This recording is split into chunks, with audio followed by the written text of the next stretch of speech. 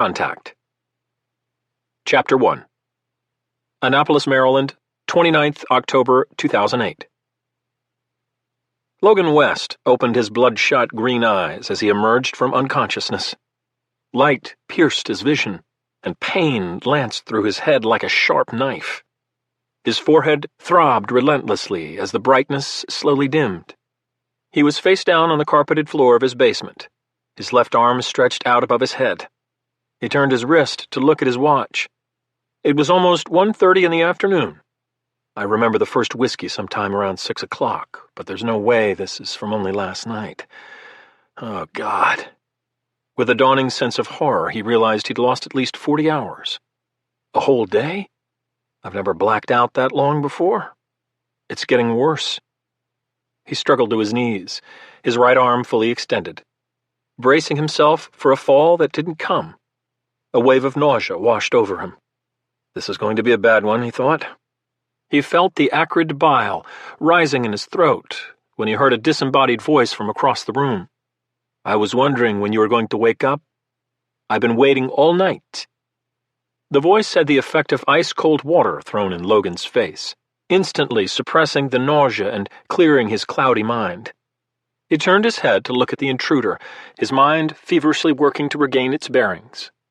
The man was smiling as he leaned against the long marble-top bar 15 feet from Logan.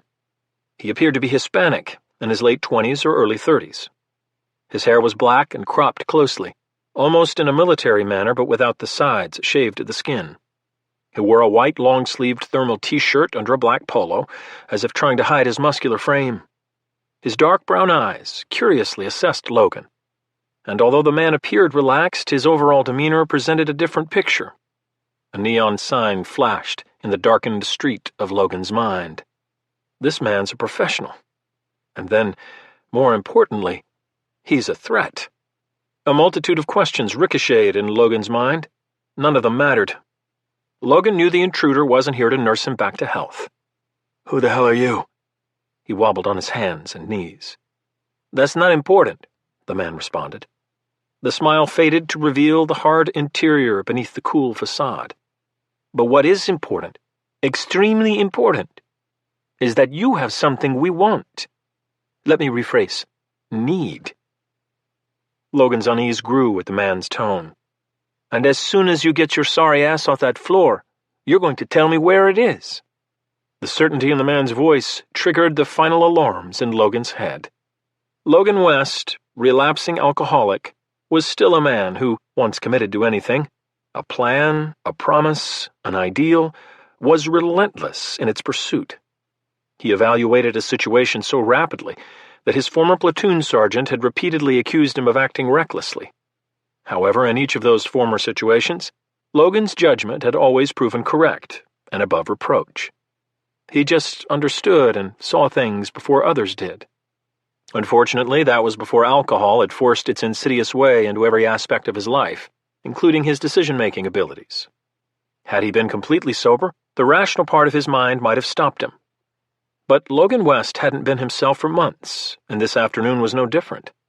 This time, his platoon sergeant would have been correct. He acted before thinking. He launched himself across the basement floor like a sprinter out of the starting block. His speed caught the intruder off guard, but only slightly.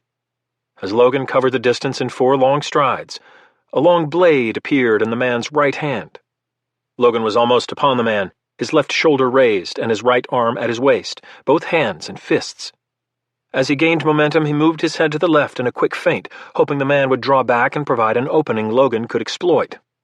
Otherwise, Plan B was to plow into the man as hard and fast as he could. Instead, the man violently flicked his right arm upward in an arcing uppercut motion. Logan, surprised by his miscalculation, not the first one of the day, saw the blade rush past his face. Even as he moved his head away, he felt a searing pain race across his left cheek. His mind registered the soft pat, pat, pat of blood droplets cascading to the carpeted floor. Then the sound was gone, as his 210-pound frame crashed squarely into the assailant's chest and forcefully slammed his back against the marble countertop. Logan heard the man grunt, his breath expelled in a sudden gasp, and Logan seized the momentary opening. He delivered a vicious, short punch to the inside of the man's right wrist, causing his hand to open reflexively. The knife fell to the carpet and softly bounced away, landing near the bench press machine of Logan's multi-station gym. Now disarmed, the man lowered his arms to protect himself as Logan assaulted his ribs with a furious onslaught of violent punches. Logan sensed the tide of battle distinctly turn in his favor. He reached upward and grabbed the back of the man's head, intent on delivering a knee to the man's face to swiftly end the confrontation. The attacker sensed his intent and countered. Rather than try to pry Logan's arms from his head, he quickly snaked his right arm over Logan's left arm and under the right one. The man's left palm struck his own right hand with an upward blow with enough force to break Logan's grip, flinging Logan's arms up and away from him. The smart defensive move of a trained professional, Logan thought. The wounded intruder stepped forward and quickly delivered a side kick that squarely connected with Logan's stomach. Logan stumbled backward, and his leg struck the seat of the pull-down station of the gym. He felt himself falling, and he grabbed the pull-down bar still attached to the pulley's cable suspended over his head. His fall abruptly stopped, and Logan teetered precariously, twisting in the air from side to side. Logan glanced at his enemy, how he now thought of the intruder as he dangled from the pull-down bar. He recognized the change in his thinking, but he didn't have time to contemplate the psychological implications of it. To his dismay, his enemy had moved closer to the dropped knife as Logan had fallen backward. In another moment, he'd have it, as well as the tactical advantage. Logan did the only thing he could. As the man dove for the knife, Logan regained his balance, reached up and unhooked the carabiner that secured the pull-down bar to the cable. He grabbed the bar with both hands and wielded it above his head like an awkwardly shaped sword. A heavy weapon forged from the top of a wide parallelogram. He stepped forward and swung the bar downward with all his might. The attacker was prone on his stomach, crawling toward the knife with his hand outstretched, when one end of the metal bar violently collided with the back of his neck. He didn't have time to register the fact that the end of his life had arrived. Logan heard a sickening crunch, like popcorn being stepped on with a hard-soled shoe. And then the intruder sprawled forward, his spine severed. Logan watched as the man's legs kicked spasmodically, his lungs shut down, and he began to suffocate. Logan stared impassively at the dying man. "You brought this on yourself." After a brief period, the man's body stopped moving. Silence engulfed the basement in the aftermath of the battle. The adrenaline rush that had swept over his hangover suddenly subsided, and Logan felt the all-too-familiar effects of his self-destructive behavior return. He realized he was breathing hard, and he forced himself to take slow, deep breaths. He was still thinking only one step at a time. Now that the fight was over, he needed to clear his head and figure out who the dead man was. He bent over slowly to prevent the accompanying dizziness he often felt after a hard night's drinking. He grabbed the man's left arm and rolled him over onto his back. The dead man's eyes looked at him accusingly. Logan didn't care. Something else had grabbed his attention. The left sleeve of the thermal tee had been pushed up his forearm during the fight, revealing a tattoo of a pair of .50 caliber bullets crossed in front of a skull. You've got to be kidding me. Who the hell was this guy? He'd seen a tattoo like this on one of his Marines in Fallujah. The young sniper's favorite weapon had been his Barrett .50 caliber sniper rifle, and the sergeant had been eager to broadcast it to the rest of his team. They'd initially ribbed him with copious sarcasm when he'd received the tattoo.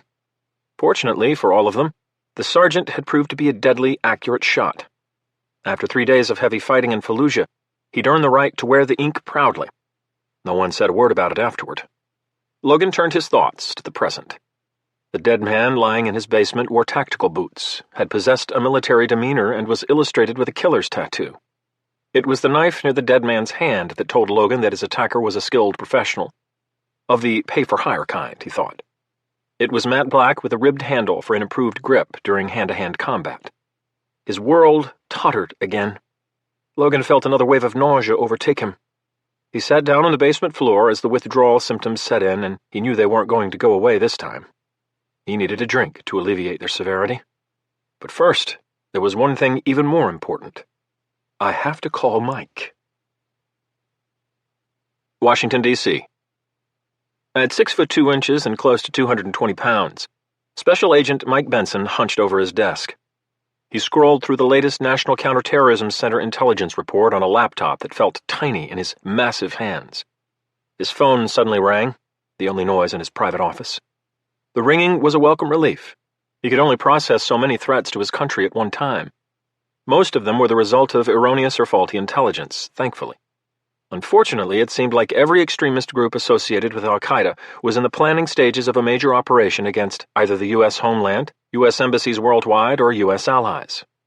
It wasn't a good time to be a Westerner overseas.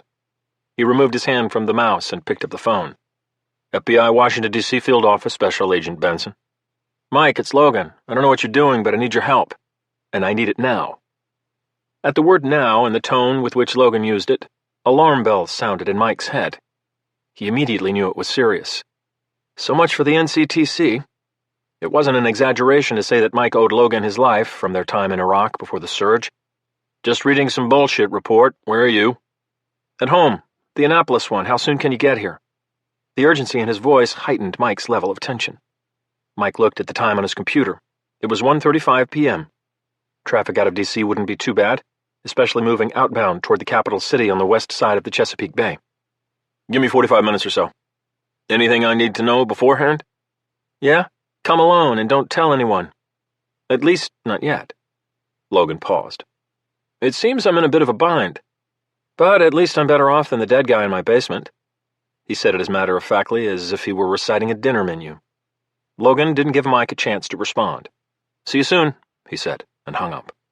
Mike stared at the receiver in his right hand, thankful Logan had abruptly ended the conversation. He hadn't had time to formulate a response, let alone a thought, before the phone went silent. He'd once vowed to Logan that no matter what the cost, he'd be there for him. As he looked at the phone, he realized he was about to test that commitment. Dismissing from his mind the number of laws he was likely about to break, he got up from his desk and moved toward the door. What the hell now, Logan? I thought we left all the dead guys in the desert.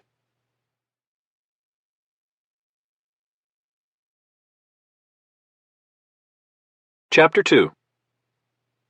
Logan hung up his cell and put it away. Just then, another phone began to ring. It was coming from the dead man. Other than rolling the man over, he hadn't disturbed the body. He knew better.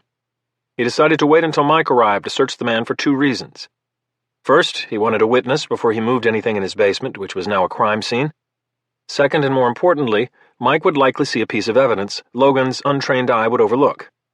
And right now, Logan, you need all the help you can get. Just as quickly, another inner voice questioned his resolution. How much harm can you do? You already killed him. Maybe you can find out why if you answer it. He really didn't want to touch the phone, but he only had a few seconds to make a decision. Answer the phone and see who it was, or ignore it and pray the FBI's forensic team could exploit it for evidence. How much worse can it get? He wasn't a sit-on-the-sidelines kind of man. He bent down, reached under the body, and pulled the phone from his back left pocket. Mike was going to be even more pissed than he probably already was. Hola, he said in a muffled voice, hoping the dead man spoke Spanish. He was somewhat surprised when a male voice with a Hispanic accent asked, Roberto, do you have him? That answered one question. Whoever this was, he wanted me alive. But why? The dead man, formerly known as Roberto, had been dispatched to kidnap him. They must have assumed Logan would be easy prey, especially if he'd been conducting surveillance on him and had seen him in a drunken stupor. Logan smiled malevolently. Even though he knew he was in a serious situation and likely facing hard questioning from local law enforcement, he was still somewhat pleased with himself. Someone sent this asshole to get me, and even after emerging from a blackout, I took him out first. Not bad for a relapsing alcoholic. Logan knew the man on the phone wasn't going to be easily fooled for long. He took the direct course of action, the path he worshipped, often to his own detriment. Sorry, this isn't Roberto. I'm not sure where he is right now, spiritually speaking. But I know he won't be taking any more calls. He waited for the response. The man paused before he spoke, but when he did, he was eerily calm. Mr. West, I assume it's you? Roberto would never have given his cell phone to anyone, which means I can also assume that Roberto is no longer among the living. That's quite a shame, since Roberto was one of my better men. Not the best, mind you, but good enough. Well, apparently he wasn't that good, asshole. He wanted to provoke a response, but the man wasn't taking the bait. The man continued in the same calm voice as if they were having a friendly discussion like two old buddies. Too true, Mr. West, too true. You know, I warned him not to underestimate you. Unfortunately for him, he did. I think he thought that since he was former Special Forces, he could handle you. I guess pride really does come before a fall. This guy wasn't easily provoked. Okay, so I can't ruffle his feathers. Logan let out a slow breath. So, let's cut to the chase, shall we? What do you want from me? Obviously, it's something you thought I wouldn't give you, or you wouldn't have sent your former employee here. So what is it? The other man started to speak, but Logan cut him off. Sorry, one more thing before you tell me your sob story, asshole. Can I have something else to call you? My wife tells me I swear too much. That has become worse in the last few years. So, if you don't give me something else, I'm just going to continue with my own pet names for you, such as Fuckhead or something cuter, against my wife's wishes. The other man laughed softly. Very colorful, Mr. West. I wouldn't want you to betray your wife's wishes now, so please call me Juan. Fine, Juan. What do you want? There was a pause. Logan didn't break the silence. He waited. I want an artifact that your team acquired during your tour in Fallujah. It's a flag, to be precise, one of Saddam Hussein's flags of Iraq that you or a member of your team now possesses. Do you know what I'm talking about? Logan didn't have it, but he knew who did. And he sure as hell wasn't going to let this man know it, at least not without trying to glean some information from him first. He had to be smart, or Juan would easily see through his ploy. He looked at his watch. I've got plenty of time before Mike gets here. What's so important about a flag? You know you can order one online. Seems it would be a lot cheaper and easier than coming after me for it. My prices are rather steep, as Roberto here can attest. Logan waited for a response. He sensed Juan growing agitated. He was right. Enough jokes and small talk, Mr. West. Do you have the flag or not? If not, don't waste my time. Or your wife's, for that matter. A chill ran up Logan's spine. What the hell does that mean, motherfucker? You definitely don't want to go where you're going. And now that I think about it, I think I'll stick with calling you asshole. Asshole. Let me be perfectly clear, Mr. West. Either you give me what I want, or you find it for me. Otherwise, you'll never see Sarah again. I don't want to, but I'll have one of my men hurt and then kill her. Please, don't test my resolve. Juan paused, the words hammering Logan like shots to his chest. He said it matter-of-factly, and Logan didn't doubt he'd do it. Logan closed his eyes as the dark rage tried to overwhelm him. The fury, combined with his physical state, created such a blinding pain in his head, he thought his skull might fracture into 1,000 tiny pieces. Get a hold of yourself, Logan. If you can't think straight, you'll make mistakes. Mistakes that might get Sarah hurt or killed. He'd seen mistakes kill careful men before. In Iraq, a Marine had spray-painted "Complacency kills" on a concrete barrier near Al-Qaim, a city on the Syrian border. All too true, it was a constant reminder to be ever vigilant. When he finally spoke, his voice was barely audible. An observer might have suddenly mistaken the good-looking man with an athlete's physique and chiseled facial features for the devil himself, green eyes sparkling furiously within a dancing mask of pure, violent hatred. Listen very carefully, Juan. I'm going to find you, I'm going to stop you, and then I'm going to kill you after I've spoiled your little game. You'll be seeing me soon. Logan was already leaping up the basement stairs as he hung up the phone. He stuck it in his cargo pocket as he dialed Mike with his personal cell phone in his other hand. Mike answered immediately. He's expecting me. Mike, meet me at Sarah's house now, specifically at the entrance to the community. I think, scratch that, I know she's in trouble, serious trouble. These people just upped the ante. I'll call you from my car. You better grab our tactical gear. We're going to need it. Talk to you in 3 minutes, he said, and hung up. He prayed Juan's threat was just a bluff, another way to get him to give up the flag. He had to know that if he harmed Sarah, Logan would never do what he wanted. Unfortunately, the logic didn't calm the dread he felt. The day had rapidly spiraled out of control. If he had any chance to get out of this mess, he had to take it now before Juan could make the next move. It's my turn, asshole. He had to get ahead of whatever storm was coming before it consumed the only woman he loved. I'm coming, baby. Hold on.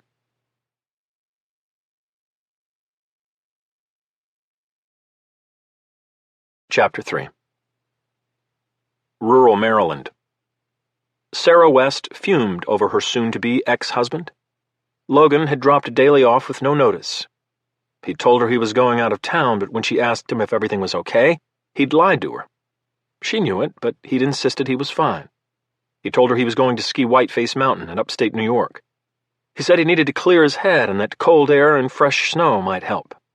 She was certain something was wrong. She'd tried calling him several times since he'd left, but with no luck. He hadn't answered. That in itself wasn't uncommon, but she'd sensed something different about him after he'd left. He seemed more distant than when they'd been married, if that was possible. Sarah had thrown herself into her work for the last 3 days, working feverishly on her housing crisis article for The Economist. Unfortunately, the article, her daily runs, and quality time with Daly, their 3-year-old golden retriever, still hadn't diminished the frustration she felt toward Logan. She'd immersed herself in some serious house cleaning, hoping it might distract her from her concerns. It failed, miserably. She was furious that even now, when she was about to file divorce papers, he continued to weigh heavily on her mind. It was ludicrous. Cooking had been her next aversion. As she placed a chicken parmesan in the lower oven, she felt Daly paw her right foot imploringly, as if to ask, "Where's mine?" She looked down and smiled, scratching behind his ears. He grinned and tilted his head to one side. "What's that, big guy? You already had your lunch? Sorry, this is for me for later." Daly whimpered and placed both his paws on her thighs, his sleek face open in a goofy and loving smile. Okay. How about this? Let me go check the laundry upstairs, and then we'll head out back until this chicken's done. Sound like a plan?" Daly barked once, removed his paws from Sarah's legs, and scampered over to the patio door that opened onto the back deck. His paws click-clacked on the hardwood floor as he moved. He stopped at the door and sat on his haunches, looking back and forth between the gigantic backyard and Sarah, waiting expectantly. "I'll be right back. Just give me a minute." Daly barked one more time in acknowledgement. "Okay, I'll be here." As Sarah walked through the kitchen, she admired the rolling hills and woods that extended in all directions. It was a view of which she never tired. She fought the urge to stop and stare, as she often did at this time of day. The setting was serene, unlike the chaos and emotional maelstrom that had been their lives until she'd finally given Logan an ultimatum in March of 2006.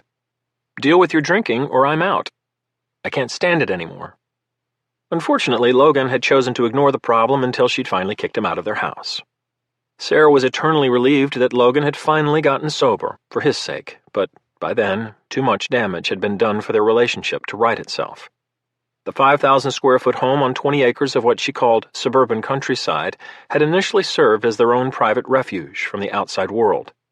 It sometimes felt like it was a million miles away, when in reality it was only miles from Route 40 north of West Friendship, Maryland. She was within an hour by car of Baltimore, Annapolis, and D.C. Still, when they'd first moved here after Logan separated from the Marine Corps, it had been a nice fantasy for both of them to imagine they were completely secluded, protected from the horrors of the outside world that Logan knew too well. Unfortunately, the horrors had been in his head, and he couldn't run from them no matter where they lived. She couldn't believe it had already been 4 years, but a lot had happened since Logan's honorable discharge. Logan still refused to talk about what had so fundamentally changed him in Fallujah. He'd walked away from a stellar career in Force Recon, the elite of the elite as far as the Marine Corps was concerned. She'd been to the funerals with him, and what little he did tell her was enough to prevent her from asking more questions. For some reason, Logan blamed himself and his headquarters for his men's deaths. The ironic part was that whatever had happened had made her husband a hero. He'd been awarded a Navy Cross, but he hadn't wanted it. He told her he didn't deserve it, that he'd failed to keep his Marines alive, that he'd been deceived into doing something that was a disaster he should have seen coming. Sarah didn't think he could have done anything in reality, at least not from what John Quick had told her. But it didn't matter. Logan carried the guilt like a physical weight threatening to break his back. Psychologically, it had. He'd promised to tell her the full story someday, but that had been 4 years ago. His drinking had escalated and resulted in his breaking that promise, one of many, now that she thought about it. To shroud the situation with even more mystery, Logan had actually been provided with full retirement benefits even though he'd only served 10 years. No one received that type of compensation, especially from the Marine Corps or any service in the Department of Defense. Logan had tried to reject the benefits, but the Marine Corps had insisted. Lieutenant General Jack Longstreet, now the Commandant of the Marine Corps, had visited their home one evening several months after Logan had returned from his deployment. She knew General Longstreet had been with Logan in Fallujah. Their conversation had lasted less than 30 minutes. When the general left, Logan refused to discuss the visit, but he did acquiesce to the benefits package. It was only several months after that visit that Sarah discovered Logan was donating each pension check directly to a fund established for children of fallen Marines who'd served in Iraq. She hadn't been surprised. Logan was independently wealthy, the heir to a small fortune that he never flaunted. His humility was always evident, even though he had more than one reason to be proud. It was one of the attributes she'd loved about him, before the drinking began to destroy the man. She crossed through the hallway to the foyer and turned to the stairs, failing to look out the sidelight windows that framed the heavy oak double front doors. As a result, she didn't see the 4 men moving up the wooded driveway.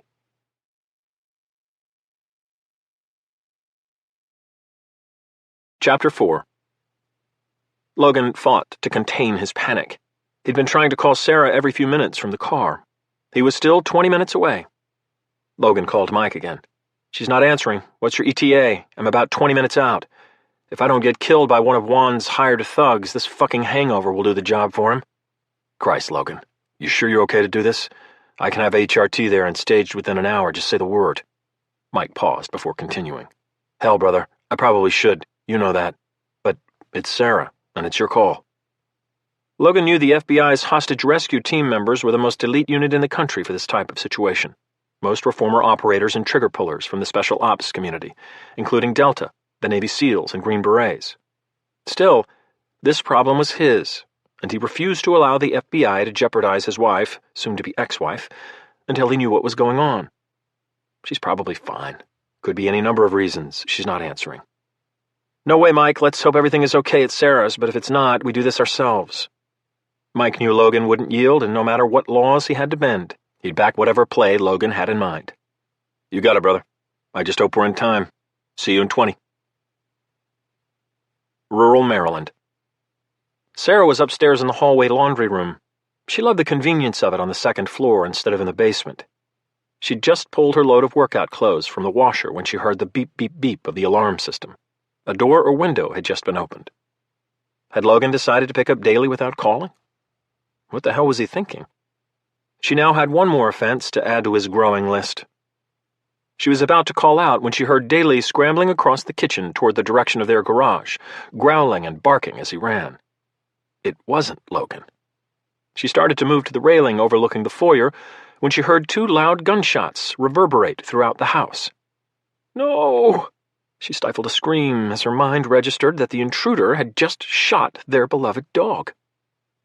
She froze in her tracks as a toxic mixture of fear and grief smashed into the pit of her stomach. The panic gripped her and her heart accelerated wildly. She was cemented to the carpet, transfixed by her horror. She heard Daly yelp in pain and surprise, followed by a thump as his 60 pounds fell to the kitchen floor. She sank to the floor, temporarily overwhelmed by a paralyzing sadness. Sarah had a chilling realization. Whoever was in the house was dangerous. If he shot our dog, he'll likely shoot me as well. She had to move. Fast. Now wasn't the time to grieve for Daly. That would come later. She wasn't going down without a fight. After marrying a Marine, a force recon one for that matter, there was no way in hell she was going to allow herself to be a victim. Her grief was replaced by an ember of fury that grew brighter with each moment. Sarah took 2 breaths to stop the shaking from her initial shock. She moved quickly and quietly to their master bedroom. The entrance to the large bedroom had 2 doors. She carefully closed the right one behind her, leaving it open half an inch to prevent the latches from making even the slightest sound. She propped the left open halfway, allowing only a partial view of the bedroom from the hallway. As she moved to the closet, she heard voices downstairs. They spoke in Spanish, a language she didn't speak or understand. This is unreal. This can't be happening. Then she thought of Logan. Regardless of the current state of their marriage, she heard his voice in her mind, firm but silently encouraging her. Keep moving or you're going to die. She moved into one of the oversized walk-in closets, the one that had belonged to Logan before he moved out.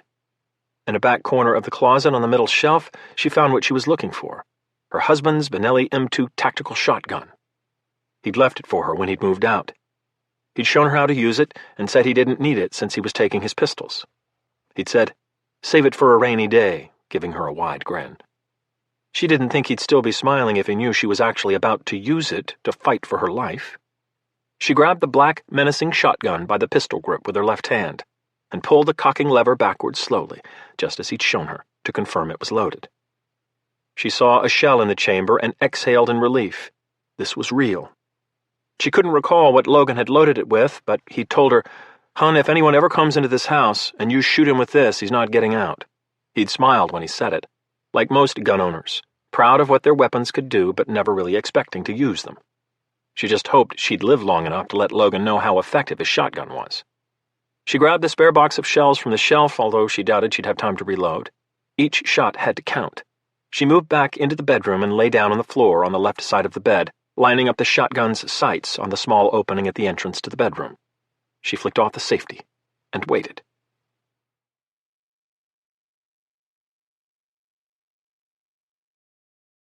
Chapter 5. Juan hadn't told Caesar that there was a dog in the house. He knew Caesar had been terrified of dogs from childhood, where he'd grown up on the outskirts of Ciudad Juarez. Wild dogs had roamed the streets of his neighborhood in the evenings. Caesar and his friends had been chased by the predatory packs on more than one occasion. It had been just one more dangerous aspect of living near Juarez.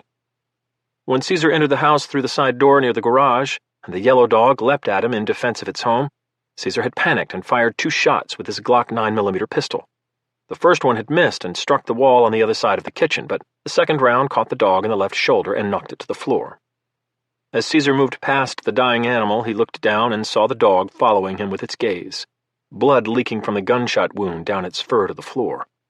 The dog was still defying him with its last moments, as if to say, "This is my house. You don't belong here." The dog's eyes closed, and it shuddered one last time. Caesar knew the West woman was home, but there was no sign of her in the kitchen. It was a big house, much bigger than he'd expected, and he knew they'd have to search it carefully. Their instructions had been to capture her no matter what. Juan had emphasized that point. "At all costs, Caesar, it's critical that she be kept alive. If the boss wanted her alive, then so be it. They had their orders, and they never deviated from them." Juan Black compensated them greatly for their specialized work, but Mr. Black also had a ruthless way of maintaining order if his instructions weren't followed precisely. He thought of Marcos Rivera, the image of his head lying in a box, his face peeled away so that it actually rested on top of his black hair. It wasn't a pleasant one. Caesar was a hard man, but Juan Black still scared him. Caesar turned to the other 3 men with him and spoke in Mexican-accented Spanish. "Angel," he pronounced it, "Angel. You're with me. We'll go upstairs. Antonio, you and Tomas check the rest of this floor in the basement. Again, no one kills the woman. Her husband is too important. If she's dead, he won't cooperate. Understand?" Antonio and Tomas nodded and moved into the dining room, adjacent to the kitchen. Caesar knew both men would do precisely as they'd been told. Like Juan Black, Caesar also knew a thing or two about disciplining subordinates. Caesar moved to the foyer, Angel following and watching the area behind them. Silence. The bitch must be hiding. Her dog was braver than she was. Like all women, a cowardly whore. Caesar's mother had abandoned him when he was 7, leaving him to care for his alcoholic father. His views of women had been formed at a young age. It was one of many reasons he preferred to be alone, refusing to compromise with a member of the inferior sex. They moved up the curving staircase, making as little noise as possible. They reached the top, and Caesar turned right, spotting the entrance to the master bedroom. The door was ajar. "I'll bet she's cowering in the corner like a scared little girl." "Search the other rooms, I'll take this one." Angel turned left and crept down the hallway. Caesar raised his pistol in front of him as he moved toward the open doorway. He smiled at the thought of the pleasure he'd have once he captured the West woman. "I'll find you. You can hide, but I'll find you. This is going to be fun." Sarah heard the man moving down the hallway. He was quiet, but the soft rustle of his shoes on the plush carpet revealed his presence. The footsteps stopped outside the bedroom door. She struggled to control her breathing and heartbeat. Her world felt as if at any moment it would turn on its axis and she'd pass out into oblivion before she had a chance to defend herself. She blinked hard and squinted her eyes, focusing on the door, waiting. She knew the moment was upon her as she heard steady breathing on the other side of the door. She suppressed an urge to scream at the intruder just to shatter the maddening silence. Instead, she concentrated fiercely on the opening, the sight of the shotgun aimed where she assumed his chest would be. She intended to make sure whoever was on the other side didn't get a chance to hurt her. She was playing for keeps. Caesar hesitated outside the master bedroom. Through the opening, he saw another door leading to a large bathroom. Light from a skylight reflected off the surface of a glass shower.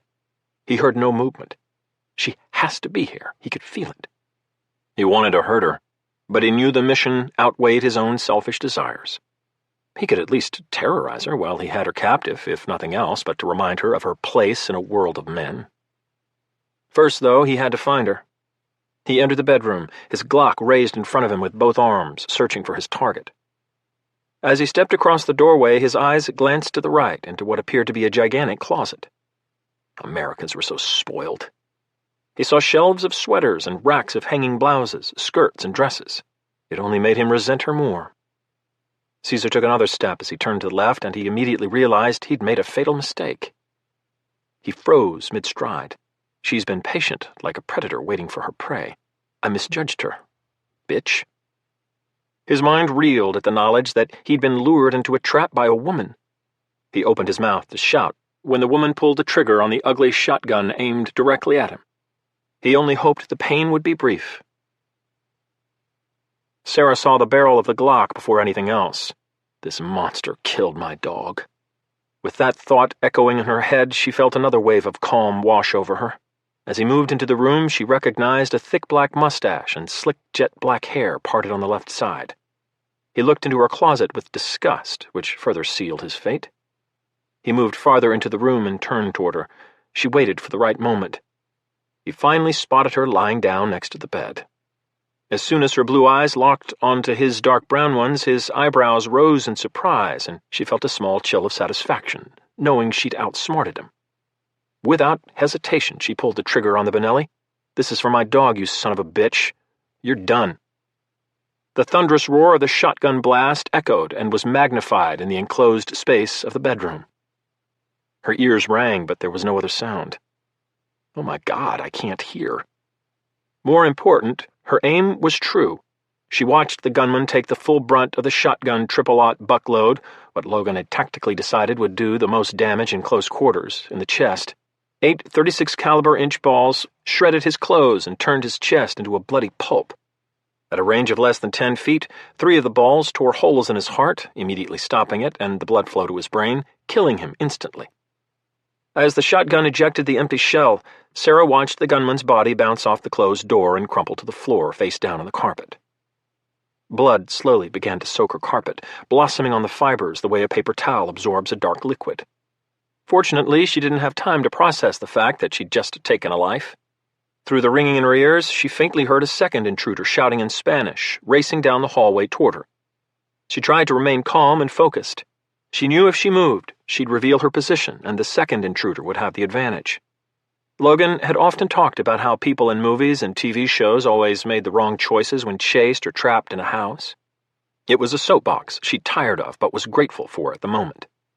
If you're ever trapped in a room, just keep shooting as they come in. Unless they're coming armed with flashbang grenades and assault weapons, you have the advantage. If there's more than one, they'll know you're there, but you still have the upper hand. It will suck, but it's the only play. She was about to test Logan's theory. The second intruder stopped outside the bedroom doors. His partner's body was visible through the doorway. She was sure that was why he'd stopped shouting. As he tried to figure out what had happened, Sarah remained still and silent. Her finger was on the trigger. She'd prepared to squeeze it a second time. The second gunman suddenly spoke, startling her, causing her to lose her focus momentarily.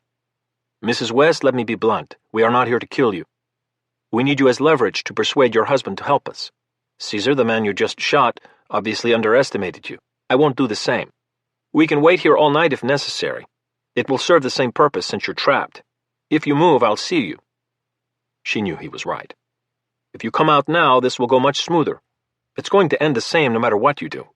My orders are not to kill you, but I will shoot you if you leave me no choice. If you want to stay here, that suits me fine as well. You have nowhere to go and can't do any harm from there. Like I said, Mrs. West, we have all night. More men are on the way. There's nothing you can do. One way or another, you're coming out of that room. Count on it." More men? My husband? She had killed this man's partner, and it hadn't even fazed him. Who were these people? She knew it didn't matter. She only had one move left, and she had to make it quickly. She exhaled again, aimed at the slightly ajar door panel, and pulled the trigger a second time as she silently prayed for help. Boom! Luck was on her side, or at least not on the gunman's, since the second shotgun blast shattered the door panel into small fragments of splintered wood. The shards mixed with the buckshot and created a lethal cloud of wood and lead that struck the second intruder on the upper left torso. Several large splinters tore into the side of his neck, piercing his carotid artery. Blood splashed onto the carpet in a crimson waterfall. Sarah heard the gunman fall to the floor. Logan would be proud. She waited for the ringing in her ears to subside. She didn't hear any sounds in the house, but she couldn't be sure it was empty. It was a risk she was willing to take. She knew she had to get out of the house, now. If reinforcements really were coming, she wanted to be as far away as possible before they arrived. She quickly rose to her feet, keeping the shotgun in front of her with her finger on the trigger. She moved to the doorway past the first gunman's corpse and into the hallway. She saw the second gunman lying in his own blood, which continued to pump from the side of his neck, his dark eyes vacant. Why were these men after Logan? She didn't have the luxury of time to contemplate. She needed to leave. Now. And fast. As she sprinted down the hallway and down the spiral staircase into the foyer, it never occurred to her that there might be two more men in the house, professionals, waiting patiently for her to come to them.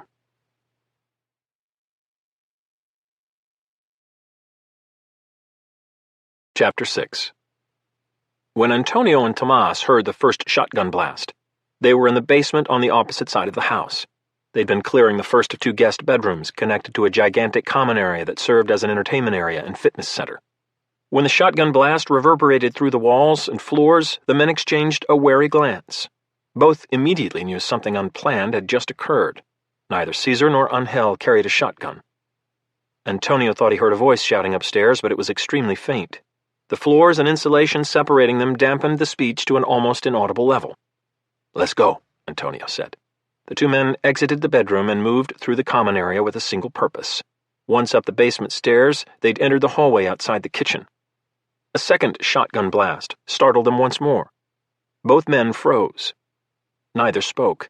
They were too well trained to reveal their position. Antonio whispered, "Give it a minute. We'll wait here until we hear something else." The men positioned themselves on either side of the hallway entrance to the kitchen, waiting for any sign of movement. Antonio stared at the dead dog on the floor. He was a mercenary and paid handsomely for his services. As a result, he compartmentalized his personal feelings on a job like this one.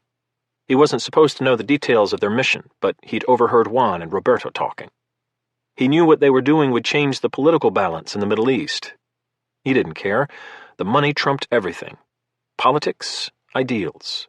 None of it mattered to him, so it was ironic that he felt a twinge of remorse at the sight. Antonio had owned a yellow Labrador as a boy. It had been his closest friend until he was 12 years old, when the dog had somehow escaped the confines of his family's fenced-in backyard. The dog never returned. He had desperately wanted to believe the dog had been picked up by another family, free to live out its existence. Unfortunately, Antonio knew the world was a different place. Things like that didn't happen in Mexico. There were no fairy tale endings. More than likely, the dog had been killed by a vehicle, or worse. Quick footsteps from the front staircase shifted Antonio's attention from his troubled memories to the present. Neither man moved, their dark eyes fixed on the kitchen entryway. Wait for her. A few more seconds. Antonio heard soft shoes strike the hardwood floor of the foyer. There was a squeak as the West woman turned sharply and moved toward the kitchen. And then for some reason she suddenly stopped in the hallway. Antonio wondered what had happened. Did she hear us? Then he realized why she'd stopped, and he felt a moment of sympathy for this woman he didn't know. She'd seen her lifeless dog lying in a pool of blood on the kitchen floor, and the sight had stopped her cold in her tracks. He heard a stifled sob of grief, but then she regained her composure. Oblivious of the two men, she walked into the kitchen toward her fallen companion. Antonio waited for her to reach him before he acted. As soon as she entered the kitchen in front of him, shotgun held in front of her in both arms, Antonio lashed out and covered the distance between them in one stride.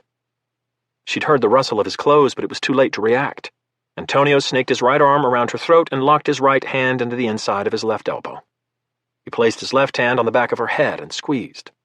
The suddenness of the attack forced her to drop the shotgun, which fell loudly to the hardwood floor. Unlike them, she was not a trained soldier. As Antonio secured his grip behind her head, he heard a clatter as something else hit the kitchen floor. He looked down and saw that she dropped her cell phone. It was in the process of making a call. "Turn that off, Tomas," he hissed to his partner as he applied more leverage to the back of her head. "She's trying to call someone." Tomas quickly bent down and picked up the phone. He saw a small picture of her husband, Logan West, smiling back up at him. Even on a small screen, this was a fearsome-looking man.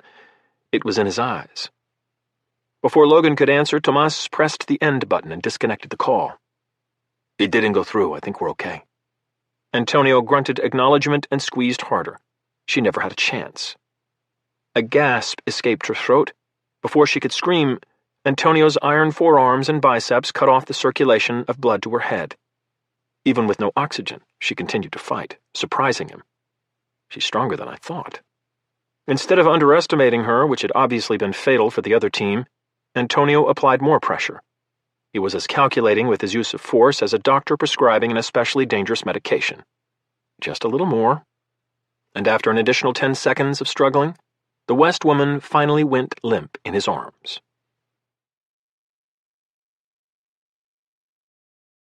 Chapter 7. Logan was parked and waiting. His was the only vehicle in sight. He'd pulled off at the end of a service road just inside the community entrance. There was a guardhouse, but it wasn't staffed during the day. All residents owned electronic key cards that provided 24-hour access. He exited the vehicle and forced himself to stand still as he waited for Mike. Now that the initial hangover was finally subsiding, withdrawal symptoms had begun. He'd started trembling approximately 20 minutes ago. Out of desperation and necessity, he'd grabbed a bottle of Maker's Mark as he ran out of his house. As he waited, he swallowed a few gulps of the smooth brown liquid. He felt the immediate warm rush as the alcohol hit his stomach.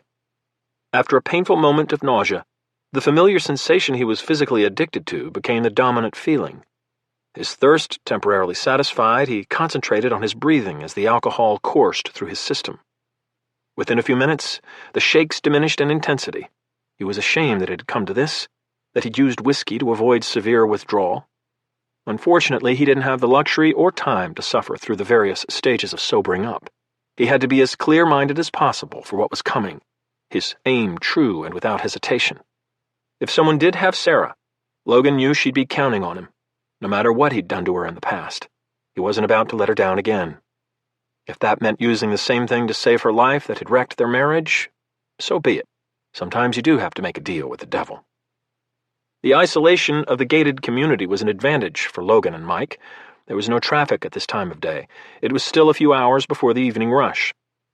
The fact that there were only 12 homes in the entire community also played in their favor.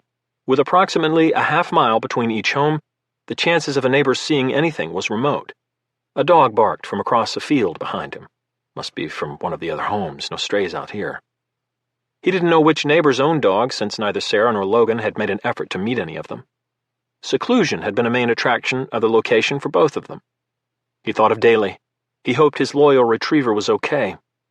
Other than his wife, the dog had been the only other thing he'd truly loved in his life in recent years. Daly had helped preserve his sanity, even when he'd been trying to self-destruct in an alcoholic rage. No matter what he said or did when drunk, he'd never hurt his dog. On more than one occasion, Daly had brought him back from the brink of some very dark places. He looked up to see Mike's dark green Toyota Land Cruiser pass through the gate. Logan had given Mike a key card for emergencies. Now was definitely one of those times. Logan moved to the back of Mike's Toyota as it stopped behind his own Land Cruiser. Mike cut the engine and stepped out to join him at the rear of the vehicle, where Logan had already opened the hatch to pull out the assault gear Mike had brought with him. Mike looked hard at Logan without speaking, anger and concern mixed on his face. He noticed the fresh wound on Logan's left cheek. "Jesus, Logan, you okay? That looks like hell. You need anything for it? I have my med kit." Logan shook his head, gestured to the trunk of Mike's SUV, and said, "Mike, I'm fine. The only thing that's going to make me feel better is what's in here and what I'm going to do with it." Mike nodded. He knew it was pointless to argue or ask questions, at least right now. "Fair enough. As for Sarah, first we need to get eyes on. Then we can figure out how to handle it. Until we get an idea as to who's inside, if there is anyone, we can't just go in, guns blazing. We have to figure out who the fuck they are and what they really want." He touched Logan's shoulder to get his attention. Logan snapped his head around and glared at him, an impatient intensity on his face, green eyes blazing. "Logan, depending on how many men there are, we have to take at least one of them alive. We'll need him for information, especially on this Juan character or whatever the hell his name is. The more information we get, the better this whole thing goes. I can contact my uncle to find a secure location where we can sort this out with the appropriate security and methods." His words hung in the cool air. He prayed that Logan saw the logic in his reasoning. He was relieved when his friend finally spoke. "We do it right, Mike.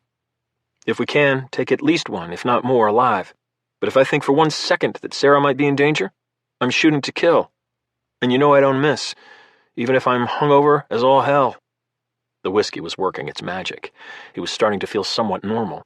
Normal for a binging alcoholic who just woke up from a 2-day blackout, he thought. "One last thing," Logan went on. "We approach the house from the back and conduct a solid recon from a distance. And then we wait until just after the end of dusk before we make our move. It'll provide us with the most cover and the best chance of success." "Good plan." Mike grabbed his own bag from the back of the SUV. "You know, Logan, you're going to have to figure out how to stay sober once and for all. You had what, 7, 8 months? I don't know what happened." He paused, redirecting his thoughts. "You can tell me later. First, let's make sure your wife is safe." Having established the ground rules, Logan relaxed a little bit as he looked across the surrounding environment. Even though there was no one in sight and the only sound he'd heard was the call of one lonely dog, he still felt exposed in the middle of his rural neighborhood. "Deal. When this is over?" His voice hardened. "But now, down to business. What toys did you bring?" Mike smiled. Jokes were good. It meant Logan was in that focused state of mind all trained killers possessed for this kind of work. "Weapons first," he said as he opened the first of 2 black bags.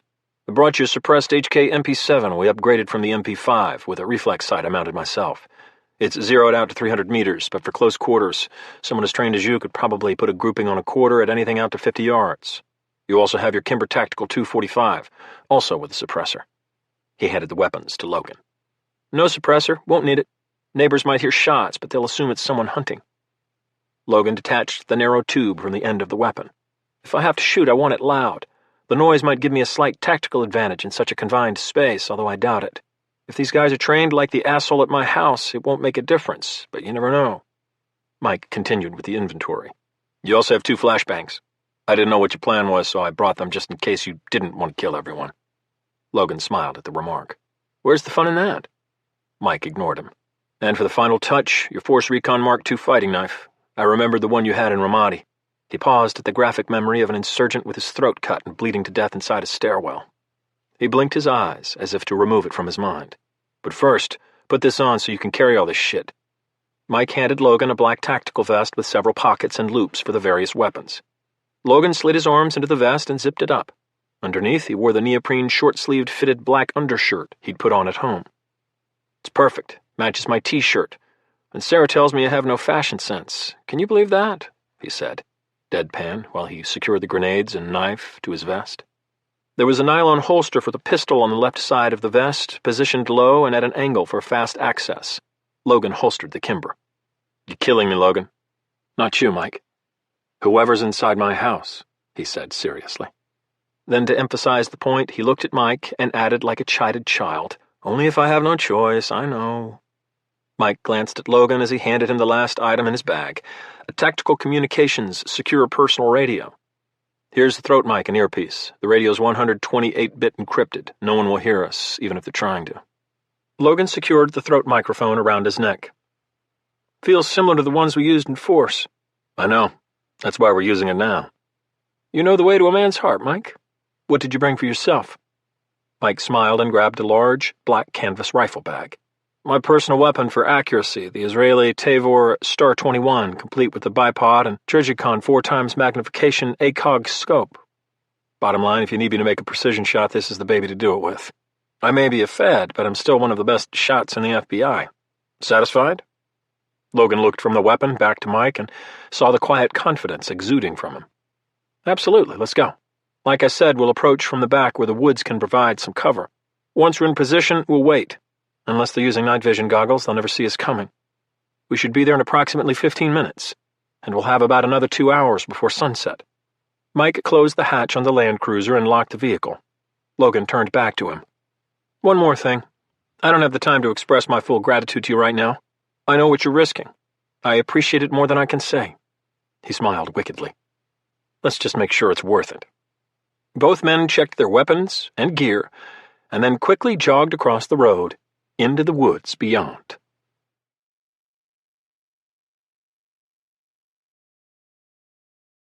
Chapter 8. Antonio and Tomas were nervous. It was nearing 5 o'clock, and Roberto should have called by now to confirm he'd captured Logan West. Antonio was accustomed to operational uncertainty after his time in Iraq and Somalia, but if he didn't hear from Roberto in another 15 minutes, he'd have no choice but to try and reach him. If that fails, I may have to call Mr. Black. He shuddered at the thought. Tomas had searched the entire house for the flag. After the first search turned up nothing, Antonio ordered him to do it a second time, with the same result. It wasn't in the house.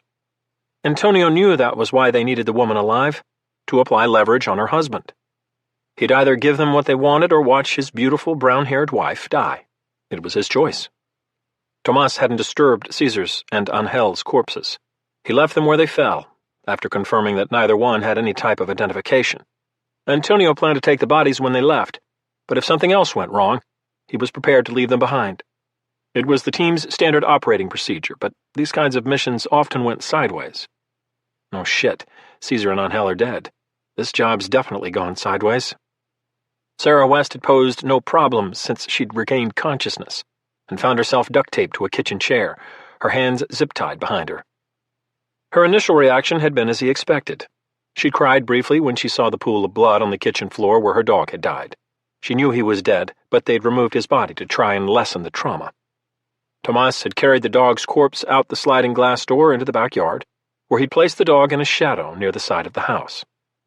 Antonio hadn't expected her second reaction.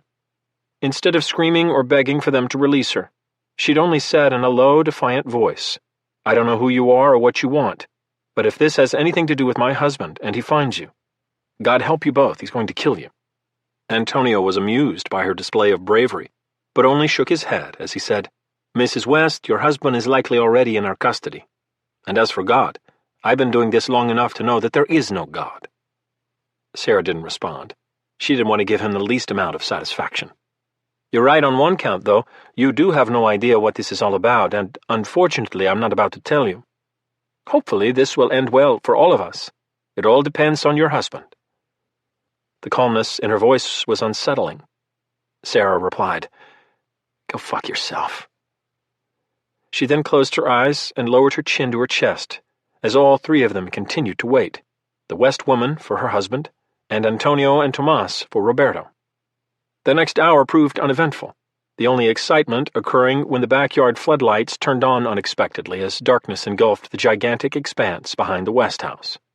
Sarah told him they came on every night and remained on a timer until 11 o'clock. She said the lights helped keep the abundant wildlife at bay, especially the curious raccoons known to chew through trash can lids or screen doors in hopes of finding a treasure trove of garbage. Tomas approached the large bay window every few minutes and gazed into the backyard as if he expected a wild animal to emerge from the darkness and charge the glass. Antonio glanced at his watch again. A few more minutes and he'd try Mr. Black. Neither he nor Roberto was answering the phone, which distressed him. He looked up and saw the West woman staring intently at him as if she knew something he didn't. Her stare made him uncomfortable. He looked away and continued to wait.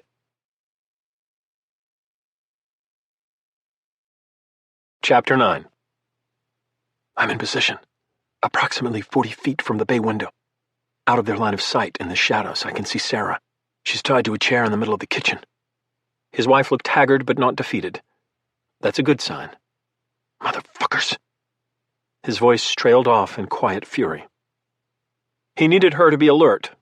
When he assaulted his house, a place he'd called home for several years, she couldn't panic and do something rash. That was the greatest danger in the coming moments. But Logan knew he couldn't plan for every contingency. The reality was that fear and panic usually led to the tragic deaths of many innocent hostages. Sarah was tired, but at least she still had her faculties. He saw no sign of Daly. Logan prayed that they'd lock Daly up in the garage or in the basement, but all he heard was silence. Daly wasn't barking, which likely meant he refused to let his mind go there. He took a deep breath, suppressing the hot rage he felt in his chest. He had to compartmentalize his emotions or he'd make a mistake. Like panic and fear, mistakes were often killers. No sign of Daly. You know what that means. Mike didn't respond. I'll take one alive. But if Daly's dead, only one lives, and that one is going to wish he didn't by the time I'm through with him. Mike knew his friend was dead serious. Roger, Logan. We get Sarah, and then we'll figure out where Daly is. I know what he means to you. As for the bad guys, I see 2 gunmen in the kitchen.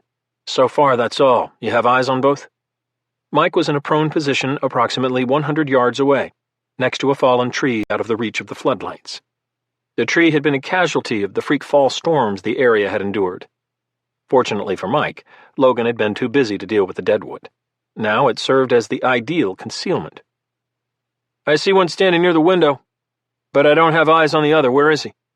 "He's next to your island countertop." Mike stared through his scope. The image of the man filled his view. "Looks like he's trying to decide whether or not to make a phone call. $50 says he's calling his buddy Roberto. Too bad Roberto can't answer." He heard Logan issue a subdued grunt of satisfaction. "Well, I don't know what happens in the afterlife, but in a few minutes, he may very well be able to check with him in person, so here's the deal." Logan West briefly outlined his plan to rescue his wife from 2 killers occupying his kitchen in rural Maryland. When he was finished, he moved around to the side of his house into the 3-car garage. The middle bay was still open. The only occupant, his wife's Audi sedan. By 6:15 p.m., Antonio's unease had grown into a full-blown state of concern. "Tomas, I'm calling Mr. Black again. Roberto should have had West in custody hours ago. Something's wrong. If Roberto and Mr. Black don't answer, we're leaving immediately and taking her with us. We go back to this safe house and wait. Mr. Black or someone else from the company will contact us, but we can't stay here any longer." Antonio hit the green talk button on his phone. He looked up at Tomas to confirm he'd heard him. Tomas opened his mouth to speak, but before he could respond, the kitchen's silence was violently interrupted. Multiple events happened simultaneously, and none of them were good for the 2 mercenaries. The bullet from Mike Benson's Star 21 rifle shattered the bay window. Fragmented glass cascaded to the kitchen floor as the bullet struck Tomas in the left temple. The rear left quarter of Tomas's head exploded outward, as small chunks of skull and brain hit the floor, spraying Sarah's legs and the chair with a red mist. Tomas's body crumpled to the ground, and his pistol fell from his hand and bounced across the room, coming to rest along a baseboard under the smashed window. As Antonio processed Tomas's death, his first thought was to use the West woman. "I have to grab her and use her as a shield, or I'm dead too." With his only thought now focused on survival, he reached for his Glock 9mm pistol on the countertop. Logan had been silently waiting in the garage outside the kitchen door. The gap between the frame and the door was backlit from the kitchen lights and revealed no deadbolt. He'd minutely turned the doorknob to confirm it was unlocked. Mike had then given him the countdown. "Okay, Logan, on my count. 3, 2, 1. As Mike Benson exhaled and pulled the trigger on the Israeli rifle, Logan West had simultaneously thrown open the door and leapt into his former home. What Logan saw as he entered the kitchen would have momentarily frozen a normal man, but Logan West was anything but normal, even under the influence of alcohol. His preternatural ability to function both mentally and physically under the most stressful situations had served the Marine Corps exceedingly well. He'd once been dubbed Wild West because of his bold decisions and the extreme lengths he'd go to in order to accomplish a mission. Now he used those same traits to try and save his wife from an unknown enemy that had suddenly invaded their lives. Thoughts flashed through Logan's head at breakneck speed. Sarah's alive. Lots of blood on the floor. Not hers, must be Daly's. One dead gunman, second one reaching for a pistol. Neutralize and keep alive. Can't take a shot. Sarah's in the line of fire. As Logan processed the information, he chose the only option at his disposal. The gunman's eyes widened in surprise and anger at Logan's unexpected arrival, and his hand closed on the black pistol. In a blindingly fast movement, Logan dropped his own pistol from his right hand and stepped forward with his right foot.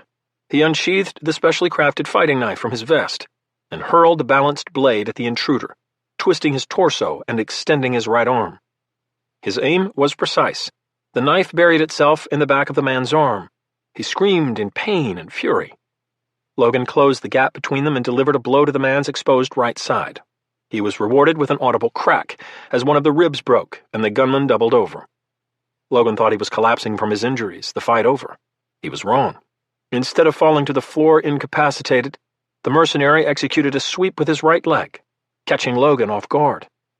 It was a move Logan would have expertly avoided under normal circumstances, but his hangover had dulled his reactions, and he'd underestimated the stamina and determination of his attacker.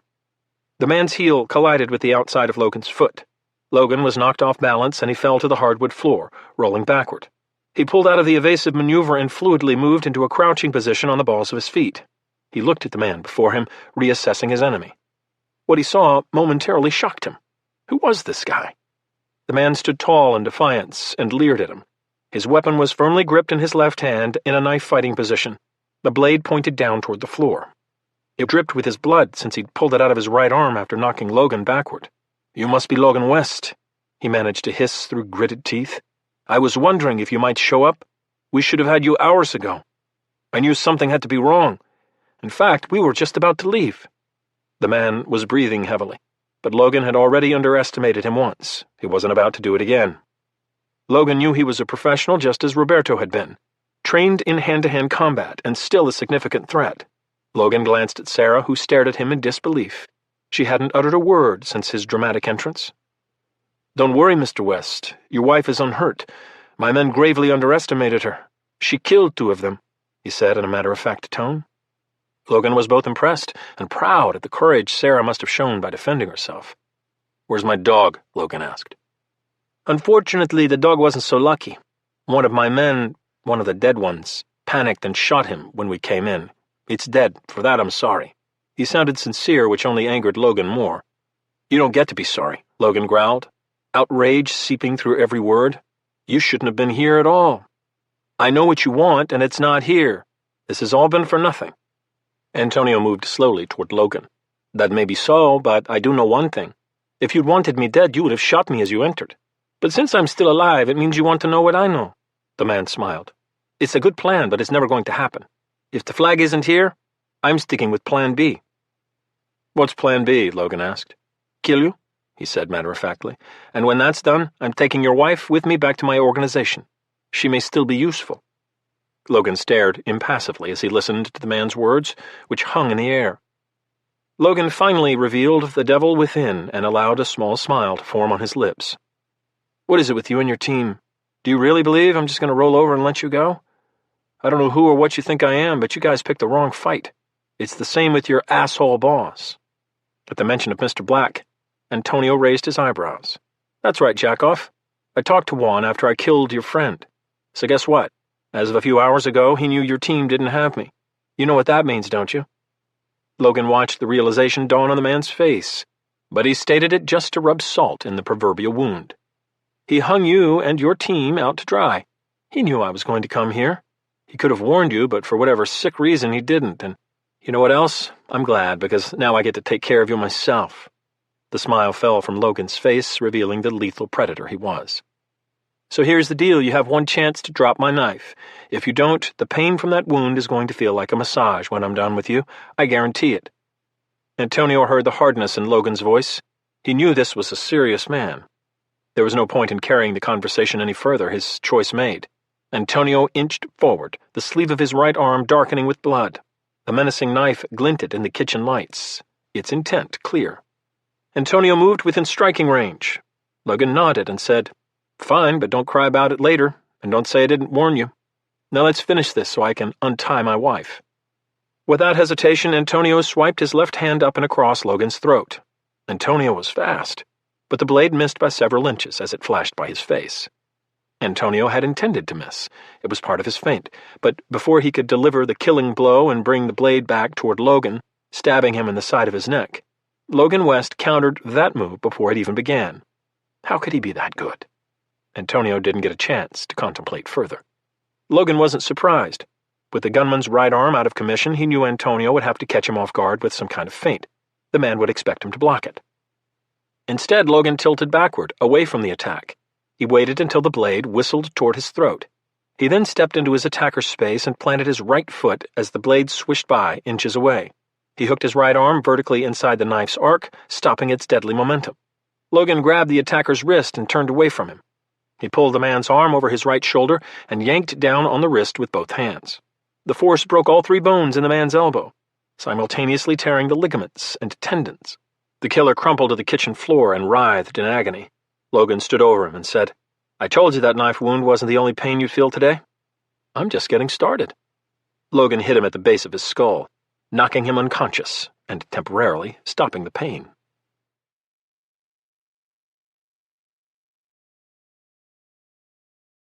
Chapter 10. Logan knelt beside Daly's corpse as tears formed in the corners of his eyes.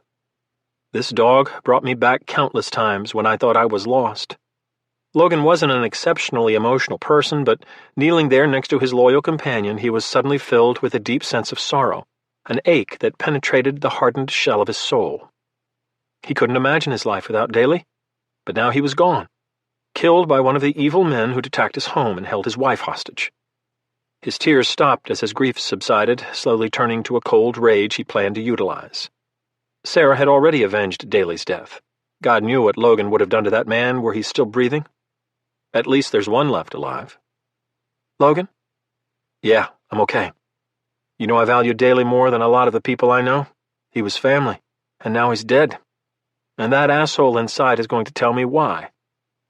I hope you're prepared to let me work. They brought this fight to me, and I have no problem getting down in the mud with them. Whatever's going on has to be extremely important to these people, and we need to know what it is. He looked up at Mike as he said, My interrogation techniques aren't exactly government-approved. You okay with that?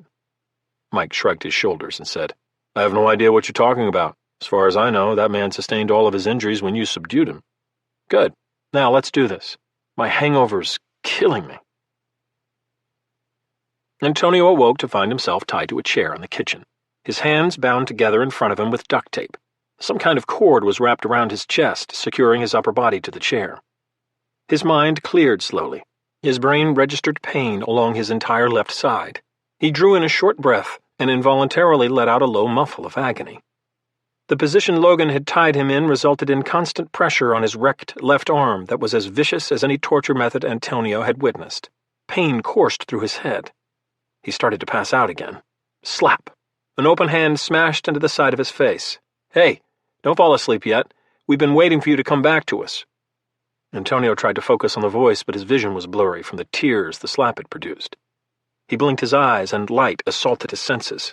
He squeezed them shut again.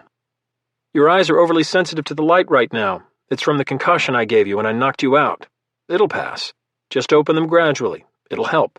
Trust me. It once took me 2 weeks to recover from an IED blast that flipped my Humvee in Iraq. Had to wear glasses the entire time. It sucked. Antonio slowly opened his eyes. The light dimmed in the kitchen. He squinted and looked up to see a large black man adjusting a sliding switch on the wall. The man stared at him intently. The West woman sat at the kitchen table and watched him, an obvious look of disgust on her face. He finally looked directly forward and into the face of Logan West. Logan glared down at him with dead, emotionless eyes, cold pools of emerald green that revealed nothing. Antonio felt as if he were being scrutinized by a reptile. The fresh scar on the left side of West's face added to the menacing visage. What did I get myself into? Doubt finally crept into his mind as he wondered what was next. Good, that's better. Now I'm a direct man and I'm not going to bullshit you and tell you everything's going to be okay. It's not. Logan paused to let that sink in. So here's the deal. I'm going to keep this simple since you're in need of medical attention. However, your answers will determine what kind of attention you get. You have 2 choices. Logan continued, his hard gaze continuing to unnerve Antonio. 1, tell me what the flag is for and whom you work for. Or, option 2, don't tell me what I want to know, and I'm going to hurt you more than you can possibly imagine. Even with the injuries you have right now. I promise you. I know you're trained and you probably think you can resist or mislead me. You can't. You'll break. The certainty was evident, stated matter-of-factly. Antonio stared at this man, hearing the calm conviction in his voice. He'd try and hold out. Maybe Mr. Black had already called in a second team. Maybe that's why he hadn't answered the calls. Maybe another team was already on the way. He just had to make it through the next few minutes. Antonio coughed and spoke one word. No. He stared at Logan, who stood there quietly, as if he hadn't heard Antonio's response. He opened his mouth to repeat it, but he never got the chance. Logan West delivered a ferocious knife-hand blow to Antonio's shattered left arm. It happened so quickly Antonio's mind didn't register it until after the fact. The sensory overload was too much for his already exhausted body. He shrieked as every nerve ending he had cried out in agony, his audience watching impassively. He passed out. Antonio slowly emerged from unconscious darkness. Fresh panic gripped him. I can't breathe. Where am I? What's happening? He opened his mouth to scream, but instead he swallowed cold liquid. He choked and gasped as his lungs struggled for oxygen. He was underwater. No, he's going to kill me. A fresh wave of panic gripped him. He had to get free. His lungs burned as their remaining oxygen was depleted. Panic overpowered all other thoughts but one: survival. I have to breathe. He felt a pressure on the back of his neck. It was a hand holding him tightly. He couldn't see, a fact that only amplified his fear. His terror heightened, all his nerve endings completely exposed to every sensation. He had to make this stop. Thoughts of his father suddenly flashed through his head. He'd watched him drown in a flash flood when they'd crossed the border into Texas. He'd been 12 years old at the time. He and his mother had been helpless to save him, and his father had been swept away. The possibility of suffering the same fate was unbearable. He lost all grip on reality. His body slumped. His mind still craved air. If I get air, if I can breathe again, I'll tell him what he wants. He realized he might not get the chance. Antonio felt himself slipping away, a buzzing sensation growing in his head. I'm going to die. The finality sank in, and his mind gave in to the inevitability of his impending death. The faint light at the edges of the blindfold faded into darkness. In his mind, he cried like the little boy who'd watched his father drown. His whole world shattered. Then nothing. Sound roared into his consciousness. Antonio found himself vomiting water and bile. He wept as he realized he was alive. He didn't care about anything else. He was face down in the corner of the master bathroom. He trembled from the exhaustion, but he didn't care. He was breathing fresh air. He heard Logan ask, "Are we done, or should I keep going? I actually thought you were dead for a moment. If we continue, you likely will be." It was as unsympathetic a voice as any Antonio had heard in his lifetime. He knew this man would kill him. Antonio didn't look up. He couldn't take the sight of those merciless green eyes. "No more. I'll tell you what I know." Rough hands gripped him as fresh pain shot through his body. Logan propped him up against the bathtub. He was finally forced to look into the face of Logan West one more time. The eyes never changed. The predatory gaze blazed at Antonio as Logan said, "See, that wasn't so hard, was it?" Then he smiled. Antonio looked down at the wet floor. He felt Logan's gaze burning into his skull. I was a fool to think I could stop this man. Well then, I think we finally have an understanding. You know it starts all over if I even suspect you're lying. Logan leaned down and spoke directly into Antonio's face, his hot breath only inches away. I seriously want to kill you, but I know I need you alive. If you fuck with me, even for a moment, my friend here is not going to stop me. Comprende? Antonio vigorously nodded his head. He'd do anything to get away from this man. Logan's tone suddenly changed, as if what had just transpired was just a minor inconvenience. Now that that's out of the way, let's get down to brass tacks, as they say. What's your name? Logan looked at Mike, who'd already taken out a notepad and pen from a pocket inside his jacket. Antonio Morales. He paused for a moment. I work for a man named Juan Black. He's a freelance contractor and enforcer for the Los Toros cartel. He has an office in San Antonio, but I honestly don't know where. I'm not supposed to even know about it. Logan and Mike exchanged a quick glance. The Los Toros cartel had arrived on the Mexican drug scene within the last few years. What they lacked in longevity they'd made up for in extreme violence. Unprecedented horrors appeared on the news day after day.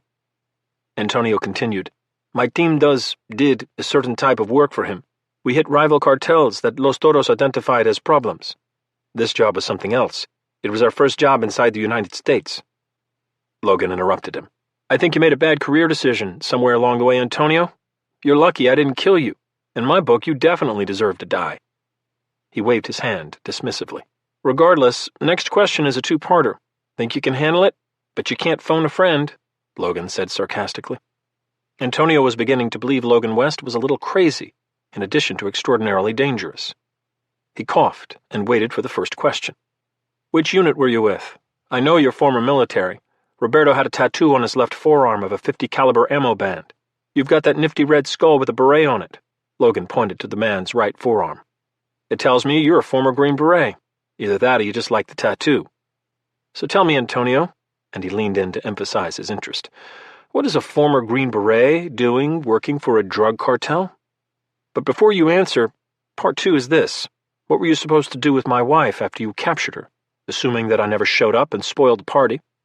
Antonio knew there was no point in denying it. Each of my team, including myself, was dishonorably discharged from the military. I was a Green Beret with the 5th Special Forces Group at Fort Campbell. I got drunk at a unit function and struck my commanding officer. The asshole deserved it. He told a joke about illegal aliens and Mexicans, and I broke his jaw. Landed me 2 months in the stockade before I was kicked out. I know Tomas, the dead man in the kitchen, was with the 75th Ranger Regiment and that he had had 2 DUIs. He claimed the MPs were after him because he'd put one of them in the hospital in a bar fight. I'm sure he did, but it still sounded like bullshit to me. The truth is, he probably just got caught driving one too many times, lit up. I have no idea what unit Roberto was with or where Juan found Cesar and Angel. They just joined my team 3 days ago in San Antonio. Juan told me to take them on this operation, so I did. Logan shook his head, as if he couldn't believe what he was hearing. Even though he knew Antonio was telling the truth, it was utter insanity. Okay, I get it. You're all big bad former Special Forces types. But how the hell did this Juan Black manage to find you?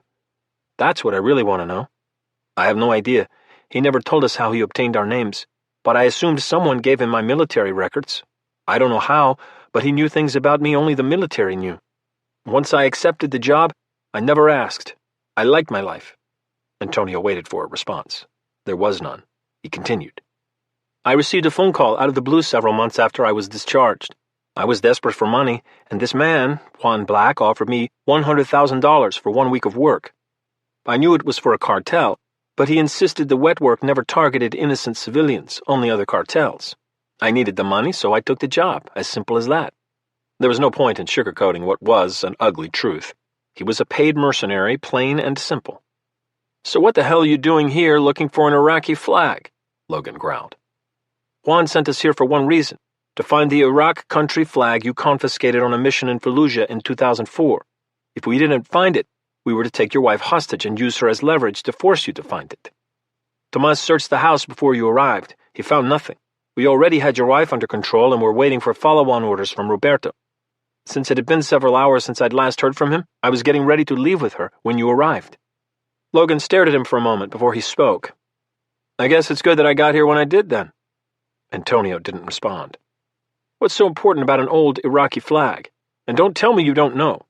You have to know something. They didn't tell us, only what I overheard. Roberto was on the phone and talking too loudly. He said something about thousands of innocent lives and that it would be worth it for what they did to us. Those were his exact words. I didn't ask, I swear. Logan looked at Mike again, concern on his face. This time, Mike asked the question. Do you know if these innocent lives that are going to be lost are here or overseas? I have no idea, I swear to God. If I'd asked, I'd be dead right now. Mike looked at Logan and said, We need to talk. Let's get this piece of shit out of your bathroom and down to the kitchen before the cavalry arrives. How long did your uncle say they'd be? Logan asked. Mike looked at his watch. Should be any minute now. Logan nodded. Fair enough. If anyone's going to help us sort this mess out, it's him. Antonio was confused as he looked at the two men. His confusion was replaced with pain as Logan and the other man suddenly jerked him to his feet. As he was roughly dragged downstairs, he screamed the entire way.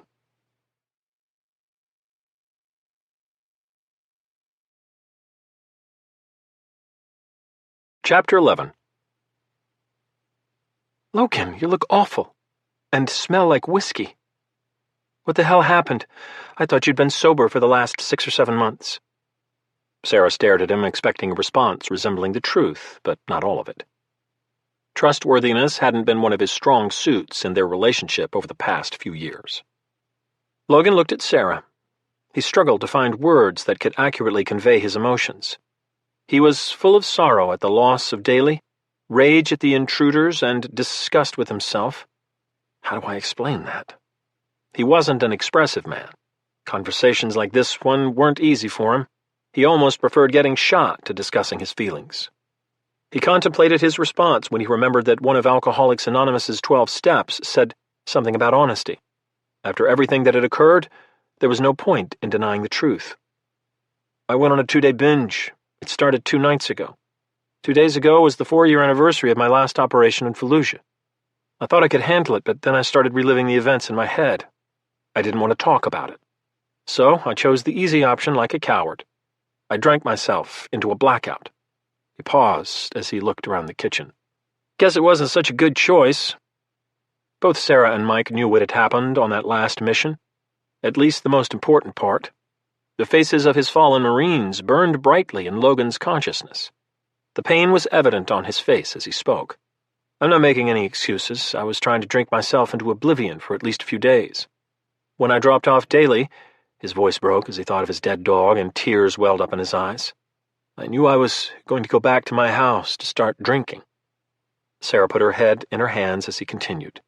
And because I couldn't face my personal demons, Daly is dead, and there's nothing I can do about it. And now I have to carry that guilt with me. He stopped to gather himself. He expected no sympathy from Sarah. He didn't deserve any. He was surprised when she said, "Logan, you didn't choose for these bastards to invade our house. If Daly had been with you, he could have been killed at your house.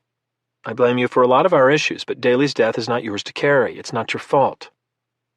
The shame from his decision to drink was almost too much to bear. Sarah's forgiveness only increased the humiliation he was experiencing.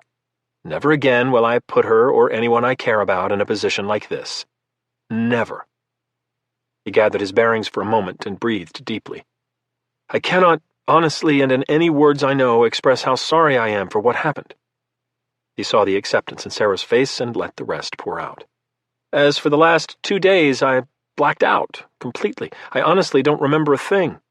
I woke up this afternoon in the basement on the floor. There was a man, one of these mercenaries, with me. I killed him.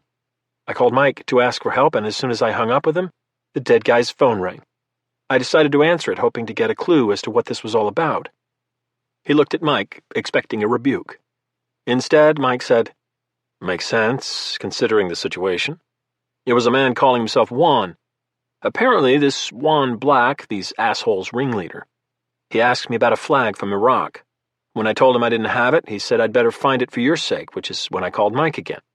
We came over, parked near the entrance to the neighborhood, and, well, you know the rest." Sarah looked at him, processing everything he'd just told her. He sensed her outrage at the violence that had been brought to their lives. "I'm just glad I could send 2 of them to hell, especially the one who killed Daly." "Sarah, I'm seriously impressed. Most people would have collapsed under the fear and pressure. What you did is the epitome of courage under fire, huh? No cliché in this case." "Well, it helps that I'm married to a Marine." The use of the present tense wasn't lost on Logan. "You may be an arrogant alcoholic with some serious personal issues, but when it comes to self-defense, I always paid attention. I waited in the bedroom for them to come to me. It was a smart choice since they had to find me. If I'd known there were 2 more, I'd probably still be up there right now. You were right about that part, too." For the first time that day, Logan's face broke into a genuine smile. "I told you so." The 3 of them sat around the kitchen table, which had miraculously remained unscathed during the assault. It was a little past 7 p.m. Antonio was bound, gagged, and blindfolded in the dark outside in the backyard. Logan had tied him to a tree. As he did so, he'd whispered, "We'll be inside waiting for the cavalry. You'll be fine out here. Unless the local bears get you. Why do you think I installed the motion sensor floodlights? Have fun, asshole." He'd punched Antonio in his wounded arm and walked away. "What now? The number Antonio used for this Juan Black is now out of service. No way Antonio has another means to reach him. I'll bet only Roberto had a backup comms plan with him, but he can't tell us what it is. And even then, since Juan knows he's dead, that'd be no good as well." Mike interrupted. "Our forensics guys are excellent. They'll get us much information, more than you think, from the number Roberto used. Trust me." Logan nodded. "Okay. As for the second issue, I know where the flag is and who has it. Remember John Quick, my platoon sergeant from Iraq?" Mike nodded. "He was almost as dangerous as you are." "Even more so, in a few ways. Anyhow, I'm pretty certain he took it on that last operation after we survived. We were all tired of seeing those fucking flags and their execution videos. He took it as a trophy from that site, as a reminder. I just wish we knew what the hell was so important about some goddamn Iraqi flag." Mike was about to respond, but his cell phone rang. He answered it and gestured to Logan with a "wait 1 minute" signal with his left hand. He listened intently to the speaker on the other end. "Okay, sir." "Got it." Another long pause. "And Logan's house in Annapolis has been secured? No police?" Another moment of silence. "Excellent. Let the forensics team tear it apart." He mouthed to Logan, "Sorry, man," and kept talking on the phone. "Also, Logan has the dead man's cell phone here, As soon as the other FBI team arrives, I'm getting them out of here and down to Quantico. We can let the digital forensics guys see what they can exploit off the phone. We have a name, Juan Black, likely an alias. He has answers we don't. He operates out of San Antonio as a hired gun for the Los Toros cartel. We'll also need to activate another team. I need to call you back. Give me 5 minutes. Mike looked at Logan and Sarah. That was my uncle. Jake Benson was the assistant director of the FBI's counterterrorism division, which had existed for decades, and then received limitless funding and resources in the wake of the 9/11 attacks. Jake Benson had been the special agent in charge of the New York City field office when the towers had been brought down. His office's response to the attacks and the relentless operational tempo had made him and his agents legendary throughout the Bureau. When the last assistant director retired in 2006, the director of the FBI had contacted Jake directly and appointed him to the new position. Jake hadn't actually had a say in the decision. It had been directed, which was all that mattered in the Bureau's hierarchy. So where does John live now? If there's another mercenary team heading his way, we need to warn him. The look on Logan's face was sinister.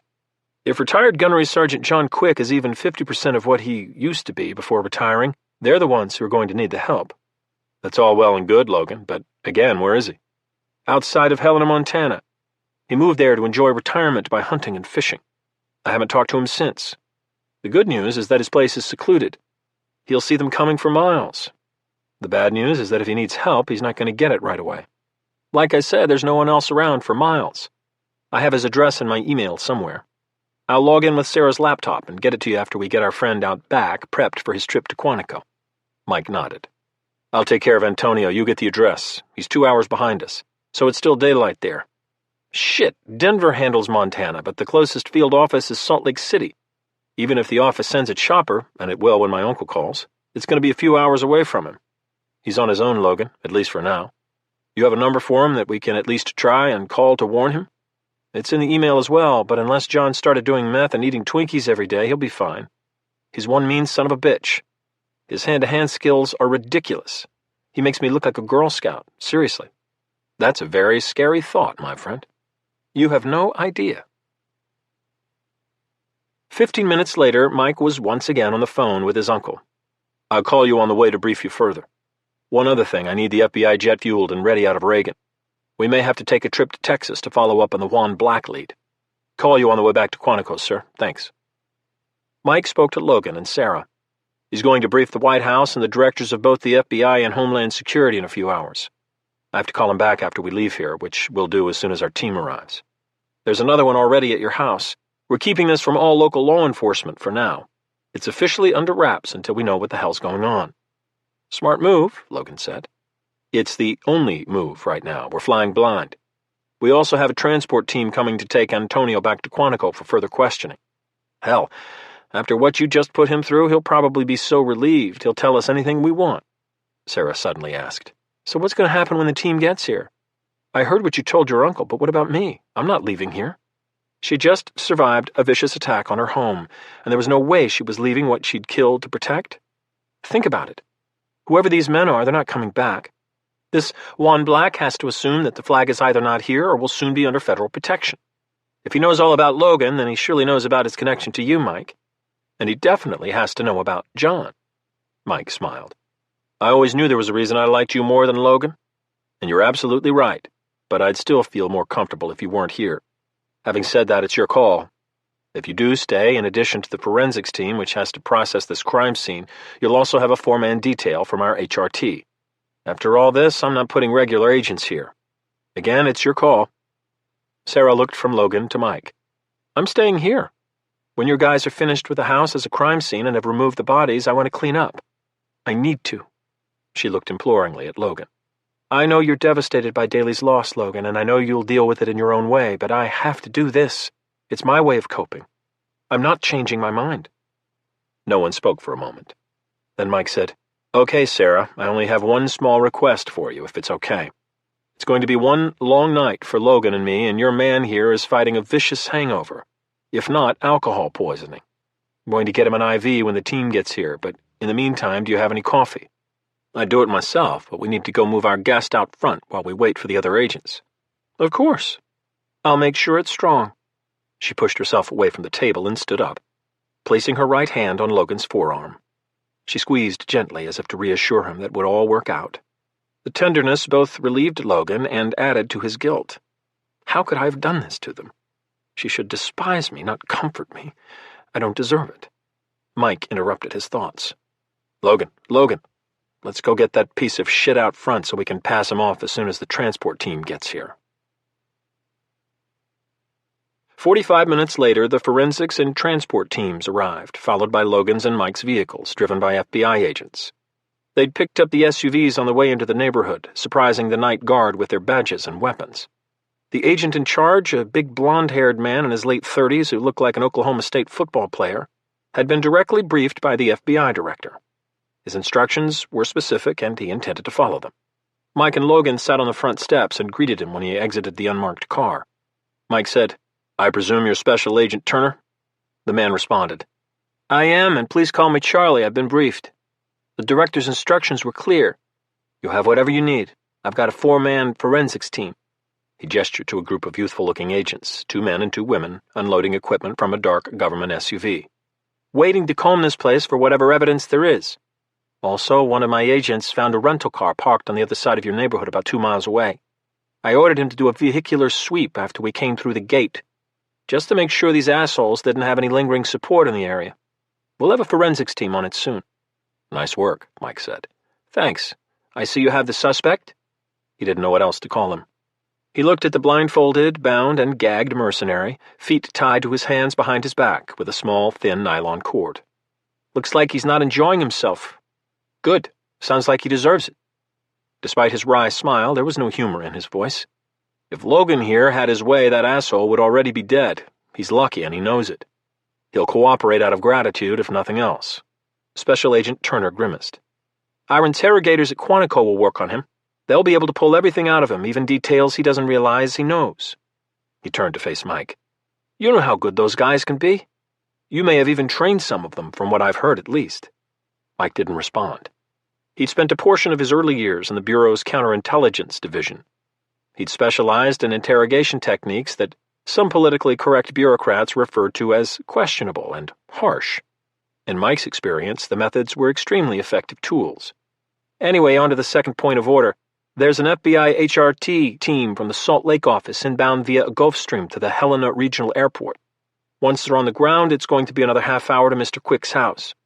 It's going to be close to 7:30 his time. No one's been able to reach the number you provided, Mr. West," he said, looking at Logan. "The cell's either off or he's not answering for some reason. I'll let you know when the team touches down. After that, I'll update you after they get to his house." "Sounds good, Charlie. Logan says if this Juan Black did send a team, they might actually be the ones in need of help." Special Agent Turner raised his eyebrows, slightly skeptical. "Believe me, Charlie, if Logan says he's that good, he is. Regardless, you'll be able to reach me on my cell. It's going to be one long night. Hopefully the HRT can secure Mr. Quick and the flag. Otherwise, we're playing catch-up, which doesn't seem like a good idea when dealing with mercenaries and Mexican cartels." Mike scanned the busy agents preparing to work. He realized only the forensics team had arrived with Turner. "What about the protection detail?" "I called that in after I spoke to my uncle. Mrs. West has decided to remain here. There should be no further threat, but after what she's been through, I let her make the call. She killed 2 of them herself." "So I heard," the agent said, nodding approvingly. "Quantico is sending a 4-man detail. I have no idea who they are, but I'm sure they'll be adequate. DC knows how important this is, and no one is going to let anything else happen to Mrs. West. They should be here within an hour or so." Special Agent Turner pulled out a notebook and verified that he'd covered each item. He looked up and said, "Did I miss anything?" "Nope, Charlie, you got it all. Thanks for the support. We'll be out of here as soon as Logan handles a personal matter." Mike looked at Logan, who turned and joined Sarah on the front steps. There was just enough time to take care of Daly before they left. Logan and Sarah walked toward the side of the house, all resentment and anger wiped away as they braced themselves for one final task. They were going to bury Daly in the backyard that he loved and where they'd spend the most time together as a family. Mike looked back to Turner. "Charlie, I'll be inside until we leave. Please let me know as soon as you hear something." Special Agent Turner said, "You got it. I'll get my agents processing the scene while we wait." Without further delay, he turned to his young agents and barked instructions. Special Agent Benson was right. This is going to be one long night.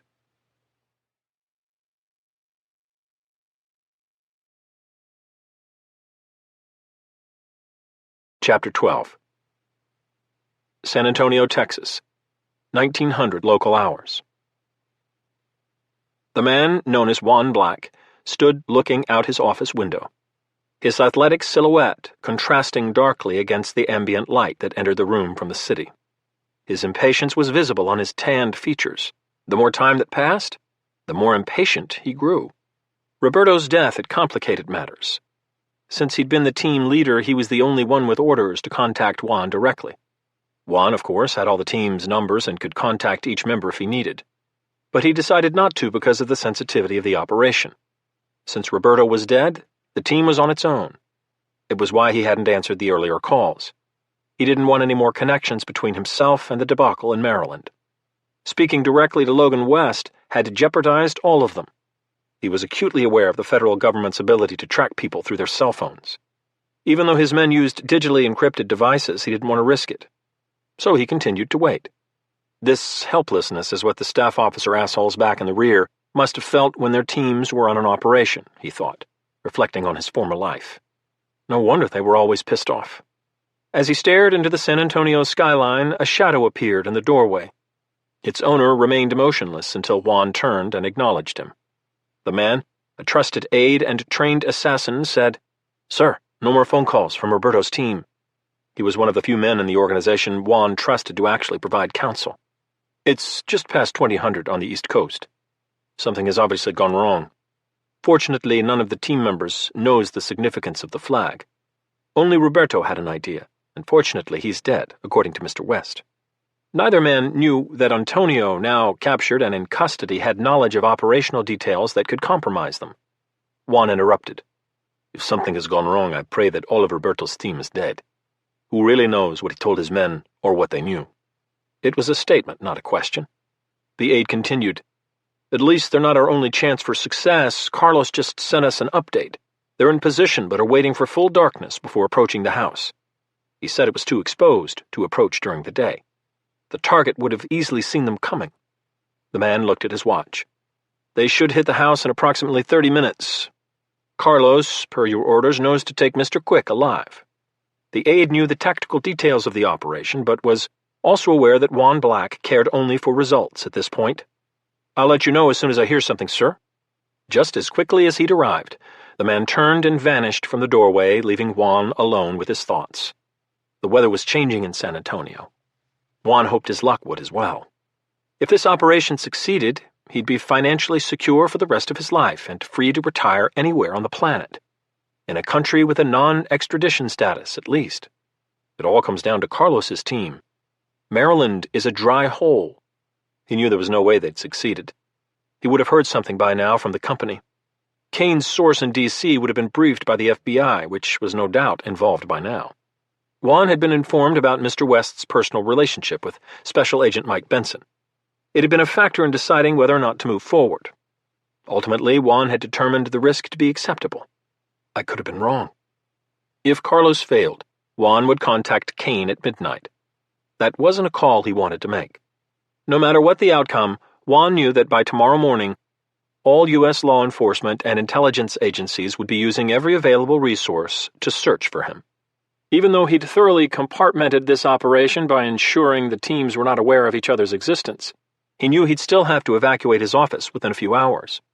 He planned to relocate his operations center south of the border, where a secure facility with adequate protection was already established for him. The alternate location had been pre-designated and was known only to himself and Kane. The Los Toros cartel valued his services. As a result, the cartel kingpin hadn't asked any questions. In fact, the cartel wasn't even aware that Juan's true employer was Kane's company. It wasn't an official name, but what they called this effort, and that his work for the cartel was only a means to an end, a legitimate and lethal cover story. If the cartel knew the truth, his life expectancy would be shortened dramatically. Juan didn't think the head of the cartel would find out.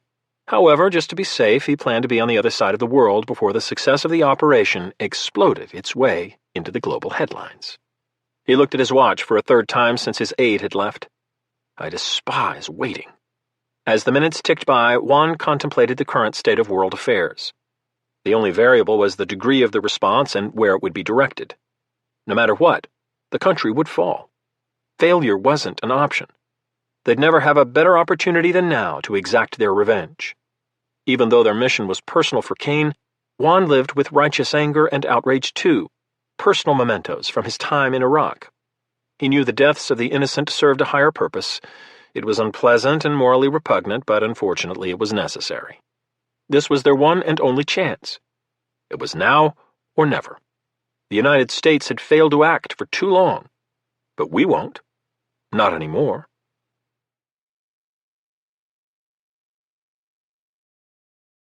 Chapter 13.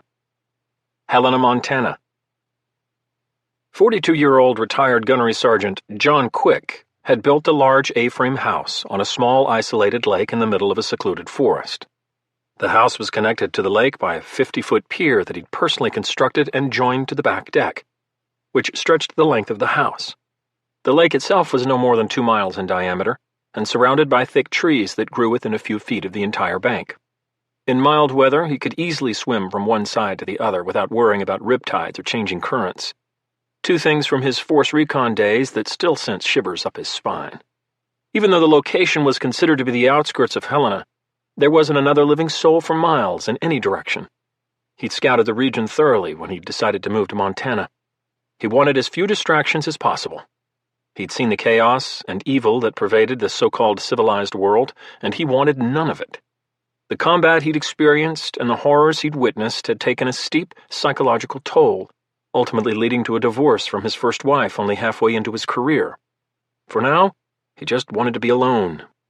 Someday he might try to reconnect with society, but first he had to reconnect with himself. The house faced due west across the lake. It provided a prime vantage point for the sunset every evening. The lake didn't have a name, probably because no one ever visited. Even though the dense woods that encircled the lake provided a formidable ring of protection, there was enough space between trees that he could walk and hunt in any direction he chose. It was perfect. His path to this specific place still perplexed him. He believed all major events in a person's life occurred for specific reasons, that there was some sort of organized sense behind all the chaos. Unfortunately, his own personal reasons for being continued to elude him. All he knew for certain was that after 23 years in the Marine Corps, multiple combat tours in Afghanistan, Iraq, and a few other countries with no official U.S. presence, he preferred the solitude and complete independence his new home afforded him. It calmed his essence, which had been a violent and churning source of unhealthy anger for longer than he cared to remember. He was certain he'd made the right decision by moving to Montana. He'd spent the day, one of countless many, on the lake in his small boat, catching 2 nice largemouth bass. One of the fish had just found itself served up as dinner, grilled and blackened with a nice lemon butter concoction. As the sun began to set a little after 6 o'clock, he built a fire in the circular open hearth fireplace that occupied the center of his living room. It was where he spent most of his time relaxing and contemplating his life's journey, often staring out the gigantic plate-glass window into the beautiful scenery beyond. The fire was his after-dinner relaxation. He placed the 6 logs he'd cut into a leaning pyramid construction. He hit the automatic lighting switch, there was no sense in doing everything the hard way, and a stream of gas hit the pilot light, igniting the logs. He smiled at the ease with which the wood burned. He turned the gas switch off when the fire was self-sustaining and moved to his reading chair adjacent to the 12 by 15-foot window that occupied one side of his living room. The chair was one of the few furnishings present in the gigantic 2-story space. The other pieces of furniture included a dark mahogany dining room table and an oversized brown leather couch. He sat his athletic 180-pound frame down and took a sip from the single malt scotch that had been waiting on a small end table next to his chair. It was his evening ritual as day faded into night, all thoughts and concerns washed away with the promise of a new tomorrow. The tranquility of the moment was as close to a sense of peace that he could attain. No grenades, mortar rounds, or IEDs exploding near him, no crack as rounds ricocheted overhead. Most importantly, no screams from wounded or dying Marines. He closed his eyes and was still, soaking in the silence as the sun concluded its ritual disappearing act. He suddenly opened his eyes, the dark brown orbs focusing on the dusk outside. The silence. It's too quiet. No crickets, frogs, or other nightlife.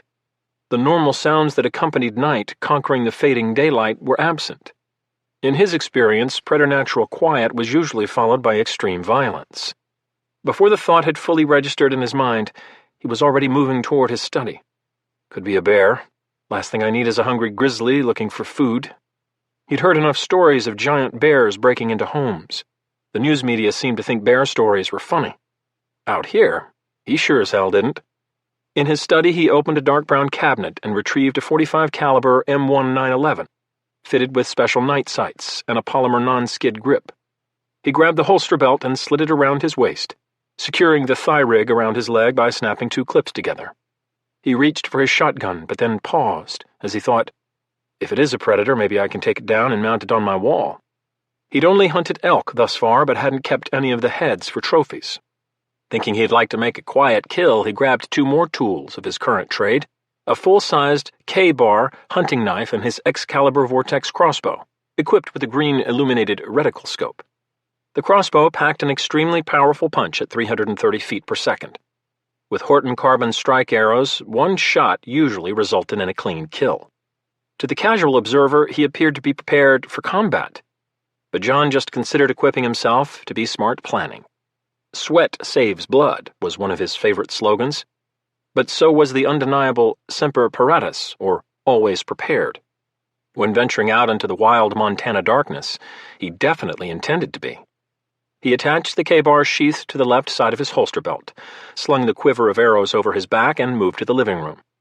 As he entered the room, he turned off the light switch, bathing the room in a glowing orange that emanated from the fireplace. He stood on the right side of the window, out of sight from any creature lingering outside between his house and the lake.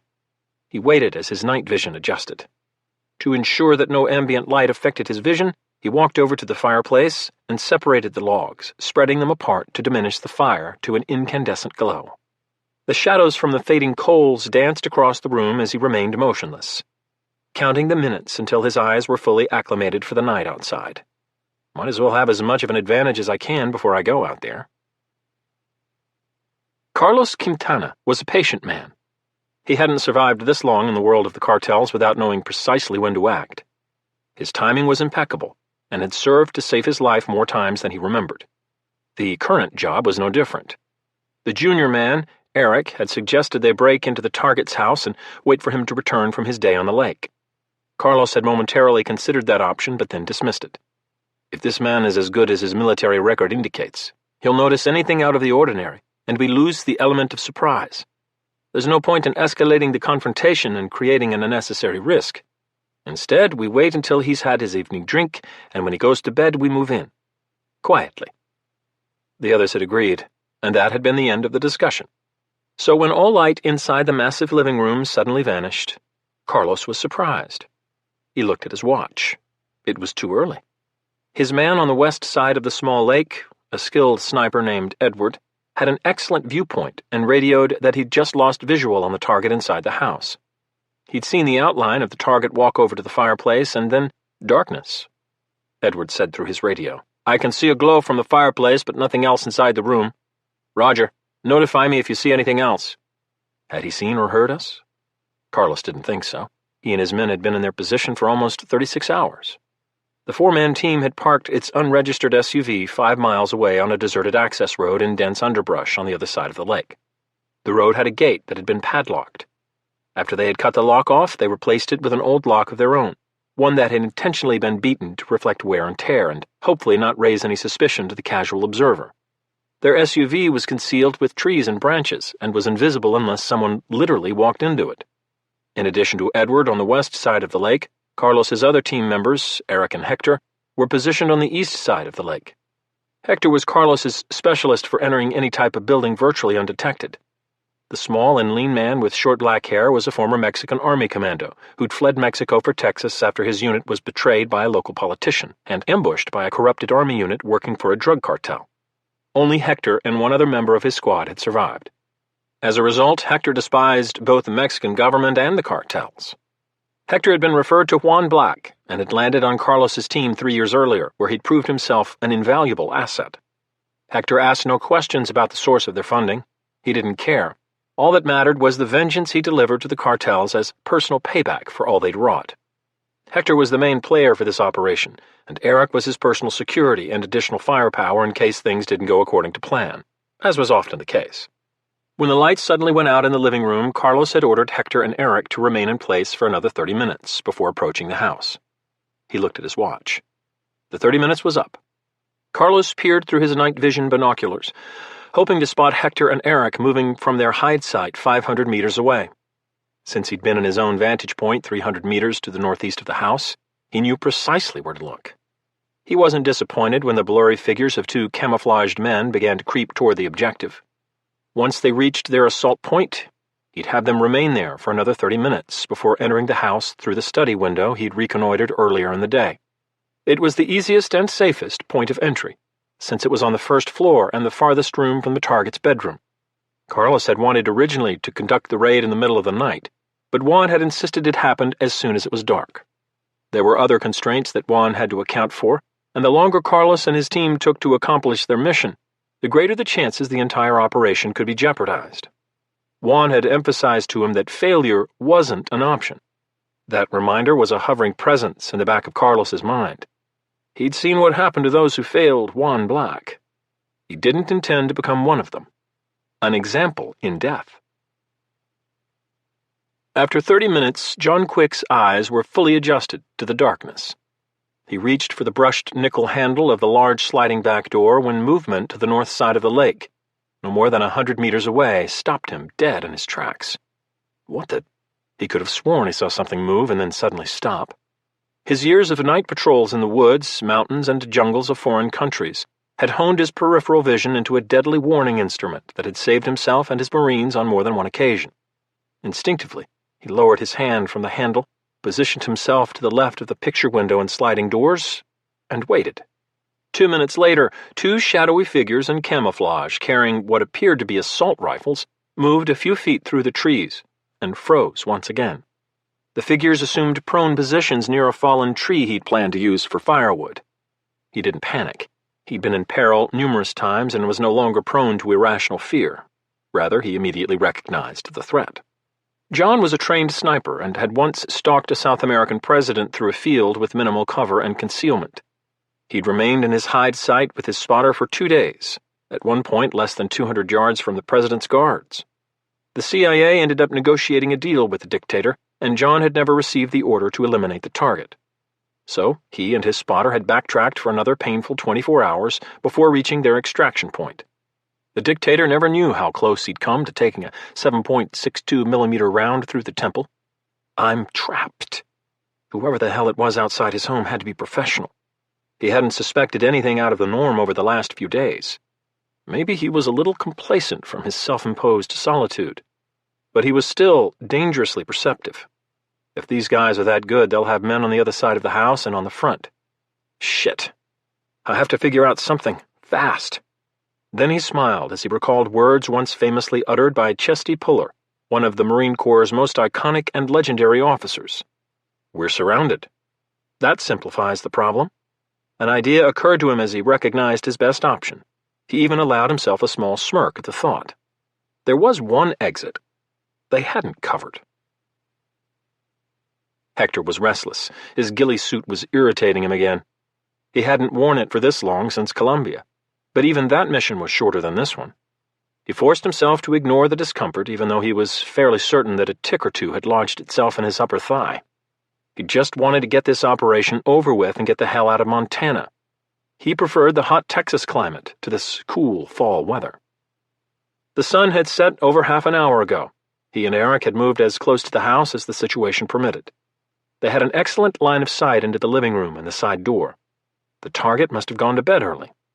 Neither Carlos nor Edward had seen any movement from their vantage points once the dim glow from the fire had vanished. Hector scanned the house methodically, working his way from the top down and left to right with his night vision binoculars. Nothing. Carlos, are we cleared? At the other end of the radio, Carlos contemplated his options and the risk involved if the target was aware of their presence. What did the change in his evening routine mean? He could only guess. Was there any way the target knew they were there? He didn't think so, but it was better to be safe when dealing with situations like this one.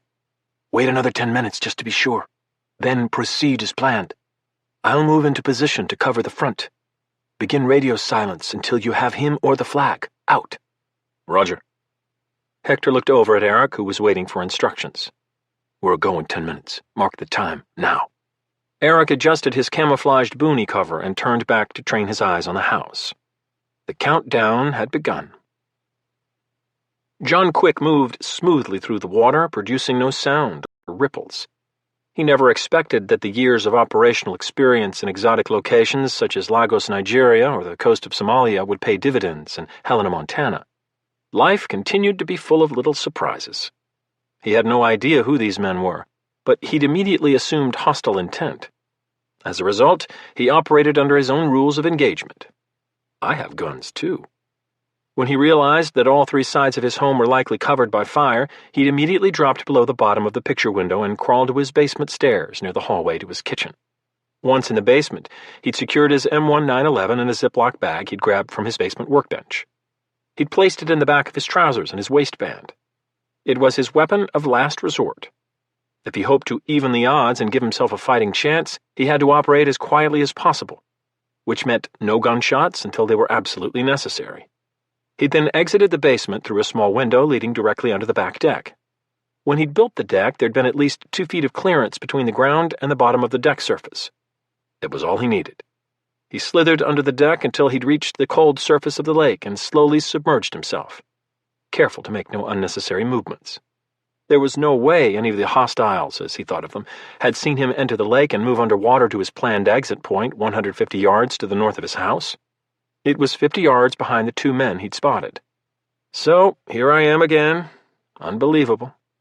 He exited the lake as quietly as he'd entered. Once he was on dry ground, he unslung his crossbow and stalked his prey from behind.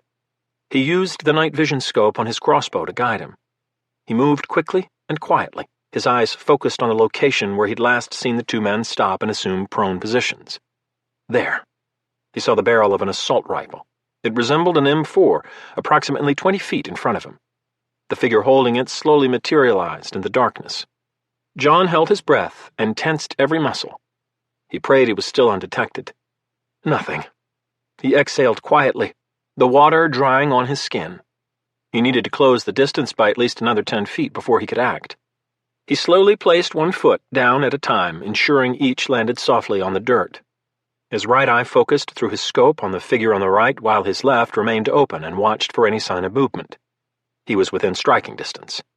He planned to move only a few more feet and draw his .45. He'd removed it from the plastic bag and reinserted it into his holster when he'd exited the lake, with his left hand and cover both men, the one on the right with the crossbow and his partner on the left with the M1911. He never got the chance. As he placed his left foot down, it made contact with a twig on the forest floor, breaking it in half. Crack! John froze mid-stride, the crossbow raised and aimed directly at the back of the neck of his target. The prone man on the left immediately turned his head, but before he could finish the movement, John spoke quietly. If you continue to turn that head of yours, you're not going to have it much longer. The man froze. His partner visibly stiffened in the darkness. The pale light from the crescent moon illuminated his hand as it reached in front of him for an object that John couldn't see. Asshole, if you move even 1 more inch, I'm going. John didn't finish the threat. The intruder on the right had hoped to catch John off guard by acting instead of allowing the situation to unfold. The move might have worked on an amateur, but John Quick was a trained killer who wasn't surprised by much.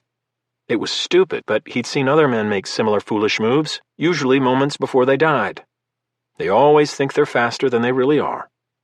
He pulled the trigger of the Excalibur crossbow, releasing the carbon bolt, which rocketed through the night with a swish at an incredible 330 feet per second. The bolt covered the distance in the blink of an eye and pierced the left side of the man's neck with a loud, wet thwack. The bolt missed the carotid artery but tore through his windpipe and trachea as it exited his neck. The man began to choke and suffocate on his own shattered windpipe, the high-pitched wheezing sound echoing through the forest like the cry of a wounded animal. As soon as he'd fired, John knew his aim was true. He also knew he didn't have time to draw his .45. So he made the only move he could. He dropped the crossbow and lunged toward the other man, who was struggling to turn around. John drew his K-bar from its sheath. The man rolled away in an attempt to put some space between him and his attacker. John moved in at an angle and closed the distance. He took one more step and then launched himself into the air, his left hand in a fist and his right hand holding the knife in a combat grip, blade turned down and parallel to his wrist. He landed on top of the dark figure, his left forearm striking the man in the upper chest. The blow knocked him backward to the ground as John landed on top, pinning him underneath. He brought the knife up from his side to slash upward at the man's left arm, hoping to sever the axillary artery. The man instinctively anticipated the knife's movement and brought his left arm down on top of John's wrist, deflecting the knife attack to the side. He struck John on the left side of his head with his right fist, trying to knock him over and off him. Damn, this guy is good. The punch succeeded, even though its impact was minimal. John rolled off the man into his right. He landed on his feet. He faced his opponent, who was now also standing and holding some type of blade that flickered in the moonlight. Great, so much for my tactical advantage. Neither man spoke. There was nothing to be gained by it. Both men understood the stakes involved. This was a fight to the death. There was no room for negotiation. John knew this man was extremely well trained, a professional soldier of some kind. Unfortunately, the fates had brought him to John's home with bad intentions, which was all that mattered in the end. Kill or be killed. Even though he knew it was pointless, John said, "One thing before we begin. Your name?" The man paused, surprised at the question. He smiled in the dark, his white teeth flashing momentarily. "Hector." He paused and added, "You're good, Mr. Quick, but I'm better," in a thick Spanish accent. "Okay, Hector, we'll see about that." Hector began to circle clockwise, and John moved toward him. Both men searched for an opening, trying to determine the other's weakness. Hector acted first. As John was still a few feet away, Hector threw a feint to John's face with a knife. He immediately followed the feint with the real strike, which was a spinning back kick that landed flush on John's chest and knocked him off his feet. John rolled backward when he landed on the ground, springing back to his feet as his momentum carried him away. He stood up just in time to watch Hector charge him with his knife, now in his left hand. Now on the defensive, he waited until Hector closed the distance and moved to deliver a thrust to his chest. John spun to his right and caught Hector's forearm. He turned violently and flung Hector face first into a nearby tree. Hector's face smashed into the bark and his nose shattered, bleeding profusely. In the dim moonlight, the blood formed a black mask. John retreated to a safe distance as Hector pushed off the tree in frustration and leapt backward. He brought his right arm backward in a slicing arc, hoping to catch John with the blade. John had expected something like this, and all Hector struck was thin air, as the knife sailed through the crisp Montana night. John stepped in under its arc, low to the ground. He placed his left foot outside Hector's and delivered a crushing blow to Hector's ribs. He felt at least 2 ribs fracture as the blow knocked Hector off his feet and flat on his back on the dark forest floor. John pulled his right arm back, fully extended as if he were delivering a pitch. His arm reached the top of its arc as he bent his left knee and dropped the weight of his body. He lowered his center of gravity to gain momentum, the knife in his right hand flashing through the night, light flickering across the lethal blade. He plunged the knife into the center of Hector's chest, piercing his heart and killing him instantly. John waited until Hector's body was still and the post-mortem tremors ceased. He withdrew his weapon from Hector's chest and wiped the blood on the dead man's trousers. He moved to a tree in the direction of his house, crouched down, and waited. He knew he wasn't alone. He just hoped he'd evened his odds. The sounds of the fight had carried through the trees. Whoever else was out there likely now knew that their plans had gone horribly wrong. It would only take a few minutes to figure out exactly how.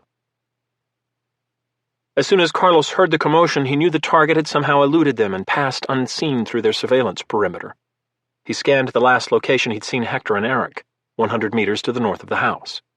Through his night vision goggles, he saw 2 figures circling each other in the middle of the sparse trees. He recognized Hector's silhouette, but he didn't wait to watch the fight ensue. He knew Hector was superbly trained, but John Quick was just as lethal. It's the perfect diversion. His thoughts were on the flag, not Hector's welfare.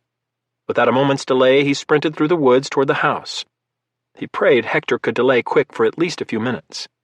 As he ran, he heard a thump and a muffled grunt. Either Hector or Quick had just hit the ground, and hard from the sound of it. Still, perhaps the battle had bought him enough time to find the flag and rendezvous with Edward on the west side of the lake. He hit the front walkway and suddenly halted at the base of the porch to stifle the sounds of his movements. He crept up the 3 steps to the front porch and tried the doorknob. Locked. He knew it would be, which he found amusing considering the isolated location of the house. He pulled out his lockpick set and opened the door after an easy 30 seconds of maneuvering the small tools. He smiled. Even a deadbolt was child's play to a skilled professional. He entered the house and paused, orienting himself to his surroundings. He stood at a small entryway.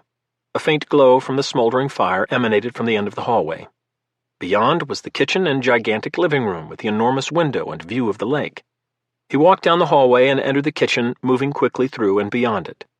He stepped into the center of the living room and scanned the walls. Nothing, as he'd expected. He turned to his right and entered the study. Their reconnaissance hadn't provided any intelligence on this room since the shade on the study window was always closed. The room was extremely dark. He turned on a small tactical flashlight and swept the room from left to right. Jackpot. Suspended on the right wall above a hardwood desk was a 4-foot by 6-foot Iraqi national flag. It had 3 horizontal stripes of red, white, and black in descending order, with 3 green stars in the center white stripe. It was the version that Saddam Hussein had created in 1991, with the words Allahu Akbar written between the stars, reportedly in Hussein's own hand. Carlos yanked the flag off the wall, laid it flat on the floor of the study, and looked on the back of the lower left-hand corner. A wave of relief washed over him as he found the ultimate object of the operation. It was really there. Thank God. He radioed Edward. "I have it. I'm coming out and moving toward you. Do you have eyes on Hector, Eric, or the target?" "Negative. I can't tell you what happened at this distance. When the fighting stopped, there was only one man standing, but I can't tell who it is." "Roger. Neither Eric nor Hector has checked in, which tells me it's probably quick. I'm coming at you full speed. I need you to cover me.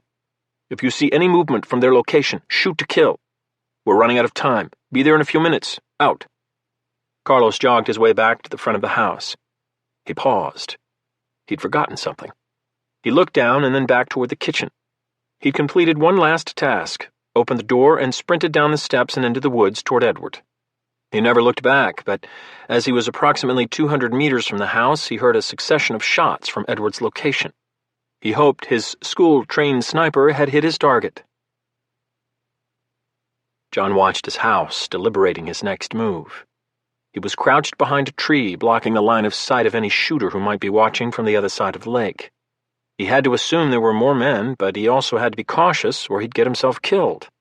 After a few minutes of no sound or movement, he heard his front door open. The sound of faint steps reached him as they made contact on his porch, and then the gravel driveway moving quickly away from him. Someone had just been inside his home. What in God's name do these people want with me? He decided to move closer to the house. He was certain that there were no more men left on this side of the lake. He'd have detected them. Most importantly, he needed to identify the additional threat and eliminate it. He moved slowly, creeping his way toward the front of the house. Crack! He heard the gunshot across the lake a full second before the bullet ricocheted off the tree immediately to his left at the approximate height of his head. He dove to the ground as bark splintered in all directions from the round's impact. He looked to his right. He saw a second muzzle flash and heard another shot. This time the round struck the tree in front of him, but lower. Motherfucker's bracketing me, figuring I'll be near the ground. He maneuvered his body as low as he could.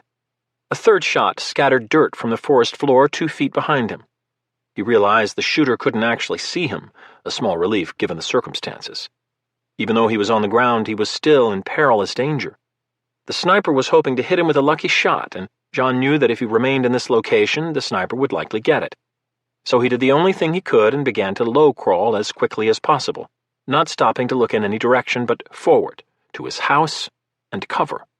After 20 harrowing meters, he realized that the shots were still striking behind him. He thinks I'm still there. He didn't wait to see if the shooter would discover he'd moved.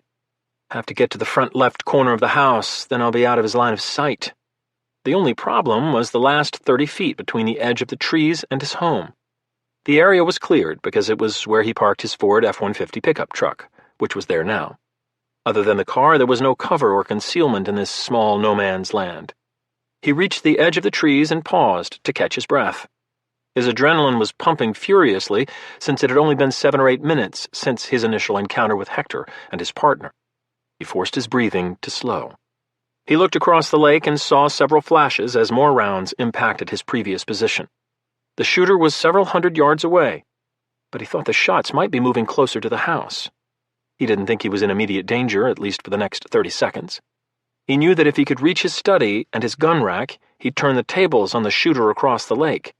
His modified Remington 700 rifle was loaded and ready. His plan was to move upstairs to his bedroom, unseen, open a window just enough to provide a clear line of sight to the sniper, and end this cat-and-mouse game. First, he needed his cell phone from his kitchen counter to dial 911. He hadn't even thought about it before he left the house through the crawl space. He took one last deep and slow breath, crouched into a semi-runner's starting position behind the tree, and leapt from cover. I've had better ideas than this one, he thought as he sprinted across the gravel driveway. He waited for a bullet to knock him to the ground and send him plummeting into oblivion. Neither happened. He reached the front of his house, steadied himself, and crept along the wall until he saw his porch and front door. The door was ajar. He immediately realized it could be a trap. There could have been 2 men inside, one of them sprinting away in order to draw him back to the house, only to be ambushed by the remaining man. Or, the house is empty, the assholes got what they came for, and I have no fucking clue what that is. At this point, John figured it was 50-50 either way. But in order to find out, he was going to have to go inside. He drew his M1 911 from its holster and moved up the steps. He stopped outside the door, realizing the shooter on the other side of the lake had ceased firing. Were they on their way back here? He had to get to his rifle and his cell phone. He'd been relatively lucky so far, but he didn't want to push it. He shoved open the door and saw varying shades of black. The glow from the embers had vanished since the fire was almost completely extinguished. His front hallway was pitch black. He could see the light of the night sky entering through the picture window in his living room. He stepped into his hallway and moved toward the living room. He realized his mistake as it occurred. He'd moved too quickly. Had he slowed down, his left leg might not have made enough contact with the filament wire running 6 inches above his floor and across the hallway. Oh no. He heard a metallic ping followed by a louder clack. He recognized the sound of a pin popping out of its slot and the release of a safety lever which landed on the floor. Grenade. John Quick spun on his heels, turning 180 degrees in a blur of dark motion. He lunged for the doorway and prayed that the grenade's fuse would last long enough to provide him an extra second to clear the porch. He sprinted through the door and was halfway across the porch when he thought, I'm not going to make it. He clearly saw the edge, knowing that if he could reach the ground below, he'd likely be safe from flying shrapnel and debris. He took one more step and dove into the air, hoping he'd judged his leap accurately. As he sailed across his front porch, the remaining part of the fuse burned, detonating the 6.5 ounces of Composition B explosives. The explosion in the confined space of his hallway was tremendous. The concussion wave from the grenade was magnified by the walls and doorway. The blast split the front door in half and tore both pieces off their hinges, sending the giant wooden planks rocketing across the front porch. For a moment, he thought he was going to land in safety on the gravel below. I have enough time. As he sailed through the air, he momentarily saw his silhouette illuminated by the flash of the explosion, a dark shape elongated across the edge of the porch and down the steps. In that moment, the image reminded him of an old black-and-white negative, captured in some abstract and surreal world. Then the top half of the door smashed into the back of his head, propelling him over the edge of the porch. He didn't feel the impact as he somersaulted over the edge and tumbled down the steps, coming to a sudden halt on the gravel below. As he lay on his back and looked up at the night sky, his only thought was, I guess I didn't have enough time. The surrounding blackness closed in on him, and he thought no more.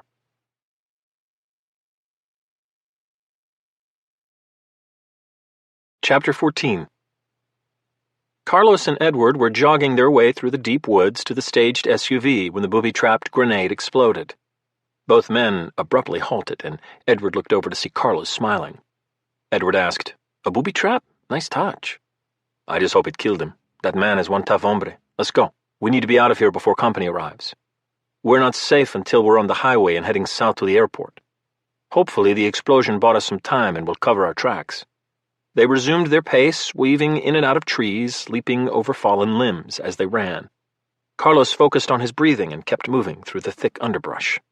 Nothing can stand in our way now. John Quick opened his eyes to find himself lying on a cot in the back of an ambulance. At least I'm not dead. Yet. He heard several voices outside the vehicle. He turned to look, but the full brightness of the ambulance caused more pounding pain in his head. He squeezed his eyes shut tightly. That hurts like hell," he said to no one in particular. Surprisingly, a voice responded from the door of the ambulance. "Relax, Mr. Quick. You suffered a severe concussion. Your eyes are going to be extremely sensitive. You're lucky to be alive, I know," John interrupted. "Not the first time, either, and with a concussion. Not my first rodeo, so to speak, unfortunately." He squinted and slightly opened his eyes to see a 20-something, baby-faced paramedic looking at him intently, gauging his physical well-being. "3 questions, son. 1, how long was I out? 2, what the hell happened? And 3, what's your name?" "It's David, Mr. Quick." "I'd say you've been out for at least an hour or so. We arrived on the scene after the FBI called it in. It's a little after 8 o'clock.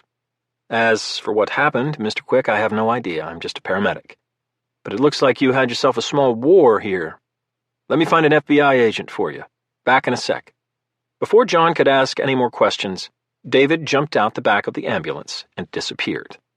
His eyes slowly adjusted to the light, and the first view John had through the back of the ambulance was of the front of his house, or at least what was left of it.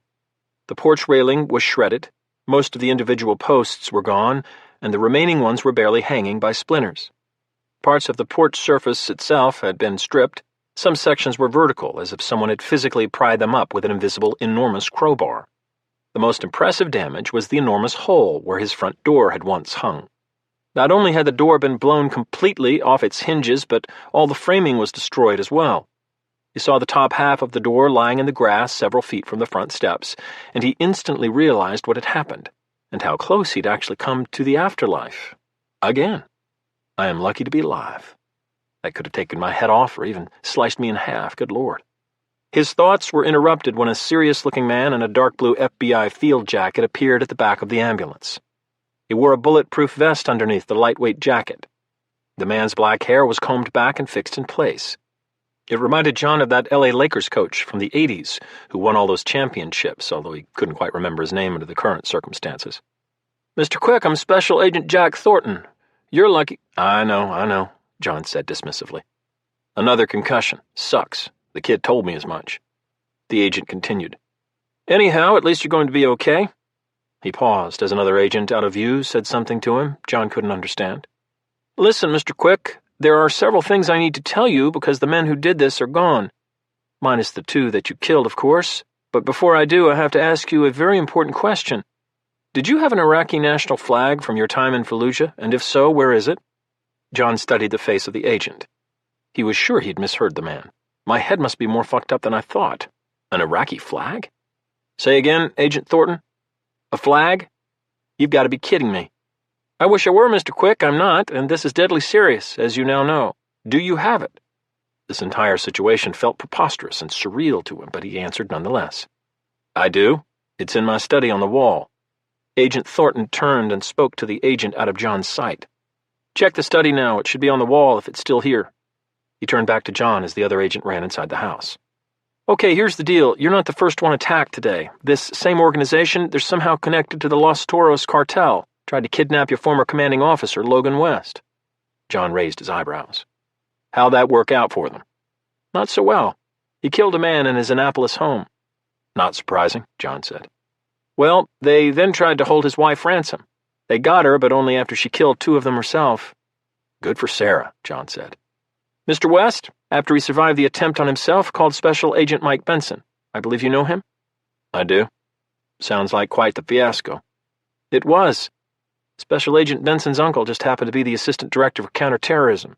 Mr. West and Special Agent Benson then proceeded to rescue Mr. West's wife. They left 1 gunman alive." John sat up and smiled. "That asshole's lucky. So, where are Logan and Mike now?" "On their way to Quantico.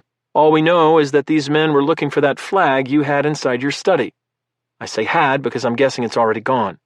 The bottom line, someone or some organization has launched a serious campaign to get that flag, and we're still struggling to figure out why. The surviving gunman stated that the flag is critical to some attack and mentioned the loss of, and I quote, thousands of innocent lives, but he didn't have any more details." He paused to allow John to process the gravity of the situation. "Jesus. I knew these were serious men. The one I killed with my K-bar, his name was Hector. He told me so before I killed him. Was a professional and trained in hand-to-hand combat. He was good, really good. Just not as good as I am," he thought matter-of-factly and without a trace of arrogance.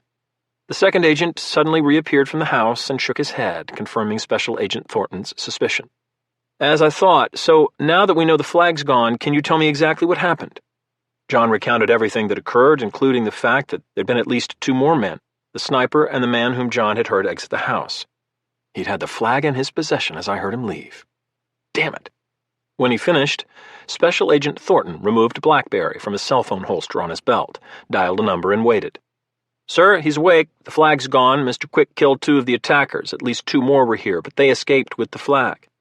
He paused, staring at John. Okay, sir, will do. I'll hold. After a brief moment, he said, Roger, here he is, and handed the phone to John. It's for you. John grabbed the phone and placed it in his ear. His head still throbbed from the concussion. This is John Quick. Still alive, are you? So much for your retirement. I think your peace and quiet just went away with the assholes that tried to kill you and blew up your house. John smiled broadly at the sound of his friend's voice. Logan, your concern is overwhelming. I'm touched. But I hear you had your own excitement today. His sarcasm switched to genuine concern. You and Sarah both. He paused and continued. Seriously, brother, I'm glad you're okay. This is some crazy shit even for us. Any idea what the hell is going on, other than some asshole screwing up our retirements? Funny you should ask. As a matter of fact, the FBI is in the process of questioning the man I captured. I'm down in Quantico right now with Mike Benson. Remember him from Iraq? Of course. How is he? Guess he had your back today. Glad to see even a Fed can get dirty once in a while. You definitely did. He shot one of Sarah's captors through our kitchen window. It was a nice shot. You would have appreciated it, he said, complimenting John's own formidable skills as a marksman. Sounds like it. Anyhow, we should know more after the interrogation is over. In the meantime, I have a proposition for you. Are you sitting down? John sighed. Here it comes. Man, I'm in the back of an ambulance. I was knocked out by a booby-trapped grenade inside my front door. So yes, I'm sitting down. Why is it that every time I seem to get blown up it involves you? Logan laughed, relieved that John at least had his sense of humor intact. Must be my special karma. It's definitely something, John said. So here it is. How do you feel about consulting with the FBI on this case? I've been asked to assist in an official capacity as a private contractor. John remained silent, waiting for more before he responded. I kid you not. Obviously you remember Mike, and Agent Thornton probably mentioned his uncle. Well, his uncle called me directly and asked for our help. He figures the more manpower, the better, especially since several of the men we're up against are former special forces. John interrupted him. These guys definitely were. I killed one of them in a knife fight, and trust me, he was no amateur. It's why he wants us on the team. We have experience dealing with these guys. He also knows what happened with his nephew in Ramadi. He read the details of that classified operation. The bottom line is, he thinks we can help. I told him I'd ask you, but that it was your decision. I'm already in. Logan paused to let John decide for himself, although he already knew what John's answer would be. Do I get a company car? Looks like my pickup took some shrapnel in the explosion, and I'm going to need a new one. Logan laughed. A company car is the least of it. We have the full resources of the FBI. You're actually going to be legitimate, which is one scary thought. Just as long as I don't have to wear a suit. No offense, Agent Thornton. Thornton just shook his head, raising his eyebrows. None taken. You can wear anything you like, but I need you to pack a bag now. Pack both warm and cold weather clothes. Agent Thornton has to get you to the airport. I'll see you in San Antonio tomorrow morning. San Antonio? What the hell is in San Antonio? A drug cartel enforcer. The bad guy we captured gave us that information. The FBI is working on the cell phones we retrieved as well, Logan said. Drug cartels? Special forces mercenaries? Any more good news? Yeah, John, Logan responded seriously. If we're lucky, we'll get some payback on these motherfuckers. They came after me, killed my dog, and held my wife hostage.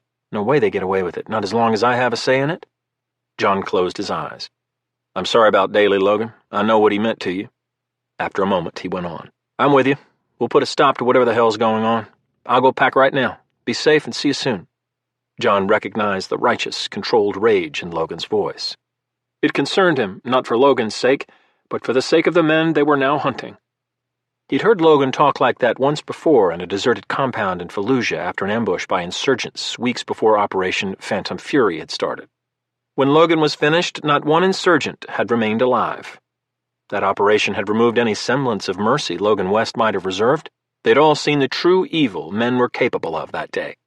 And Logan had been forced to accept the fact that the only successful strategy to defeat those insurgents involved eliminating them completely. John had no issue with it, but what had impressed him was how quickly Logan had transformed. The enemy had awakened the true warrior in Logan West, and he'd fully embraced it as if he were Ares himself. It was as if Logan had been made for a singular and lethal purpose.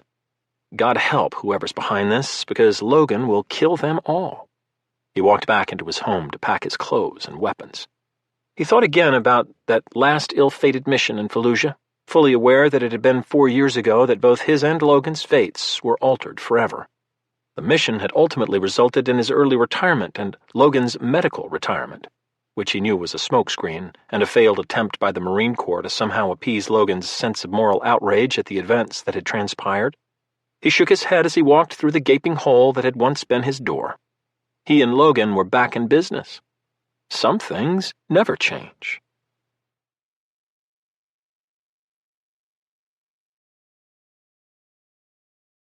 Chapter 15. The Green Zone, Baghdad, Iraq, 29 October 2008. Kane Frost paced back and forth across his office deep inside the Green Zone. He waited for confirmation that his team had retrieved the flag. The suspense was maddening as his attempts to control his emotions failed. He was a caged tiger, intense concern rippling across his hardened face. At 5'11", he wasn't an imposing figure, but closer scrutiny revealed a lithe, fit, and capable man who moved with the ease and quickness of a trained fighter. Each movement was executed with maximum efficiency. His short black hair looked like it had been tousled by the wind. A closely trimmed black beard, combined with the prestige of his position, afforded him a degree of credibility among the Iraqi generals and politicians he interacted with on a daily basis. He wore a crisp, white button-down shirt and a pair of ironed and impeccably tailored khaki trousers. The ensemble was completed by a pair of tan Oakley combat boots that had more in common with cross-trainers than actual boots. They were built for quickness in a rugged environment, which perfectly characterized Iraq. He looked around the office, his icy blue eyes analyzing his surroundings for the umpteenth time. He appreciated the sparseness of personal mementos. They only wanted a picture of him with his brother from when they'd played football together at USC. Before the world and the injustice it dished out had pulled them into its crushing vortex. The two brothers had been a living dichotomy, two forces moving in opposite directions, yet inexorably connected. Stephen had been the idealist, the one who thought individuals could change the world. Kane, the realist. He'd seen the truth at an early age. Ironically, it was Stephen who'd shown it to him, albeit unintentionally. When Kane was 15 and Stephen 17, they'd taken their annual family trip to Wisconsin. Their father owned a successful metal manufacturing company in Akron, Ohio, and every summer the family piled into the family van and drove up to the Dore Peninsula for 2 weeks of boating, water skiing, and fishing. It was on the way home that their world had changed. Two hunters, returning from a long day of drinking and hunting, had crossed the double yellow line and struck the Frost van head-on. Kane and Stephen had been in the rear row of seats, engrossed in an intense game of Travel Connect 4. The impact flipped the van on its side, and Kane had been trapped under the middle row. The vehicle had caught fire, and Stephen, somehow unscathed, had managed to free Kane and drag him to safety. As Stephen made his way to the van for their unconscious parents, the surviving passenger had stumbled out of the wrecked pickup, still drunk, and just stared at the van. The coward didn't even try and help. Before Stephen could reach the van, it exploded into flames and smoke. The image of that remaining hunter swaying like a drunken boxer as his parents burned was seared into Kane's soul as the epitome of all human selfishness and cruelty. For Kane, the moment had crystallized his world into one singular reality. Stephen was now his entire family, his constant. Amid the carnage and smell of burning gasoline, he'd vowed that no one would ever take that away, the way his parents had been violently torn from their sons' lives. The two brothers had learned diametrically opposed lessons from the same traumatic event, fundamental changes in their characters that revealed themselves as the brothers grew into young men. Stephen became convinced that one man could make a difference, change the world. By saving his brother, he'd unlocked that part of himself that wanted to help others, and actually believed he could. On the other hand, Kane's belief system solidified around himself. There was no God. It was a cruel world where bad things happened to good, not just good, but wonderful, loving, full of life people. It was a world where careless men killed innocent people. a world where you had to increase your odds of surviving through preparation, discipline, and training. Kane focused his efforts on supporting his brother, making one personal sacrifice after another. Stephen had thought it was out of love. Kane had even deluded himself into thinking the same, but in the end, not even he could prevent the inevitable. The world was full of horrors, a world where weak men did nothing while evil men walked free to do the devil's bidding. Well, that's about to change, Kane thought as his Iridium satellite phone rang and broke the repetition of his pacing. He walked over to his desk, picked up the phone, and pressed the talk button. Yes, he waited, his body tense. Relief from the confirmation surged over him like a wave. He sat down and sank into the luxurious leather of his desk chair. All assets were finally in place. The operation was about to commence. Thank God. We're almost there, Stephen. By this time tomorrow I'll have it, and then vengeance will be ours. The last few years of endless searching and planning were about to pay off. He couldn't believe their victory was nearly at hand. The irony of Logan West's and John Quick's involvement was almost too much for him to bear, but he intended to make the most of it. Their failure years ago only deepened his hatred for them. Intellectually, he understood they weren't responsible, but his rage overshadowed rational thought when it came to his brother. They'd been there. They could have done something. They should have gone sooner. If only he'd known the flag was in their possession, he might have made a few different decisions. Regardless, he wasn't one to second-guess his choices. There was nothing to be gained from self-doubt. If nothing else, the years of searching had provided him the opportunity to create the largest private security firm in the world. It earned hundreds of millions in profit from security contracts worldwide, not just in Iraq and Afghanistan. HRI, Hard Resolutions Incorporated, was a globally recognized firm that provided security and peace of mind to U.S. government officials entrenched in foreign policy and global military matters. Even the current president had personally thanked him for his contributions to the stability in Iraq, following the success of the surge. He'd recently received an invitation for lunch at the White House. He hadn't responded with a proposed date, since unfortunately, once this operation was over, he doubted he'd be welcome back into the United States, let alone at 1600 Pennsylvania Avenue. At least I'll have justice, and that's all I need. He closed his eyes and said a prayer to his brother, hoping that if some type of afterlife existed, Stephen appreciated what Kane was doing to change the course of history in the Middle East.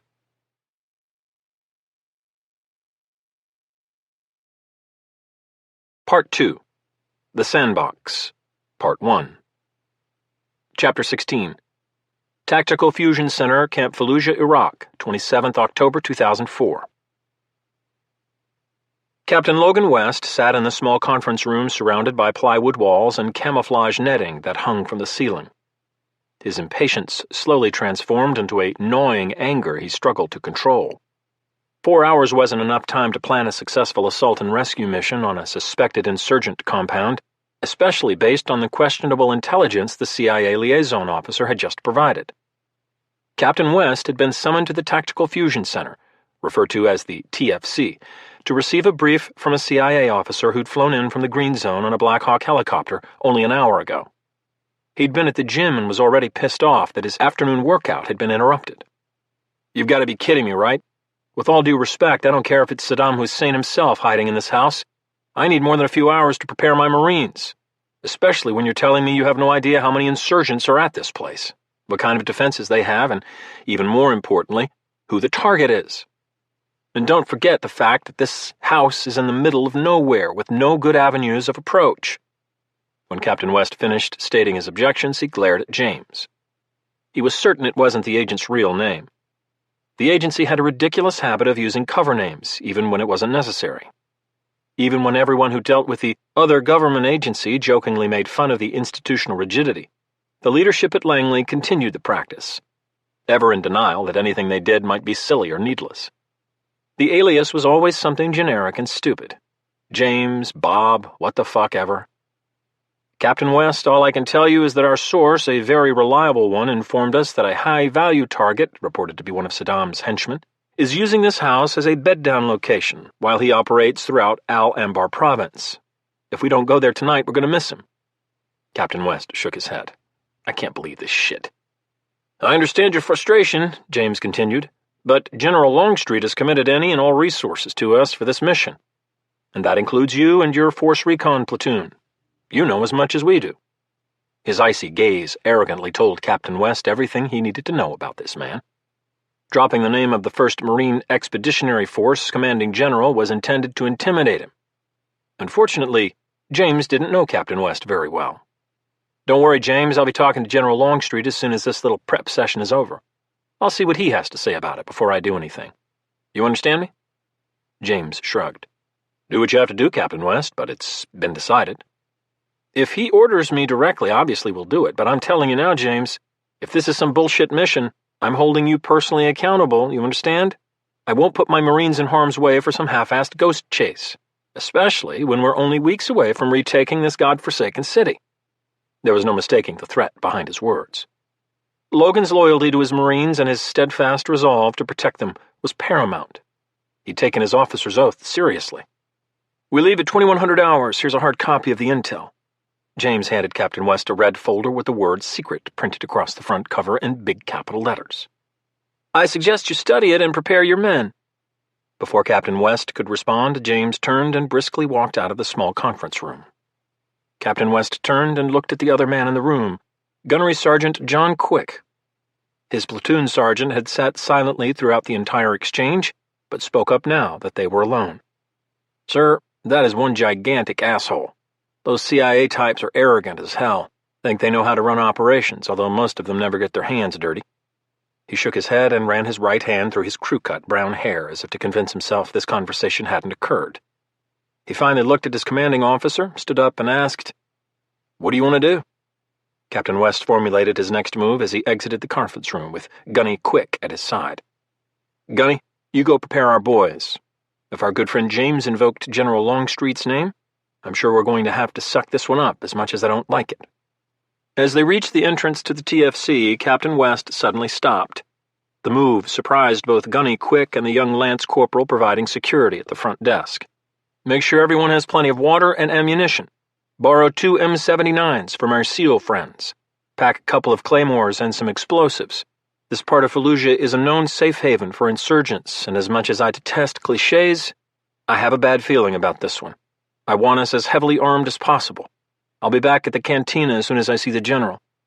Take this with you," he said as he handed over the folder James had provided. "Any questions?" Captain West read Gunny Quick's face, trying to sense any doubt or hesitation. There was none. Both were trained and dedicated professionals, poised for action. They might not like the mission, and they definitely didn't trust the CIA, but orders were orders. "Negative, sir, I got it. See you when you're finished." In the central part of Camp Fallujah stood a fortified facility that had once been the living quarters of an Iranian dissident group leader.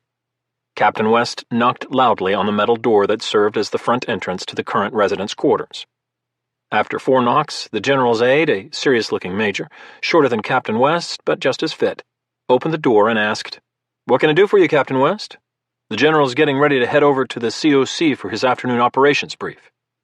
The camp's combat operations center was where all tactical, logistical, and air support operations were coordinated. "Major Carter, I'm sorry to bother him, but I really need to speak to him right now. Please tell him it's about this mission tonight." Major Carter looked confused, his brow furrowing. "I didn't think we had any missions going tonight. We're in an operational—" He was interrupted by a voice from a distant part of the quarters.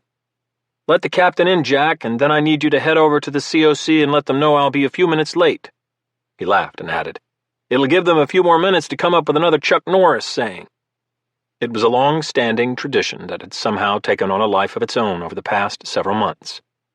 At the end of every brief, the operations officer included a short saying that spoke to the true lethality of the action hero. It was even rumored that the deputy commanding general was trying to coordinate a visit from the man himself. As Captain West entered the quarters, spacious by Iraqi standards, General Longstreet said, "You know what they say, Chuck Norris is the reason Waldo is hiding. Now leave me and the captain alone and I'll see you over there." "Thanks, Jack." Major Carter didn't hesitate. "Roger, sir." He exited the building, nodding at Captain West, and closed the door behind him. Captain West looked at the general, who at 52 years of age was an intimidating figure of a man. His barrel chest showed through his green t-shirt. He didn't have his camouflage blouse on, and he was holding a towel in his muscular left arm. His salt-and-pepper hair was slightly damp, and Captain West realized the general must have just returned from an afternoon PT session. His fitness was legendary, a carryover from his days at First Force Reconnaissance, time which included some extremely sensitive missions behind enemy lines in the immediate days before Operation Desert Storm. The general spoke first. "Logan, I know why you're here, and I'm sorry to tell you, son, that this operation is on. This one is coming straight from the Green Zone in Baghdad. Hell, I'm not even sure how much they're not telling me. All I know is that a phone call was made by the director of the CIA to Baghdad, and I received a phone call from General Harding earlier this afternoon. This mission has the highest priority. I know it's last minute and it's dangerous as hell, but it's a go." Captain West was stunned. The commanding general of all forces in Iraq had called? This is crazy. "Sir, I'm not sure what to say. The intelligence is sketchy at best. That CIA asshole said it was a human source and not corroborated by SIGINT or anything else for that matter. On top of that, we're supposed to be in an operational pause, like Major Carter said, and weather isn't going to permit any UAV support. We're basically on our own and going in blind. And into an insurgent-infested hotspot. It's not going to be pretty, sir." "Logan," General Longstreet said. He used my first name. "It's a done deal. My hands are tied. I know it sucks, but if anyone, and I do mean anyone, can do it, it's you and your Marines." Captain West paused, and General Longstreet sensed he had something else to say. The general waited patiently. Finally, Captain West spoke, his voice steady and calm. "Sir, I'm your asset. I do what you tell me. I just needed to hear this one from you. I guarantee we'll get this target if he's there, or die trying, although I prefer it to be the former, sir." He managed a wry smile. "Sir, if you'll excuse me, I need to attend to my men. Gunny Quick is already prepping them, but I need to memorize the file the CIA gave us and brief the Marines one last time." "Listen, Logan." There it was again. "I trust your judgment, especially after what you did for me in Ramadi," he said, referring to a meeting with the FBI and local tribal leaders that had gone horribly wrong. Logan and his Force Recon Marines had ultimately rescued General Longstreet and the FBI liaison officer from a guaranteed flight home in body bags. "More importantly, I trust your loyalty to your Marines." The general let the gravity of the compliment sink in. A moment passed. "Now get the hell out of my quarters and let me finish getting dressed. Good luck, son." With that remark, the general reached out and shook Captain West's hand firmly, looking him squarely in the eyes as he did so. Captain West had almost reached the door when the general added, "I have faith in you, even more so now than I did on that day in Ramadi. Just remember that. I do. Every day I'm still breathing." "Thank you, sir." Captain West exited the general's quarters, briefly wondering if he'd see the general again. He looked at his watch, his thoughts interrupted by the time. 15:30. I need to go. I'm burning prep time.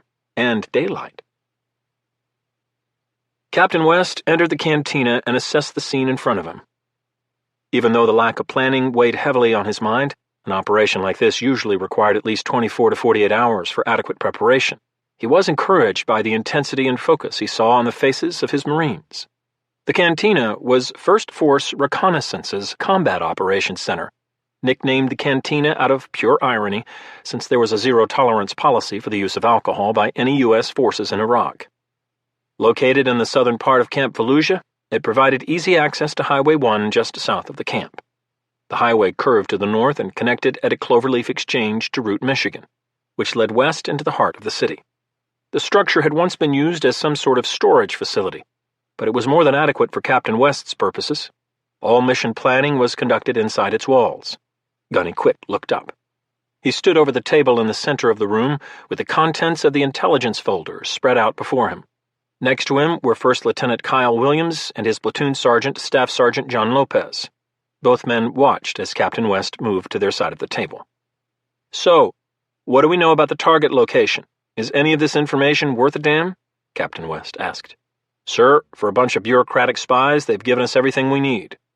However, and all kidding aside, this is going to be tight. Take a look." Gunny Quick grabbed one of the satellite images, printed on a regular sheet of paper in black and white, and placed it in front of Captain West. He bent over to scrutinize it more closely. "It's in the southern outskirts of the city. It's an isolated compound that has 2 single-story houses about 3 clicks west of Highway 1. Looks like our best approach is via Humvee. There's a series of dirt roads off 1 right here." He pointed at a military grid map that depicted several dotted lines intersecting Highway 1, approximately 2 kilometers south of the Cloverleaf intersection. Gunny Quick continued. The problem will come when we get close to the target. As I said, it's isolated. There's nothing around it for 500 meters in any direction. Additionally, it looks from this satellite photo that there's some kind of perimeter wall. I can't tell how tall it is, but it looks taller than I am. The whole place is one big square. There appear to be two openings, one in the northwest corner and one in the southeast corner. And between the wall and the building is approximately 30 meters of open ground. Gunny Quick paused to let the information sink in. Captain West clenched his jaw and let out a barely audible sigh. Perfect. So if there are guards, and we have to assume there will be, they'll have plenty of chances to detect us, either approaching across the big open space or at the wall entrances. If we scale the wall and the guards hear us, we're sitting ducks. Fan-fucking-tastic. He continued to study the photos and map. Finally, he looked up into the faces of his Marines. He knew they expected him to have a plan. He was their leader, for better or worse. So far, he hadn't let them down. Okay, here's the deal. I see only one option, and it's not going to be pretty. We're going to pull a Rommel. Captain West intentionally stopped to see if the reference registered with the Marines. He saw Gunny Quick smirk, his brown eyes amused by the idea. The looks on the faces of Lieutenant Williams and Staff Sergeant Lopez told a different story. I'm disappointed, Williams. Don't they make you read at the basic school anymore? Lieutenant Williams didn't know how to respond. Only pop-up books, sir. Captain West laughed. Fair enough. I didn't think you could read anyhow, he responded to the amusement of the two staff NCOs. Okay, all kidding aside, I know you all know who Erwin Rommel was, the famous commander from World War II who led the Germans' tank campaign in North Africa. However, what most people don't think of is Rommel's time as a junior officer in World War I, which earned him multiple decorations for heroism. As a result of his exploits, he published a book called Infantry Attacks, which outlined several of his successful tactics. For us, the key one is the good old diversionary attack, which is precisely what we're going to do tonight. Captain West outlined his plan, which included 16 men, 4 Humvees, and the element of surprise. When he was finished, he looked at the clock hanging on the wall. The red digital display informed him it was already 16:30. This is moving way too fast. Any questions? Each of them knew the risks as well as his specific responsibilities. One, sir, Gunny Quick said. What about James? We can't have a civilian slowing us down. He may be CIA, but I don't trust the bastard. I already thought of it, Gunny, and you're right. I'll deal with him at the 1800 brief with General Longstreet. He won't be coming with us. Any other issues? The silence confirmed there were none. Captain West added, Good. Now get your men prepped, ensure they have a hot meal, and are rested. I have a few things to attend to, and I'll see you all back here at 2000. Combat Operations Center, 1745 local hours. Captain West stood against one side of the gigantic 2-story Combat Operations Center, immersed in an intense conversation with James. Even now, in the face of Captain West's verbal onslaught, the CIA operative somehow managed to retain his arrogant demeanor. James, I don't care what you want. Take it up with General Longstreet. He approved my request 15 minutes ago. He'll be here shortly. The bottom line is this. My men and I are doing this operation, but we're doing it my way, and that doesn't include you. I'll see you after it's over for the debrief. Captain West abruptly turned and walked away, leaving James to stand there alone in stunned silence as the general's staff filed into the room in preparation for the brief. Later, as he left the conference room, his mind examined each detail of the operation, dismissing all thoughts of James or the CIA.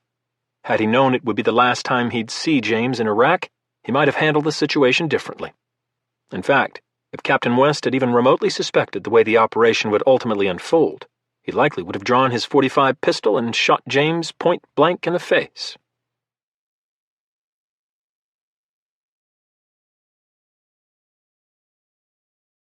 Chapter 17. Outside the canteen at Camp Fallujah, 2100 local hours. Captain West was confident they had at least a puncher's chance of pulling this operation off successfully. He looked over the west wall of the camp and saw the city of Fallujah, several kilometers away, sporadic lights flickering in the darkness. Random civilian and military vehicles moved along Highway 1. He hoped the light traffic would disguise their destination. Even the dense cloud cover that precluded the support of an unmanned aerial vehicle, a UAV, now seemed to favor them. The lunar gods had blessed his Marines with only 6% illumination, which was enough for them to use their night vision monocles, but not enough for the enemy to observe their approach with the naked eye. A light breeze brought a touch of coolness to the air, a pleasant reminder that the winter months would soon break the unbearable daytime heat. he heard Gunny Quick approach him from behind. "Sir, we're ready to move out when you are." Captain West turned to him and scrutinized his battle-hardened Marine. Gunny Quick's expression reflected Captain West's own feelings about this mission. "We can't afford any mistakes." Satisfied, he responded, "Let's roll," repeating Todd Beamer's final words on United Flight 93. The significance was not lost on Gunny Quick, and he nodded approvingly. Both men entered the lead Humvee. Captain West sat in the front passenger seat, Gunny Quick behind the driver, Sergeant Tom Avery, a compact 27-year-old Marine on his second tour in Iraq with Force Recon. In addition to being a team leader and Captain West's Humvee driver, he was also a fluent Arabic linguist. Gunny Quick tapped Sergeant Avery on the right shoulder, waved his gloved right hand forward, gave him the go signal, and sat back. Sergeant Avery looked at Captain West, nodded once, and flipped the ignition switch to start the vehicle. He shifted gears and proceeded slowly toward the south entrance of Camp Fallujah and into hostile territory beyond. Chapter 18. 20 minutes later on Highway 1, 3 Humvees rolled to a stop at a Marine checkpoint 2,500 meters from the Cloverleaf intersection. Jersey barricades filled with sand were positioned every 100 meters along the road in a configuration that created a simple maze. It forced vehicles attempting to leave the city to slow down and navigate their way through it before reaching the Marines and their mounted heavy weapons, which included a .50 caliber Browning machine gun and an Mk-19, called a Mark 19, 40mm grenade launcher. On the east side of the road was an aluminum building with 3 sides and a roof. The combat engineers had erected the structure which housed the communications equipment the Marines required to maintain contact with their headquarters in Camp Fallujah. It also had electricity and fed that power to spotlights aimed in the direction of the city. Multiple checkpoints like this one were located around the city of Fallujah in order to prevent insurgents from fleeing before the upcoming offensive. Captain West smiled inside the lead vehicle as it stopped. The checkpoint provided the perfect cover for the first phase of the mission. Any insurgents observing the vehicle's approach would assume they were either resupplying or relieving the Marines manning the checkpoint. And that's if they can even see past the lights. I'm not taking any chances, though. Captain West exited the vehicle and approached the senior Marine, a tough-looking African-American staff sergeant who stood in the middle of the road. He'd obviously been expecting their arrival. Captain West reached him as he nodded his head in respect, since salutes were forbidden by the Marine Corps in any combat area of operations. The staff sergeant said, "Sir, I was told you'd be staging here for a sensitive mission, not to ask any questions and to await further details from you. How can we help?" Captain West pulled the staff sergeant over to his vehicle and explained the mission as briefly as possible. He used the map he'd prepared for the operation. To the casual observer, it appeared almost as if he were a wayward tourist, lost and asking directions. When he finished, the staff sergeant looked at him, nodded again, and turned toward 3 Marines standing behind him. "Detail in the shack," he said. The 3 Marines rapidly walked to the aluminum structure. The staff sergeant followed. Moments later, the lights at the checkpoint went dark, the gigantic spotlight bulbs glowing in the blackness of the Iraqi night. The lights remained off as the staff sergeant yelled, "What the fuck is going on in there, Jackson? What the hell happened? Do I have to do every mother-loving thing myself? I ask you to repair the radio, not shut off the fucking power, for God's sake." For the next 45 seconds, he screamed at the Marines inside. His loud display served as a diversion for the 15 Force Reconnaissance Marines who used the darkness to mask their movements as they exited the 3 vehicles on the right side of the road. They quickly moved to the back of the aluminum structure and linked up with Captain West. Within 10 seconds, he had full accountability of his men. They jogged 50 meters back down the east side of Highway 1, crossed back over the paved surface, and moved off into the black night toward their objective. Captain West guided them from the front, and his team of hardened warriors followed. They only sound the soft thud-thud-thud of weather-worn combat boots and the occasional rattle of ammunition-filled magazines. They were long gone before the lights of the checkpoint turned back on. Just before 2200 local hours, they reached their final staging position in a shallow wadi 500 meters south of the compound. As Captain West conferred with Gunny Quick, Lieutenant Williams, and Staff Sergeant Lopez, the remaining Marines provided security on the lip of the shallow ditch. They double and triple-checked their gear, acutely aware that in Iraq the slightest mistake could be the difference between life and death. A misplaced magazine or loose snap could easily get one killed in the heat of combat. Captain West looked at his watch. "Kyle, you know what you have to do, but not until 2300 on the dot. I'll do a final comms check with you at 2250. At 2302, Gunny and I will infiltrate the southeastern entrance with Sergeant Avery and his team. We hit the first building, hopefully with complete tactical surprise, since any bad guys should be distracted by your fire. If we find the target, we'll grab him and leave the same way we entered, while you continue with the small arms fire. We should be in and out in less than 5 minutes. As soon as we're clear, I'll contact you on the radio. Any questions?" Again, there were none. "I got it, sir. They'll never know what hit them," Lieutenant Williams said as he stood up. Captain West looked up at the confident Marine officer. He had complete faith in his abilities to execute a direct action mission, but also knew operations never went as smoothly as planned, especially in circumstances like these. "Kyle," the use of the Marine's first name caused him to look back at his commanding officer. "No fucking around. We keep it clean and we keep it short. We're on our own out here, you understand?"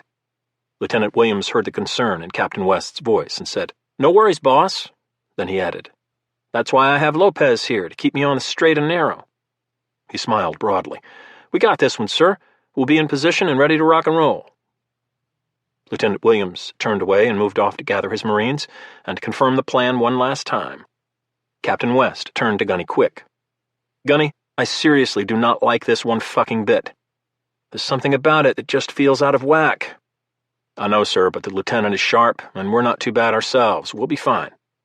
Lieutenant Williams finished briefing his men. They stood and waited for him to move out. Before he did, he looked back at Captain West one last time, nodded, turned away, and disappeared into the night, his Marines in trace behind him. Captain West watched as the shifting shadows swallowed them one by one.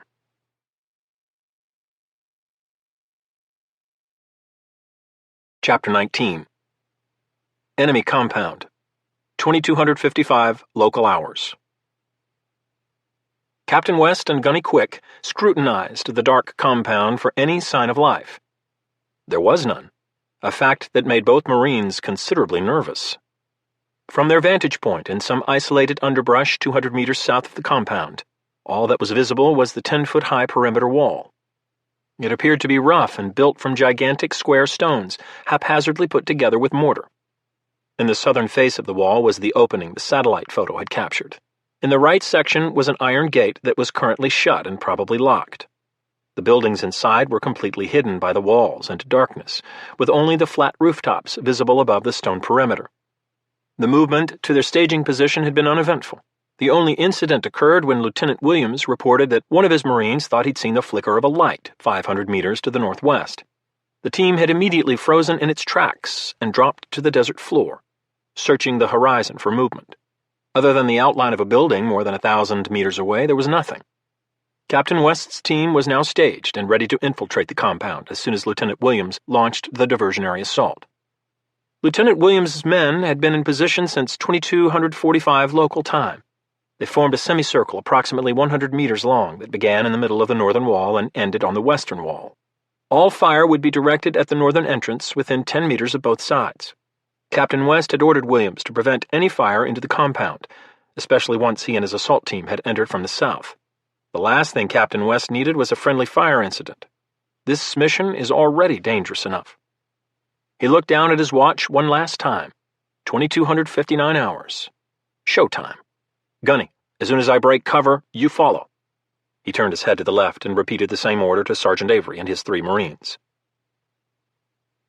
At precisely 2300, a grenade launcher initiated the assault, blowing the gate at the northern entrance completely off its hinges.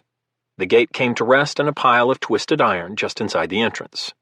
Lieutenant Williams' men unleashed a sustained volley of fire that shattered the eerie quiet of the Iraqi night. The onslaught of lead included 5.56 millimeter ammunition from several M4 assault rifles, 2 M249 squad automatic weapons, 2 Remington assault shotguns for sound effects, and 1 M79 grenade launcher that fired 40 millimeter high explosive grenades. The gunfire echoed throughout the compound and reverberated off the tall perimeter walls. The northern side of the compound was illuminated in a cacophony of intermittent flashes from each muzzle, as if gigantic strobe lights were aimed at the compound, flashing to the sound of the guns. Captain West had watched the illuminated second hand on his watch laboriously tick by as he waited for it to reach the 12 o'clock position. As soon as the hand pointed straight up and the gunfire began, he broke from cover and sprinted across the 200 meters of open ground in less than 50 seconds. Gunny Quick and the other 4 Marines ran close behind him. He reached the southern gate, placed his hands on the cold metal, and felt the explosions from the grenades vibrating through the iron. He checked the lock, only to discover the gate wasn't secured. What the hell? This was supposed to be an insurgent hideout. With his nerves on edge, Captain West pushed the gate open. It swung inward, the loud creaking masked by the deafening gunfire. He stepped through the opening and peeled off to the right. His eyes looked over the scope of his M4 to the inside of the compound. What he saw triggered alarms inside his head that shrieked almost louder than the thunderous gunfire. There was absolutely no movement or light of any kind inside either building in the compound. This is very fucking bad. Gunny Quick, Sergeant Avery, and the other 3 Marines, Staff Sergeant Rick Hayes, Sergeant Matt Helms, and Sergeant Keith Baker, entered the compound behind him. Gunny Quick's reaction was the same as Captain West's, and he shrugged his shoulders as if to say, "We're here now. Might as well get on with it." Captain West whispered, "I know," turned and started moving in a fast combat walk across the open space toward the first building, his weapon raised the entire time. The gunfire continued on the other side of the compound. The first building was constructed of concrete, square in shape and approximately 40 by 40 feet. There was one door placed in the center of its southern wall. 2 small, barred windows were carved into each side. A small stone patio led to the entrance, and Captain West and his Marines moved into a tactical stack on both sides of the door. Captain West reached out with one gloved hand and turned the doorknob to the right. Like the gate, it too was unlocked. He looked up at Gunny Quick, directly opposite him on the right side of the doorway. He held up his right hand and 3 fingers and began to drop them one by one. Gunny Quick grabbed the doorknob with his left hand. When Captain West lowered his last finger, Gunny Quick turned the knob, and Captain West burst through the door, the flashlight under the barrel of his M4 piercing the darkness inside. Gunny Quick and the other Marines were inside within seconds. Sergeant Baker was the last one to go through the door. As he stepped inside and rushed to the right, he plowed into the back of Sergeant Helms. "What the hell, Matt? You trying to get us killed?" Then his eyes adjusted to the low-level illumination provided by the flashlights. He saw what Sergeant Helms and the rest of his team were transfixed by, instantly wishing he hadn't. His mind cleared, and he thought, "Oh, God, what if we stumbled into?" The nightmarish sight in front of them looked like it was pulled straight out of a gruesome horror movie. The sporadic movement of their tactical flashlights flickering across the room somehow made it more macabre. The continuous din of automatic weapons outside made it difficult for Captain West to process what he saw. He continued to look, though, as if the longer he stared, the more he might be able to understand what kind of monsters were capable of the kind of evil on display in front of him. The building was an enormous space with one purpose: to serve as a modern-day torture chamber equipped with all the requisite accommodations. The floor was linoleum where Captain West and his Marines had entered, but the back half of the house contained an area of tile, at least 15 feet wide and 10 feet deep. The back wall was also built of tile. Jutting out of the back wall in 2 different locations, approximately 8 feet apart, were 2 large metal carabiners, each holding a series of chains. It was what was connected to the chains that had stunned his trained Marines into a temporary daze: 2 naked bodies. The body on the left seemed to be Caucasian, but they could only discern that fact from the light-skinned torso. The head was missing. The dead man was propped into a sitting position.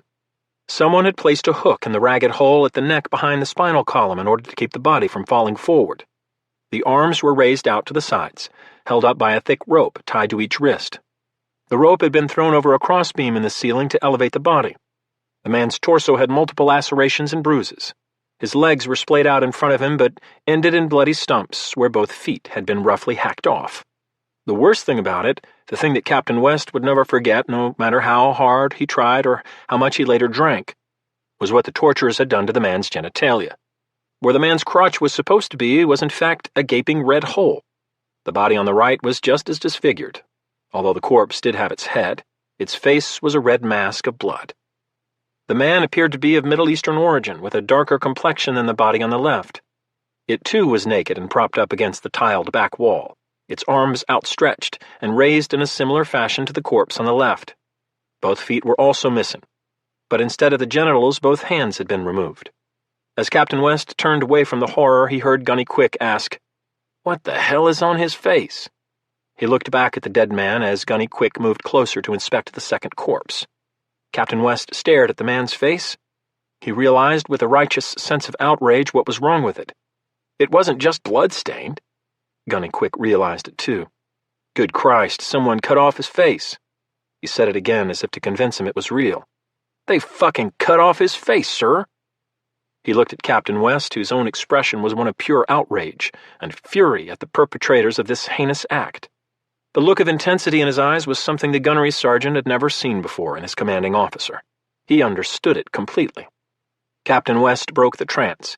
Even though it felt like they'd been in the house for minutes, it hadn't even been one. "This is getting worse by the second. We have to move. Gunny, you and Sergeant Avery check the other house, but I'm willing to bet there's no one there. At least no one alive. I need to get Williams on—" That was all he said as they heard the dull thud, thud, thud, as at least a dozen mortar rounds were fired from somewhere nearby.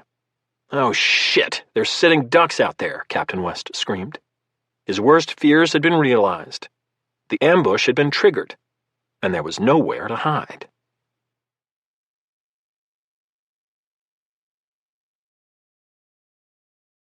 Part 3. Remember the Alamo. Chapter 20. San Antonio, Texas. 30th October 2008. 1000 local hours.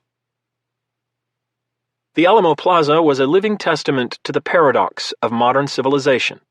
An isolated fortress that served as the last stand for a group of honorable men who started the Texas Revolution was now surrounded by buildings, streets, highways, and the finest shopping and dining San Antonio had to offer. Carlos figured if Davy Crockett knew what the Alamo looked like today, he might have let Santa Ana have it. Revolution be damned. He looked out into the plaza in front of him as he sat on a bench along the curved walkway running through the heart of the Memorial Plaza. He scrutinized the civilians that passed on the street. His honed observation skills had paid dividends throughout most of his adult life, but this morning he'd fought hard to concentrate on the task at hand, especially wary after the fight at John Quick's house the night before. He'd run the scenario through his mind over and over on the private charter flight that had carried him and Edward from Montana to San Antonio. The only conclusion he could reach was that they'd somehow overlooked an exit from Quick's house. How and where? He'd likely never know. But the fact that he'd lost 2 good men hurt his pride, and my reputation to boot if I don't deliver the package. He took several breaths and refocused his concentration on the small details of every person in the grass courtyard outside the Alamo Church. He looked for odd mannerisms, movements, and facial expressions. Anything that might indicate trouble. More importantly, law enforcement, federal or otherwise.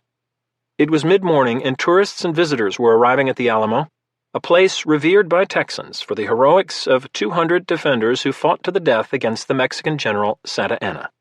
The legend was that when Colonel William B. Travis, the commander of the Alamo at the time of the Mexican assault, had drawn a line and asked for all men willing to make the ultimate sacrifice, only one man failed to step across it. Carlos figured that was the only smart man in the bunch. Everyone else had died. Sure, glory had its benefits, but what good are they if you aren't around to enjoy them? He shook his head at the thought as he continued to watch the wide-open area for anything out of the ordinary. The encrypted email he'd received that morning from Juan Black had informed him that he was to deliver the flag to a man who would contact him at the Alamo. He'd been instructed to enter the church at 10 minutes past 10 a.m. and wait near Davy Crockett's buckskin vest.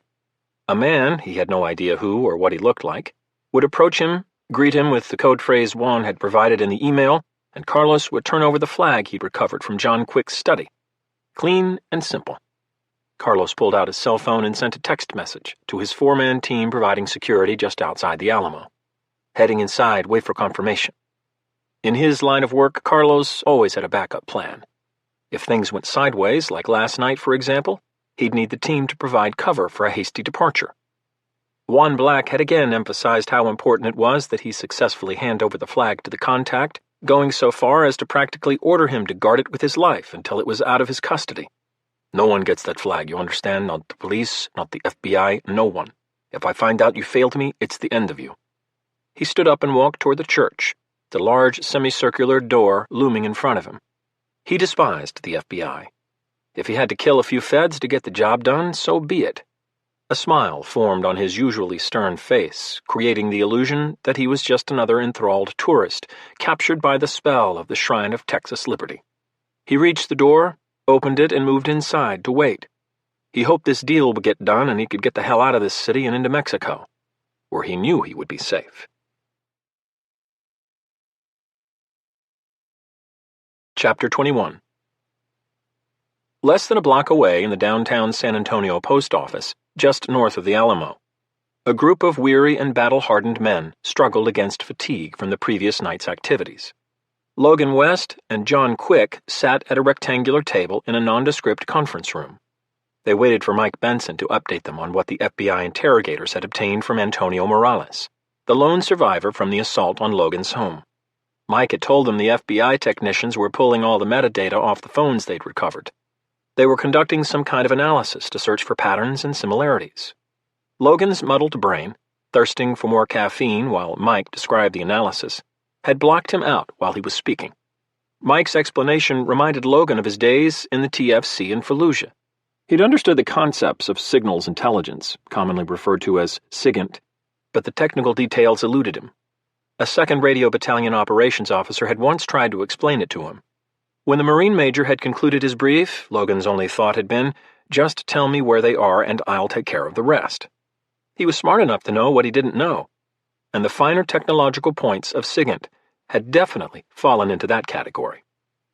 Logan looked at John and asked, "How's your head?" John took a sip from the white ceramic coffee cup filled with dark government brew and said, "I'll be better when we know what the hell is going on. This is some seriously crazy mess we're in." Logan laughed. "Tell me about it. But like I used to say, we're in it to win it, right? Someone else started this carousel, but I'll be damned if someone's going to tell me when to get off." The smile was gone. Only steely resolve remained in Logan's bright green eyes, which contrasted with the dark, garish wound that ran down his cheek. "Fair enough, brother, but God only knows how this is going to turn out. These are people with significant resources and money. You don't just launch a two-pronged operation thousands of miles apart without serious leverage or power. It just doesn't happen. Well, hopefully the techs can make some sense of it all, including what was on that flag that's worth all this trouble." Logan was about to add another quip, but the door to the conference room suddenly opened to reveal Mike, standing in the doorway, a look of urgency on his face. "We just got a hit on a cell phone that the lead tech thinks might be related to the team at your house, John. It's a number that one of the cells recovered at Saris had contacted within the last few days. And here's the best part. And you're not going to believe it, swear to God. It's active right now, and the motherfucker is across the street at the Alamo as we speak. Saddle up." "You're not going to tell me to get on a horse, are you?" Logan said half seriously. "If so, I didn't bring my cowboy boots, so you might be out of luck." "What, you need an invitation?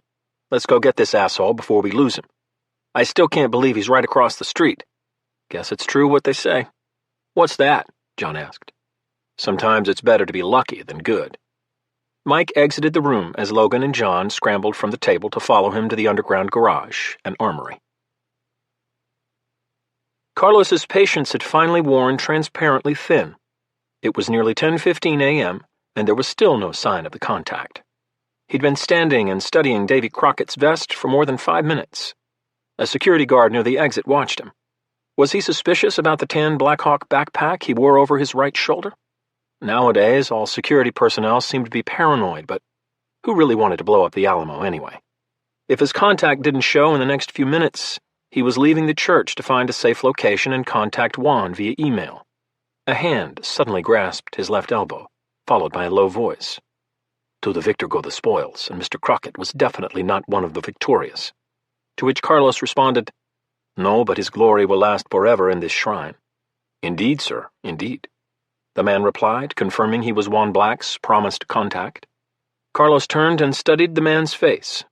He appeared to be in his mid-20s, younger than Carlos expected, but his eyes had that calculating glimmer of a man older and wiser. He had short blonde hair, all one length, a mustache that curled down the corners of his mouth, and blue eyes that said, "Don't fuck with me." Carlos had no idea where this man was from or where he worked. He knew it was probably best not to know. "Inside or outside?" the man responded. "Outside," and moved toward the exit at the rear of the church. The daily throng was still filing onto the grounds. Pedestrian traffic was light, with maybe 20 or 30 people inside. Later in the day, the number of visitors would rise to well over 100 at any given time inside the museum. Both men exited the building and turned left.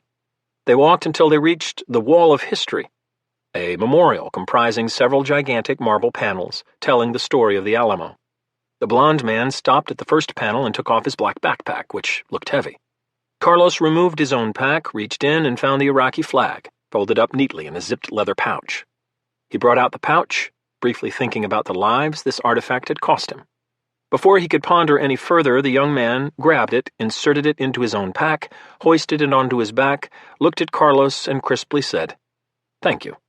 The man turned around and took 2 steps toward the southeast pathway that led to the Bonham Street pedestrian exit. And that's that. Carlos let out a sigh of relief, his task complete. He turned around and quickly walked north past the long barracks building toward his destination, the pedestrian exit to Houston Street. He glanced to his right. What he saw in the vicinity of the security building momentarily froze him. What could only be 3 federal law enforcement officers, he could spot them anywhere, stood with another very serious-looking man with a set jaw, brown hair, and intense gaze. A large African-American man appeared to be the leader. They looked in his general direction, but at more than 150 feet away, he had no idea if they'd seen him and Juan's contact man. He sure as hell wasn't about to find out. Carlos picked up the pace discreetly and moved toward the Houston Street exit, thinking, how the hell did they find me?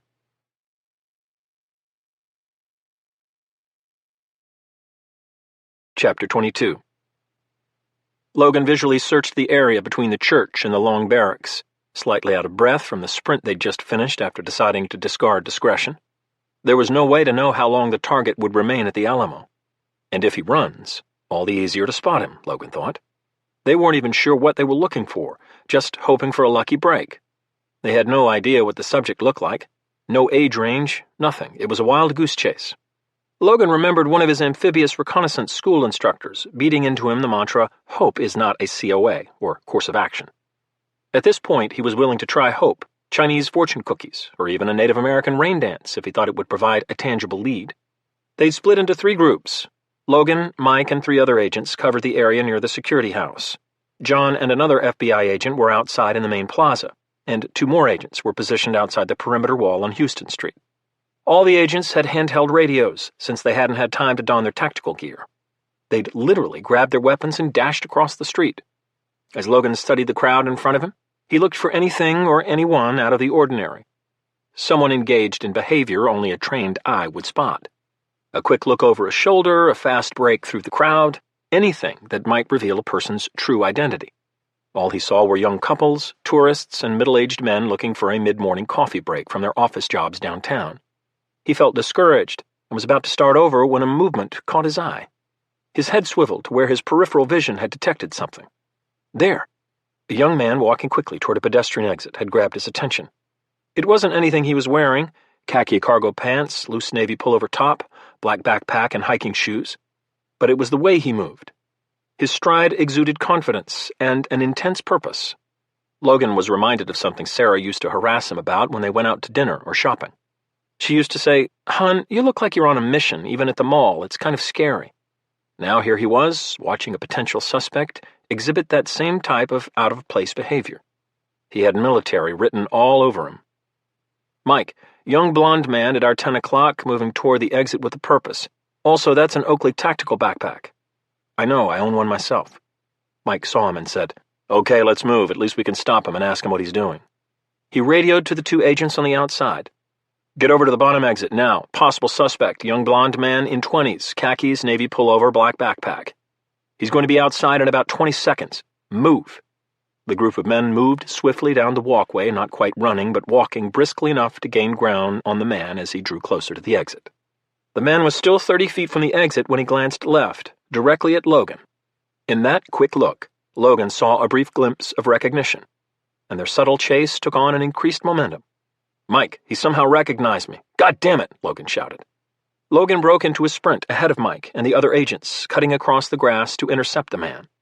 The man turned back toward the exit and started to run, reaching into his waistband with his right hand as he moved. Logan held his Kimber 45 in his right hand, angled down and pointed to the ground. He heard Mike shout at the man to freeze, identifying himself as an FBI agent. The sudden commotion caused several bystanders to stop and stare, not fully aware of the danger in their midst. The man ran, ignoring Mike's shout. Instead, he brought his right arm up across his chest to fire the .40 caliber Glock pistol in his right hand. Logan sensed the move before it occurred and dropped down to one knee. He took aim at the man, slowly, at least in his mind. To the observer, the motion as he brought the Kimber pistol up to fire was lightning quick. Crack! The loud snap of a rifle shot from a nearby building, shattering the morning tranquility at the Alamo. Events no longer escalating, but instead violently exploding out of control.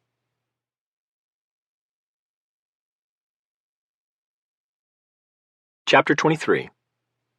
Thwack! Mike Benson heard the sniper's bullet strike the FBI agent standing behind him. The powerful 7.62 millimeter round drove downward at an angle and punched an exit wound just below his sternum on the right side. The bullet tore through the agent's left lung and struck the bottom of his heart as it exited his chest. He was dead as soon as he hit the oversized stone walkway. Panic flew through the crowd like wildfire as visitors realized what had happened. A woman screamed, and Mike heard a man yell, "Sniper, get down!" He realized it was Logan doing the shouting, now prone on his belly after diving to the ground at the sound of the shot.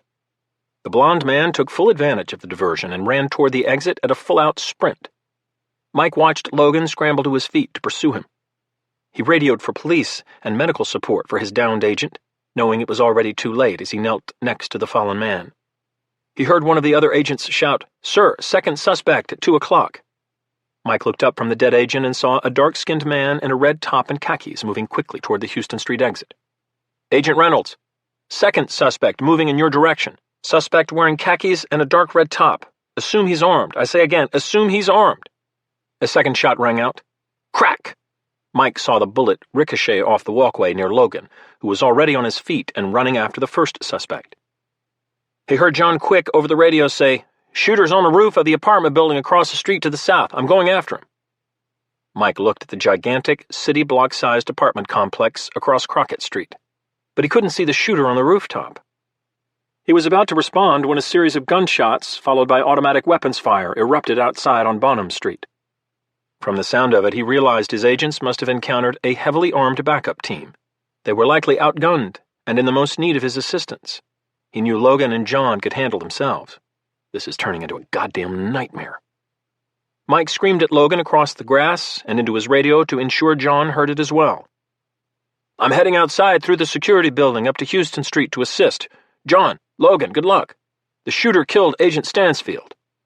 There was a pause as he controlled the rage starting to affect his voice. "Catch these motherfuckers, but try to take at least one of them alive, if possible." He turned and looked at the two young agents still with him. He pointed at the older of the two, hoping he had enough experience for what he was about to ask.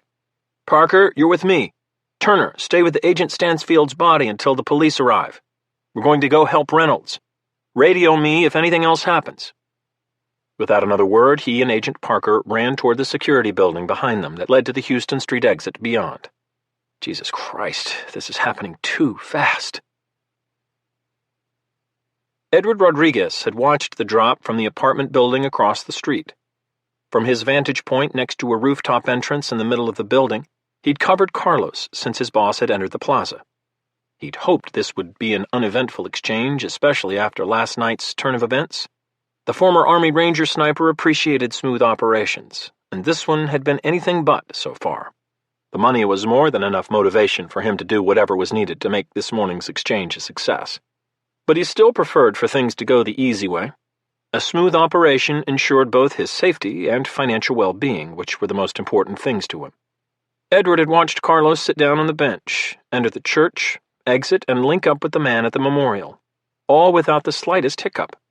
Once Carlos handed over the flag, Edward had figured the deal was concluded, and he was beginning to disassemble his Remington M24 sniper rifle to return down the stairwell to the street below.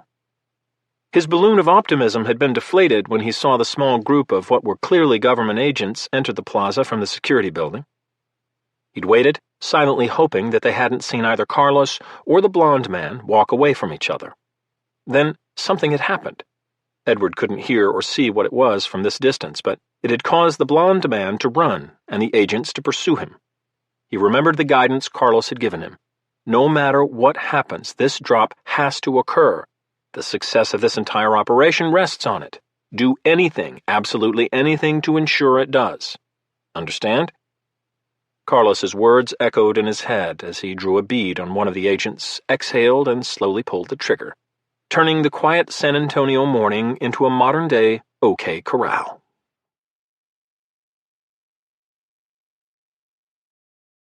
Chapter 24. As Logan scrambled up from the ground, he watched the blond man disappear through the pedestrian entrance to Bonham Street. Little fucker's fast. Logan sprinted to the entrance, trying to avoid the pedestrians, scattering off the sidewalk as he approached. They shied away in fear, uncertain of his intent. Logan empathized with them and realized that in the midst of the chaos, they probably thought he was the shooter since he was carrying a gun and dressed in civilian clothes. He knew he definitely didn't resemble typical San Antonio law enforcement, especially since he hadn't shaved in 4 days and was operating on little sleep.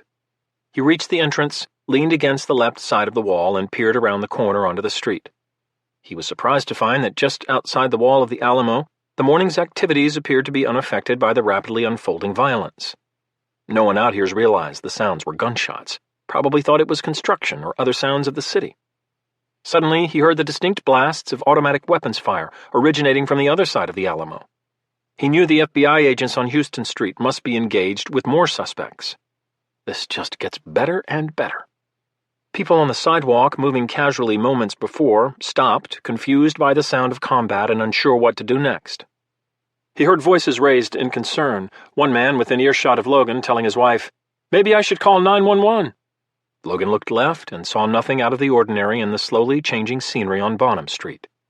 He turned right toward a big stone corner building across from the Alamo. It was an old historic hotel, and based on the activity in front of it, a busy one. The main entrance was just north of the intersection of Crockett and Bonham. Multiple guests waited to check in, their vehicles lined up on the street, facing his direction. Logan's eyes were drawn to one of the valets, an overweight man in his late 50s, pointing furiously toward the corner of the building as he spoke to a member of the hotel staff.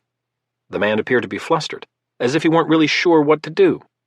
The hotel staffer held up his hands, trying to reassure the valet driver. Bingo, Logan thought, and sprinted across the street.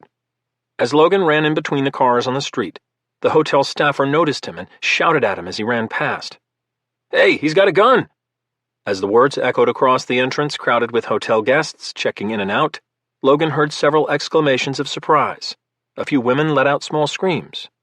"Thanks, buddy, way to add to the situation." Logan screamed in his command voice, the one he'd used for insurgents and other situations that required an authoritative tone. "Get back inside now, it's not safe out here." He rounded the corner of the building, leaving the hotel guests, including the valet driver and staff member, to scramble for the glass doors to the hotel and the safety inside. As he turned onto Crockett Street, his blood turned to ice, and time seemed to slow down as he saw the trap his quarry had set for him. Fast and smart. Across the street, a black Range Rover with tinted windows was idling in the eastbound lane, the rear of the SUV facing Logan. Both drivers' side doors were open. Standing next to each door was a mercenary dressed in dark clothes holding a compact submachine gun, HKs, Logan thought, aimed in his direction. As Logan sprinted around the corner into view, both men raised their weapons and opened fire from a distance of less than 50 yards. Even as the men pulled the triggers, Logan, having quickly registered the danger, launched himself into the air and dove toward the front bumper of a taxicab parked along the curb on his side of the street. Speed and momentum were the only things that saved his life. As the rounds from the submachine guns tore into the body of the vehicle shielding him, he realized that if he turned the corner cautiously, the men would have easily had the drop on him. Instead, the speed of his arrival had surprised them just enough to cause a momentary pause before they opened fire. Logan crouched near the front right tire as bullets shattered all the windows of the taxi. He heard a pop-pop as both tires on the driver's side of the cab were punctured by incoming rounds.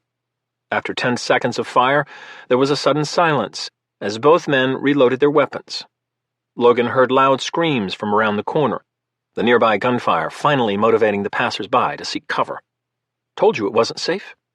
Logan rolled from behind the taxi to his right as he heard the men's magazines clatter to the street. He transitioned into a prone position, his arms up in front of him and elevated off the street. He knew that neither man was Blondie, the one he needed to capture alive. He aimed at the man standing next to the rear door and fired 3 shots from the Kimber. All 3 rounds struck the man in the chest, and he fell backward into the back seat of the Range Rover, slumping onto the floorboards, his weapon and a fresh magazine falling from his hands. The man near the front door reacted with the calmness of a well-trained killer. Even as Logan's bullets struck his partner, his eyes never left Logan. In the time that it took Logan to fire his first 3 shots and adjust his aim, the man completed his reload, raised the weapon in Logan's direction, and fired a short burst. Unfortunately, his aim wasn't as honed as his composure, and Logan fired twice as the man's rounds ricocheted harmlessly off the pavement around him. This time he aimed for the head.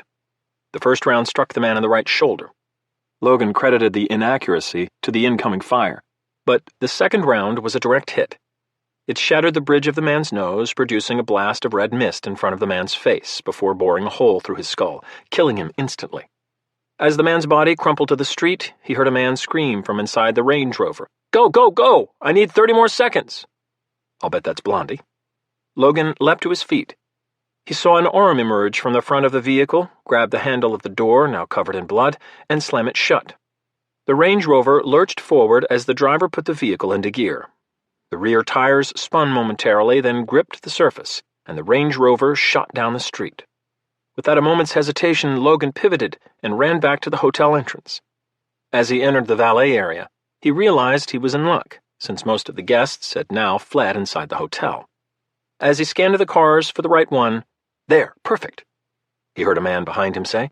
"Are you okay?" Logan whirled on the man, the Kimber in his hands. It was the valet driver, a terrified look in his eyes. Logan heard the trepidation in the man's voice and replied calmly, "I'm fine. When the FBI get here, and they will, tell Agent Benson that Logan West, that's me, is in pursuit of a black Range Rover with the blonde suspect in it. Got it?" The valet nodded vigorously and repeated, "For Agent Benson, Logan West in pursuit of black Range Rover with a blonde man in it." Logan nodded and said, "Thanks. Now I'm going to borrow this guest's vehicle." And before the valet could object, Logan jumped into the open door of a metallic silver 2009 Audi A6, complete with the optional sport package and 19-inch tires. He slammed the door shut, pressed the start engine button, the digital key was still in the ignition, and shifted the car into drive. Even though it was an automatic, the 350-horsepower V8 engine propelled the sedan out of the valet area like a rocket, leaving the attendant to stare after Logan in bewilderment. As Logan reached 60 miles per hour in less than 6 seconds, he prayed the Range Rover hadn't made it far enough to escape his reach. He wasn't finished with Blondie, not by a long shot.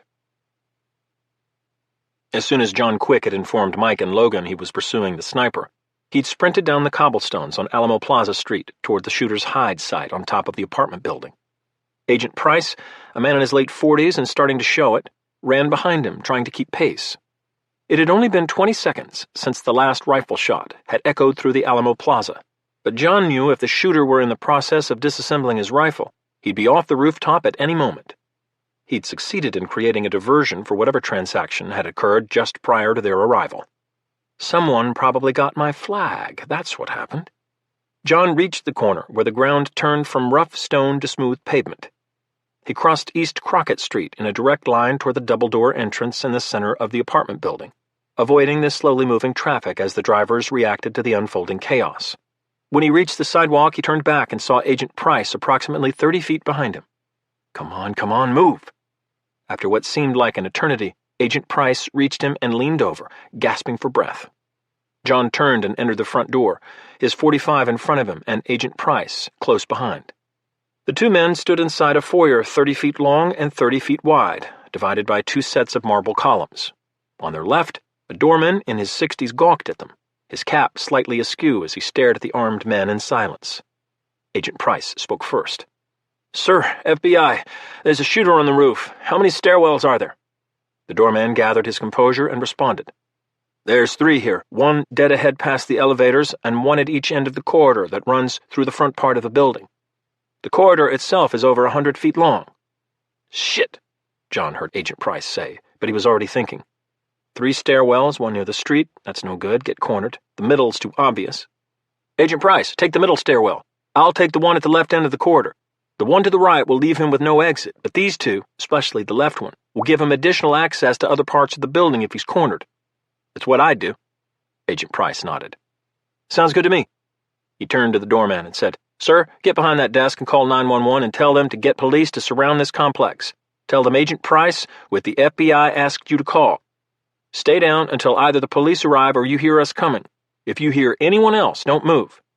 The man on the roof already shot one FBI agent this morning." The doorman's face grew pale, and then he crouched behind his desk, his words echoing their sentiments precisely. Oh, God. John and Agent Price raced down the hallway and reached the center stairwell. Agent Price opened the door and looked at John, ready to speak, when John interrupted him. "You keep the radio. Watch your ass up there. These fuckers are professionals and nasty. Trust me. Also, make some noise as you go up the stairwell so that he gets distracted and thinks it's the only approach we're using. And then just flush him my way. As soon as you think it's clear for me, fire off 3 quick shots and get him to move toward me. Hopefully, I'll be able to flank him. Good luck." John nodded, turned, and sprinted down the corridor to the other end of the building, hoping they weren't too late. The hunter in him smiled as he reached the stairwell door, pressed the bar handle in, and stepped into the shadows.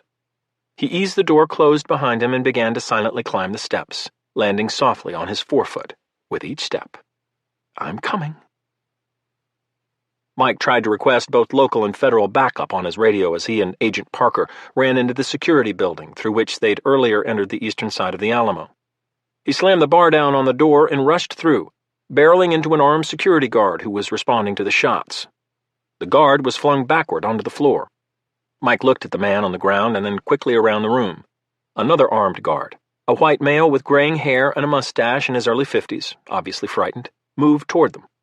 A third guard was on the phone requesting police support. He didn't bother with introductions since he'd already informed them who he was only a few minutes ago, although it felt like an eternity had passed. Mike pointed to the man on the ground. "You, go stay with my fallen agent's body. There's another agent out there with him." He looked up at the standing guard. "You're with me. We're going outside onto the street. You'd better know how to use that weapon," he said sternly, glancing at the Glock in a holster on the man's right hip. He turned to the man on the phone. "Tell the police we have a shooter on the apartment building across Crockett Street. I have 2 men in pursuit. One of the suspects fled south, and I have another man after him. We're heading to Houston Street to assist our agents. Sounds like they're in a war. Let's go." He and Agent Parker sprinted through the office and never looked back to see if the security guard was following. The gunfire outside was now sustained, as if both sides were dug in and exchanging concentrated volleys of fire. "I hope Reynolds and Matthews are okay. It's like fucking Iraq." He dashed down the sidewalk and immediately halted as he reached the corner of the perimeter wall at Houston Street. He heard Parker stop behind him. He quickly glanced around the corner and surveyed the battleground. A black Toyota Land Cruiser was parked 100 feet down the street, facing his direction. 2 men with assault rifles, one on each side of the Land Cruiser, had their backs to him and were firing up the street toward the position he'd assigned to his agents. Beyond the men, he saw 3 civilians lying in the street, apparently caught in the crossfire. None of them moved. God damn it! As the 2 suspects ran out of ammunition and began to reload, he heard the distinctive sound of 2 FBI-issued Glock 22 40-caliber pistols. He looked beyond the motionless civilians and saw his men in cover behind a parked taxi along the curb on the westbound lane near the Emily Morgan Hotel. He heard the impacts of their rounds and realized that only one of the weapons was firing in the direction of the 2 heavily armed men. What the hell? He searched the street to find the target of his agent's gunfire. His peripheral vision captured movement to his left. He turned to see the suspect from inside the Alamo, the man wearing the red top and khakis, creeping along the perimeter wall from the pedestrian exit toward the Land Cruiser. One of his agents was trying to keep him pinned down while the other returned fire at the Land Cruiser. Even though his agents were having some success slowing the suspect down, Mike knew that the man would reach his partners in another 30 to 45 seconds. His agents were outgunned and didn't have enough ammunition to delay him indefinitely. Mike had no approach along the perimeter wall toward the shooters. The moving suspect was facing his direction and would likely see him if he broke cover and tried to move up the street. There has to be something, some way. A dangerous idea formed in his head. It was so bold that even Logan might have balked at it. Mike realized what he had to do and knew he was going to have only one chance to do it. He turned to Agent Parker and discovered the security guard was nowhere in sight. Fucking rent-a-cop. Here's what's going to happen.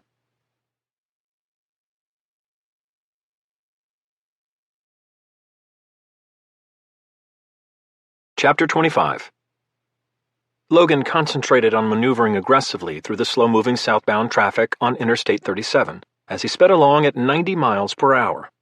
The Range Rover and Blondie had gained a 45-second lead on him since the chase had started. He was trying to make up the precious seconds with every car he passed on the highway. Once he'd left the hotel, he'd driven east as quickly and safely as possible and stopped at the next main intersection. Actually stopped, right in the middle of it. Fortunately, traffic had been light enough that he hadn't risked being hit by a careless motorist. The other drivers had spotted the motionless Audi and all lanes of traffic had halted, wondering what the hell the crazy driver was doing. What he'd been doing was looking for any indication as to which way the Range Rover had gone, and he'd found one. Approximately 100 yards south of the intersection on the main cross street of Bowie, he'd spotted a red Honda Accord resting on a curb, both driver's side doors open. The sedan faced the wrong direction. A skid mark zigzagged across the pavement in a large curve and ended at the Honda. Logan recognized at once that the fleeing Range Rover must have run it off the road and into oncoming traffic. He'd also figured that the Range Rover would likely try to reach a highway to place as much distance between them and the shootout. The interstate was the fastest route. So he'd floored the accelerator, the thrum of the V8 engine purring beneath the hood as he shot down Bowie Street looking for the first entrance ramp to Interstate 37. He'd had to turn left onto East Market Street, but once on it, he'd located the entrance ramp and maneuvered the Audi along the shoulder, never relieving the pressure on the accelerator. By the time the entrance ramp merged with moving traffic, Logan accelerated the Audi to 80 miles per hour and moved into the left-hand lane. Now he weaved in and out of traffic like a maniac, fleeing the police. Cars blew their horns as he flew by some and cut off others. He prayed he hadn't made a mistake. Logan drove on, 20 seconds. 30 seconds. 40 seconds. Where the hell are they? They have to be close. His nerves were frayed from the stress and pressure. He had to find Blondie. Suddenly, he spotted the black Range Rover 200 yards down the interstate in the right lane, and a wave of relief eased his tension. Gotcha, Blondie. He grinned to himself and exhaled, thanking God that his gambit had paid off. The driver of the Range Rover, not Blondie, Logan knew he was in the back seat, must have thought they'd made a clean getaway. He drove the SUV at a smooth 65 miles per hour, hoping he was inconspicuously hidden amid the morning traffic. Had anyone bothered to look closely, they might have wondered what the red stains on the driver's door window were, not realizing it was a dead man's blood. Logan pumped the brakes and slowed the Audi to 75 miles per hour, moving into the middle lane of the interstate to the left of the Range Rover. He had a plan, but he needed to close the distance to execute it. He inched the Audi closer to the target, keeping his eyes locked on the black SUV. 50 yards, 40 yards. The front end of the A6 devoured the pavement underneath, closing the distance. When he was less than 30 feet away, he braced himself and did the only thing he could. Slammed the accelerator to the floor and executed a well-aimed pit maneuver. The Audi struck the Range Rover in the left rear wheel and caused the SUV to careen from side to side. Lose control, asshole, and end this now. He thought the Range Rover was about to veer off the road when the back window lowered and the muzzle of a semi-automatic weapon suddenly appeared. Oh no. The man in the back seat, Logan assumed it was Blondie, opened fire on the Toyota minivan directly in front of Logan's Audi. He saw me coming. Rather than target Logan's car directly, Blondie intended to create as much carnage on the highway as possible in order to block Logan's path. If it weren't for Logan's preternatural reflexes, it would have worked. The bullet struck the rear quarter panel of the minivan, shattering the taillights and the back windows. More rounds hit the right rear wheel of the minivan. The impacts shredded the tire, jerking the Toyota violently to the right. The inexperienced driver panicked as he lost control. In the heat of the moment, he reacted incorrectly, yanking the wheel all the way to the right. The effect was immediate and dramatic. The minivan turned right 90 degrees, the left side tires digging into the pavement. The vehicle shrieked to a stop and launched itself into the air on its left side. It hit the ground in a shower of sparks and glass and rolled down the highway like a square can at 65 miles per hour. Logan hoped like hell the driver was wearing his seatbelt. Even then, he's going to be lucky to be alive, if he survives. The cars in the left two lanes overreacted as they watched the minivan bouncing down the interstate. A dark blue sedan slammed on its brakes and swerved into the far left lane. It struck the back of a green SUV, which then caromed into the median, hitting it at an angle. The blue car bounced off, its back end spinning around, slicing through the air. As the massive accident unfolded, Logan had less than 1 second to react. He slammed the accelerator to the floor and swerved the Audi as far right as it would go. The Audi shot forward and the front end missed the flipping Toyota by less than 6 inches. Logan concentrated on the Range Rover.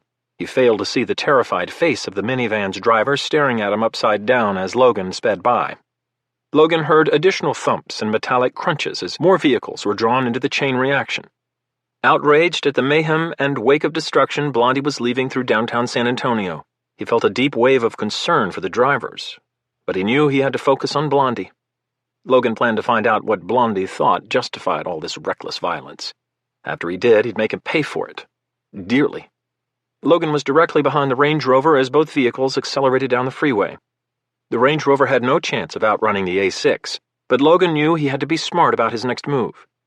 After what had just happened, he knew Blondie wouldn't hesitate to use civilians as disposable obstacles. Logan pulled halfway into the left lane to see what lay ahead on the interstate. It wasn't what he expected.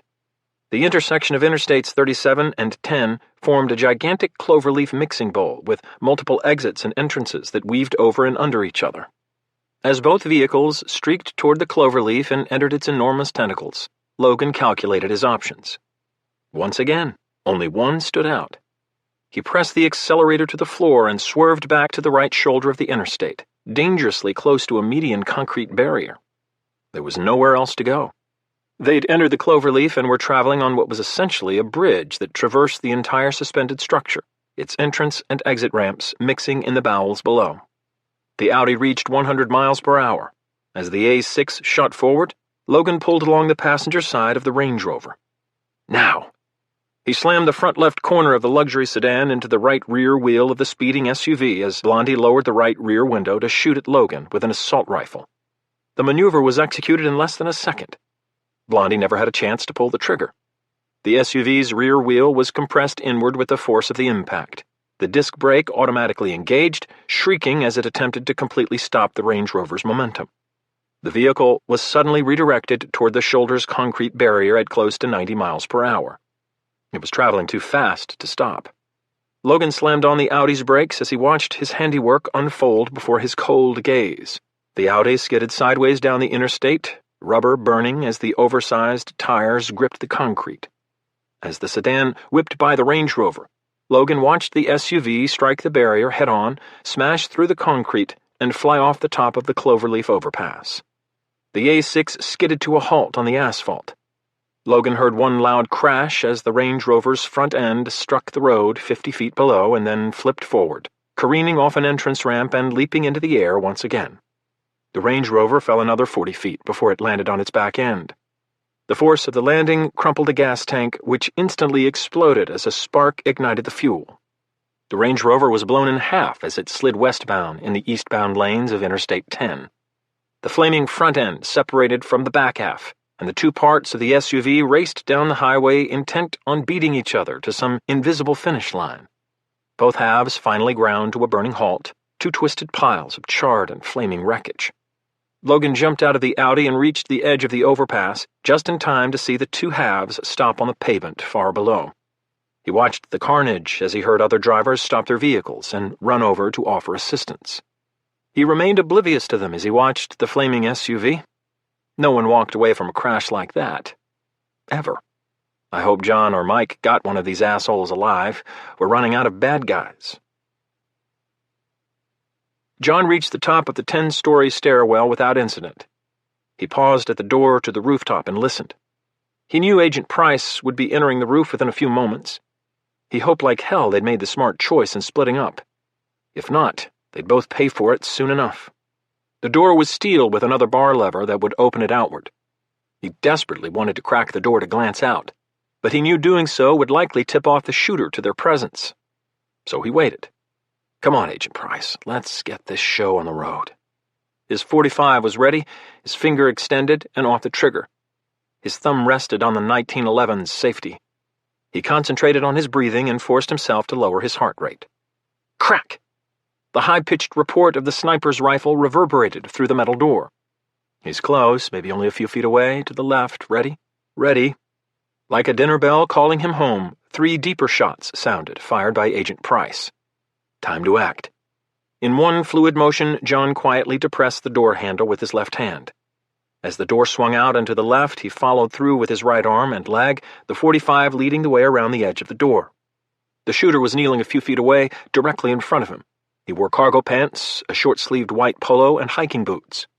John couldn't discern any of his other features, since he also wore sunglasses and a Texas Rangers baseball cap. Nice touch. He had to try and keep this one alive.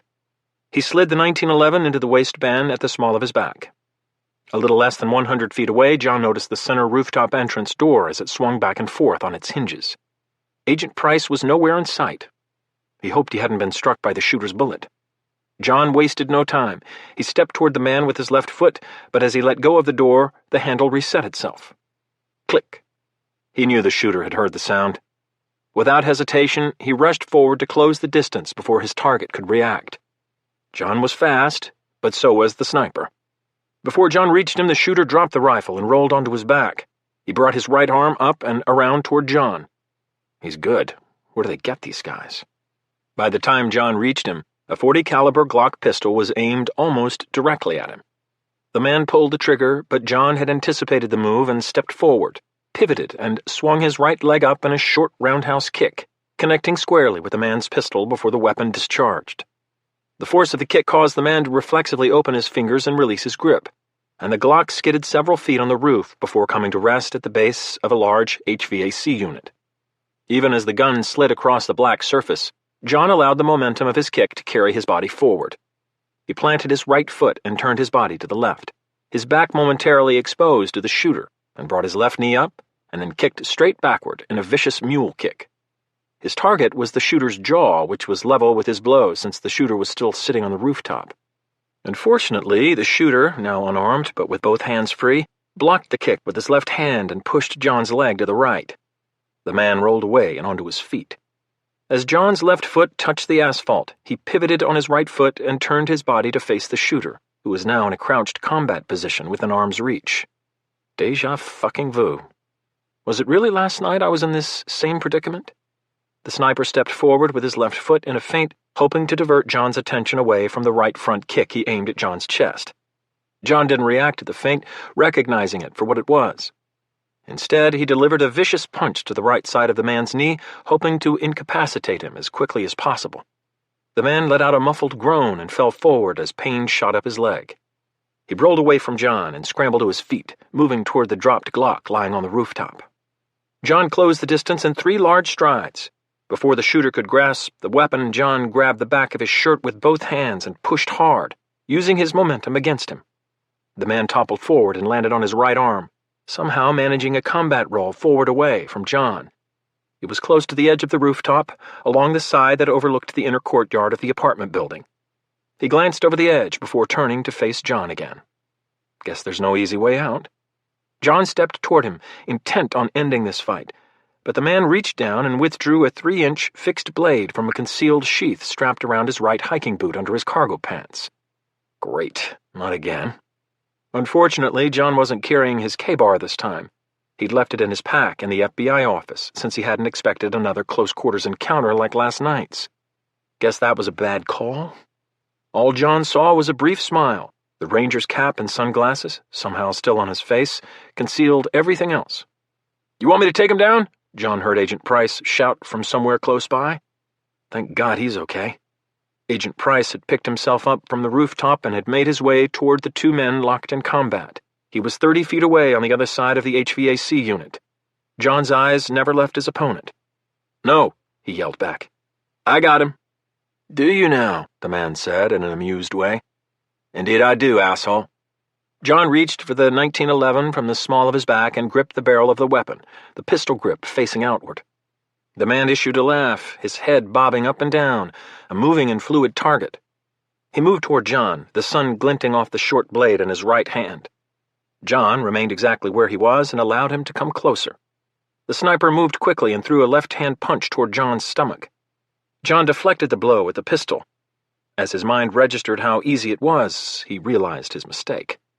The man raised his right arm and brought the knife down in a quick arc.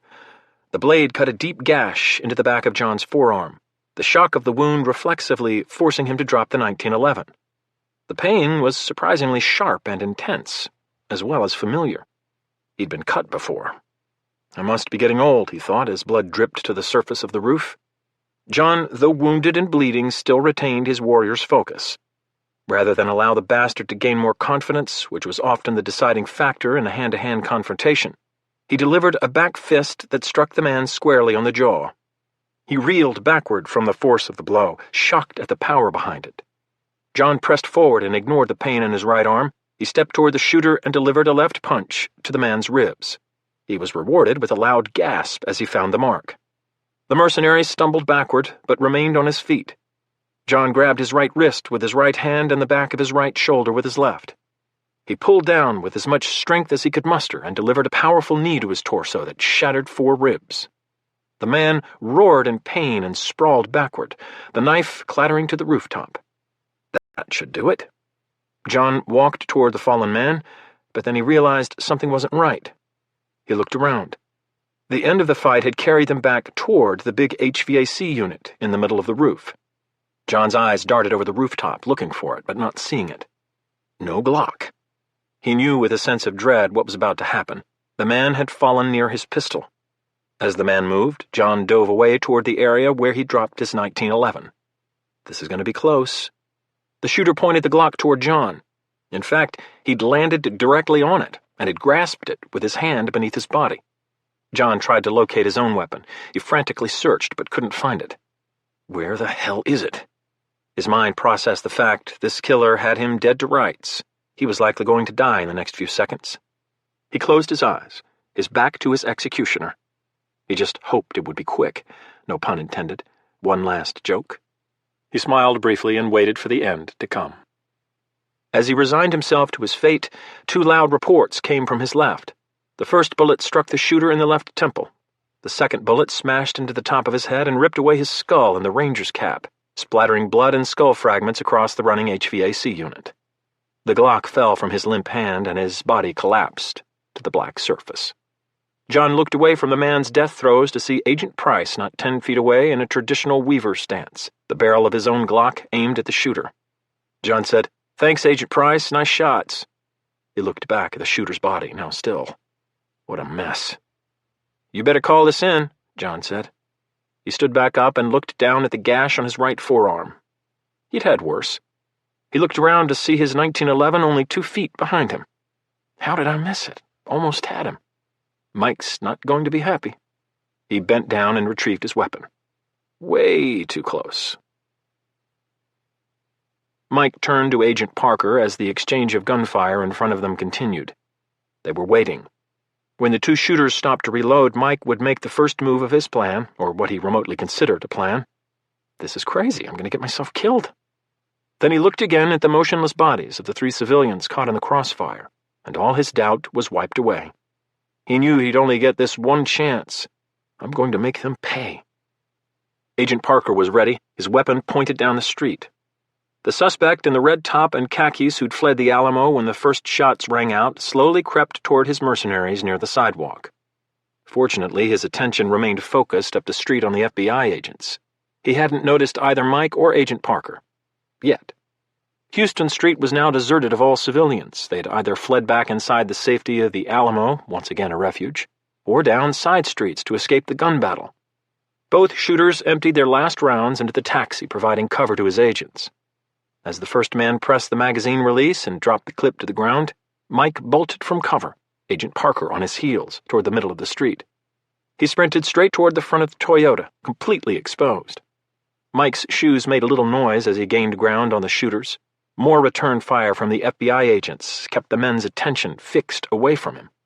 I hope I don't get shot by my own guys. Both men completed their reloads and fired once again toward the taxi. The suspect was 15 feet away, almost to the safety of the SUV. Once he reached his men, he'd be gone. Agent Parker stopped in the middle of the street, weapon aimed toward the SUV, to provide cover should either man turn toward Mike as he approached. Neither did. Mike skidded to a halt 25 feet from the shooters, far enough in front of the vehicle to provide a clear line of sight to both men.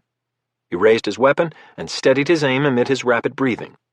An old marksmanship adage popped into his head as he sighted on the man on the left. Slow is smooth, smooth is fast. He centered the Glock's sights on the back of the first shooter's head, exhaled smoothly, and pulled the trigger. Mike was a former marksman instructor at Quantico, and at such short range it was almost impossible for him to miss. He didn't. The round struck the back of the man's head above the base of his neck, severing his spinal cord instantly. The round exited his mouth, shattering his teeth along its fatal path. His limp body pitched forward, all muscle control gone. He slumped against the open passenger's door before hitting the ground, his assault rifle clattering to the street. As the first man fell, Mike switched targets to the second shooter, who now, seeing his partner fall and blood splatter on the driver's door window, realized that the shot had come from behind. He turned to his right, the barrel of his assault rifle swinging down and backward as he pivoted to face the new threat. Agents Matthews and Reynolds, having seen Mike ambush the two shooters from in front of the Toyota, broke cover toward the initial suspect who was only feet away from the SUV. Agent Matthews was closer, and Mike heard him scream, "Freeze! FBI! Drop your weapon, now!" Mike didn't have time to see the suspect's reaction, since his eyes were locked on the second shooter. Mike acquired center mass on the man, choosing to take the easier shot since the man was turned sideways and his profile provided less of a target. He prepared to pull the trigger when a sudden salvo of bullets impacted the ground around him, kicking up splinters of concrete that pierced his pants but miraculously missed him. What the hell? Somehow he'd missed a third gunman on the north side of the street. His focus remained on his target. "I'm taking you first before your friend gets me, asshole."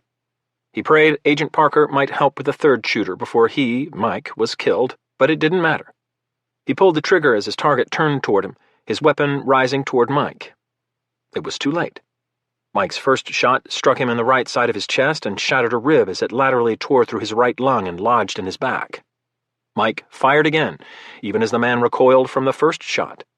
The second round struck him in the left side of his chest, punching a hole through his other lung and exiting his torso. As the second man fell backward, Mike heard a pistol firing somewhere behind him. "Thank you, Agent Parker." Mike watched as his target landed on his back and sprawled out on the concrete.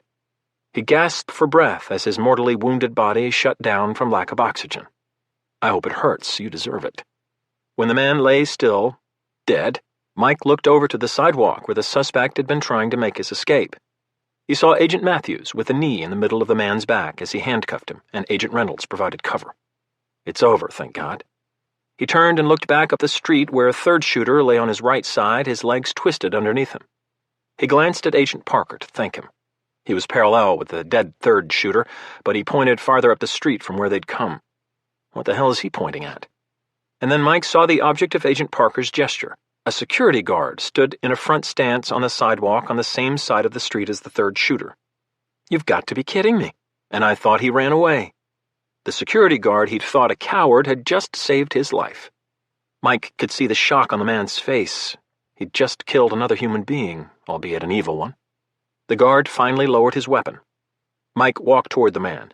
As he passed Agent Parker, who was moving toward the SUV to check the dead man, Parker said, "I never saw the shooter, Mike. Never fucking saw him." Mike nodded and said, "He got the drop on both of us. Forget it. That man just saved my life. Hell, both our lives. Check on those assholes and please make sure they're dead." "You got it." He approached the security guard who sat down on the curb, visibly shaken from the rush of adrenaline and the events that had just transpired. The sound of sirens grew louder as police from several downtown precincts finally arrived at the multiple crime scenes. The guard stood to meet Mike as he approached. He'd regained some of his composure. Mike reached out his hand and the security guard responded by gripping it. "What's your name?" "Dale," the older guard said. Mike nodded. Mike Benson." He paused. "Well, Dale, thank you. You just saved my life. Not only do I owe you that, but I also owe you an apology. I thought you bailed on us. I was wrong, and I'm sorry." He pumped the man's hand up and down and locked eyes with him to ensure Dale understood his sincerity. Dale smiled and acknowledged the bond that had just been forged between them. A bond men who survived combat understood but rarely talked about. Then the moment passed, and Mike lowered his hand. "Listen, Dale, the cops are going to want a statement from you, and I'm going to be tied up. This whole thing is part of something much bigger and more dangerous, and we don't have the full picture yet." Dale said, "Good Lord, that was bad enough." "I know, this whole thing is crazy." Mike paused as both men surveyed the carnage on Houston Street. He continued, When this is over, I'm going to find you and I'm going to take you out for a beer and a Texas steak. Deal?" Dale laughed. "Since I'm fairly certain you're not from around here, I'll pick the place." Mike nodded. "Sounds good. Just wait here for an officer. I'm going to go check on my agents." Dale sat back down on the curb, his weapon now holstered. Mike walked away, his mind already focused on the logistical nightmare ahead of him. But suddenly he stopped and said, "Dale, I almost forgot. How the hell did you see him? Neither of us did." Dale shrugged, almost embarrassed. "I was behind you as you ran out of the building, but as I came down the steps, I somehow lost my balance and fell. I dropped my damn gun, which bounced down the steps and away from me. By the time I got my sorry ass back up, you two were already at the corner. When I finally got to my gun, I bent down to pick it up, and as I stood back up, I caught a flash of movement across the street. I moved closer for a better view, and I realized it was another man with a rifle. He was closer to us for some reason, and was working his way back up the street. I guess using the parked cars for cover. Either way, I realized he'd see you two pretty soon, so I made my way over to his side of the street, somehow without him seeing me.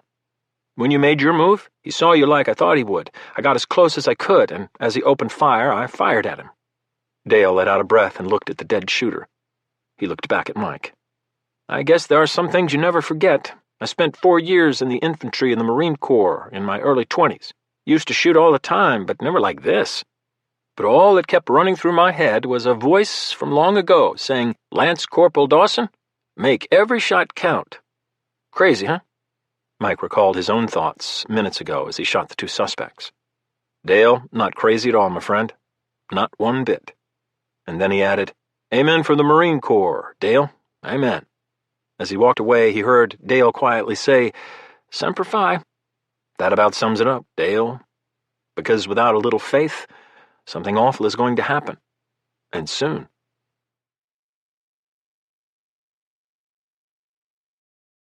Chapter 26.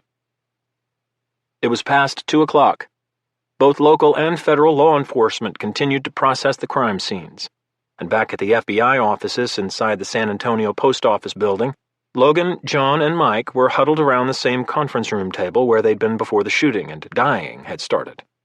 "Jesus Christ, what a mess," Mike said. Logan and John were physically exhausted after the morning's activities.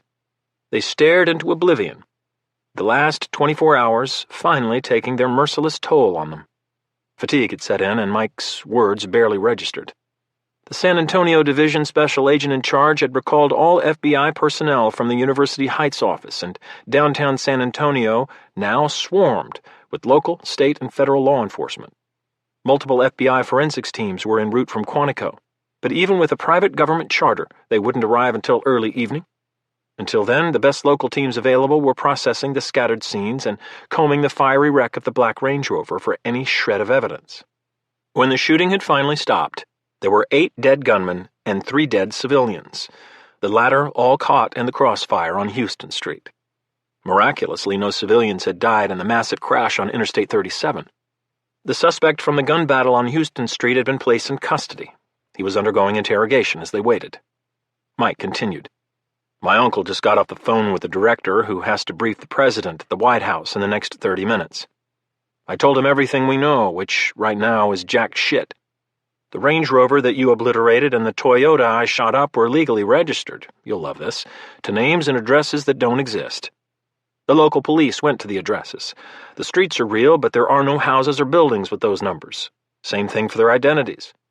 Somehow these guys were able to register vehicles and obtain legitimate license plates with false identities, and here's the best part, it didn't raise any red flags at the DMV. "I'm not surprised," Logan said, drinking a Gatorade one of the agents had provided. He was still trying to rehydrate from his recent binge. "These guys are heavy hitters with serious resources and professional training. Wouldn't surprise me one bit if they were all former military or special forces." He shook his head in disbelief, green eyes flashing. The slash on his cheek had scabbed over, darkening the ugly wound. "And we're not any closer to figuring out what this is all about. Unbelievable." John spoke up. "Well, the one thing we do know is that whatever was on that flag was worth killing for. Obviously, it wasn't just a flag. I've been trying to rack my brain as to what it could be, and stop me if you think I'm crazy. Remember," he chuckled before continuing, I was blown up and knocked unconscious last night? The only thing I can come up with is that it was either an invisible map or it contained directions to some place or something vitally important to these guys." He paused as he looked from Mike to Logan. Neither laughed. He continued, "If it were a geographical map, you'd think we would have recognized it. I'm betting it contained encrypted directions or a code to something. But what? That's the real $64,000 question. Unfortunately, sounds like the flag burned up with that blonde-haired son of a bitch." Mike nodded. "It did, but once the fire department put out the blaze and recovered the bodies, they also found the remnants of a laptop and what looks like some kind of printer." "A printer? What the hell did he have a printer in the car for?" Logan asked. There was a moment of silence as all three men pondered the question. "Wait a second. Nowadays, all printers do more than just print," John said. "Hell, I have an all-in-one in my office in Montana. I'll bet you anything that he scanned the flag or part of it into the printer and transmitted the image to the same someone who was behind this entire mess."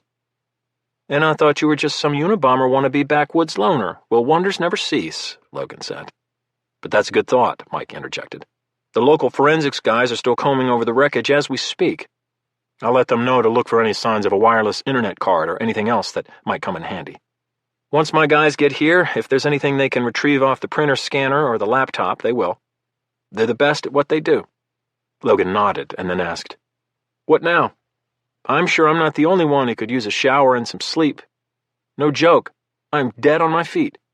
"Me too. Those bastards who blew up my house interrupted my scotch last night, and I could sure use one right now."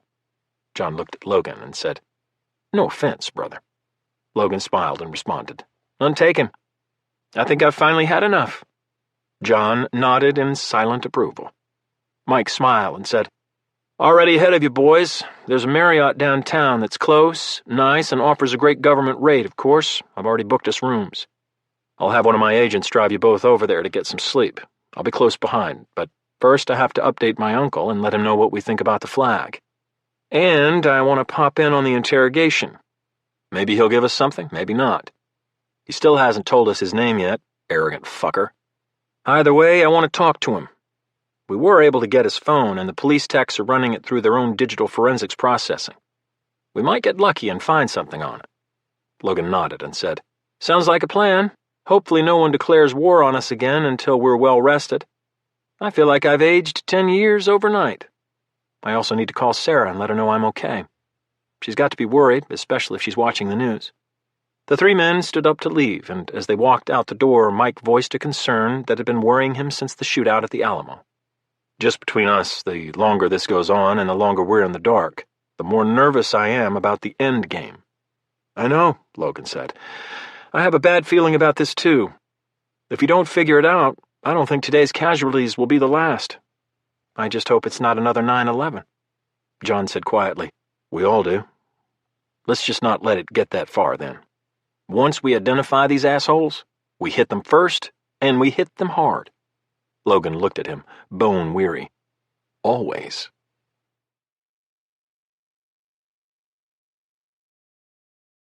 Chapter 27.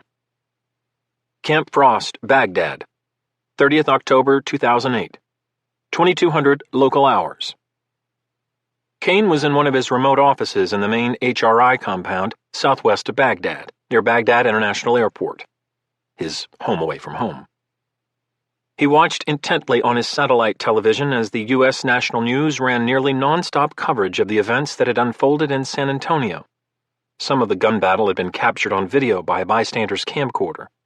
It was captivating footage, gunshots and screams mixing and echoing across the urban setting, but Kane's thoughts were elsewhere. After it had become apparent that the United States was going to be bogged down fighting an insurgency in the middle of major sectarian violence between the Sunnis and Shia, Kane Frost had seen the writing on the wall. In 2005, he'd created his first major, and still the largest, private security base in Iraq between Saddam Hussein's Al-Faw Palace and the airport. From his base of operations, his security personnel had continuous access for resupply from the airport, as well as easy ingress and egress routes to the former Baghdad Airport Road, renamed Route Irish after the airport was captured in 2003. In addition to serving as a connector between the airport and the Green Zone, Route Irish also provided access to Highway 1, referred to as Main Supply Route Tampa. It was the ideal location for his purposes, especially on days like today. When he'd received the information that Juan's team had obtained the flag from John Quick's home, he'd immediately called Scott Carlson, his chief of operations, former Delta Force operator, and CIA case officer, to place the security convoy on a 1-hour alert. Kane had traveled to Camp Frost as soon as Scott informed him they'd received the scanned image of the flag, complete with the serial number. He'd locked himself in his office, forced himself to sit calmly at his desk, and proceeded to decrypt the map coordinates with the key he'd obtained in 2006 from a now-deceased former insurgent who'd been working with both the Iranians and al-Qaeda in Iraq. Deciphering the code had been easy, almost unsettlingly so. The key the insurgent leader had devised had been logical, but only one who knew the basic mathematical formula to the key would be able to decrypt it. The serial number read 313-657-292749. He'd then reversed the order, broken the number into a series of 6 two-digit numbers, and finally subtracted 15 from each one. It had taken him less than 1 minute, providing him with the coordinates 34, 12, 14, 42, 21, 16. The ease with which he'd converted the number, decrypted really was too much of an overstatement, made him pause and reflect on the irony. Over 2 years of laborious work, all to prepare for one moment that was over in seconds. He was accustomed to complex tasks, and the simplicity of the coordinates and the key were almost too much for his strategic mind to comprehend. He'd plugged the coordinates into Google Earth on his desktop, but unlike the task of converting the number, the location displayed had shocked him. He'd expected the item to be in western Al-Anbar province. He'd been told as much. But he'd also expected it to be isolated in the middle of nowhere, marked only by a cluster of 5 large rocks that had been placed in a pentagonal configuration 60 feet from each other, just as he'd been told. His source had said that he could walk in an invisible line from any rock to the center of the configuration, and there he'd find the item. He double-checked the coordinates and looked at the surrounding area to find the Haditha Dam, less than 1 mile away. You've got to be kidding me. As he sat at his desk, he stared at the numbers. Kane had seen the interrogation video. He was fairly certain the Iranian had told the truth. Torture could be an effective technique. Unless the Iranian had lied to his people, Kane, Frost, and his private security force were on a collision course with the Haditha Dam and its protectors. Acutely aware of how close he was to his objective, he called Scott into his office. Before he could talk, Scott said, "We have a problem." Indeed it was, an unforeseen act of defiance by Mother Nature. Kane had planned on wasting no time. He'd waited long enough, and he could barely contain the physical urge to push forward now that the goal line was in sight. He knew he'd become consumed by his quest for revenge. But he couldn't control himself. His brother hadn't deserved to die the way he did, and it was now his sworn duty to ensure those responsible paid for their crimes and suffered. Hard. Unfortunately, his revenge was going to have to wait a little longer, all thanks to the weather. A gigantic cold front had rolled across from the west, picking up sand and dust as it gained momentum. It had blanketed most of Al-Anbar province in one enormous dust storm. All air operations had ceased, and even convoy support had become almost non-existent, except to units deployed outside the wire, requiring a ground medevac. Visibility was limited to less than 1/8 of a mile. As much as Kane wanted, physically needed, to get his forces moving, he knew the conditions would only create chaos and likely decrease his chances of success. He was too smart to make such an amateur mistake. His plan was complicated and would take several days to execute, but the delay was unavoidable. Scott had told him the sand and dust might clear tomorrow. If that turned out to be the case, Kane and his men would depart as soon as there was enough visibility. Fucking Murphy's Law. It was too early to sleep. Instead, he studied the blueprints of the dam and tried to anticipate everything that might go wrong. Given the proximity of the dam, the city, and the fact that a Marine Corps regimental combat team was providing security for both, a whole lot could definitely go wrong. Kane Frost hoped that when this was over, he'd never encounter another Marine again. He shook his head to rid himself of the distraction and focused once more on the task at hand. In addition to the interrogation report, his personal laptop, and the list of personnel and resources accompanying him, a map of Iran lay open on his desk. On the map was a circle around the southwestern city of Awaz, known in intelligence circles as the location of the Faj military base, home to the tactical headquarters of the Quds Force. Keep your eyes on the prize, Kane. Eyes on the prize.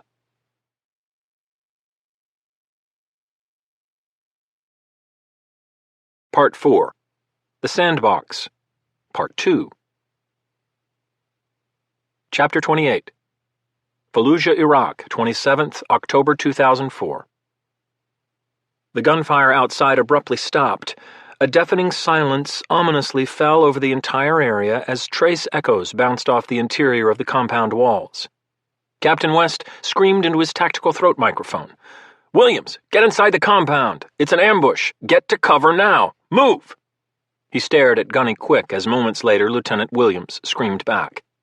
"We're moving now." There was a pause. "We've got company. Several vehicles coming from the west from the direction of that building in the distance." Captain West heard Lieutenant Williams screaming at his Marines to move inside the compound. He prayed to the God that all fighting men facing death know too well, prayed that there was enough time before the first rounds landed. Lieutenant Williams shouted at Staff Sergeant Lopez. "Lopez, get inside, now!" Those were the last words Lieutenant Williams ever uttered. The first 82mm high-explosive mortar round landed within a few feet of him. The mortar shattered the silence with a tremendous explosion, killing the lieutenant and one of his team leaders, their bodies flung aside like rag dolls. Staff Sergeant Lopez was 20 feet away when the round that killed his commanding officer detonated. He miraculously remained unscathed by the shrapnel. Chaos surrounded him like a thick cloak, and he didn't have time to think. He couldn't hear anything since the world had gone suddenly quiet. The mortar round's concussion had blown out both his eardrums. All he knew was he had to get the rest of his Marines inside. He looked to his right and saw Staff Sergeant Jeremy Simpson screaming at him and waving, but he couldn't understand him. "We have to get inside," he thought, but he couldn't get the words out. Suddenly, he was blown off his feet as the remaining rounds began to rain down along both sides of the compound. The lethal mortar fire slaughtered the Marines caught in the open with nowhere to go and no time to react. Lopez now lay on his back as he realized that he'd been hit. Both legs had been severed above the knees and his back was broken. "I feel no pain." He looked up at the night sky. He thought about his wife and son back in Jacksonville, North Carolina. His last conscious emotion was the love he felt for them both. Then he was gone. But not alone. Death had come to collect his entire squad outside the compound.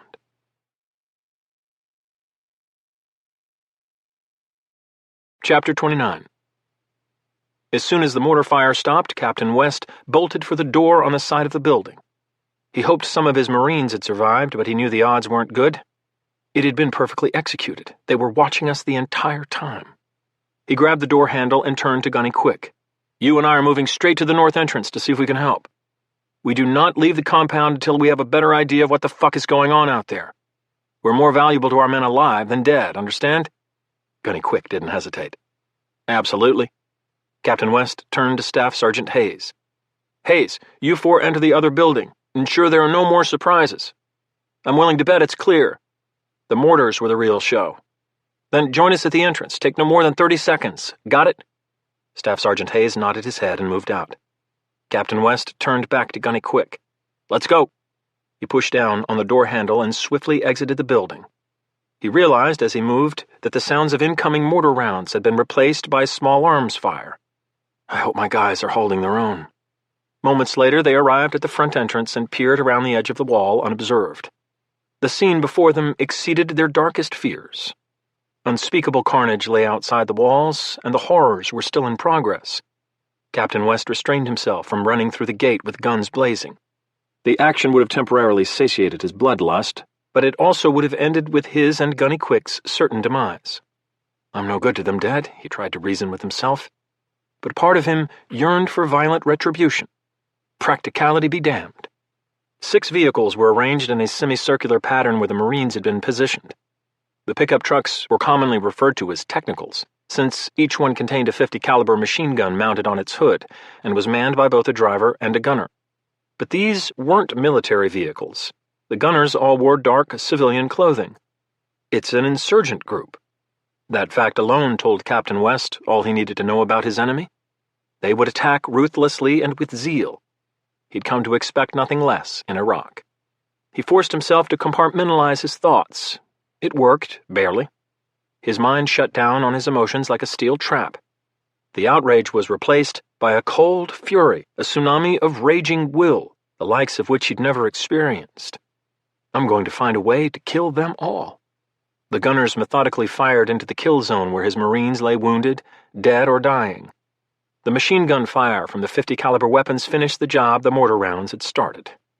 They never had a chance. In addition to the gunners, more than a dozen insurgents walked among his fallen Marines. He watched as the one who must have been the leader, a short, stout man with a beard and bald head, a pair of sunglasses on top, stopped over a body. Captain West couldn't see who it was, but he stiffened as the man drew a sidearm from a holster under his shoulder. He realized in horror what was about to happen.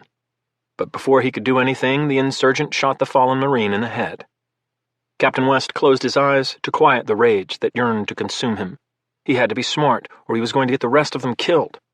Sir, Logan, Gunny Quick whispered. The use of his first name brought him back to the present and away from his fury. He looked at his closest friend, mentor, and trusted advisor. I know what you're thinking, but we can't. If we go out there, then they died for nothing. We need to stay alive to avenge them. Captain West knew Gunny Quick was right. Right now, they don't know we're here. We've only got a few minutes before those fuckers decide to enter the compound and realize they're not alone. We have the element of surprise, but only for a few minutes. Captain West looked at Gunny Quick, who'd once again read his mind. He managed a small, savage smile. I know. More importantly, I know how we can hurt these motherfuckers, or at least take as many of them as we can with us. He outlined a plan. Set a claymore 15 feet from the entrance, and run the wire back to the other house where Hayes is. Wait at the entrance. I have to go inside and talk to our Marines. Hayes might have found something. This was an orchestrated attack, and those assholes outside are not some ragtag bunch of bad guys. They were expecting us, and I need to know why. If they come in before I come back out, wait for as many as you can before you trigger it. Make them pay. Roger, sir. See you in a few minutes. Gunny Quick took off his small Oakley backpack, set it on the ground, and removed a claymore mine. Captain West turned around after taking a few steps. And John, if possible, save that short motherfucker outside for me. Gunny Quick nodded and returned to the business of preparing the claymore.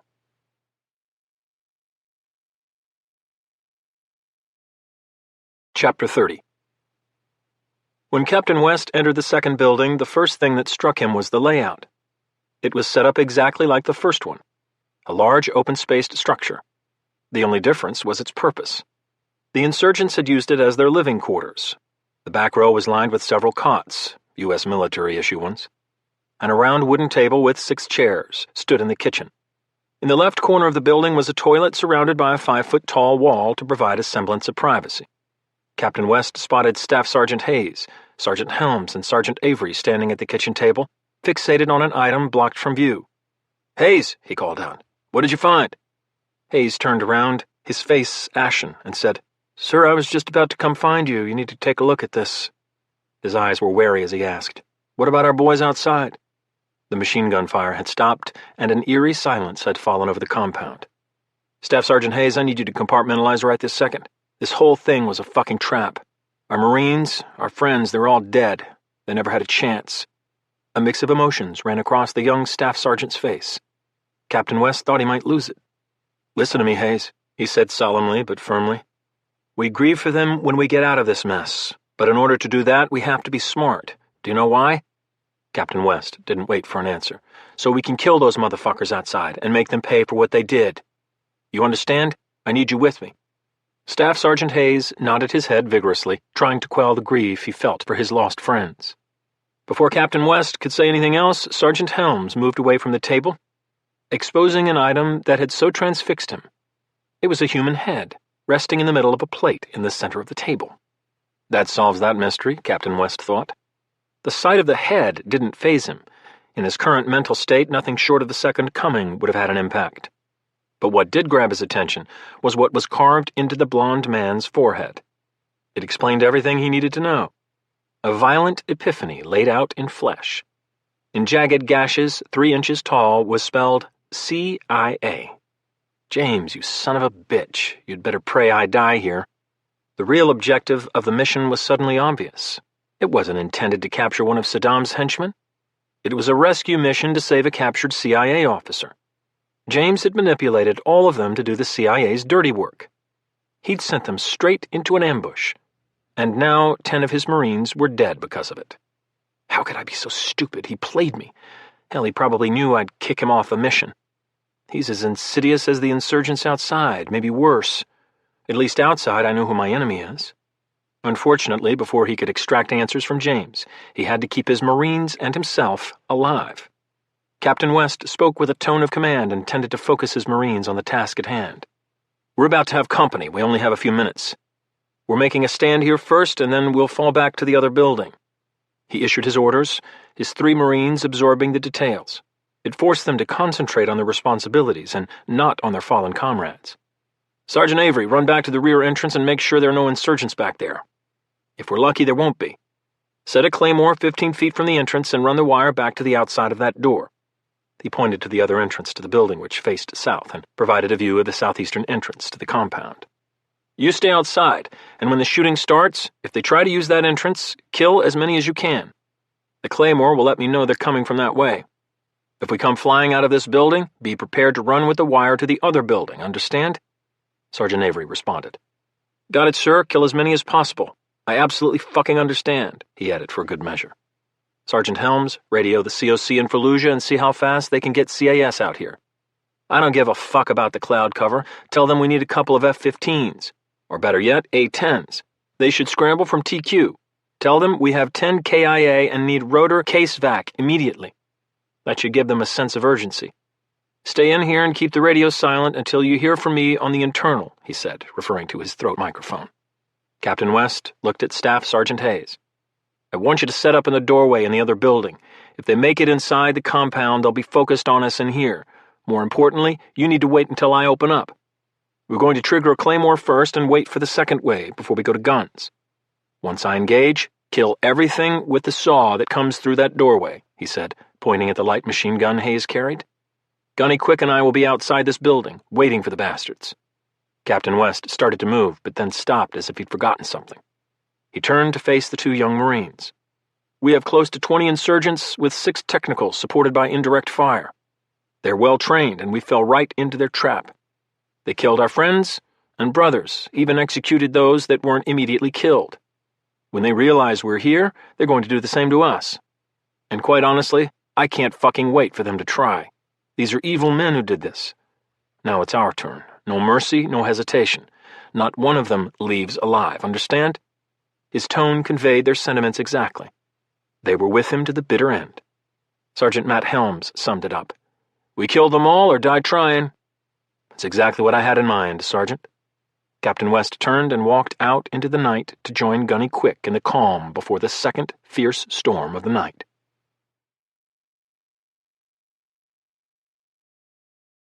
Chapter 31. Abdul Sattar wiped a sweaty palm across his bald head. It was a tic he'd formed at a young age, one that told the others he was pleased with both them and himself.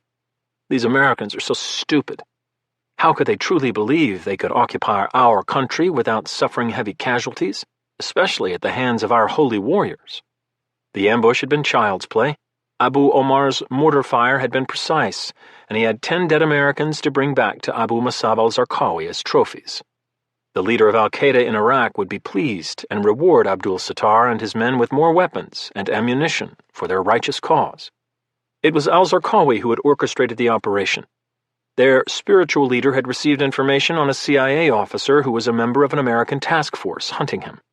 He'd lured the CIA agent and his driver out of the green zone in Baghdad by ordering one of his men to act as an informant and feed the CIA false information about weapons of mass destruction located near Fallujah. The meeting had occurred off the military base and south of Camp Liberty. The CIA officer had foolishly believed his safety was guaranteed. But in this war, there were no guarantees. Al-Zarqawi had kidnapped and smuggled the CIA officer to this location, tortured the man himself, and cut off his head when he'd finished with him. He then decided to use him for bait, and as an example. Al-Zarqawi had wanted to actually participate in the ambush, but Abdul Sattar had insisted he remain in Ramadi, safe from the Americans and free to continue planning his attacks. The genius of al-Zarqawi's plan had borne fruit and provided more opportunities to exploit the Americans, displaying their weaknesses for all to see. A video of 10 dead American soldiers would spread fear into the hearts of their enemies. Abdul Sattar smiled at the thought, watching his men quickly move the bodies to the pickup trucks. He looked at his watch. It was only 11:08 p.m. Allah be praised, we are blessed in triumph. Although he was grateful for the victory, he was still surprised at how easy it had been. What he couldn't figure out was why the Americans had fired upon the compound. Had someone inadvertently stumbled upon their safe house and decided to stay the night, forcing the Americans to act hastily? He couldn't imagine any Iraqi male staying in the killing house once he'd seen what was inside. He didn't know and he didn't care. All that mattered was that he retrieved their corpses and left before American reinforcements arrived. "Ziad," he shouted to a taller, gaunt man dressed in a black jogging suit. "We need to go. The Americans will be missed at some point, and we cannot be here. Hurry up." Ziad barked orders to the rest of the freedom fighters. The words had the desired effect as they redoubled their efforts to get the bodies and gear loaded on the trucks. As he watched the retrieval operation, one question continued to nag at his brain. What were the Americans shooting at? He decided he did care and needed to know. He wasn't concerned about the bodies inside, since he knew they'd ultimately be discovered, were in fact intended as a message. But his personal curiosity finally outweighed his sense of urgency. He turned back to his second-in-command. "Ziad, take 3 men and search the compound. I know we left it this morning and no one has been here, but I just want to make sure. These men were shooting at something. But the dead do not reveal their secrets, no? Maybe something spooked them, who knows?" he said matter-of-factly. Ziad didn't question the order. He nodded his head and ordered the 3 closest men to join him. They grabbed their AK-47s from the front of their pickup truck. They looked at Ziad expectantly, loyal followers waiting to do their leader's bidding. Ziad spoke. "We're going to quickly search both houses just to be sure no one else has been inside. And then we get back here to finish picking up these dogs. We don't have time to waste, understand?" All 3 men nodded. Allahu Akbar. Each had been with Abdul Sattar for more than a year and had participated in multiple operations against the Americans. It was the only response. "We'll be back shortly," Ziad said to Abdul Sattar, and then added with a smirk, "Don't leave without us, brother." Abdul Sattar smiled and said, "Never, brother. Allah has shined on us this glorious night, and we'll celebrate our conquest together later. Now go."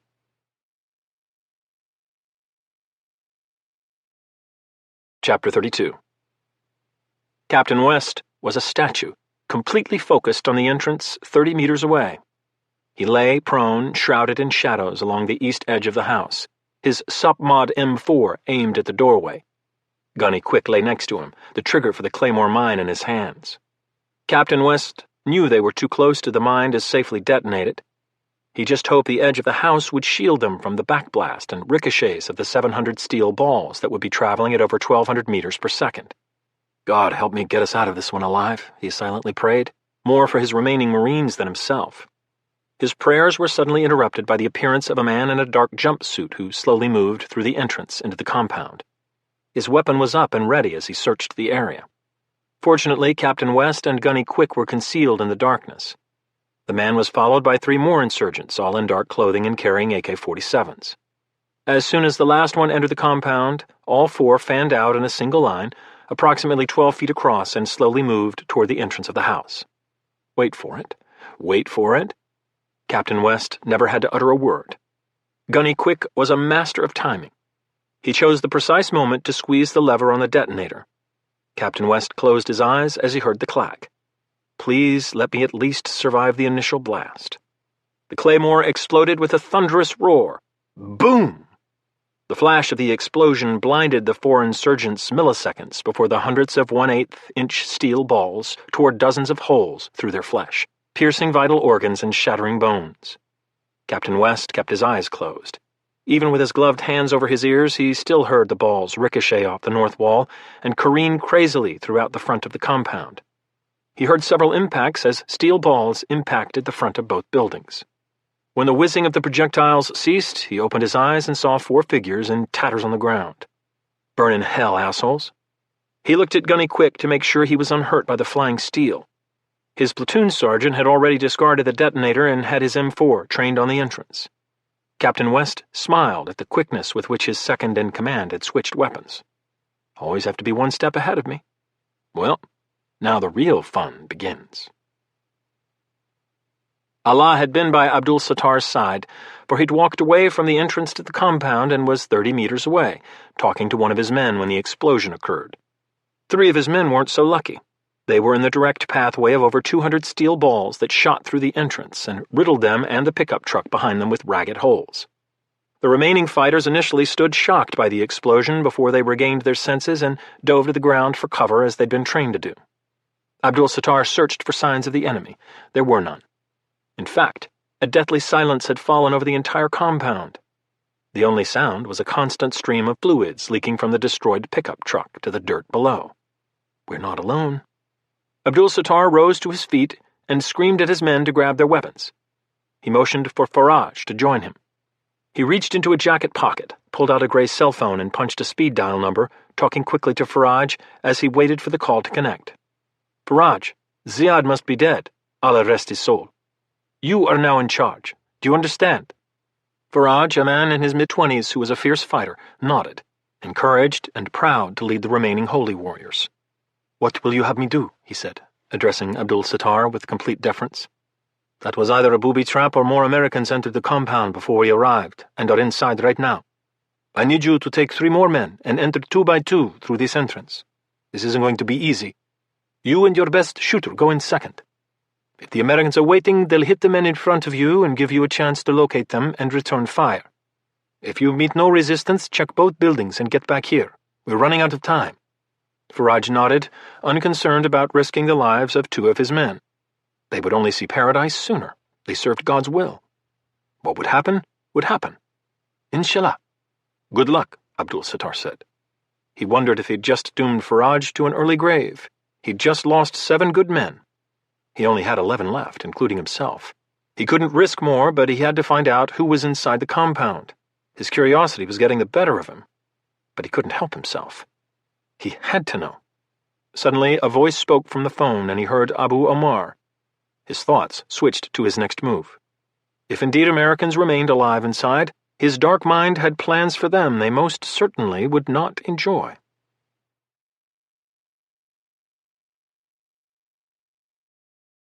Chapter 33. Captain West and Gunny Quick waited. Sergeant Helms informed him over the team channel that the COC in Fallujah had contacted Al-Taqaddum, but direct air support was still 20 minutes out. Probably trying to find the pilots at some base bar, fucking cowboys. Captain West wasn't really counting on the air support. He knew their fates were going to be determined within the next few minutes, one way or another. What that fate would be was still a mystery. How the insurgents responded to the mine that had just killed 4 of their men would be the determining factor, and was the only question that mattered. He hoped the leader was wondering why there'd been no additional gunfire from the compound after the explosion. He knew the bald man couldn't be certain Americans were actually inside. Captain West's breathing was slow and steady. His pulse remained at its normal resting rate. He realized that he'd entered Mushin, a combat state of mind he'd once read about in a book on Zen while he was earning his first black belt in karate in college. He had no fears, thoughts, or distractions. He was completely focused on the doorway, prepared to react with maximum lethality. There's my answer. The first man through the door appeared apprehensive. He paused as he saw the mutilated remains of his comrades. Captain West thought he looked like he was expecting to be shot at any moment. Not quite yet, but soon. A second man followed. He focused on the building immediately ahead of the entrance. Captain West aimed through his reflex scope center mass at the man on the left. He knew Staff Sergeant Hayes would target the insurgent on the right. He exhaled as the 2 men stopped. He was moments away from slowly squeezing the trigger when 2 more men suddenly appeared through the entrance behind them. The new men moved to the other side of the first pair and directly toward the other building and Hayes' position. Captain West immediately recognized his opportunity when all 4 insurgents inadvertently positioned themselves in an L formation. They presented perfect silhouettes and had exposed themselves to both fields of fire. Now or never. Captain West squeezed the trigger on the M4, firing controlled automatic bursts, first at the man on the left end of the L formation and then at the others. His aim was precise. The first salvo of rounds struck the insurgent in the chest with a wet thwack thwack thwack as the bullets pierced flesh and shattered his breastplate. One round tore through his heart, ending his life instantly. He crumpled to the ground as the second controlled burst struck the top of his head, shattering his skull into several pieces and tearing a chunk of his brain away for good measure.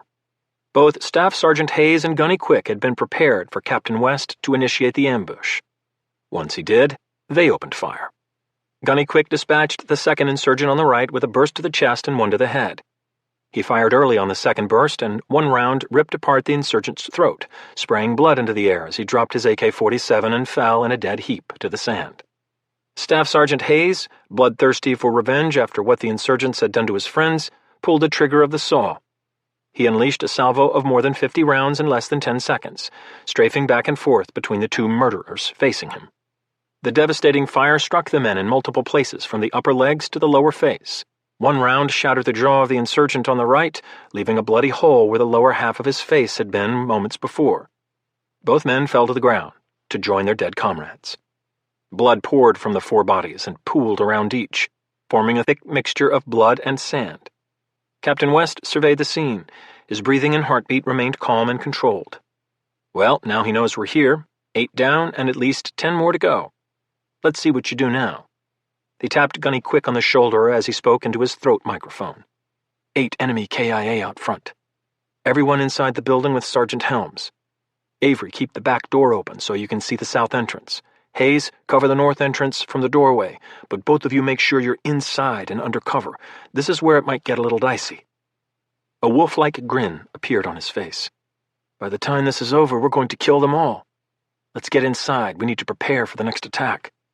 Gunny Quick moved from the prone position and stepped around the corner to the entrance of the structure. What the hell do you have up your sleeve now? He glanced back at the 8 bodies strewn across the compound. He realized his commanding officer was hell-bent on exacting revenge. The raw malevolence in his leader's voice was undeniable. Thank God we're the good guys, he thought, almost pitying the killers outside the compound, who had no idea they were dead men walking. Over 1,000 meters away, in a clearing surrounded by small trees, Abu Omar orchestrated the next volley of fire from his 4 82mm mortar teams. Their position was on the other side of the building Lieutenant Williams had spotted at the beginning of the operation. As a result of its placement, there had been no way the American forces could have spotted it, even during the day. All had unfolded precisely as Abdul Sattar had intended. Abdul Sattar's instructions had been clear. He didn't want to disappoint his spiritual leader and military mentor. A former math teacher in Ramadi before the occupation began, Abu Omar performed the calculations in his head. He double-checked them, and when he was positive the numbers were correct, he summoned his 4 teams and issued specific instructions. Within minutes, the gun adjustments were made. Abu Omar stood in front of all 4 teams and held his right arm up in the air. When the teams were ready, rounds in hand and suspended over the mortar tubes, he dropped his right arm. With a loud thump, 4 high-explosive rounds were launched at the compound, rocketing through the night toward their intended targets.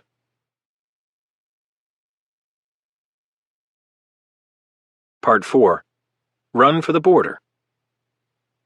Chapter 34. San Antonio, 31 October 2008, 0600 local hours. The loud knocking on Logan's hotel door painfully latched onto his consciousness and dragged it to the surface. He'd been having a nightmare. One he often had since Fallujah, where he was alone and trapped in a house in the desert, all of his Marines dead, their bodies standing like toy soldiers around him in a circle. Their eyes were white and their mouths moved, but no sound came out. Thud, thud, thud. Something awful was coming.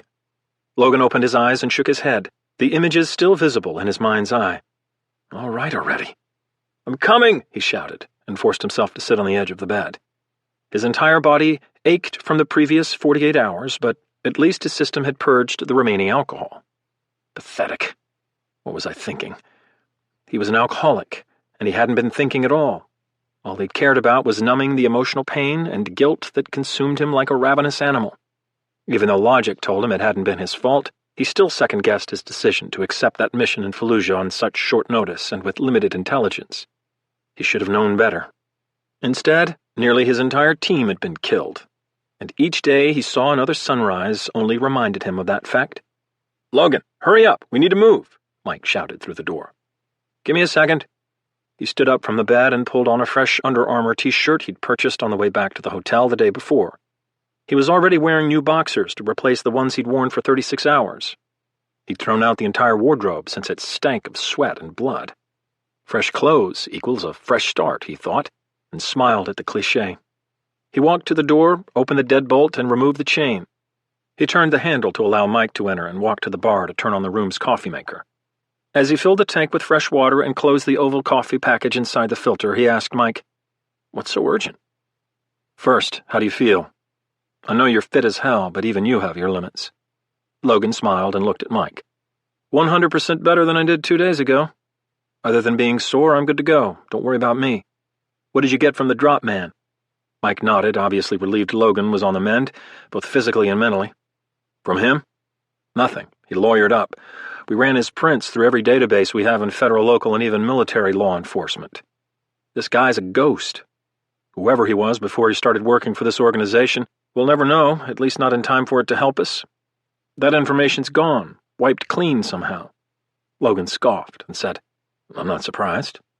Whoever's in charge of this operation has gone to great lengths to ensure nothing leads back to him or his gang of thieves." "I know, but it's just not that simple to hide a person's identity. You have to have people inside the Department of Motor Vehicles, law enforcement agencies, and even the intelligence community. Hell, if you want to create new identities, then you have to have someone in the Social Security Administration who can provide you with real Social Security numbers that will pass scrutiny. And all of that takes two things: money and power. So where does that leave us? Like I said, we have nothing from the suspect. However, his cell phone is another matter entirely.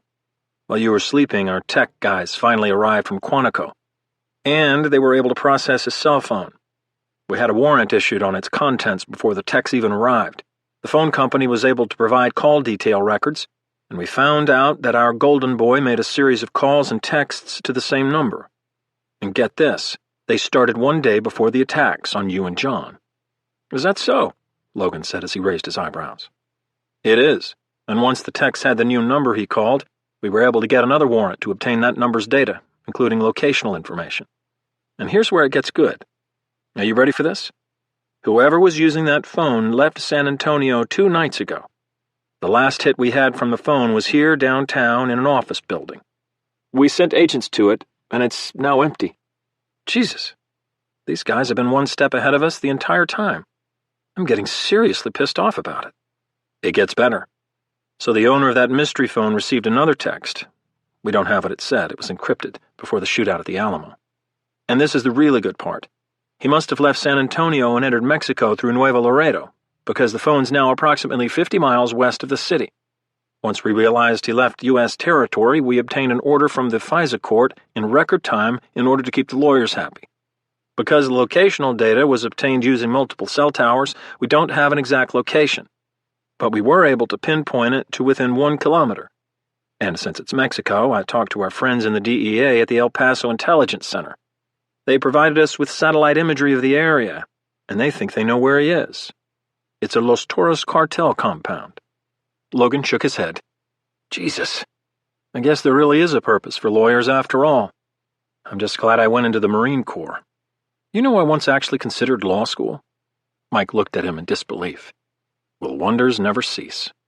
You know you can't shoot people in a court of law, right?" Logan laughed. "It was when I was a little more idealistic, when I thought everyone had the same rights. Not so much anymore. Looking back on it, I definitely made the right choice. We're often our own worst enemies with how we tie the hands of our folks, be it CIA, Special Forces, or whoever. It's a wonder to me that we haven't been hit again with another attack on the scale of 9/11. He stopped himself before he continued. "Anyhow, enough of the soapbox. Back to the matter at hand. We should have figured as much regarding the cartel. Antonio, the asshole I politely questioned at my house, told us his boss, one Juan Black, worked for the Los Toros cartel. I'd bet you dollars to donuts it's Mr. Black using the cartel as his own personal refuge." "I agree. And since he's our only lead, I've already briefed my uncle, who in turn informed the president directly. I've been ordered to tell you this before I continue. We're keeping this information extremely close hold. As soon as the president found out that our only lead was in Mexico, he called the Mexican president. I have no idea what was said, and honestly, I don't care. What matters is that we've received approval to run a small tactical operation on Mexican soil. There's only one catch. Logan raised his eyes expectantly as he sipped his coffee. How's your Spanish? Yo quiero Taco Bell, Logan said with a straight face. What can I say? I took Latin in high school and college. Benefits of a classical education. Not much use, though, south of the border. I kind of figured as much. I always knew you were too smart for your own good. Sarah constantly reminds me of that exact fact. Now that's the real brains of your operation. Regardless, I don't think we'll be ordering takeout, but we will be working with the Fuerzas Especiales, the Mexican Naval Special Forces unit. At this information, Logan perked up. Mike continued. From what I've been told, which is very little, they're the Mexican equivalent of our SEAL teams. They've been tasked with hunting the cartels since Mexico declared war on them in December of 2006. The Mexican president wanted to ensure he has a team to keep tabs on us, and they're supposedly the best Mexico has to offer. We have the lead, but they'll be supporting. And this specific unit is reportedly as good as they have. Our own little coalition of the willing, I'm afraid so. My uncle told me, and I quote, "Whatever it takes, Mike, you have it." And this is what it's going to take right now. I pray these guys are as good as you say they are. Okay, enough small talk. I'll go tell John. How soon before we leave? 1 hour. It's only 150 miles to Nuevo Laredo, but we're landing at Quetzalcoatl International Airport. The FES, that's what they go by, short for their motto, which translates into Force, Spirit, and Wisdom, will meet us there. Grab all your gear. You're not coming back here. Mike, in case you didn't notice, I barely have one backpack of stuff, but I'll make sure I don't bring my coach bags. Mike's voice was laced with thick sarcasm as he said, It makes me cry knowing you know what coach is. Seriously, brother, I'm concerned. Hey, now I'm offended. I'm a very cultured individual, Logan said in mock offense. And one more thing. You really know how to fuck up a perfectly good morning. Now get the hell out of here so I can call John and shower. Now that I've had my beauty rest, I want to get my game face on. The grin on Logan's face chilled Mike as flashes of the big bad wolf popped into his head. The healing wound didn't help. Except I think he's more dangerous than that goddamn fairy tale monster, Mike thought.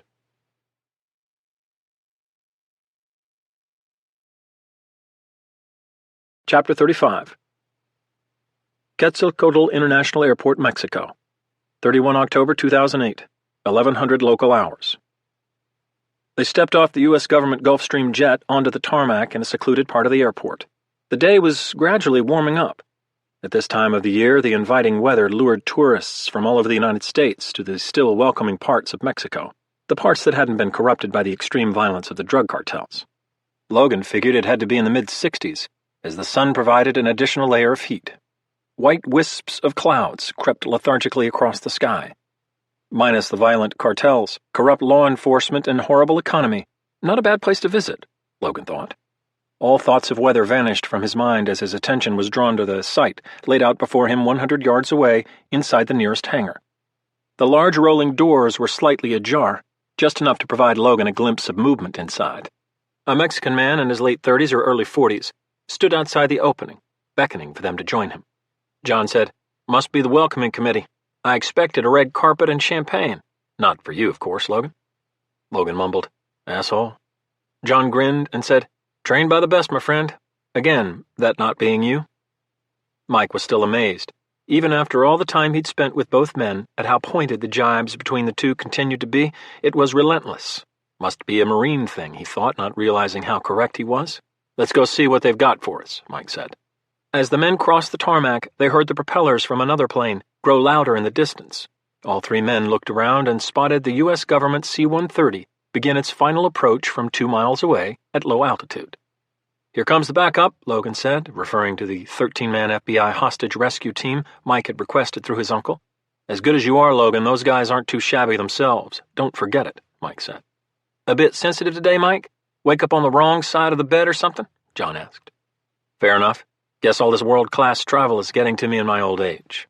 He turned back to the hangar and kept walking. "Let's go see who our new friend is." It was immediately apparent that the man designated to greet them wasn't a member of the FES. His demeanor wasn't that of a hardened professional soldier, but more along the lines of a bureaucrat or politician. His hair was jet black and combed back perfectly, and he wore a pair of wireless square glasses. When he spoke, it was with a haughty tone of superiority. "Special Agent Benson, I presume?" he said to Mike, sticking out his right hand formally. Mike shook the man's hand. "Please, call me Mike." He turned his head to acknowledge the presence of Logan and John. "And this is—" Before he could finish, the man interrupted, not impolitely, saying, "Senors Logan West and John Quick." He spoke in quick bursts, pausing every few sentences, as if he'd prepared each statement in his head before uttering it. "I know. I am Hector Ortega, Senior Special Advisor to the President of Mexico.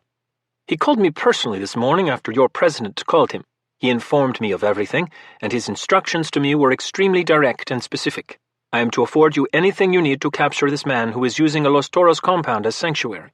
I understand you've been briefed on our FES, who will be assisting in the operation."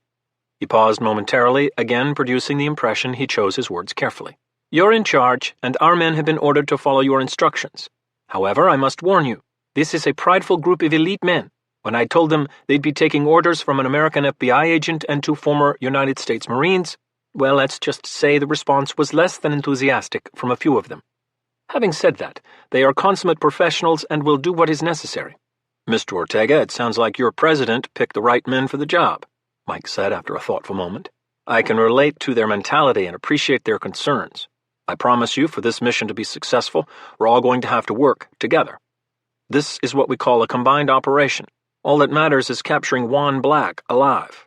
Whoever he's working for has been one step ahead of us the entire time, and unless we catch up, the intel we have tells us a lot of innocent people are going to die.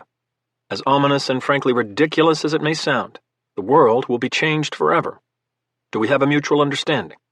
"Very well, gentlemen, please follow me inside," Hector said and gestured behind him. "We're using the hangar as a mobile command post.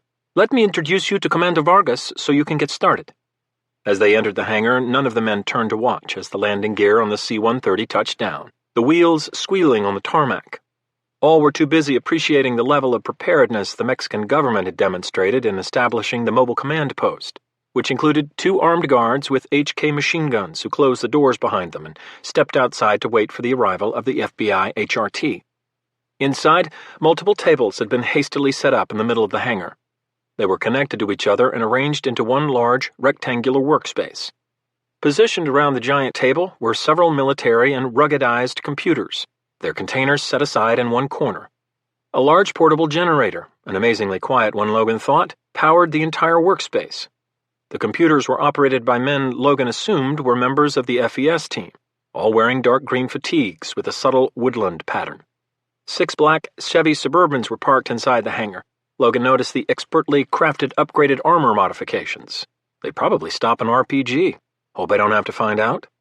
Hector guided them to a computer where, in addition to the operator who moved a wireless mouse over a grainy image, an older man in fatigues stood waiting for them. "Commander Vargas, the Americans are here," Hector stated. "The FBI team just touched down outside, but please allow me to introduce Special Agent Mike Benson and Senors Logan West and John Quick. Special Agent Benson, as you know, will be leading the operation." There was silence as the FES commander's calculating gaze scrutinized each of them, finally coming to rest on Logan, who stood before him. The commander's short hair was mostly gray and shaved in a meticulous flat top. His hard eyes were a dark brown, and a scar ran all the way down his left cheek to his neck. "He's sizing us up. Must be a machismo thing," Logan thought. "I can relate." The man's expression was fixed in a seemingly perpetual scowl, but then the commander surprised him and smiled broadly, sticking out his hand toward Logan. He spoke crisp English with only a faint trace of a Mexican accent. "Senor West, it looks like we could be twins," Commander Vargas said, pointing to Logan's left cheek. "Although I have to say I think I'm the better-looking one." Logan laughed, his skepticism diffused by the man's sense of humor. "In all sincerity, it's an honor. It sounds like you've been an exceptionally busy man the last few days. We were all briefed on the recent events, and from one warrior to another, I respect what you've done. We're also aware of your time in the famed Force Reconnaissance, and it will be our pleasure to assist you in any way we can." Logan noted the sincerity in the man's voice and chided himself for judging too quickly. "As you are surely aware, our country has been at war with the cartels for almost 2 years now. These aren't gangsters or criminals with some code of honor. They're murderous, evil men who should be wiped off Mexican soil for bringing such dishonor and disgrace to our country." I like this guy already, Logan thought. Commander Vargas, I appreciate it, and more importantly, I completely understand it. You know what they say, all that is necessary for the triumph of evil is for good men to do nothing. Commander Vargas smiled. Ah, a student as well, Edmund Burke. I'm quite familiar with his words, and they're absolutely true. Now that I believe we see eye to eye, let me bring all of you up to speed, he said, and turned back to the computer monitor. He looked back at Logan one more time, smiling as he did so. And please, he paused, call me Chris, short for Crisanto. Logan nodded his head. In that case, please call me Logan. He turned to the monitor, realized what he was watching, and looked back at Commander Vargas. You've got a UAV up. Excellent. At what elevation is it flying? He watched as the image slowly circled a large two-story villa built at the base of a rugged range of foothills. In addition to the gigantic U-shaped house, there was a building connected to it, and a large structure that resembled a garage across the driveway. As the camera swung around, he saw a stable with a barn and a riding area. The entire compound formed an upside-down L, with the entrance at the southern tip of the long end and the buildings contained in the area at the top that jutted out to the east. Logan figured the compound occupied at least 40 acres, all of it surrounded by a wall. How high is the wall, he wondered. Because of the angle, Logan couldn't tell, but he was certain it was definitely taller than a man. It's an Israeli orbiter we purchased earlier this year. It's at 20,000 feet. We had it on station for 2 hours, but it can last 6 more, Commander Vargas said. Logan looked up in surprise. A total of 8 hours? I thought the orbiter could only loiter for 3 to 4. We had a very talented aircraft maintenance technician modify it to both increase the flight time and muffle the sound. Very nice, Logan said, appreciating the craftsmanship. So, what have you seen so far? Between satellite imagery, our orbiter, and rather forceful interrogations of several mid-level Los Toros members we captured, we believe this compound is actually the home of Ricardo El Fuego Ortega, Commander Vargas said. He got his name from his predilection for setting his victims on fire, alive. He's a regional commander and controls everything in and out of Nuevo Laredo. We've been hunting him for quite a while, but due to a number of resource issues, we had no idea where he was. John was the first to respond. Wonderful. I love a man with flair. No pun intended. What do we know about his security? Well, Senor Quick, I can tell you one thing. This isn't going to be easy. He has a private security force that lives on the grounds. I'd estimate 20 to 30 men, if not more. I'm sure he also has high-tech detection and surveillance equipment, probably motion sensor cameras and microphones. Commander Vargas wore a serious expression as he added, El Fuego is extremely dangerous. He's been at the top of our list for 2 years now, and he knows it. Like I said, it's not going to be easy. No one spoke. The clatter of typing and the running generator were the only sounds, hanging in the air. Finally, Logan stated the obvious. This isn't an infiltration, this is going to be an all-out assault. Once we're inside, it's going to turn into a shootout. I just hope we can take Juan Black alive. Or else we're screwed. The thought of failing to discover who the puppet master was behind this nightmare sent shivers up Logan's spine. Well then, gentlemen, I suggest we get to it and figure out how we're going to do it. There are a lot of people who will never even know who we are or what we're doing, and they're all depending on us to succeed, Mike said. He didn't need to mention the loss of life that would likely result if they failed. They all knew the stakes. As if on cue, the doors of the hangar slid open and the 13 men of the FBI's HRT Red Team walked in. All activity immediately ceased as each FES member looked at the new additions. Mike spotted the man in front of the group, a 40-ish African-American in khaki cargo pants and a white polo. He wore a goatee and was in superb shape, his forearms rippling as he carried his bags. Mike broke into a smile and said, I thought I ordered the best and all I get is you. Without even breaking stride, the head of the Red Team said, Fuck you, Mike. I thought you ordered a pizza. As if it had been rehearsed, one of the other team members stepped forward holding a large, flat, square box. Did someone say extra jalapenos? Commander Vargas looked at Logan, obviously confused by the inside joke. John just shook his head and said, I don't get it either. Commander Vargas only raised his eyebrows more, and both Mike and the head of the team said, Fuck you too, in unison. John let out a short laugh. Logan smiled at the quick response and said to Commander Vargas, You know how it is, Chris. We're almost as lethal with our sarcasm as we are with our weapons. It's the same in the Marine Corps. Now that, Senor West, I do understand. As the men gathered around Mike, he said, Okay then, now that everyone's here, allow me to introduce Special Agent Lance Foster, commander of the FBI's HRT Red Team. which specializes in counterterrorism operations and in extremis hostage rescue. Since we're burning daylight, and like I said before, I was rudely interrupted," he stared straight at Special Agent Foster, "let's get to it."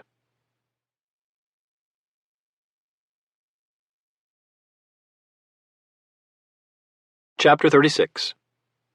Quetzalcoatl International Airport, 31 October 2008, 1400 local hours. The plan was simple, but Logan knew its simplicity belied its danger and difficulty. Operations planned under such circumstances were usually risky, and there was always a surprise or two, rarely good ones. Fallujah flashed through his mind as the planning unfolded.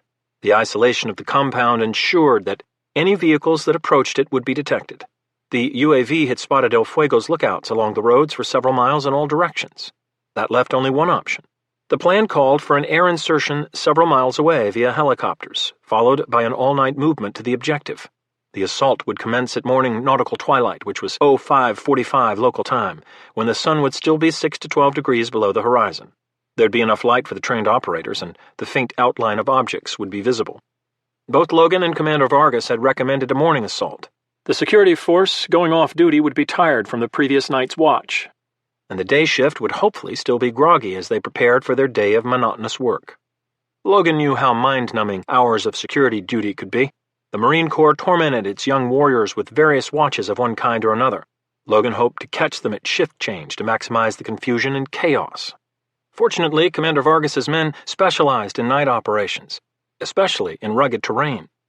The drug war had forced the FES to adapt to its enemy, shifting from maritime operations, although they were just as lethal in the water, to assault operations in urban and mountain terrain, the latter of which happened to be plentiful in both central and coastal Mexico.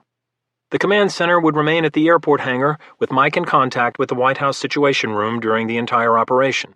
The communications equipment already set up by the FES was encrypted and would provide secure lines of communication. Additionally, one of the FES operators would fly the orbiter from his ground station inside the hangar, and the live feed would provide Mike with real-time intelligence he could pass to both Logan and Commander Vargas. Logan, Mike, and Commander Vargas stood at a whiteboard easel with a gigantic satellite image taped to the top half and a map of the compound area on the bottom half. Both Logan and Vargas were conducting the final briefing to two teams, named Alpha and Bravo for simplicity, both including Red Team members and FES special operators. Alpha Team was commanded by Special Agent Foster. Bravo Team, Commander Vargas's second-in-command, Lieutenant Commander Miguel Concepcion. Logan and Commander Vargas would accompany Alpha Team and provide tactical guidance as needed. Both teams had one priority: capture Juan Black, alive, at all costs. Everything else was secondary. The toughest part of the plan had been identifying a landing zone for the heliborne assault force.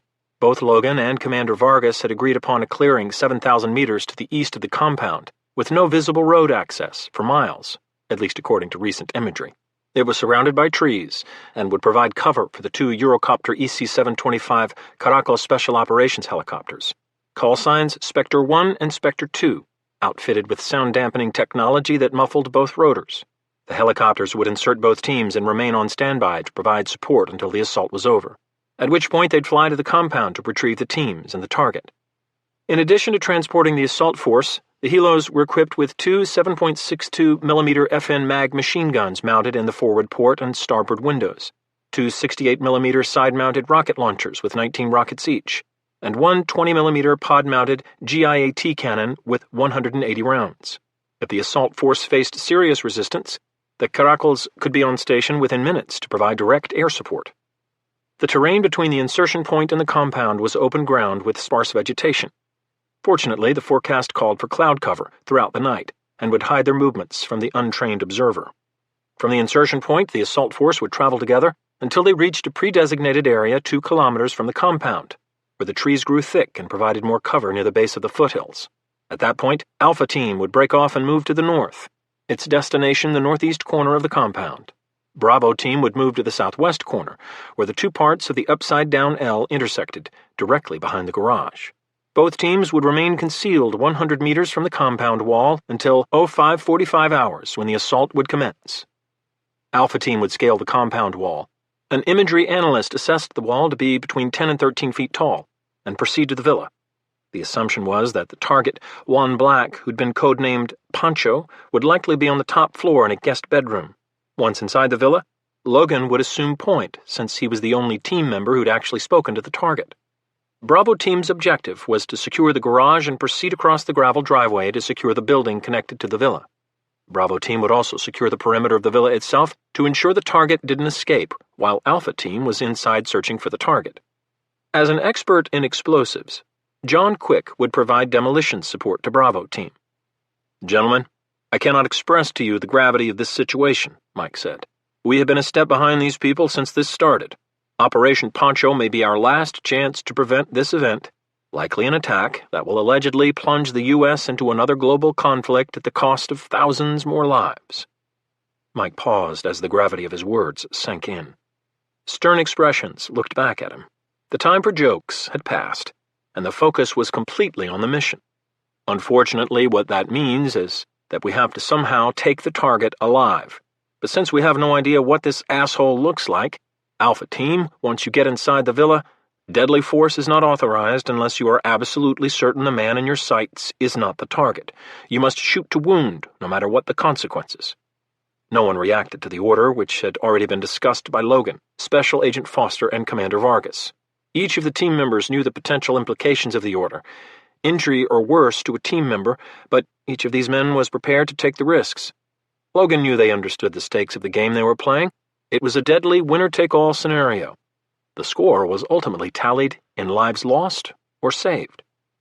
Once we have the target secured, Spectre 1 will land near the barn inside the riding area and wait for both teams at the extraction point. Spectre 2 will provide air support in the event that any hostiles are still alive and try to interfere. Alpha Team and the target will leave the compound first on Spectre 1, and then Spectre 2 will land and retrieve Bravo Team as Spectre 1 provides air support. Mike saw several nods of approval.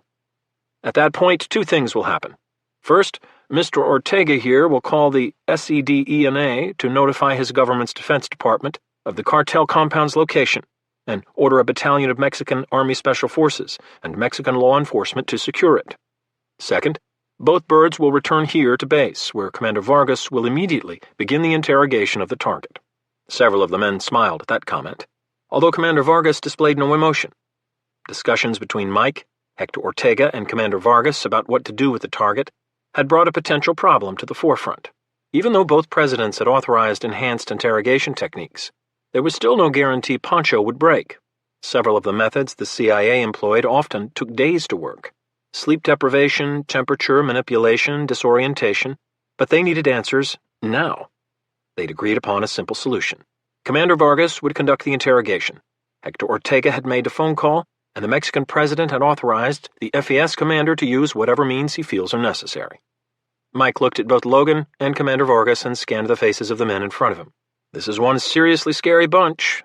The Los Toros cartel has no idea what the hell's about to hit them. Mike spoke. "Gentlemen, the sun sets at 1802 hours, and you are wheels up at 1900. Before you make your final preparations, are there any questions?" No one answered. Each man knew his responsibilities during the mission.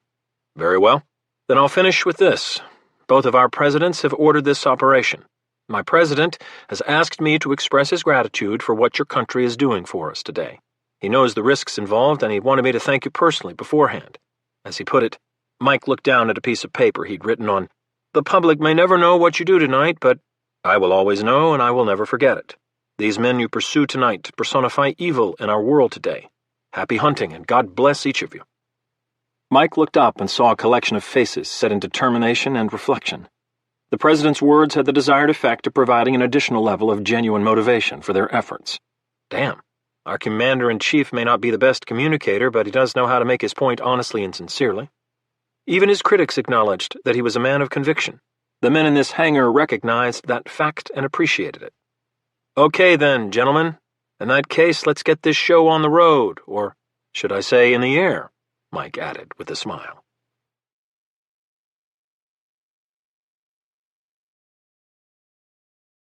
Chapter 37. 1st November 2008, 0100 local hours. Logan quietly navigated the rough terrain. Alpha Team moved in a wedge formation with 3 4-man groups making up each section of the larger wedge. Logan was in the center team of the formation, behind Commander Vargas, and in front of Special Agent Foster. He carried his Kimber 45 and an HKUMP 45 caliber, although he hoped he wouldn't have to use either one inside the villa.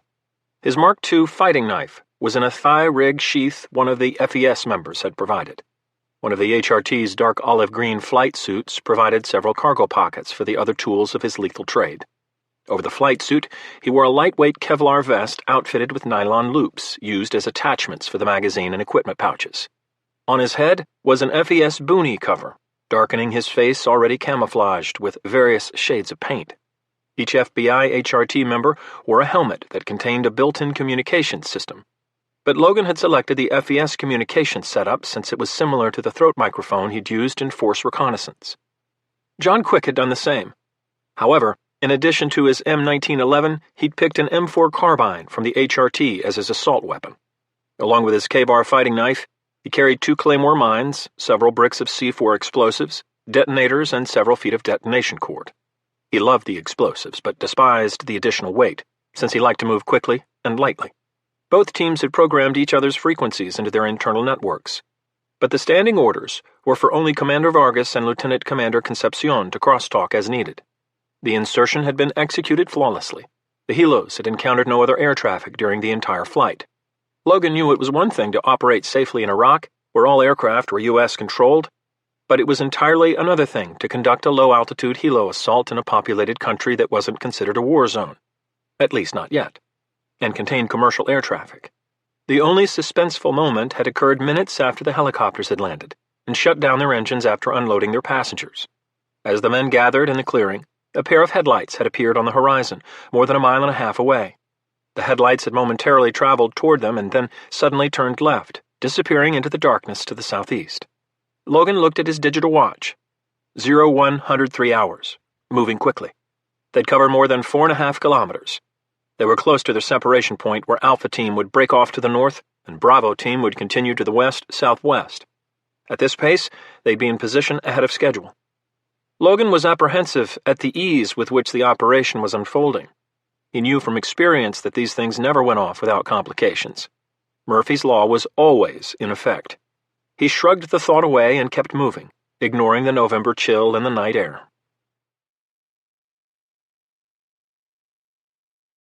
Chapter 38. Camp Fallujah, Iraq. 1st November 2008, 1100 local hours. Kane Frost sat in a small conference room in the living quarters of the Deputy Commanding General of Multinational Forces West, Brigadier General Travis Thurman. The general was apprising him of the security situation, which had dramatically improved after the surge of 2007. The camp was preparing to close operations and move to Al-Assad, which would be the last remaining U.S. military base during the announced drawdown of U.S. forces. HRI personnel continued to support convoy operations and private security for several of the remaining facilities, but there'd been neither incoming indirect fire to the camp nor IED attacks in almost 12 months. Conditions were radically different from the last time Kane had been in country. Fallujah was the first stop on Kane's inspection trip to the various camps and bases where his personnel operated. It was the perfect cover to conceal his real objective: get to Haditha and acquire the object. A break in the weather had afforded them an opportunity to leave Camp Frost early this morning, but another batch of sand and wind was moving in from the west. As a result, he and his forces weren't going to be leaving for Ramadi until tomorrow. It required all his mental discipline to focus on the general's words, especially when his thoughts continuously looped back to the Syrian treasure buried in the desert, waiting for him to discover it. He smiled as the general made some comment about how Kane's support would be critical for the transfer of forces and equipment to Al-Assad. He was about to respond when his secure BlackBerry buzzed in its holster on his right hip. He looked down and saw a number he recognized but hadn't heard from in weeks. Why the hell is he texting me? This can't be good. "Excuse me, General, that's my Chief of Operations back in Baghdad. Do you mind if I step outside and call him back? He says it's important." He smiled sincerely as he delivered the lie. "Absolutely. In fact, I'm going to go grab another cup of coffee. Can I get you one? I didn't sleep well last night, but I still woke up early to hit the gym." Kane was impressed. The general looked to be in his early 50s, but he maintained himself well. "Sir, that would be wonderful." "Cream and sugar?" the general asked. "Just black, sir." "Aha! A man after my own heart. No man should drink coffee with any of that frou-frou shit in it." Kane laughed at hearing a hardened Marine Corps general use the word frou-frou. "I certainly agree. Please excuse me, sir." He stood up, left the conference room, and walked outside. The heat of the day was building, but compared to the summer months, it was downright comfortable. He opened the text, and what he read turned his blood cold. Operation underway to capture JB in Mexico. Hours away, just briefed. President approved. Short and concise, but it was more than enough to send Kane's mind into overdrive. His source was close to the president, and his information was 100% reliable. I have to warn Juan, he thought. I need more time. It was a few minutes past 11 o'clock in the morning in Iraq, which meant it was just past 2 o'clock in the morning in Mexico. He brought up a new message and typed, "Location compromised. Get out now. We'll contact you in 24 hours." He hit send and waited as the text message was digitally encrypted and sent across the global cellular network. After a moment's hesitation, he dialed Juan's cell phone number on the off chance he might reach him. No answer. He tried again. Still no answer. He couldn't risk leaving a voicemail. He ended the call and returned inside to finish the discussion with General Thurman. It was painful forcing himself to engage in this charade. Even as he smiled and appeared calm, his emotions raged, and his heart pounded at the thought of Juan's potential capture. Other than Scott, he's the only one who knows everything.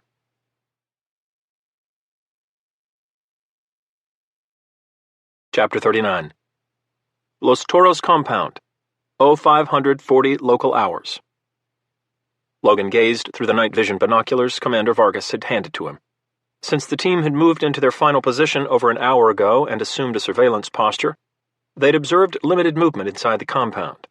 Logan had seen only 3 guards, each individually patrolling in the same pattern around the villa. Every 8 to 10 minutes, one of them passed directly by the patio rear entrance. Their final assault position provided an unobstructed vantage point of the entire backside of the villa. The team was hidden near the base of one of the foothills at an elevation slightly higher than the roof. A small copse of trees, bushes, and jagged boulders provided concealment as they waited for 0 hour. Logan's presumption about the compound wall had been correct. It was at least 15 feet tall, and after further discussion, both Logan and Commander Vargas immediately scratched the idea of trying to scale it. It'd take time they just didn't have, and once the security forces spotted them, they'd be sitting ducks. It was too risky. That left one option: a hard entry. Fortunately, the team had packed plenty of explosives, and one well-placed C4 charge would demolish a large enough section of the wall to allow the team to move in rapidly. Since Bravo team would be doing the exact same thing, Commander Vargas had coordinated with Lieutenant Commander Concepcion to detonate only on his mark. Security would likely be confused about the direction of the explosion. Simultaneous explosions might buy them a few precious seconds as they assaulted the villa. They'd chosen their breaching point directly in line with the rear patio entrance. The initial chaos should provide them enough time to cover the 50 meters from the wall to the glass doors.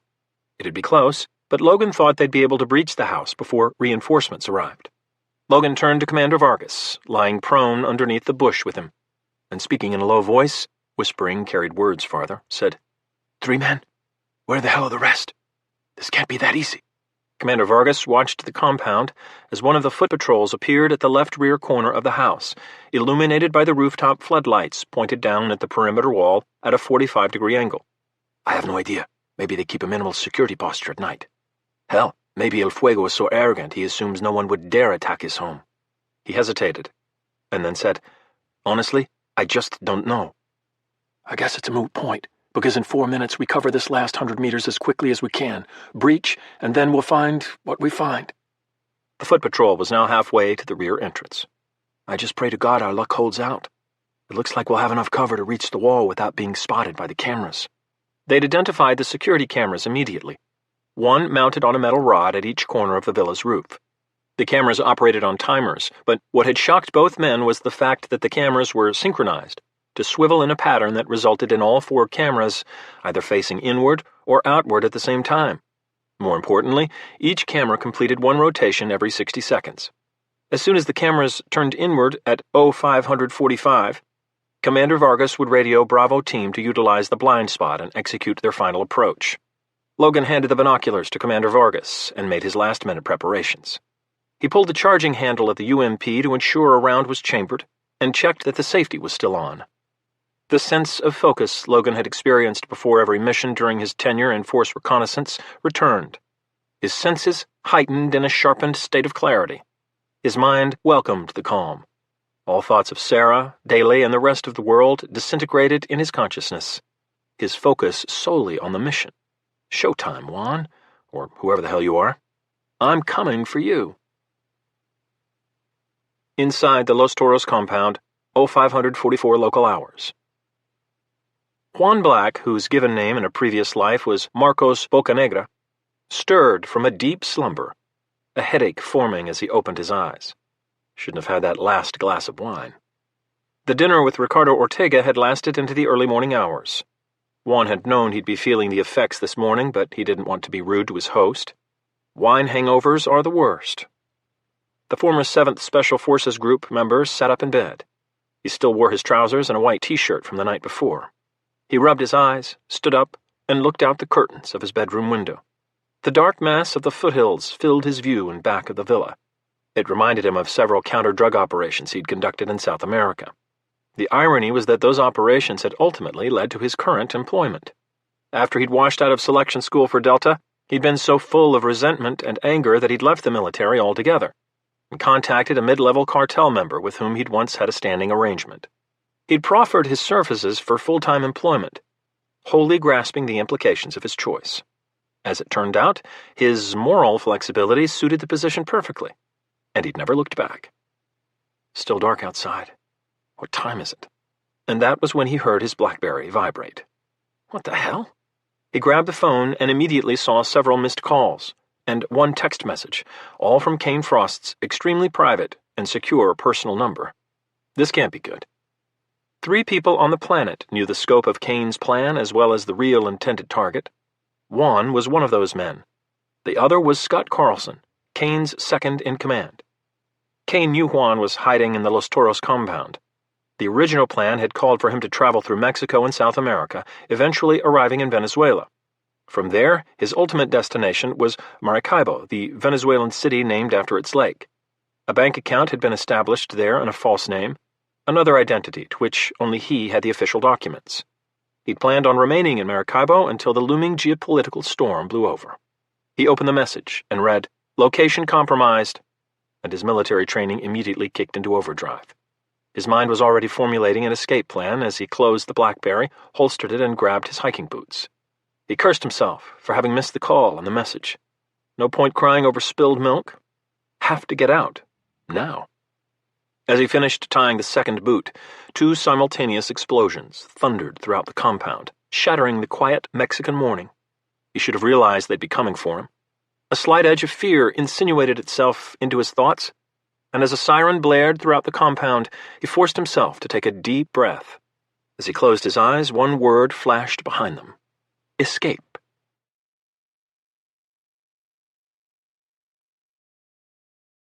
Chapter 40. Alpha Team. 1st November 2008, 0547 local hours. As Logan crossed the open grass between the breached wall and the sliding patio doors, he looked inside the house for movement, his HK at the ready position, eyes scanning over the top of the iron sights. He preferred the sights for this type of work. There was less chance of error than with a scope. He knew the guards would be coming soon from either the house or around the sides. He was in front of the right column, next to Commander Vargas, who had the lead for the left column. As Alpha Team quickly covered the distance to the rear entrance, Logan was amazed at the ease with which their entry had occurred. Once 0545 hours had arrived, both Alpha and Bravo teams had synchronized their final movements, covered the remaining distance from their observation posts, and planted the C4 charges at each location. As Logan had waited, memories of Fallujah had led to slinking doubts in his subconscious. He knew how quickly these operations could hit a proverbial wall. It was usually then that the bodies started piling up. But when Commander Vargas and Lieutenant Commander Concepcion coordinated the detonations, again without any resistance, Logan's mind immediately refocused, his hard resolve and battle-heightened awareness crushing any lingering uncertainty. 25 feet to go. 20. 15. His mind ticked off the distances. Then, just as he'd expected, members of the security force finally arrived to counter the assault. 2 men, similarly dressed in dark pants and black shirts, holding modified M4s, appeared in the gigantic kitchen, now full of light from the multiple candelabras hanging from the ceiling. The low level of illumination outside must have masked the assault force's movement. The men didn't spot them until Logan and Commander Vargas were less than 10 feet away from the back doors. Logan saw the man on the right squint in disbelief, but even as he tried to react, he was too slow. Logan raised the muzzle of the UMP a few inches, a move that took him less than half a second after practicing it thousands of times in the Marine Corps. As the man raised the M4, Logan fired 3 rounds, the UMP set to semi-automatic mode. The first round shattered the right patio door before veering off target as a result of the impact, glass showering the kitchen floor. Even though it missed, the first round cleared the way for the second and third bullets, which struck the man squarely in the chest and stopped him in his tracks as a look of surprise and pain appeared on his face. He fell to the floor, dead from the .45 caliber slugs. Commander Vargas dealt with the shooter on the left in a similar fashion, but instead of the glass door altering the bullet's trajectory, his first round somehow maintained its course and struck the man in the throat. The man dropped his M4, but as he raised his hands to his neck, the second and third bullets struck him in the forehead and right cheek, shattering the right side of his face as he died. Both Logan and Commander Vargas stepped through the now empty door frames, expecting additional resistance from any of the kitchen's 3 large dark entrances. They were now inside the enemy's lair, susceptible to ambushes and other nasty surprises. Logan knew their success depended on how well the security forces had been trained to defend a direct assault. Hopefully, not well at all. Logan and Commander Vargas took positions along a 20-foot-long marble countertop that ran through the middle of the kitchen. Their weapons were pointed down the main hallway as the remainder of Alpha Team entered the villa. 2 members of the FES team remained at the compound wall to ensure no one tried to escape behind them. "They're either waiting for our next move, or we caught them totally off guard," Logan said quietly. "Either way, we need to go now before they try to coordinate a counterattack. The stairway is in the main hallway. Leave 4 men here to hold this position. No one gets out." But even as Commander Vargas moved to issue his orders, Logan thought he heard movement from a distant part of the house upstairs. "We need to move." Without further delay, Logan strode around the countertop to the right as Commander Vargas did the same from the left. The hunt's on now. As the men entered the hallway, a thunderous explosion shook the entire villa. Logan looked at Commander Vargas. "God, I hope we did that." Not realizing that the assault had just turned into a ferocious engagement for Bravo Team, Logan turned back toward the hallway, deeper into the villa, praying their luck would hold out. Bravo Team. In John Quick's professional opinion, the initial breach had been as uneventful as a forced entry with explosive could be. The simultaneous detonations must have confused the security forces, since no one intercepted Bravo Team as it infiltrated the compound. All had gone smoothly, at least until they'd reached the garage. From various overhead imagery and surveillance footage from the orbiter UAV, they knew the steel-frame garage was as large as the villa, stretching 200 feet in length and half as wide. It resembled a hangar, with a cavernous, open-air second story that occupied the left half. The single-level right side was littered with oversized pickup trucks and SUVs. As Bravo Team stacked up outside the single-door rear entrance, John thought he heard movement inside. He gave Lieutenant Commander Concepcion a hand signal to halt and listen. The team leader paused, but when he heard nothing, he ordered the entry and led the team himself. As Lieutenant Commander Concepcion turned the handle on the door and swung it inward, he stepped through the opening into a dimly lit interior. A second FES member had followed him when a barrage of automatic weapons fire suddenly erupted and struck the Bravo Team commander. The FES operator behind him leapt backward and launched himself out of the garage as bullets tore into the doorframe where he'd been standing only moments before. He landed on his back and scrambled to the side of the entrance, breathing heavily. He still looked relatively composed for such a close call, or at least John thought so. These guys are tough. Lieutenant Commander Concepcion wasn't nearly as lucky. John looked down to see the FES leader's body lying on its side, his head a foot away from the entrance. His eyes were open but saw nothing. The team was stacked against both sides of the doorway, pinned down from the inside. John knew there was no way they were gaining entry to the garage from this location. They needed to find another way. "We need a diversion." As bullets peppered the entrance, an idea formed. He looked across the open doorway and saw the FES team's second-in-command, Lieutenant Jorge Garcia. John waited until the Bravo team members unleashed their salvo, and then he dashed across the opening to the FES lieutenant. He spoke quickly, the FES member now in charge, listening intently. "Lieutenant, there's no way we're going to make it inside this doorway." We have to find another way, but we need a diversion. Right now, they think we're still going to try and force our way inside from here. You need to keep 2 men here to hold this position and make them think we're pinned down. Then you and I can take the rest of the men and circle around the left side of the building to work our way inside from the front. If we can flank them without being detected, we can take them out and secure the garage, eliminating any chance of escape they might have with the vehicles inside. Once we have the garage, we move to our second objective," he finished, referring to the building attached to the villa. John stopped talking as the lieutenant quickly weighed his options, finally nodded, and said, "Good idea, let's do it." Without a further moment's hesitation, Garcia stepped around the man in front of him, tapped the shoulder of the FES member returning fire through the doorway, and issued instructions into his ear. John watched him point to the HRT member across the open door and issue his orders with several hand signals, which made his intent clear. The HRT member nodded, dropped an empty magazine onto the ground, reloaded, and returned to the firefight. The lieutenant returned to John and said, "Let's go. You want to lead the way, or would you like one of my men to?" There was no condescension or sarcasm in the request. John knew the FES lieutenant was showing him respect by allowing him to make the call, since it was his idea. "I'll do it." He moved around the left side of the garage, the lieutenant and the rest of Bravo team close behind him. Always coming up with the good ideas, aren't you, John? John knew that if there were anyone inside the garage with any type of military training, someone would likely realize the entrance to the garage was susceptible to a frontal assault. John just hoped that whoever was making the decisions inside would be delayed by the ongoing gunfight for at least another 30 seconds, which was all John and the Bravo team members needed. He reached the corner of the building and stopped just long enough to peer around the edge, concealed by the lingering darkness. Nothing so far so good. He jogged quickly along the side of the building. Please let it be a direct shot to the front bay doors. He took a deep breath, exhaled, and leaned around the corner. From his vantage point, John had a direct view of both the attached building, which looked like a large guest house, and the villa. The good news was that there were no security reinforcements coming from either building. The bad news was that lights were turning on in several windows. We only have a minute or two before they step up their defense, so much for the element of surprise, he thought, wryly. He turned to Lieutenant Garcia and said, "No forces in sight. However, we only have a minute or two. Lights coming on all over the place. As soon as I turn this corner, I'm keeping my weapon trained on the bay doors. I need you and the other team members to cover the entrances to the villa and that building. Stay close to me. Once we get to the open doors, I'm going in as quietly as I can. And I need you right behind me. Ready?" Lieutenant Garcia nodded, and once again turned and relayed his orders. He looked back at John and said, "Ready." Even though the run to the first bay door lasted only seconds, to John it seemed like an eternity. He was completely exposed to both buildings on his left. Move it, old man. He was fit for 42, more so than most 20-year-olds, but he knew Father Time was gaining ground on him.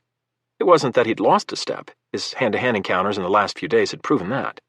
Rather, it was that recovering from those fights seemed to take a lot longer than it used to. As a result, he realized he'd have to rely upon his wisdom and experience. As he ran for the door, he hoped both would serve him well in the next few moments. He crossed the last few feet to the door as the sounds of the gunfight inside the garage grew louder. He heard multiple men shouting at one another in Spanish. He sensed, rather than heard, the rest of Bravo team halt behind him. He glanced around the corner, and with just a glimpse of the interior, his trained eye immediately calculated all options. He knew what he was going to do. This is going to wake the neighbors. He turned to the lieutenant, who wore a questioning look as to why John hadn't gone into the garage. He explained his plan and turned back to the door to execute it. I hope the guys in the back have some cover. He dropped his pack off his back, rifled through it, and found what he was looking for. The M18A1 Claymore mine. He pulled out the mine, the command wire, and the plastic trigger. He armed the mine and unrolled approximately 20 feet of wire. He looked back to see that the Bravo team members had withdrawn, per the lieutenant's instructions, but continued to cover the front of the villa and the attached building. As soon as the mine was ready, he stepped around the corner and saw 6 security personnel arranged in a semicircle behind 3 large SUVs, still firing toward the open doorway. He bent down and firmly planted the mine in the gravel near the frame of the bay door. He looked up just in time to see an HRT member almost 150 feet away. Even at this distance, John knew the FBI agent had seen him plant the mine. He pointed and moved both hands apart, indicating that he and the other team members should move away from the doorway and take cover. Without waiting for a response, John ran back to the rest of Bravo team, the Claymore's wire dangling from his right hand. All of them were in the prone position and had their weapons trained on the villa. John dropped down to the ground on his stomach, grabbed the plastic trigger in both hands, memories from Fallujah briefly surfacing in the dark corridors of his mind, and compressed the detonating lever. Kaboom! The resulting explosion sent steel balls ricocheting through the garage in a wave of death and destruction. All 6 security members were killed by the flying steel that caromed crazily inside the structure. John felt the entire building shake with fury as the lethal balls punctured its skin. As John had hoped, the flying steel also punctured the several hundred-gallon fuel tank John had spotted on the right side of the garage. The secondary explosion made the detonation of the anti-personnel mine sound and feel like a firecracker. Thud, whoosh! With a thunderous roar that rattled John's teeth, an enormous fireball blew through the garage. The tin roof was torn into pieces that were flung in all directions, raining sheet metal and wood all around them. The explosion illuminated the entire compound in a bright yellow glow as the thunder echoed off the surrounding hills. With his ears ringing, he turned back to the FES lieutenant. Even as hardened as the young man appeared to be, the look of amazement on his face made John smile. "I think that did the trick," John said. Lieutenant Garcia still just stared at him. "Now for part 2. Giving the young man another moment to relay instructions to the team, John stood up, grabbed his M4, and put it in the ready position. He sprinted across the gravel driveway toward the second building as the rest of the team assumed positions next to him. They moved in line toward the second objective, with approximately 5 feet of separation from one to the next. Let's see what's behind door number 2. Alpha Team. Other than the 2 men in the kitchen, Alpha Team had yet to encounter any members of the cartel's security force. They'd followed 2 curved staircases that led from the foyer, with its black and white marble floor, up to a landing in the middle of one enormous hallway that ran the length of the entire second floor of the villa. The place resembled a small hotel rather than someone's home. Logan led the team along the right half of the wide hallway as Special Agent Foster took the other part of Alpha Team down the left. Logan moved as quietly as he could down the lengthy corridor. Fortunately, the plush carpet provided plenty of sound suppression. He was virtually silent. Commander Vargas and 4 Alpha Team members, all from Vargas's FES unit, followed. Where the hell is El Fuego's security? At the far end of the corridor stood a large, ornate set of dark wooden doors that occupied the entire width of the hallway. El Fuego's room, I'm sure. Subtle. They had already cleared the first 2 of the 4 other large rooms that branched off the hall, both empty. Now they moved down the hallway and positioned themselves outside the next 2 doors. Logan initiated the count. 1, 2... He never reached 3. A salvo of automatic weapons fire burst through the door in front of Commander Vargas, sending splinters flying through the hallway. The Alpha Team members instinctively lowered themselves into a crouching position in case the shooter within decided to spray bullets through the wall as well as the door. Commander Vargas grabbed a flashbang grenade off his vest, pulled the pin, and held it for what seemed to Logan like an eternity. The shooting stopped, and Logan heard a man's voice shouting in Spanish, followed by the sound of something metallic falling to a hardwood floor inside. Bastards reloading. Commander Vargas must have had the same thought. Rather than wait for the shooter to finish, he grabbed the door handle, cracked the door open, and tossed the grenade into the center of the room. Logan quickly put his hands to his ears for protection. The rest of Alpha Team was already prepared. A moment later, the flashbang detonated. Boom! The confined space of the guest bedroom amplified the explosion as the flash of light shot out the crack in the doorway. Logan heard a man scream from inside. Too bad for you, asshole, he thought as Commander Vargas entered the room, his weapon up and searching for the target. For some reason, the shooter, wearing nothing but a white t-shirt and blue boxer shorts, having been blinded and deafened, still tried to stand and raise the AK-47 he held in his right hand. Logan saw Commander Vargas, obviously aware of the rules of engagement, lower his UMP and fire 2 rounds in rapid succession into each of the man's legs. Pop, pop, pop, pop. The bullets shattered the man's right kneecap and his left shin, eliciting a howl of pain that turned into a high-pitched shriek. He dropped the AK-47 and began to writhe on the bedroom floor in agony. Logan watched as Commander Vargas kicked the assault rifle away from the downed man, grabbed him by his black hair, and screamed, "¿Cómo se llama usted?" The man was in no condition to resist, but he couldn't hear after being deafened by the grenade. Vargas screamed at him again and pointed at the middle of his chest. The wounded man finally understood and muttered, "Eduardo Montanero," between sobs. Commander Vargas looked at Logan, who shook his head to confirm it wasn't their target's voice. On to the next room, Logan thought.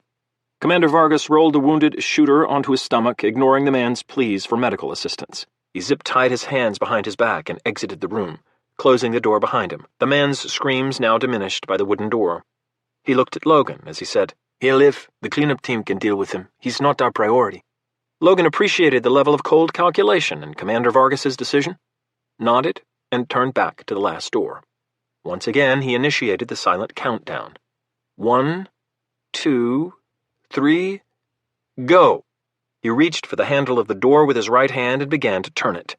Before he could push the door inward, a man's deep voice boomed throughout the hallway. "Hijos de puta, ¿me buscas?" Logan didn't understand Spanish, but he turned to the sound of the man's voice, originating from the end of the corridor. What he saw turned his blood to ice. You've got to be fucking kidding me. Standing in the doorway of the master bedroom was an overweight, dark-skinned Mexican man of average height.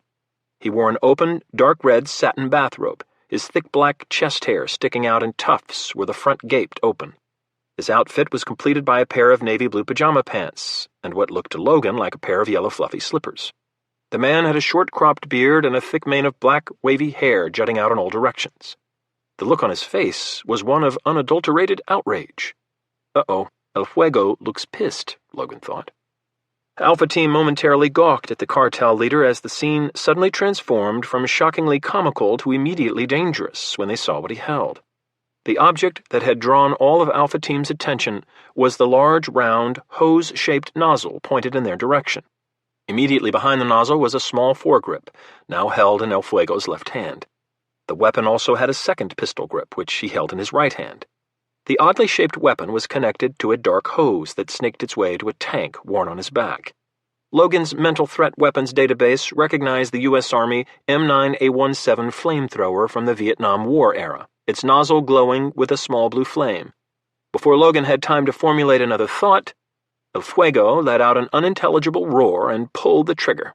The hallway was filled with a tremendous whoosh, as liquid flame rocketed toward Logan and the rest of Alpha Team like an angry serpent intent on consuming them all. Bravo Team. The building they'd thought was attached to the villa based on satellite imagery, in fact, stood alone.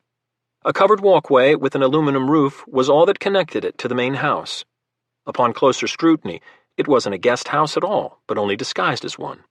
In reality, it was a concrete rectangular structure with no windows, painted a faded cream color to match the main villa. A large ventilation system ran the length of the entire structure, and multiple chimneys jutted from the rooftop. John knew it was significantly more ventilation than a building its size required. What the hell is going on inside? The sounds of gunfire continued from deep within the main house. In the back of his mind, John hoped that Logan and Alpha Team had captured the target. Regardless, he had a big problem of his own to solve. John and Lieutenant Garcia huddled under the walkway, standing off to the side of a stainless steel metal door professionally installed into the side of the building. A single handle was the only fixture, and it didn't budge when John tried it. The 10-digit key combination lock adjacent to the door only complicated matters. The door was several inches thick, and John knew nothing short of several well-placed charges would remove it from its frame. John was calculating their options when they suddenly heard a series of beeps from the combination lock. Someone was coming out. Fortunately, only he and Lieutenant Garcia would be seen by whoever was opening the door. The rest of Bravo Team was providing security between the two buildings and were spread out against the walls. Realizing he had nowhere to go, John quickly stepped away from the door, drew his K-bar fighting knife, and waited. Lieutenant Garcia reacted similarly. He stood to the left of the door, his assault rifle slung across his back, a curved blade held in his right hand. John hoped the sounds of battle in the morning dusk would conceal their presence long enough for them to act. Wait for it, John, wait for it. As soon as they heard the last beep, the door swung outward, and the barrel of an AK-47 appeared through the opening.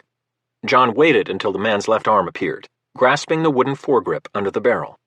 John lunged forward, snatched the barrel of the weapon with his left hand, and violently yanked it down and toward him. The startled member of El Fuego's security stumbled forward out of the doorway and toward John. As his momentum carried him forward, John lunged upward with his right hand, burying the K-bar into the man's ribcage. The blade pierced the guard's heart, killing him before he even realized what had happened. As John guided the dead man to the ground, a second security guard appeared in the doorway, a look of horror on his face as he saw what had befallen his compadre. He raised his AK-47 toward John. Lieutenant Garcia grabbed the man by the throat and jerked him backward as he slid the curved blade into the man's spine, causing him to arch his back reactively. Lieutenant Garcia plunged the blade in farther until the man shuddered and grew still. He let the dead man fall to the sidewalk as the security door began to close. John caught the edge of the doorway before it shut. Well, that's one way to get inside. He peered into the opening and saw a short hallway that led to a much larger, illuminated space. He heard hurried voices speaking in Spanish, and he looked at the lieutenant. "They're panicking from the gunfire and explosions and trying to figure out what to do next," Lieutenant Garcia said. "Well," John said with a wicked grin, "let's not give them the time to figure it out." Alpha Team. Logan lay face down on the hardwood floor of the guest bedroom, the one they hadn't had time to clear before El Fuego decided to incinerate them in his ad hoc crematorium. Heat rushed over him from behind. Screams of pain emanated from the hallway. The other team members hadn't been able to find shelter before El Fuego pulled the trigger on the flamethrower. I wouldn't be alive if it weren't for whoever's on my back. Before Logan could react to the flow of thickened and ignited fuel that had snaked toward him, one of the team members had crashed into Logan, propelling him forward and through the door he'd been about to enter. He felt the man push off his back.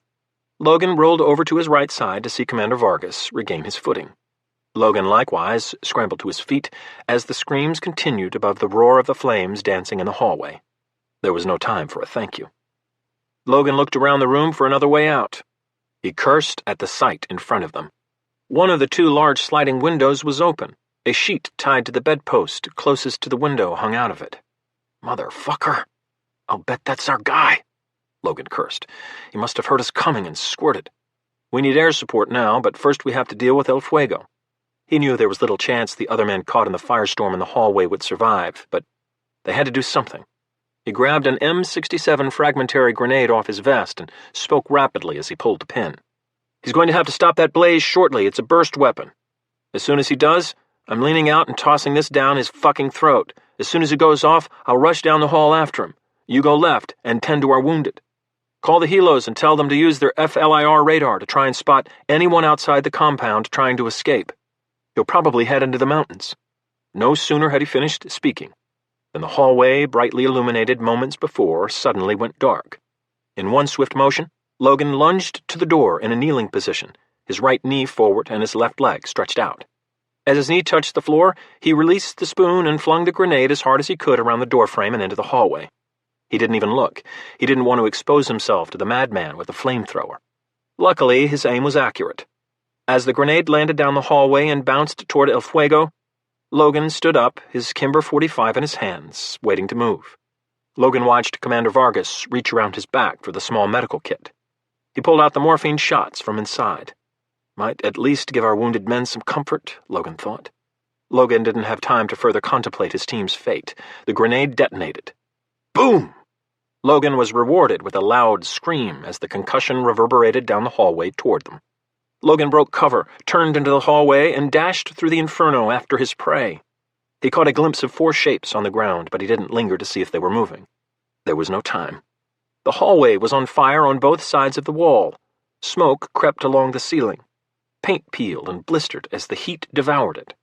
My own personal version of hell? What a nightmare. Logan moved through the flames, himself a shadow toward what remained of the doorway to El Fuego's bedroom. Both doors had been blown off their hinges, disintegrating in the grenade blast. Logan sensed a very large, open space beyond the doorway as he approached. Unfortunately, El Fuego was nowhere near the entrance. Logan hoped the grenade had killed him instantly. He reached the gaping hole that was now the bedroom entrance. He paused, listening. He heard the sound of metal scraping, followed by a loud crash as something large fell over. Logan didn't want to give El Fuego any more time to recover from the explosion. He stepped through the opening and into El Fuego's inner sanctum, the Kimber raised in front of him. On the floor 20 feet away lay El Fuego. He was wounded, but still moving. Logan didn't think he was going to expire of his own volition in the immediate future. He quickly scanned the rest of the room and confirmed it was empty. El Fuego was at the base of a cabinet with built-in shelves. He tried to lift himself up to reach the top shelf, making painfully slow progress. The hose and flamethrower gun trailed behind him. The metal canisters on his back had been punctured by grenade fragments. A dark liquid slowly oozed from several of the holes and flowed onto the back of his red robe and exposed legs. Amazingly, he still wore his yellow fluffy slippers. His hand was inches away from his objective, a nickel-plated .45 secured on a stand. Logan realized it must be loaded. Nice, functional as well as aesthetically pleasing. This guy doesn't quit. I'll give him that much. Logan lowered the kimber and fired a single shot into the back of El Fuego's left leg. The man slumped backward to the floor, screaming in pain as he grabbed his shin. He rolled over onto his side, his back up against the cabinet, and stared defiantly at Logan. Logan quietly said, "I told you not to move. Or maybe I didn't. Sorry, it's been kind of chaotic out there. Regardless, it looks like you're going to live, depending on what you can tell me about Juan Black." Logan's expression was impassive as he stared into the face of the murderous El Fuego. El Fuego breathed hard and emitted a short laugh. "Fuck you, gringo. You're not even here for me? I'm not telling you anything, pendejo." Logan nodded. "I thought as much, but let me tell you what I think." He smiled as he continued, the grin catching El Fuego off guard. "I think Mr. Black was in that guest bedroom we just left. And I'll also bet you have no idea who or what he really is. I can tell you one thing. His name is definitely not Juan Black. As for you, you're done. There's a Mexican army unit on its way to take you into custody. It's your lucky day, asshole. You get to live. I'm going to tie you up first, though, just in case you get any more bright ideas." El Fuego said, "Mexican army? You must be one stupid American. I'd probably pay half of them. You really think they'll take me in? Or keep me if they do? I'll be back here within weeks or months. It's the way things work down here. You and your country still haven't figured it out yet. You can't stop us. There's too much money for the politicians, cops, and military. It's never going to end, puta. I'm never going to end." Logan ignored the man's rant, despite knowing it was partially, if not completely, true. He started to walk toward El Fuego when he heard a small sound behind him. He whirled and raised his pistol, only to see Commander Vargas standing at the door. The solemn look on his face told Logan everything he needed to know about the fate of the men caught in the firestorm. Commander Vargas shook his head and beckoned Logan over. God damn it. Logan had been hoping some of them might live, even though he'd suspected otherwise. "Logan, they never had a chance. I'm sorry for your men and for mine. We can mourn them later and pay tribute to them on our own time." Commander Vargas looked down at El Fuego, his voice hardening. "But for now, what about this piece of shit?" "He doesn't know anything," Logan scoffed. "I shot him in the leg because he was trying to reach that weapon on the top shelf. It's a nice pistol, by the way, a collector's item. I bet he keeps it loaded. I was going to leave him for the cleanup team." Commander Vargas continued to stare at El Fuego. "I called in the air support. The helos should be in the area within minutes. As soon as you get outside, contact the pilots on Channel 7. I told them to start looking for movement in the trees and on the hills. They'll relay the information to you as soon as you contact them." "Thanks. What are you going to do now? Sounds like there's still a hell of a fight going on outside. You reach Bravo team?" Commander Vargas smiled faintly. "Yes, Lieutenant Commander Concepcion is dead. He was killed as they entered the garage. Lieutenant Garcia is in charge now. John is still alive. He is responsible for the explosion we heard." He paused, shook his head, and said, "Your man blew up the entire garage. There's nothing left. Probably saved several lives doing it." Logan nodded. "That sounds like John, all right. He's a bit of an overachiever when it comes to explosives." "So it seems. They're about to enter the attached building. It's apparently some kind of production facility," Commander Vargas said. "Go figure. Well, at least it's going to be out of service after today. Thank you. And again, I'm sorry about your men. I'm going after Juan Black. Can you tie this piece of shit up for me?" Logan stepped toward the door when Commander Vargas grabbed him by the arm. Logan looked up, his eyebrows raised. "Logan, this man is evil. Nothing more. He's responsible for the deaths of hundreds, if not thousands. I've seen his handiwork before. If we take him into custody, he might be able to buy his way out with the corrupt officials I know he's connected to." Logan knew where this was going, but he said nothing. "Logan, what I'm asking is this. From one man of honor to another, do you object if I take care of El Fuego myself? It's the only way justice will be served, especially in Mexico." Logan didn't hesitate. He'd considered it briefly himself. "I agree. He made his choices a long time ago, and now it's time to pay for them. And if you think he could walk, then do it. Sounds like he's had it coming for a long time now." Commander Vargas nodded once and said, "Thank you. Now go find Juan Black while I tend to this matter." Logan was almost at the door when he paused, turned around, and said to El Fuego, "I was wrong, asshole. It's not your lucky day. But even better, you were wrong about that last point. You are about to end." He saw Commander Vargas reach into a cargo pocket and pull out a metallic shape he recognized as a lighter. "I hope you burn in hell after you burn here." He turned and ran down the flaming hallway to pursue his real target. A stunned El Fuego sat on the ground, contemplating his imminent demise. He looked from the empty space Logan had just occupied to Commander Vargas, but there was no mercy to be found. His sentence was about to be rendered, the full horror of it slamming him in the gut. Logan reached the midpoint of the hallway as he heard a loud whoosh, followed by screams.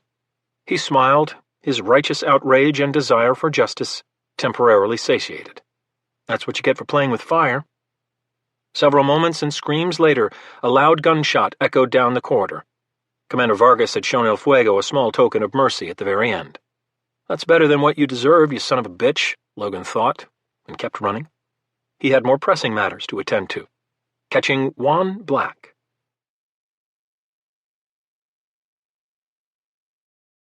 Chapter 41.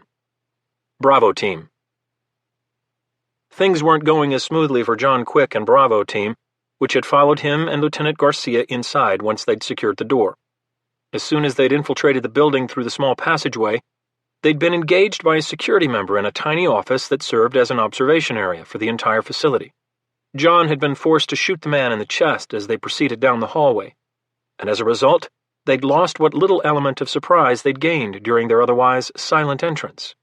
The small office contained few furnishings: a wooden desk with a phone atop it, 3 folding chairs, and a series of lockers along the left wall. In addition to the minimalist decor, a wall approximately 3 feet high was connected to the ceiling by a large plexiglass window. A single door to the right of the glass led inside the facility. As for the facility itself, the mystery of its true purpose had been solved. The building was a gigantic industrial methamphetamine lab. The large ventilation system was the exhaust for the byproduct toxic gases produced by the chemical reactions involved when cooking large quantities of crystal meth. On the far side of the building opposite Bravo Team's entry point was a series of 4 gigantic stainless steel vats suspended 6 feet off the floor, which was coated with a clear sealant. Each vat was at least 8 feet in diameter and covered with a large cylindrical top. All the vats were connected by a series of pipes and stainless steel ductwork to several large machines, none of which John recognized. But they didn't matter since he was too busy focusing on the concentrated small arms fire they were receiving. A group of 6 heavily armed security personnel had positioned themselves behind the industrial equipment and alternated in providing covering fire that had Bravo Team pinned down inside the observation area. The plexiglass had been shattered by their initial volley. Bullets continued to shred the wooden desk, walls, and lockers. John had maintained radio silence with Logan until now, but given their current predicament, he knew he had to update Alpha Team. He was about to press the talk button on his microphone when Logan's voice erupted from the Bravo Team channel into his tiny headset. "Bravo Team, we have secured the villa. El Fuego is dead, but the target escaped out a second-story window. Air support is inbound to assist. I'm in pursuit. Treat all remaining security personnel as hostile. Lethal force authorized." John quickly responded, "Roger, Alpha. Adjacent building looks to be some kind of giant meth lab. We're in the process of securing it. Happy hunting. Out. Roger, Bravo. Put it out of commission. We'll contact you once I've secured the target. Switching over to the TAC air channel now. Call and update the base once you're done. Out." More bullets hit the walls and remaining pieces of plexiglass, sending shards cascading onto Bravo Team in cover behind the small wall. Lieutenant Garcia looked over to see John smiling as Logan's transmission ended. "That's fucking music to my ears. Now it's our turn." He spoke just loud enough to ensure all of Bravo Team heard him and quickly explained his plan. The security teams inside were well trained. The fusillade of fire continued, 4 automatic weapons firing in synchronization every time one team reloaded. John was impressed. "Too bad for you guys, it's about to end." Swiftly, John pulled an M67 fragmentary grenade from his vest. He watched as both Lieutenant Garcia and another Bravo Team member, one of the FBI's HRT, did the same. He pulled the pin on his grenade and held the metal spoon in place. 1, 2, 3, now. He released the spoon and tossed the grenade over the wall in an arc as Lieutenant Garcia and the HRT operator did the same.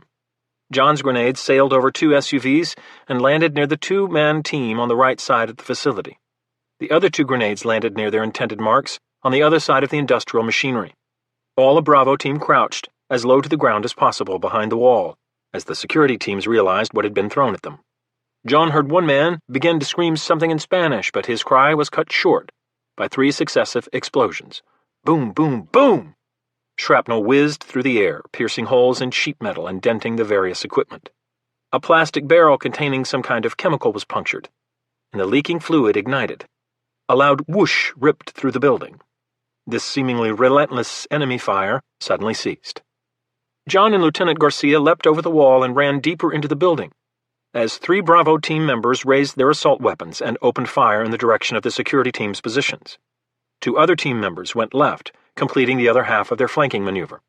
As John drew closer and passed the nearest SUV, he saw flames from the fire in the back of the facility. An acrid smell in the air burned his nostrils. Time to end this confrontation, he thought, as he prepared for additional resistance from any remaining forces. The maneuver turned out to be unnecessary. John circled around a large machine and discovered the carnage the grenades had produced.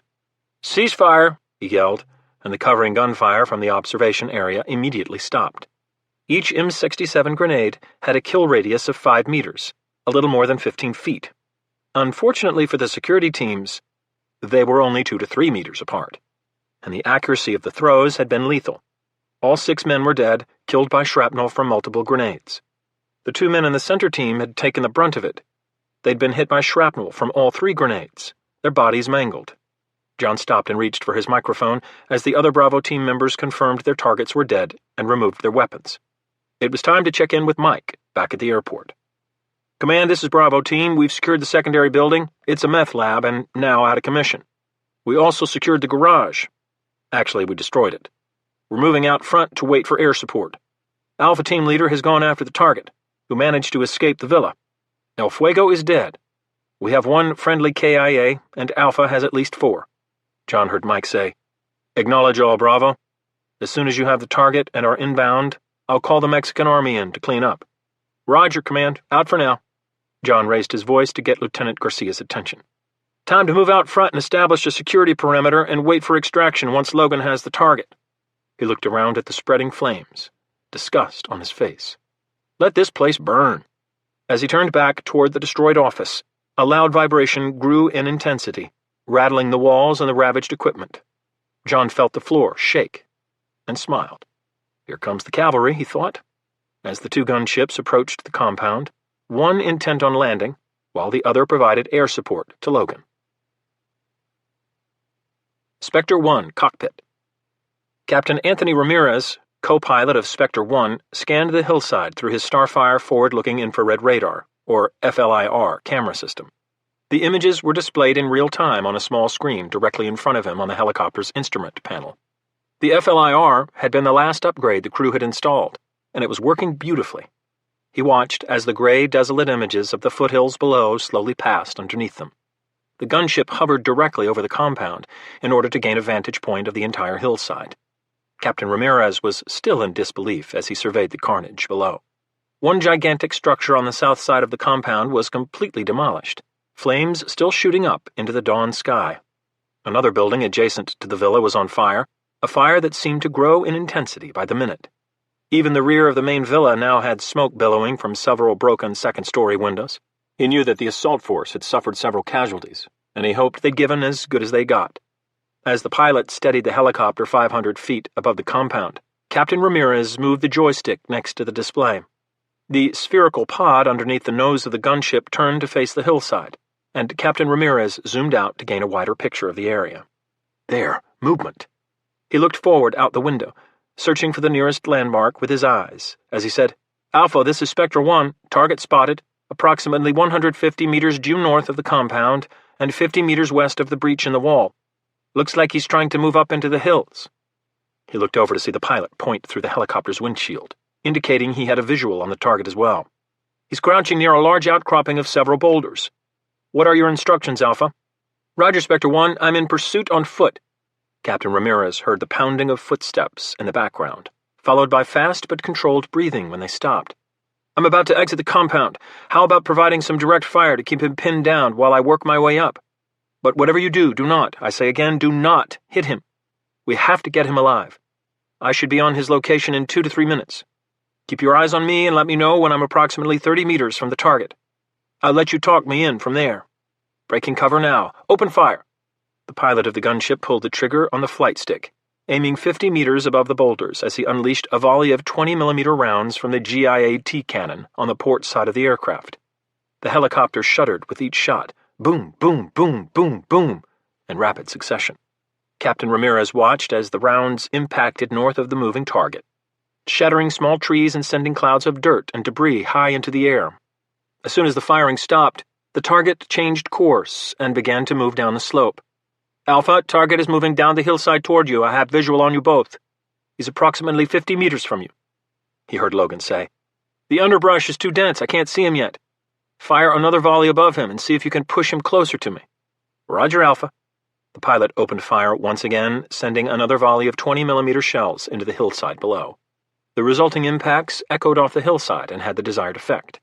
The target moved a little faster down the hillside. "Alpha, he's only 20 meters from your position, but he's also moving away now. You should be able to intersect him in 10 seconds or so." "Roger, Spectre 1. Fire off one more 10-shot volley to mask my movement, and then hold fire. I should have him by then." "Roger, Alpha. Good luck. Call us if you need us." There was no response. Captain Ramirez watched as the pilot opened fire, peppering the hillside. On his display, he saw the two light gray shapes move in diagonal lines until they intersected and converged on his screen as the last shell exploded. He zoomed in to watch the ensuing engagement, silently cheering on Logan West. On the ground. The helicopter's covering fire had masked Logan's movements up the hillside as he weaved his way through the small trees and rough terrain. As one black emerged from behind a large bush directly in front of him, Logan launched himself into the air.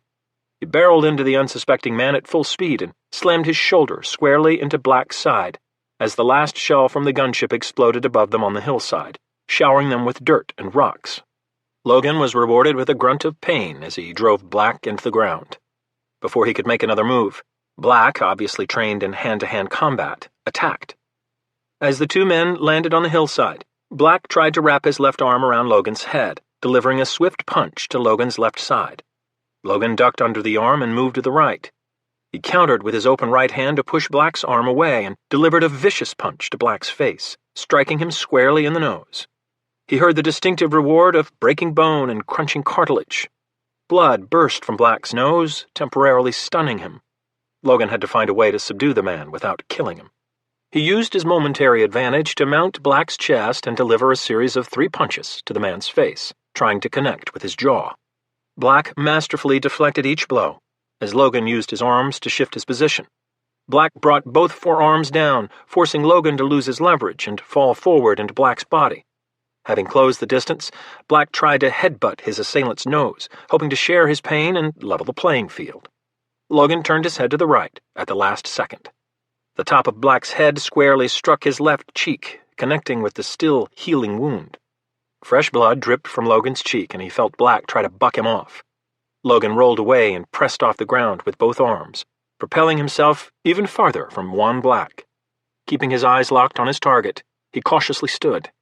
Black did the same.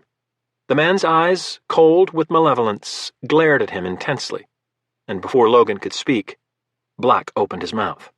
"Mr. West, I was wondering if you're going to join us." His voice was distorted and muffled by his broken nose. "Honestly, I had hoped not, but here you are." Logan saw that Juan wasn't armed. Must not have had time to grab his guns. Too bad. "That's right, asshole. I know your real name isn't Juan Black, and you already know what I want, so you can make this easy." He paused for emphasis. "Or we can do this my way. It's your choice." Black leered at him, his teeth flashing white through a red mask of blood. "I always tell my men, if you talk the talk, you better walk the walk. I guess now it's time to put my money where my mouth is. You Force Recon types are always so serious," he said, ignoring his own Special Forces background. "Or maybe it's just a Marine thing. You all think you're special." The contempt was visible on his bloody face. "Regardless, I'm going to remind you right now that you're not." So, an honorable duel between two professionals, is it? Logan asked. But before we do this, you care to tell me which unit you were with? Or do I have to beat it out of you? The man laughed out loud. I'll tell you one thing, Mr. West. My real name is Marcos. That's the only goddamn piece of information I'm going to give you. Fair enough, Marcos. Enough chit-chat. I'm already sick and tired of your bullshit. During the conversation, Logan had positioned himself slightly above Marcos on the hillside, hoping to gain the upper hand. Fighting on uneven terrain was especially difficult. The key was balance, and fortunately, Logan's was exceptional. Now only a little more than 5 feet away from Marcos, Logan opened the second round of their encounter. Instead of lashing out with a punch or kick, he used his right foot to kick up a small, jagged rock the size of a golf ball into Marcos's face, along with a cloud of dirt. Definitely not the typical move, but screw it, I need him alive, no matter what. Logan rushed forward as Marcos tried to wipe the dirt from his eyes. He only succeeded in mixing his blood with the grime, which made it worse. Marcos' eyes burned, and he lashed out with his right fist in a desperate attempt to defend himself. His punch only struck thin air. Logan easily dodged it and hammered Marcos' left side with a powerful blow. Even as the punch connected, Logan moved behind Marcos, who roared in frustration, with blinding speed, and lashed out with his left foot in a short sidekick. He struck Marcos behind the knee. The blow buckled him, and as he fell, Logan snaked his left arm around his prey's neck, his right arm tight behind Marcos' head, and locked into his left bicep. He squeezed and flung himself backward, landing on his back on the hillside. The fact that he was above Marcos at an elevated angle increased his leverage. He squeezed harder, his muscles flexing and constricting around Marcos' neck, cutting off circulation to his head. Within seconds, Marcos' writhing suddenly stopped, and Logan knew the fight was over. As he pulled one last time, he growled into Marcos' ear. When I said an honorable duel, I lied. I don't fight fair, I fight to win. Night-night, sweetheart. They were the last words Marcos heard before he passed out.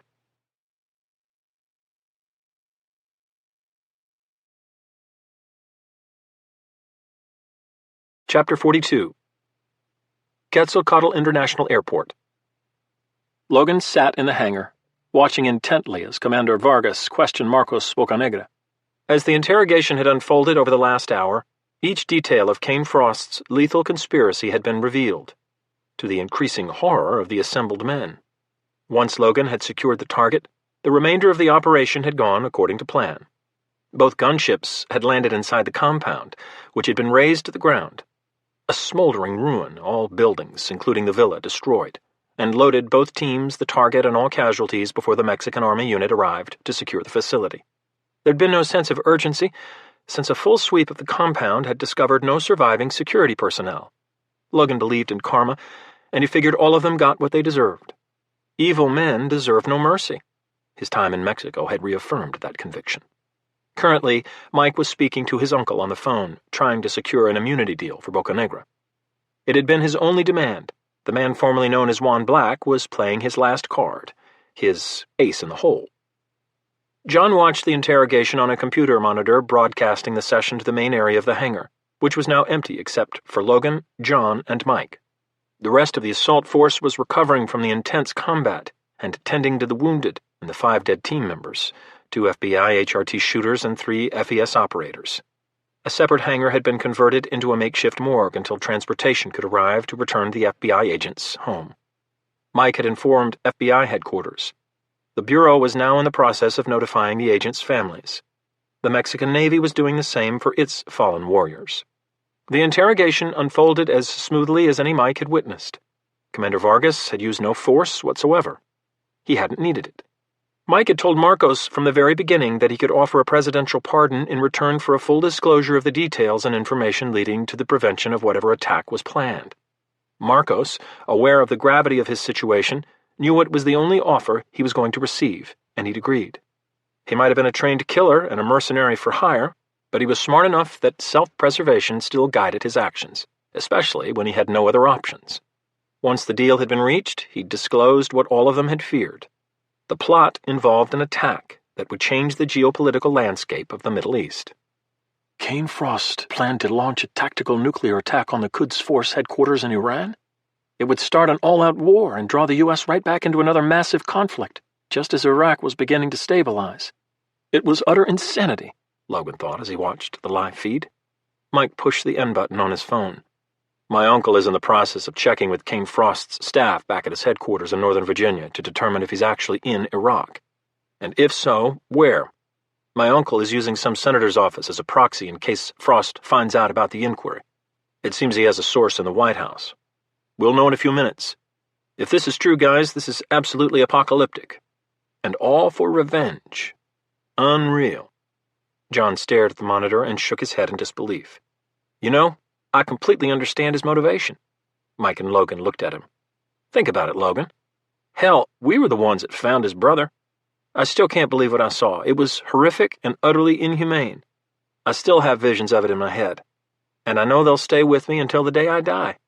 Logan and John had been stunned to discover the identities of the two men they'd failed to rescue in 2004.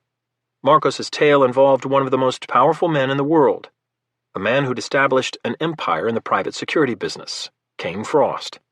Kane Frost's older brother Stephen had been a case officer for the CIA working in U.S.-occupied Iraq to pursue reported weapons of mass destruction. He and his partner, William Karimi, were lured into a trap by an insurgent group led by the infamous Abu Musab al-Zarqawi.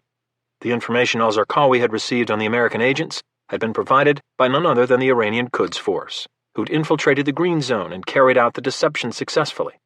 The Quds Force agents wanted to bloody the nose of the CIA, regardless of al-Zarqawi's Sunni faith, inflicting damage to America's will to sustain its operations in Iraq. They'd succeeded. Logan and his men had borne witness to the sinister plan firsthand. It was only a few years later, after Kane Frost had created Hard Resolutions Incorporated, HRI, and used millions to fund his own personal investigation into the death of his brother, that he discovered the identities of the Quds Force agents. The events of the last few days were the result of a blood debt. Kane and his chief of operations, Scott Carlson, who'd been with Kane since 2005, had personally hunted down the Iranians responsible. Kane had killed one man himself, but he'd left his chief of operations to deal with the second agent. Scott Carlson had taken his time with the man, methodically inflicting tremendous pain. Marcos had seen the video, and he'd cringed at some of the sadistic techniques Scott had used. In the middle of the torture session, the man had tried to bargain for his life, offering the most valuable piece of information he'd guarded. It was something an insurgent leader had told him soon after the U.S. began its occupation of Iraq. It was the location to a tactical nuclear device contained in a briefcase. It had reportedly been designed by the Syrians with assistance from the Pakistanis and North Koreans at a hidden facility in the Syrian desert. The weapon had been transported to an insurgent group in western Al-Anbar province. The group had planned to use it in Baghdad to destroy the fledgling Shia government. Fortunately, before the insurgents could strike, they'd been discovered and hunted down by the U.S. military in the city of Haditha. Before the insurgent commander had been killed, he'd personally dispatched a courier to al-Zarqawi. The trusted courier had in his possession two items. The first was an Iraqi flag. On the back of the flag, a series of numbers had been printed in such a way as to appear as if they were a serial or tracking number. In truth, the number was a simple code that the insurgent commander had devised in order to hide what the numbers really were, coordinates to the nuclear briefcase he'd buried somewhere in Al-Anbar province. The second item in the courier's possession was the key to the code. It had been written on a piece of paper and sealed in an envelope to be opened only by al-Zarqawi himself. The courier had successfully accomplished his mission, but al-Zarqawi, the untrusting and ruthless man that he was, shot the courier dead upon receipt of the flag in the envelope. He wanted to be the only one with the knowledge of the nuclear device. He kept the envelope for himself. Realizing the flag and the envelope had to be kept apart, he'd given the flag to a local insurgent commander for safekeeping in early 2004. That insurgent commander had been killed in a U.S. operation, and the flag had been lost, its location unknown. Then, in 2008, one of Kane Frost's numerous investigators had stumbled across an after-action report concerning an operation that had gone horribly wrong, and resulted in the death of nearly an entire Marine Force reconnaissance unit. One note in the report had captured the investigators' attention.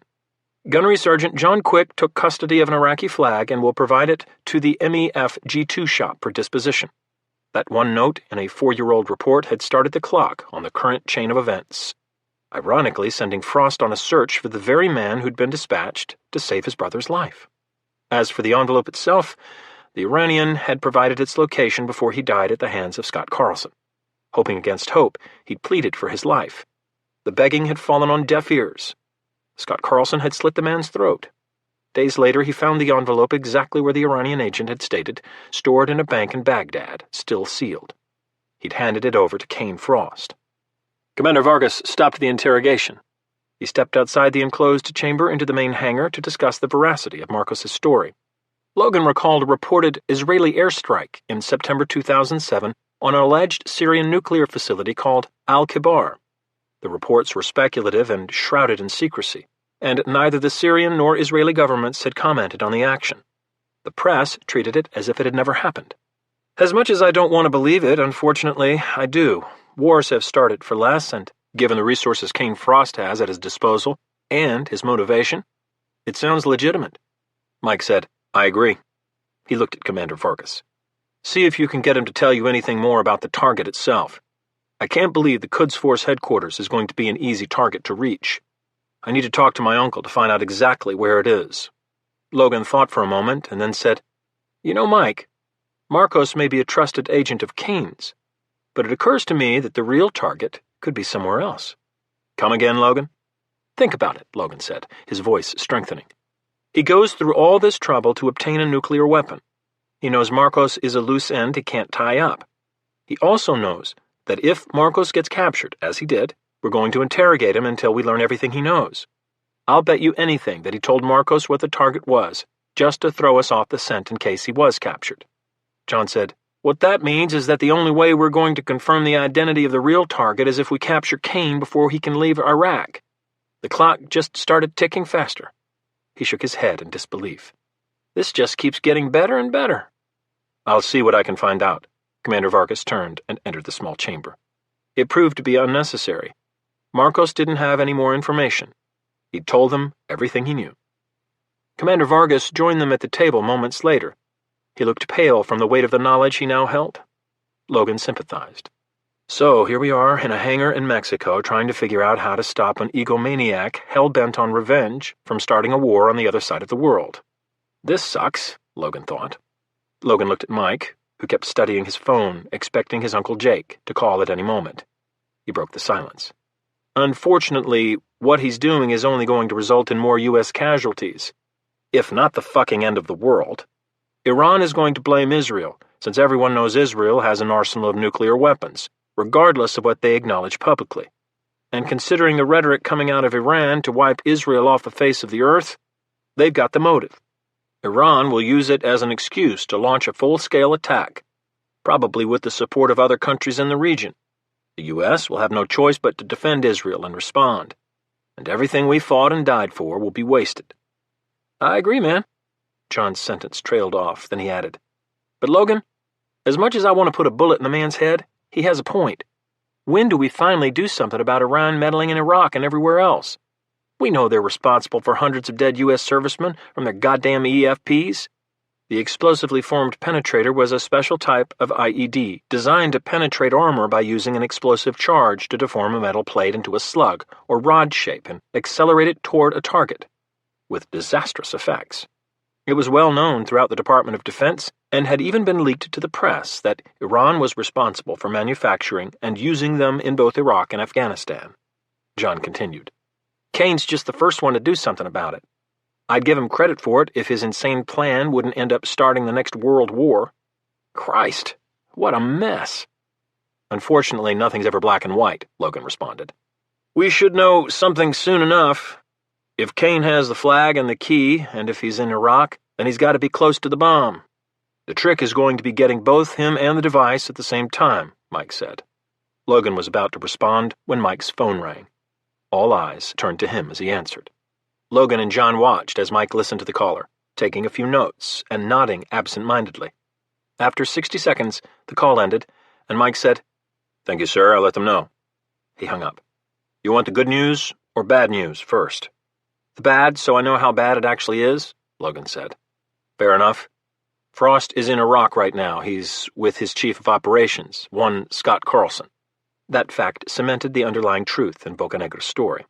He left his base in Baghdad yesterday on a trip throughout Al-Anbar province, supposedly to conduct inspections on his security forces at various locations. He was stuck in Fallujah yesterday due to a gigantic sandstorm. He's supposed to be leaving for Ramadi and then finish tomorrow afternoon in Haditha. My uncle is calling the chief of station in Baghdad right now to figure out how to get eyes on Frost. If he has the nuke already, we're fucked." Logan suddenly sat up, his eyes blazing intensely. "He doesn't." "How do you know?" John asked. He looked at Logan, who sat smiling, eyes sparkling malevolently. "Bocanegra. He told us that the insurgent group was hunted down in Haditha. That has to be where they hid it." Mike nodded. "Good catch." "So what's the good news, Mike?" John asked, already knowing the answer. Mike smiled and said, "We all get to go back to Iraq for more fun in the sun." "You know, you seriously suck at this good news, bad news thing," John said. "Hey, I'm just as excited as you are. My uncle has a C-5 on its way here. It should arrive in an hour. Then we have a direct flight to Baghdad, which should take a little more than 12 hours with multiple air refuelings." "Change the destination to Al-Assad," Logan said suddenly. "It's only 25 miles to Haditha. Have your uncle arrange helicopter transport for us. We can beat Frost to Haditha and wait for him. Once we get him on surveillance with a Predator, or whatever they're using in Iraq right now, he'll lead us to the weapon." "That's a smart play, Logan," John said. "But where do we go in Haditha? It's a big-ass city." Logan already knew the answer.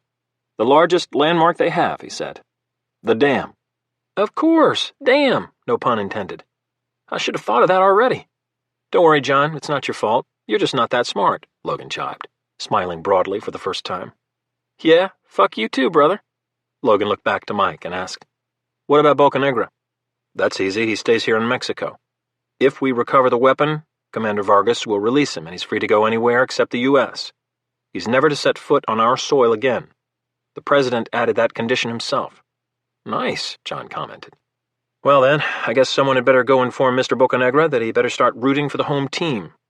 Otherwise, he'll be remanded to Mexican custody. And right now, they're not too happy with him." Commander Vargas stood up from the table.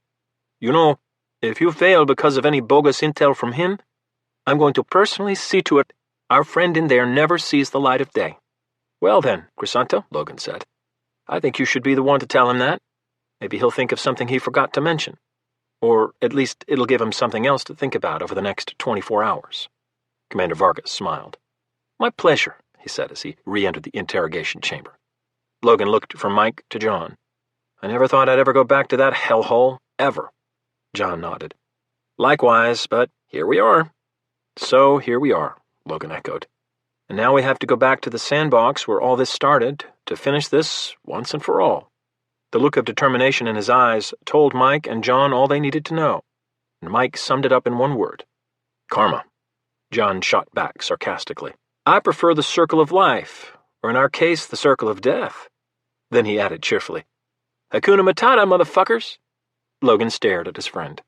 "You know, John, I'm not sure I ever told you this, but there's something seriously wrong with you."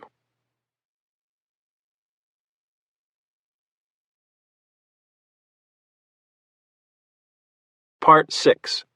The Sandbox, Part 3. Chapter 43. Fallujah, Iraq, 27 October 2004. Captain West ordered Gunny Quick and his remaining Marines to set up defensive positions inside the building. He and Sergeant Avery were going to exit the south entrance and attempt to flank the insurgents outside the compound.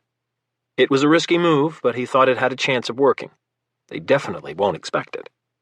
Captain West and Sergeant Avery stood by the back door to the building, ready to run on the former's command. Gunny Quick was moving a thick table along the west wall when they suddenly heard the distant thwomp of mortars being fired once again. "Get behind the table!" Captain West screamed as Sergeant Helms and Staff Sergeant Hayes scrambled for cover next to Gunny Quick and Sergeant Baker. Captain West hoped that between the cement wall of the building and the heavy wood of the table they'd be protected from the incoming mortars and shrapnel. "Prepare yourselves and stay down," West said to them. "This is going to hurt. Let's go," he shouted to Avery. As the mortars whistled through the night, Gunny Quick looked at his commanding officer and said, "You're crazier than I thought, sir." Captain West smiled at him, a glint in his eye. But before Gunny Quick could say anything else, the captain and Sergeant Avery disappeared out the back door at full speed. "I hate indirect fire," Gunny Quick thought, moments before the mortar rounds fell on the compound. Abdul Sattar crouched behind his pickup truck as Abu Omar opened fire with the first volley of mortars that he'd requested.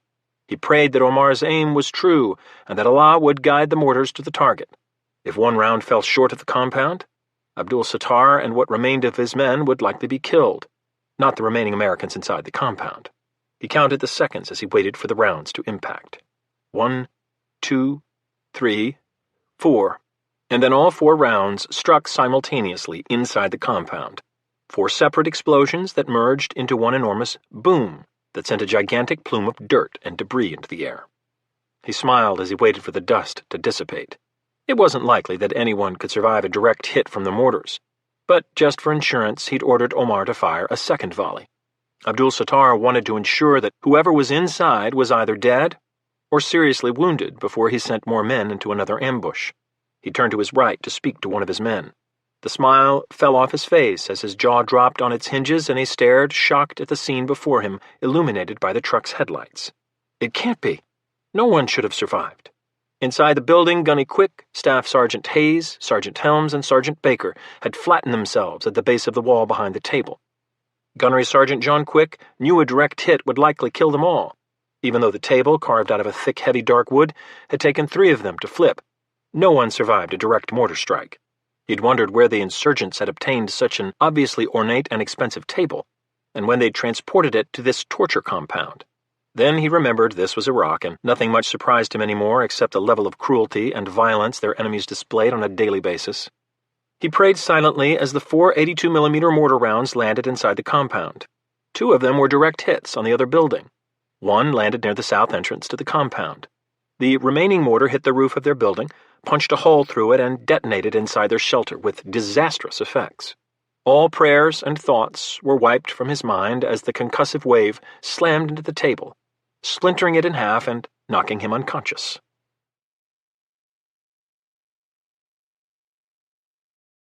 Chapter 44. Captain West and Sergeant Avery ran to the south entrance of the compound in seconds. They slowed momentarily as they dashed through the doorway and turned right, only to sprint again toward the western wall. Captain West was counting on the insurgents focusing their fire on the north entrance, where all their losses had occurred.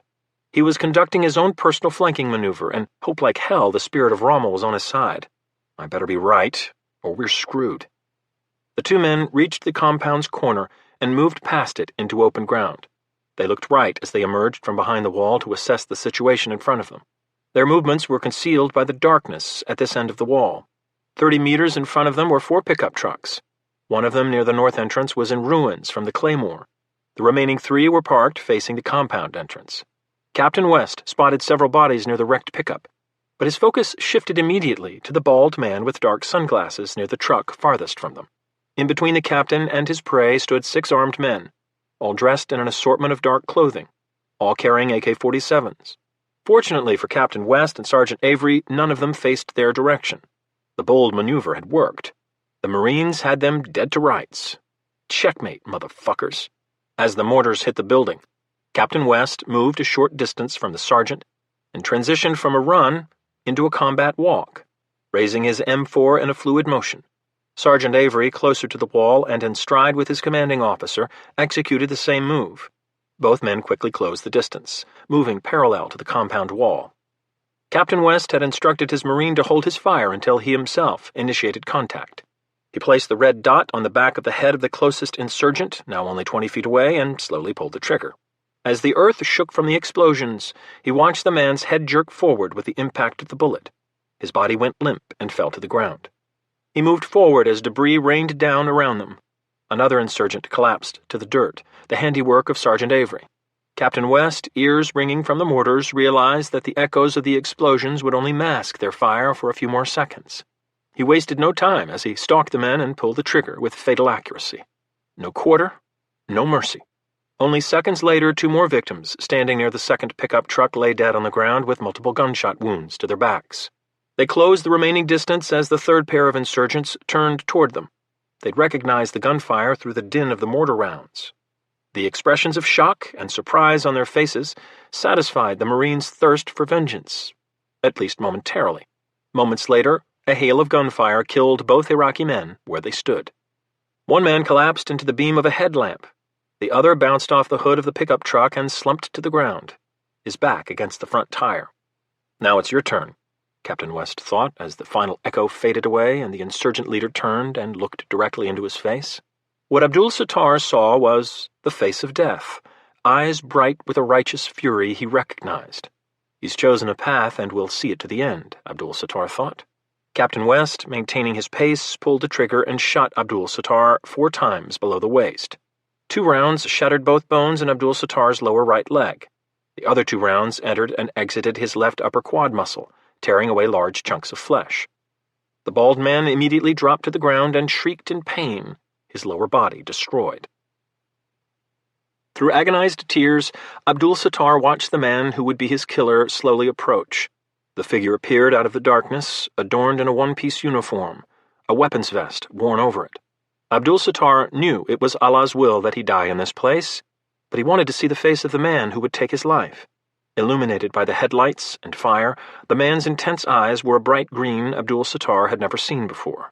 They looked reptilian, devoid of all emotion except one: fury. The man's jaw was set in determination. He realized his time was near, and he sighed with relief as he silently prayed for Allah to take his soul to the afterlife. Captain West looked down at the insurgent, controlling the rage that rose inside him like a storm and threatened to overtake his actions. He'd shouldered his M4 and now gripped his Kimber 45 pistol. He stood over the man that had ambushed and killed at least 10 of his Marines. He didn't know the fate of Gunny Quick and the Marines inside. He growled one word: "English?" The man nodded and whispered, "You American?" West replied with a mocking snort and nodded. "You insurgent?" The man shook his head side to side, spittle flying. He said, "Holy warrior fighting in the name of Allah, you are the invaders.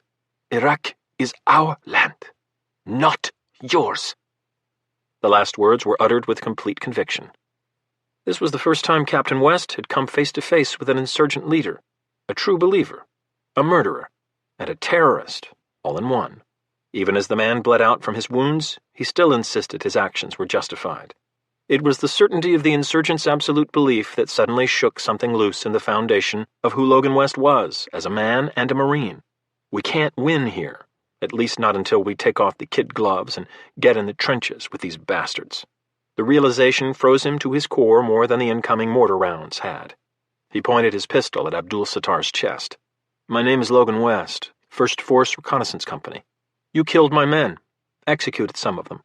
He paused as the finality of the battle sank in and the words caught in his throat. "And now, I'm going to send you to whatever hell awaits you, you evil son of a bitch."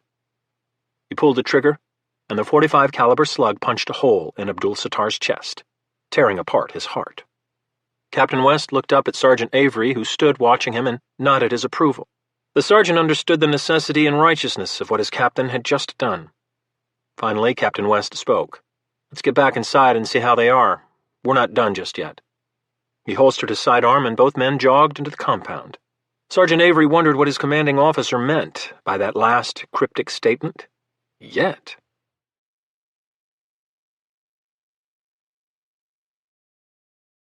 Chapter 45. Captain West entered the building where Gunny Quick and his Marines had sought refuge. The carnage from the direct hit was devastating. Fortunately, the mortar round had landed at the other end of the building, but the shrapnel had torn out chunks from the walls and floors.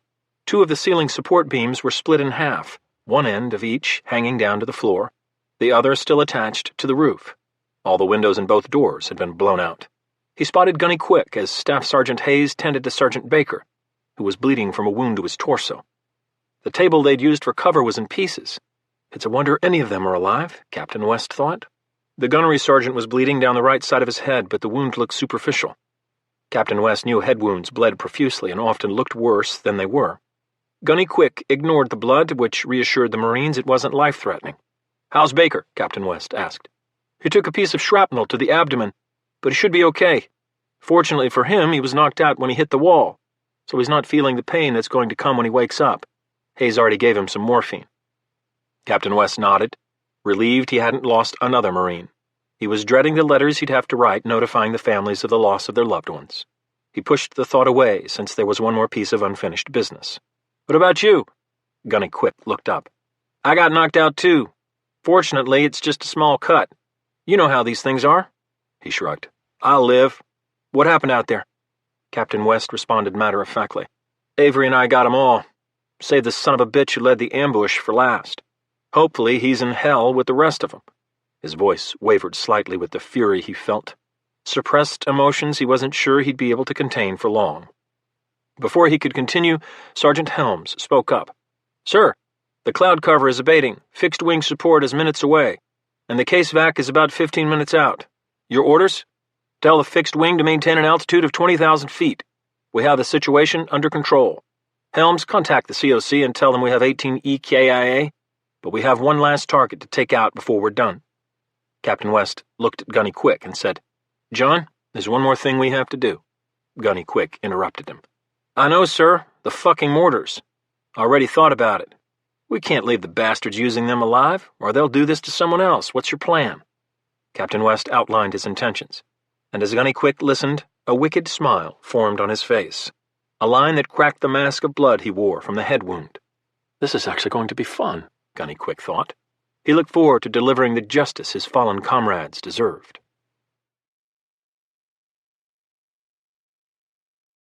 Chapter 46. Abu Omar hadn't heard from Abdul Sattar in the last 10 minutes. He was growing concerned. Once they'd launched the last volley, he tried to raise him on the radio to find out what the results had been. He prayed to Allah that his instructions had been accurate and their aim true. The two-man teams looked at him, waiting for further orders. He tried to contact his leader again. This time he received a garbled response, and he couldn't understand what Abdul Sattar said. The push-to-talk Motorola handheld radios were often unreliable. Abu Omar didn't understand why they continued to use them. He thought it might be for operational security purposes, but he knew better than to question Abdul Sattar. He was pressing the button on the radio to speak again when he looked up to see two sets of headlights moving quickly across the desert floor from the direction of the compound. Praise be to Allah, he thought. He smiled. The operation must have been successful. He put the radio down on the back of his pickup truck and walked to the front of the vehicle, eager to hear the details about Abdul Sattar's latest victory over the infidels. Captain West had turned on the high beams in the Toyota pickup, hoping they would provide the element of surprise they needed. Sergeant Avery stood in the bed of the pickup, manning the DSHK heavy machine gun. Both men wore dark clothes they'd scavenged from two dead insurgents. The clothes stank of sweat and blood, but Logan knew the clothes might buy them an extra few seconds that could be the difference between life and death. This was a game of inches, and one miscalculation could end it, permanently. He looked right to see Gunny Quick driving the other Toyota, Staff Sergeant Hayes manning the DSHK in the back. Even this close, he couldn't tell they were U.S. forces. Both Marines still had camouflage paint on their faces and wore dark clothing as well. Captain West focused on the desert floor and concentrated on his driving. He looked across the black horizon behind their objective, the building they'd seen a little less than a kilometer from the compound. He knew the mortar teams were using it for cover, but he recognized that until he saw the men themselves, the best course of action was to drive toward the building. If the insurgents observed him driving in the wrong direction or in an erratic manner, they'd rightfully become suspicious. He and his Marines would lose their tactical advantage if that happened. At 45 miles per hour, the building grew larger by the second. The pickups closed the distance quickly, but Captain West still saw nothing. Damn it, they have to be here. The Toyotas kicked up plumes of dust behind them as they barreled forward. Please, God, let there be something. Just as doubt crept into his mind, he saw a very low light emanating from a clump of shrubs and small trees 200 meters past the building. He realized that the building itself was actually an old barn. Who the hell is dumb enough to farm in this country? He targeted the lights and decided to circle around the right side of the barn to approach the mortar teams, even though the left side had a more direct route. He radioed Gunny Quick. "I'm going right, get behind me. It should provide us an extra few seconds of surprise. We'll hit them on their left flank. As soon as I stop, pull up on my left side.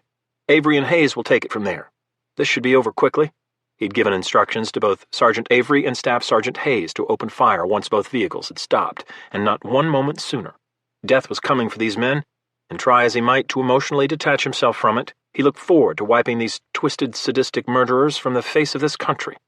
The focused anger burned brightly through every fiber in his being. The hairs on his arms and the back of his neck were raised. His mind was on autopilot. Although he processed everything he observed, the light growing brighter, the outline of mortar teams, the city lights from Fallujah, he also saw precisely in his mind's eye how this fight would unfold in the next few minutes.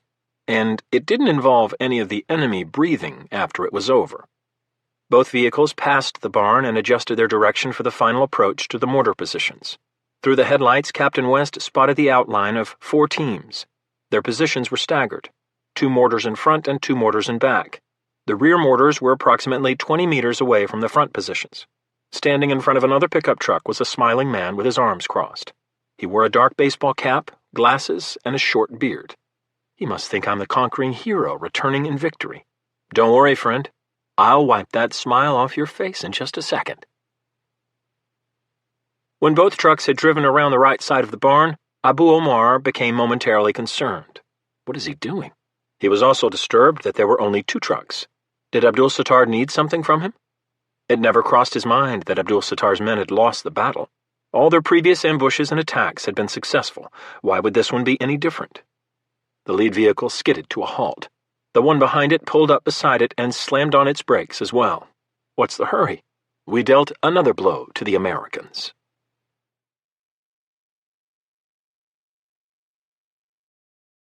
Chapter 47. At a distance of 30 meters, a distance that Captain West determined would afford Sergeant Avery the best fields of fire, he slammed on the brakes and stopped the pickup in line with the rear 2 mortar positions. He watched in the rearview mirror as the momentum pushed Sergeant Avery forward against the cab of the truck, but he somehow maintained his balance. Moments later, Gunny Quick stopped the other Toyota 20 meters away, in line with the front 2 mortar positions. Captain West waited for the roar of the machine guns to shatter the silence. Now. As the dust rose in front of the pickups from the sudden stops, Sergeant Avery and Staff Sergeant Hayes pressed the butterfly triggers on the DSHK machine guns, and Captain West sat back to watch the slaughter unfold. As 12.7 by 108 millimeter shells cascaded off the roof of the pickup and down the front windshield, his face remained impassive through the flickering light of the gunfire. He felt no emotion or sympathy for these men. Who knows how many Americans and innocent Iraqis have died at their hands? All he felt as his gunners delivered to death was a sense that he was righting one of this country's many wrongs. The first burst of fire from Sergeant Avery cut the smirking man in half. His expression changed only slightly as the top half of his body toppled forward. With the mortar team's leader dead, Sergeant Avery then strafed the first mortar position. The rounds impacted men, the mortar tube, and the box of mortar rounds in quick succession. One man's arm was shot off by fire, but he was killed by a round that punched a hole in his chest the size of a fist and severed his spine. His partner was struck in the head, which disintegrated in a shower of blood and bone. Another bullet struck the tip of an exposed high-explosive mortar round. The mortar detonated and propelled the dead bodies of both men into the air like rag dolls. Sergeant Avery elevated his gun slightly to target the second position. The 2 insurgents on that team reached their weapons, managing to grab their AK-47s. But that was as far as they got. The sergeant's fire killed both men before they had a chance to pull the triggers, their bodies torn apart. As soon as he was certain the last 2 of his targets were down for good, he swiveled the DSHK to provide additional fire on Staff Sergeant Hayes' objectives. He was too late, though. Staff Sergeant Hayes had been just as accurate and lethal. Both front teams were dead or lay dying. The surprise attack had succeeded. The battle was over. Inside the truck, Captain West paused to survey the horrific yet satisfying scene in front of him. It's still only a Pyrrhic victory, he thought. No number of dead insurgents will make up for the losses of the good men that died tonight. He opened the door to the Toyota, and the smell of cordite overwhelmed his nostrils. He grabbed his M4 and walked toward the mortar positions. There were no sounds or movement. This part of the night had been easy, but he reminded himself it was better to be easy than hard. Hard was what this entire mission had been. He'd lost 10 Marines. Hard got men killed. Gunny Quick exited his pickup. He walked over to join his leader and friend. Both Sergeant Avery and Staff Sergeant Hayes jumped down from behind their mounted weapons and picked up their M4s. Sergeant Avery was the first to speak. Wow. Captain West broke the silent reverie that had fallen over them as a result of what they'd just accomplished. Excellent shooting. Now let's check their bodies for IDs or anything that can tell us who they were. Once we're done, get back in the trucks and we'll head over to that barn. There has to be something they're protecting. Otherwise, they wouldn't have set up here. He grabbed the radio handset from Staff Sergeant Hayes and called Sergeant Helms back at the compound to inform him they'd killed the mortar teams, but needed 15 more minutes on site before they returned. Sir, there's also a QRF inbound from Fallujah, Sergeant Helms said, referring to the camp's quick reaction force. They activated it when we made the initial call. I think I see their lights off the main road. They'll be providing security for the helos on site." Captain West heard the sound of rotors in the distance. The case-vac was getting close. They were going to need time on the ground to retrieve his men. "Roger all. Tell the QRF commander we'll be back in 15 mics. We're moving to investigate the building. I'll get back to you." "Roger, sir.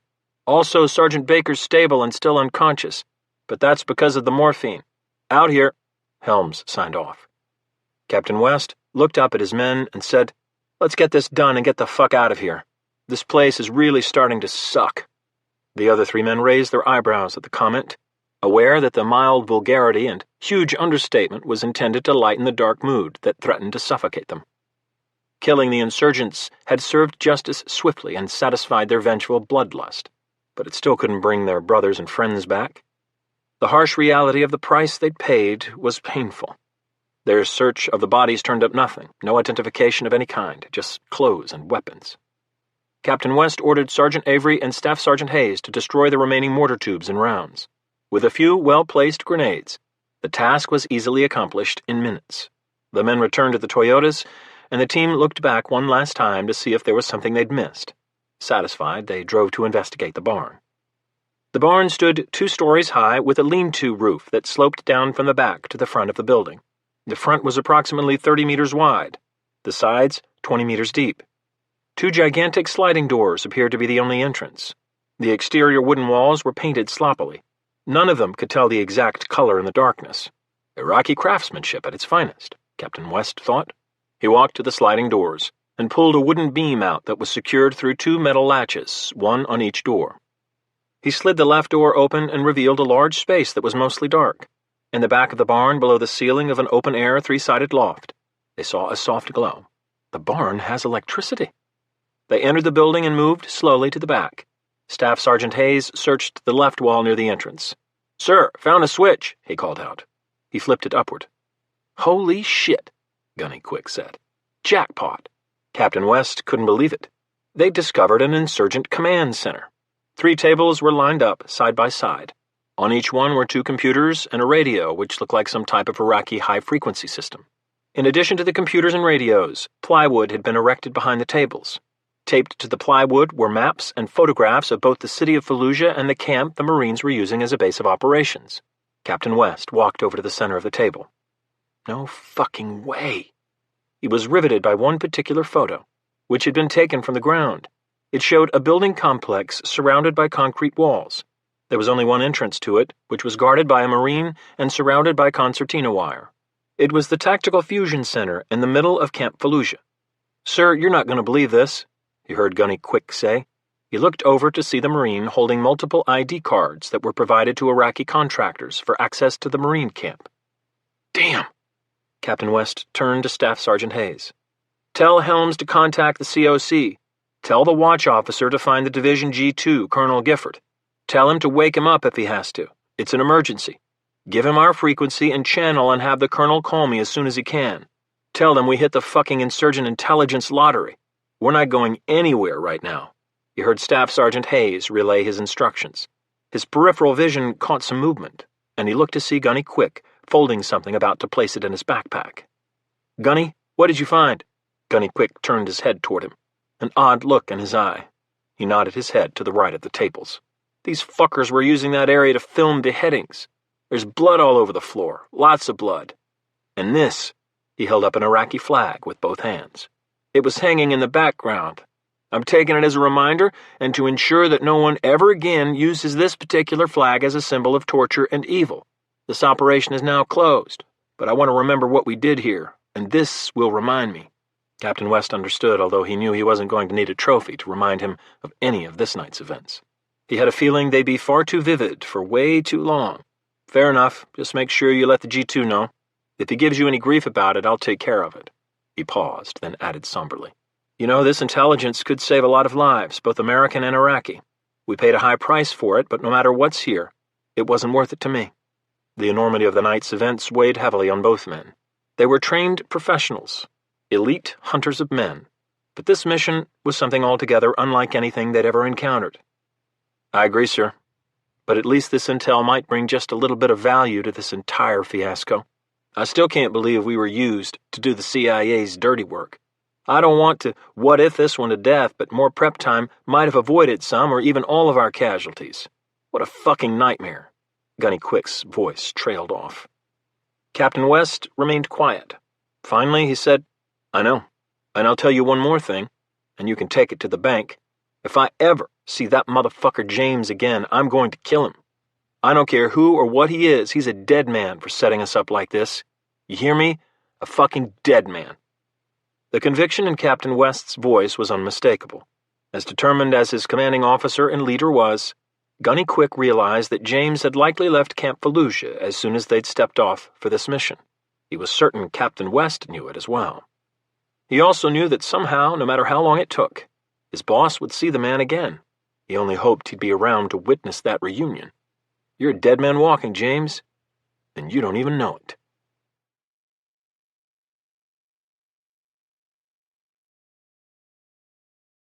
Part 7. Reckoning. Chapter 48. Haditha, Iraq, 2nd November 2008. The city of Haditha, home to some 100,000 Sunni Iraqi citizens, was located approximately 140 miles northwest of Baghdad. It had been center stage for several major events in the aftermath of the U.S. invasion in 2003, as a result of both its location and its single largest piece of key terrain, the Haditha Dam. The dam sat on the Euphrates River and supplied water through an extensive system of regulation and pumping stations and irrigation and drainage canals.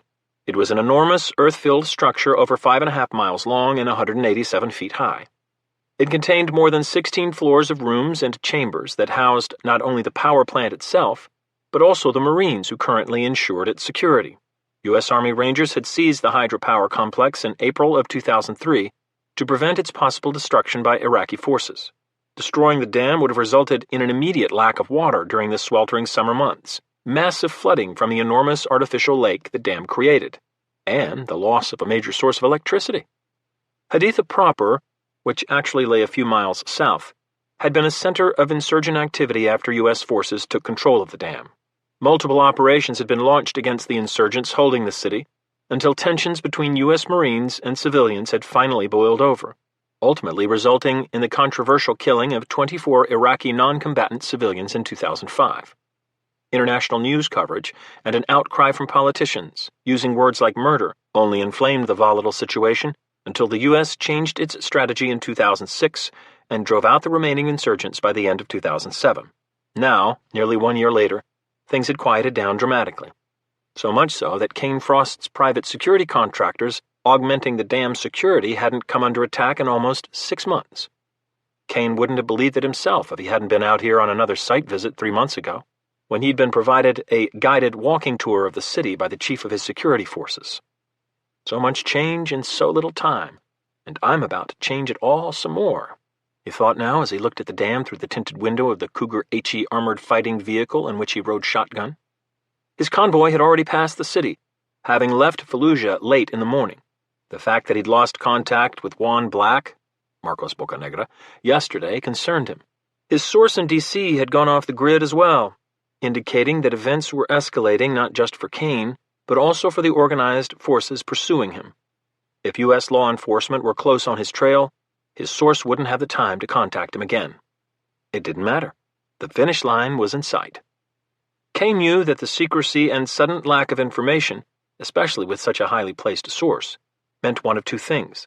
The assault had gone disastrously wrong, or the U.S. had succeeded in capturing Marcos, and now knew Kane's intentions, if not the exact target of them. He hoped it was the former, and that the aftermath would provide him enough time to retrieve the nuclear device and leave Haditha tomorrow morning. If it were the latter, well, he'd deal with it at the appropriate time. There was no point in dwelling on it. He was past the point of no return. As a precautionary measure, he'd contacted his home office. No law enforcement or Department of Defense officials had called for him, but his office had received a phone call from some senator's office looking into the future of his Iraq contract. Fucking politicians. Always about money with those corrupt bastards. He had no plans to call him back, ever. Kane looked at the GPS-enabled laptop computer in front of him as his convoy approached the coordinates he'd pre-programmed into it. They were almost there. "Scott, make the call," he said to his chief of operations, the driver of the Cougar. "Roger, sir," Scott Carlson responded. He picked up the transmitter on one of the vehicle's tactical radios, already programmed with the radio net frequency for the dam's Combat Operations Center. "Haditha COC," he called out. "This is HRI Actual about a mile and a half southwest of the dam. One of our vehicles just stalled, if you can believe that," he added for good measure. "We're going to stop all the vehicles. The boss doesn't want to leave one out here alone, even though the threat level is low. As soon as we ID the problem, I'll call you back. How copy?" "Roger all, HRI Actual," responded a youthful-sounding Marine. "Radio if you need us. We can be there in minutes." To have Marines respond to their location was exactly what Kane didn't need, especially at this stage of the game. Scott and Kane exchanged glances, and Scott said, "Appreciate the offer, COC, but I think we have enough firepower to take on a small army. We've got the boss with us, you know?" Kane shook his head in mild exasperation, but the banter seemed to strike the right chord with the Marine. "I hear that, sir. You should see what we take when we escort visiting generals on sightseeing tours of the city. Insurgents would be crazy to attack us. Anyhow, we're here if you need us. Good luck. COC out." "Roger, COC, thanks." "HRI Actual out." Kane said, "Nice job. Hell, I'd have believed you myself." Then, just as quickly, Frost's face donned the mask of intensity only his inner circle ever glimpsed. "Now, let's get down to business. We have a country to attack." The entire convoy of 5 vehicles stopped as one, pulling over to the side of the asphalt road. The doors of each vehicle opened in unison, and Kane Frost's personal security force of 50 highly trained operators exited the vehicles to set perimeter security. Each man had been chosen specifically for this mission, and each one was committed to its success. Several had lost friends to IED attacks that had been linked to Iran, but just to ensure their loyalty, Kane had promised each one a $400,000 bonus, a small sum considering the vast wealth he'd protected in numbered accounts in the Caribbean. Kane stepped out of the lead vehicle and looked east across the road. There was nothing but flat desert sand that dropped away to the Euphrates River approximately a quarter-mile away. A lone tree stood guard at the edge. Good. He checked the coordinates on the laptop one more time and scanned the desert floor. His heart beat rapidly as he saw the rock formation 100 yards ahead. It dumbfounded him that a nuclear device was buried so close to where he stood. He felt a surreal sense of calm wash over him as he focused on what he had to do in the next few minutes. Have to remain calm, stay focused, Kane. He looked back to the dam and counted to 60. No reaction. Looks like we're in the clear. "Scott, grab 4 men and follow me. Let's get this over with." Kane moved toward the rocks, holding a small portable GPS. Scott Carlson and the small security detachment followed, carrying an assortment of shovels and pickaxes. 2 minutes later, Kane stopped and said, "This is it. We're on top of it." He looked around and confirmed that he stood at the precise intersection of the 5 large boulders that marked the spot. He glanced down, and his handheld GPS also confirmed it. "Start digging. We need to be out of here within minutes." All 4 men dug furiously as Kane and Scott silently watched. After a few minutes, as a hole slowly materialized in the desert floor, Kane finally spoke. "Scott, we're about to take possession of a tactical nuclear device built by a tyrannical Middle Eastern country that was aided by North Korea, all in violation of international law and UN sanctions." He paused. His chief of operations said nothing. "When I say it out loud, it sounds ridiculous. I still can't believe this day has finally come to pass." "I know, sir, but it has, and within 48 hours you'll have your justice, and the rest of the world will know that your conviction has done what the rest of the international community could not." "Well, Scott," Kane said thoughtfully, "that's one way to look at it, but unfortunately I don't think the rest of the world will see it that way. Some will, but our own country most definitely will not." Before Scott could respond, there was a metallic clang as one of the shovels suddenly struck a buried object. "Sir, you may want to take a look at this," said the man who'd swung the pickaxe. The rest of the team brushed the dirt away as Kane approached and looked into the shallow pit. He revealed no emotion as he mentally reviewed every action he'd taken, the lives he'd ended, the lies he'd told over the past few years to reach this point. It was all worth it. "Stephen, it's almost time, brother." One side of a large aluminum suitcase was exposed, covered in a fine coat of dust and dirt. Kane immediately identified it as a Zero Halliburton, one of the most widely recognized suitcases in the world. In addition to being featured in dozens of Hollywood movies, it was incredibly sturdy and extremely airtight in dusty conditions, such as this godforsaken desert. "Congratulations, sir," one man with a shovel said. "Thank you, Jackson. Now please get it out of there and place it in the container in the back of my vehicle." Jackson nodded, and the 4 men cleared the remaining sides of the suitcase. Within seconds, the tomb of dirt and sand was no more. In one anticlimactic move, Jackson bent over, found the handle, and hoisted the nuclear device out of the Iraqi ground that had been its home for the last few years. None of the men uttered a word as they returned to the vehicle and loaded the suitcase into the back of the lead Cougar, securing it in a large dark green rectangular container lined with black foam. Scott issued a signal to the rest of the security force, which then entered the vehicles and waited for the lead Cougar to move. Kane nodded to Scott, who once again picked up the radio transmitter and said, "Haditha, COC, this is HRI Actual, over." The same voice as earlier responded. "This is Haditha, COC, go ahead, HRI Actual." "COC, turns out it was just some loose wires on the engine. I'm not a mechanic, but our men can fill your maintenance guys in if they're willing to take a look. Regardless, we're inbound with an ETA of less than 5 minutes, over." "Roger, HRI Actual. I'm sure our guys would be happy to help. See you shortly. Out." "Roger, COC, out here." Kane turned to Scott once more. "One last item before we move." He pulled out a secure phone, typed a short text message, hit send, and said, "Okay, let's go." Just as quickly as they'd stopped, the convoy moved out, its mission accomplished. Kane confident that his plan was on the brink of success. Now for the hard part. He was comforted by the fact that he was a superb liar. He'd been utilizing that skill to push through the remainder of the day to tomorrow morning, when his security force would finish its site visit and begin its return to Camp Frost, without him or his chief of operations. As the convoy departed, none of them heard the sound of engines on the Euphrates as a single rigid hull boat powered up and crept back up the river toward the dam.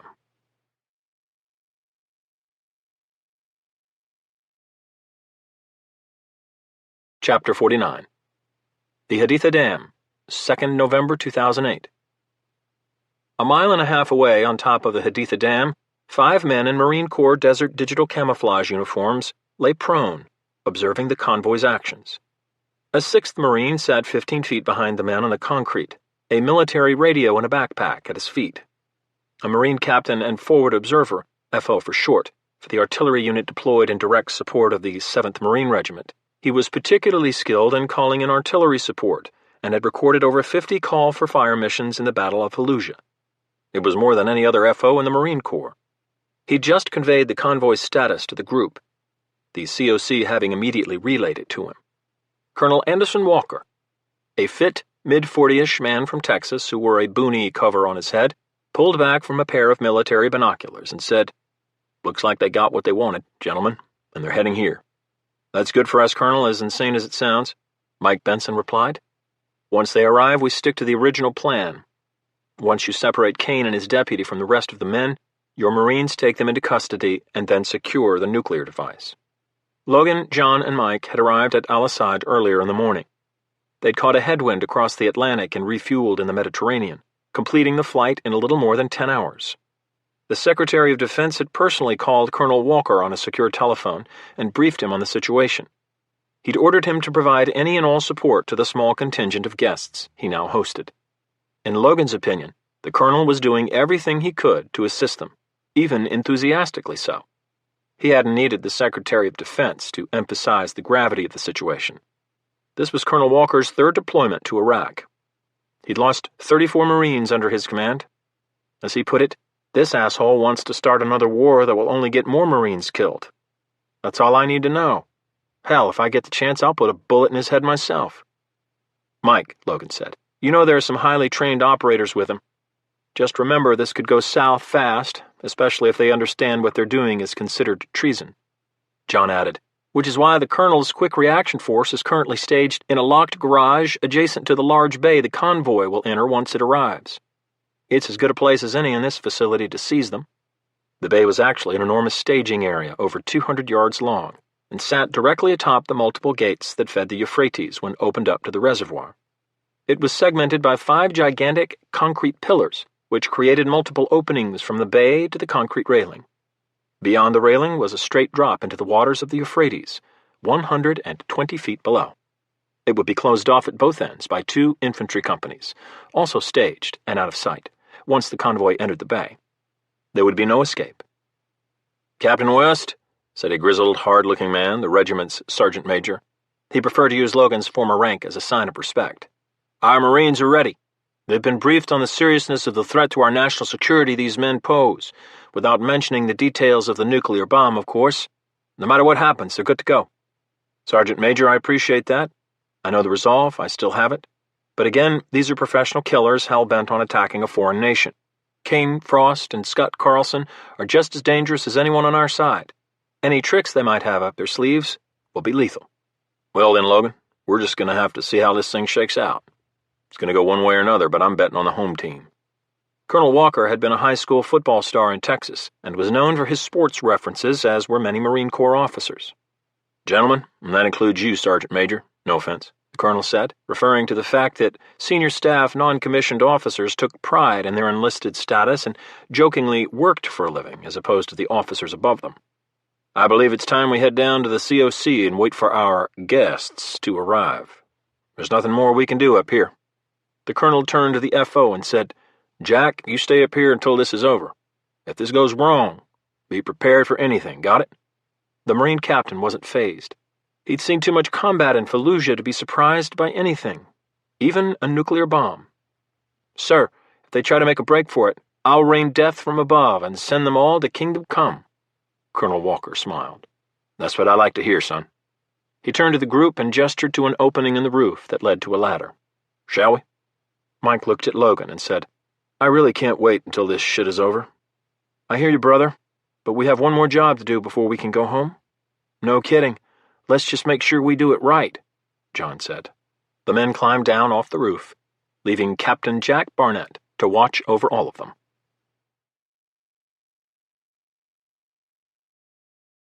Chapter 50. Inside the Haditha Dam, 2nd November 2008. The 5 Cougars pulled into the staging area and rolled to a complete stop on the left side of the enormous bay.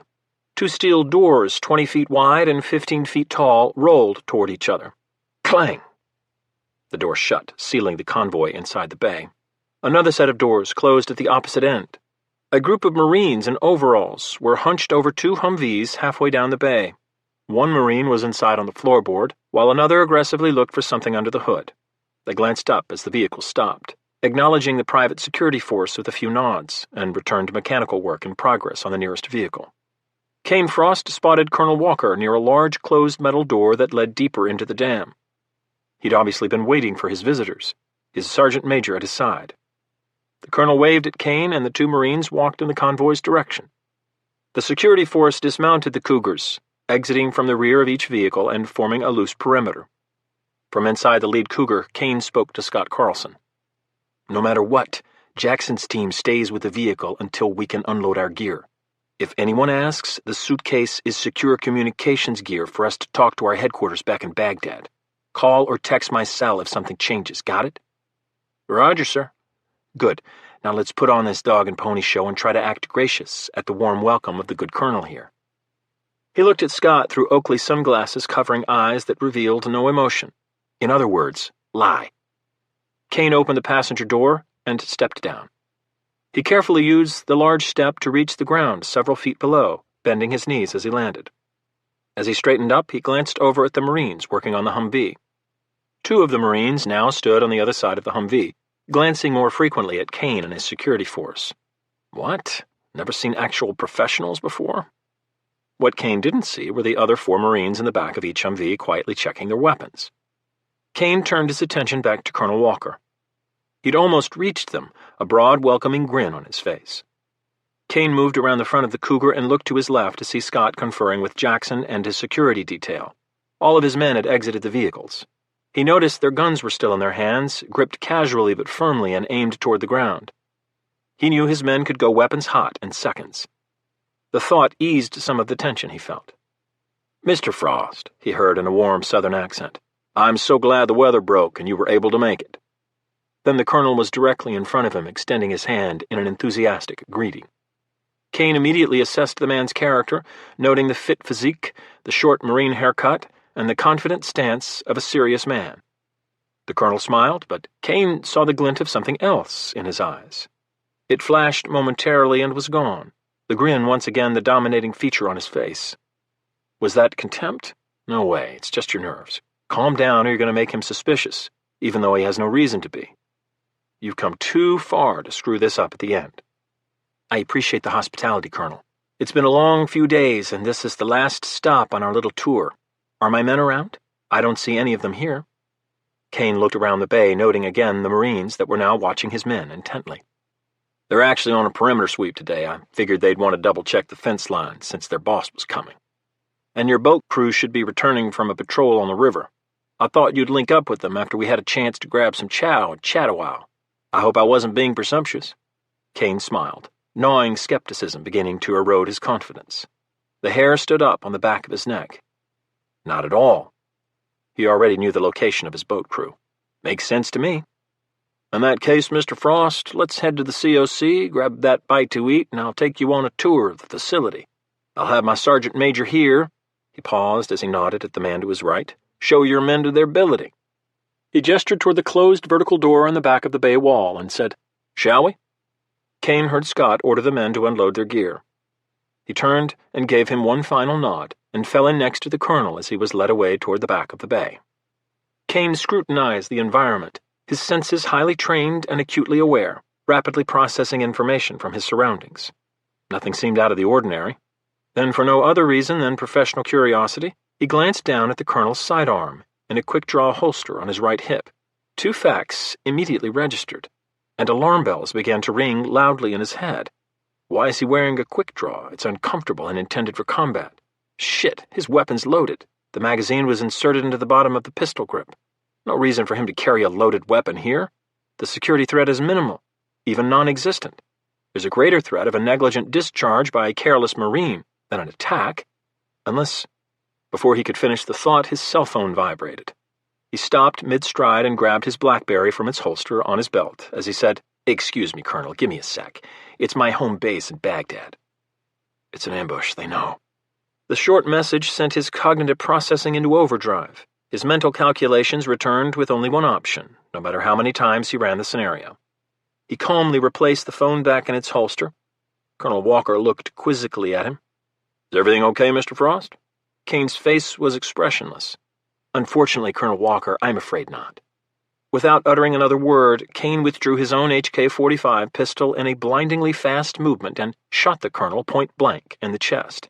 As the shot echoed off the concrete walls and pillars, one lone moment of silence stretched across the bay like an eternity. Then it was shattered by explosions and gunshots as the enormous staging area on top of the Haditha Dam was turned into a war zone for the second time since the United States had invaded Iraq. The Euphrates River. Tom Denton had secured his small unit riverine craft, or SURC, to the concrete pier along the base of the dam. The flow from the dam was turned off to allow his HRI patrol boats to use the dam as a staging area for riverine operations. As far as the Marines and the COC were concerned, Tom and his 4 other HRI security personnel had just concluded another patrol on the Euphrates. Tom Denton had also fulfilled one other function that only he knew about. Be prepared to evacuate Mr. Frost if he contacted him on his cell. He'd been given precise coordinates and told to stage his boat and wait. Tom had told his team they were providing escort for the HRI convoy in case anything happened on the road to the dam. If needed, they could beach the SURC and move to support. Fortunately, no order had come, just a text informing him that his boss was clear. The rest of the riverine unit hadn't been briefed on the real intent of their employer's visit. Only Tom had a need to know for that information. So when he'd received the all-clear signal, he'd assumed the mission was still a go, absent any unforeseen obstacles. His instructions had been to act normally and link up with Mr. Frost this evening. He intended to keep his appointment. He was being paid an exorbitant amount of money to do so. As he threw the boat's line to a young Marine, he heard another Marine speak to someone on the dock. His crew had already disembarked and were walking away down the concrete pier. He told them he'd tie up. I don't know what's going on up there, but the place is locked down. I couldn't get to my quad-con on the other side. Was going to use the bay to cross, but was told to find another way around. Tom's ears perked up, and he looked up to see the Marine engaged in a conversation with a fellow team member. They were part of the Marines' own riverine squadron, but their boats were tied up farther down the dock. You serious? The second Marine asked. Abso-fucking-lutely. Hell, I even saw part of our quick reaction force head into the COC as the gunny shut the door in my face. Fucking crazy, man." That was all Tom needed to hear. He grabbed his cell phone from his cargo pocket and sent Mr. Frost a text message to warn him. The message sent, he waited. "Come on, sir, you better see it." He knew Kane and his men were fish in a barrel up there. Suddenly, the sound of gunfire poured across the dam like crashing waves. He didn't hesitate. He yanked the line back from the dock and started the engine. This is going to get ugly. He had no idea how right he was.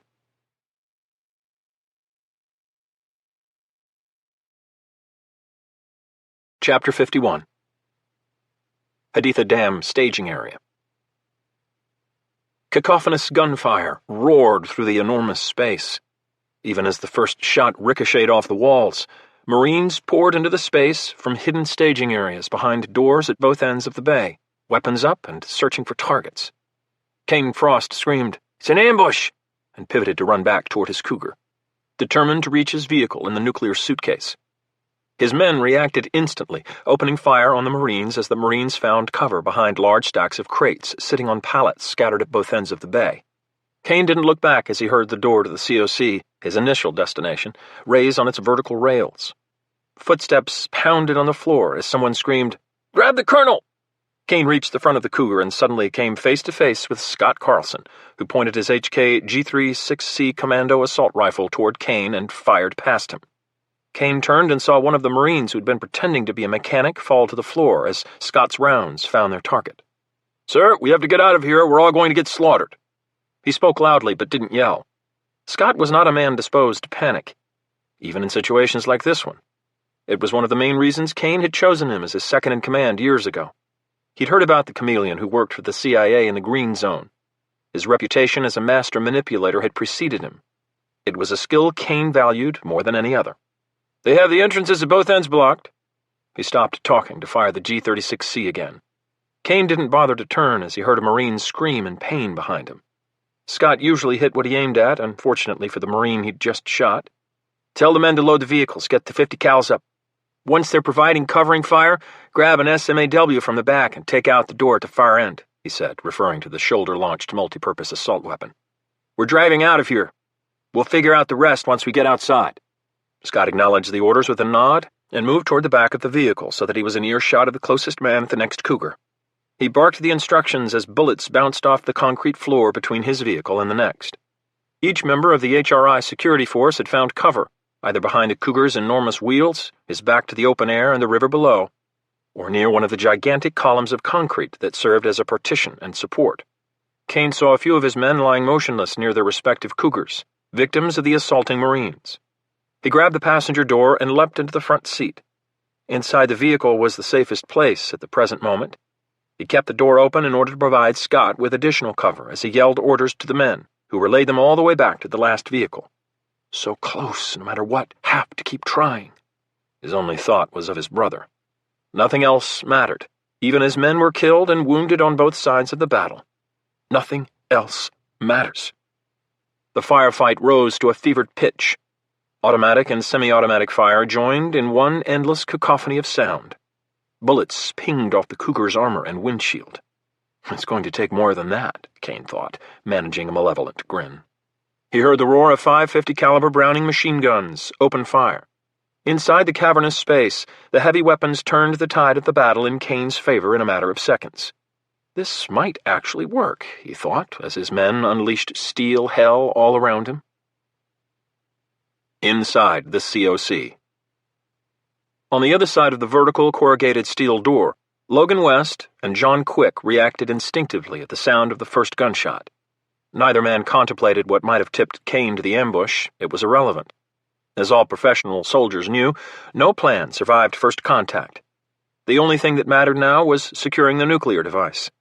"Get the door up!" Logan shouted at a Marine major who stood next to a control panel along the right wall. He pushed a button, and the door slowly slid upward on its rails, revealing the unfolding chaos beyond. Logan and John were crouched behind a heavy metal desk, one of many arranged throughout the large operations center. The furniture was currently being used as cover by the Marines, all aiming M4s toward the opening door. Logan and John were closest to the door and the first ones to spot Colonel Walker's form, motionless on the floor. His sergeant major was trying to drag him to safety inside the confines of the COC. "Choose your targets and watch for friendly fire," Logan screamed above the din. He opened fire with his M4 at the nearest HRI man, aiming an assault rifle toward the sergeant major. Unfortunately, in his haste, he'd moved from cover, and a short burst from Logan's weapon struck him squarely in the chest. He fell to the concrete floor. Logan was looking for his next target when John yelled, "Cover me!" and jumped over the desk, sprinting toward the sergeant major. As John ran, a platoon of Quick Reaction Force Marines that had been lined up along each wall dashed through the door. They peeled away, out both sides of the entrance in search of cover and enemy combatants. Logan watched as John reached the sergeant major. He grabbed the commanding officer's left arm as the sergeant major gripped the right one. Both men pulled the fallen Marine along the smooth, cold floor toward the COC, a small streak of red trailing behind. Logan spotted another mercenary at the rear of the lead Cougar. He aimed through his reflex sight and unleashed 3 quick rounds. Only the first bullet was necessary. It struck the man in the forehead, snapping his head back and killing him. 2 down. This is going to get messy. Logan looked to his right to see Mike firing an MP5 10mm submachine gun, his personal weapon with which he'd trained within the FBI. John and the sergeant major dragged the colonel until they reached cover behind a desk. Logan looked down and saw the commanding officer was gone, his open eyes rolled back in his head. Motherfucker. Another innocent casualty to add to Kane's rising death toll. He breathed deeply to control the rage that coursed through his veins. John saw the anguish on the sergeant major's face, and he said, "I'm sorry, Sergeant Major, he's gone." Logan watched as the other man's grief quickly turned to a mask of vindictive hatred. The sergeant major said, "I'm going to kill as many of those fuckers as I can. No way they get away with this shit, no fucking way." The gunfight outside the COC ebbed back and forth. Bullets entered the COC as the hostile security force realized there were Marines inside firing at them. Rounds bounced off the walls and careened off the ceiling and floor. Logan calculated his options, looking for any tactical advantage he could exploit. It's turning into a Mexican standoff. Christ. He watched as the HRI personnel worked their way toward the rear of the 2 Cougars closest to the COC. Some of the men provided cover as the rest loaded up into the back of the 2 vehicles. What the hell are they doing? Logan wondered. There's nowhere to go. The Marines concentrated their fire on the vehicles, but the bullets had no impact. The vehicle's heavy armor easily deflected the well-placed shots. Nothing short of a direct hit with a tank round would stop one of them. He looked at John and opened his mouth to speak. Suddenly, the deafening sound of .50 caliber gunfire drowned out the small caliber automatic weapons. Logan ducked his head under the desk as the gunner in the lead vehicle swiveled the Browning toward the COC and opened fire. This is going to hurt. Boom, boom, boom, boom, boom.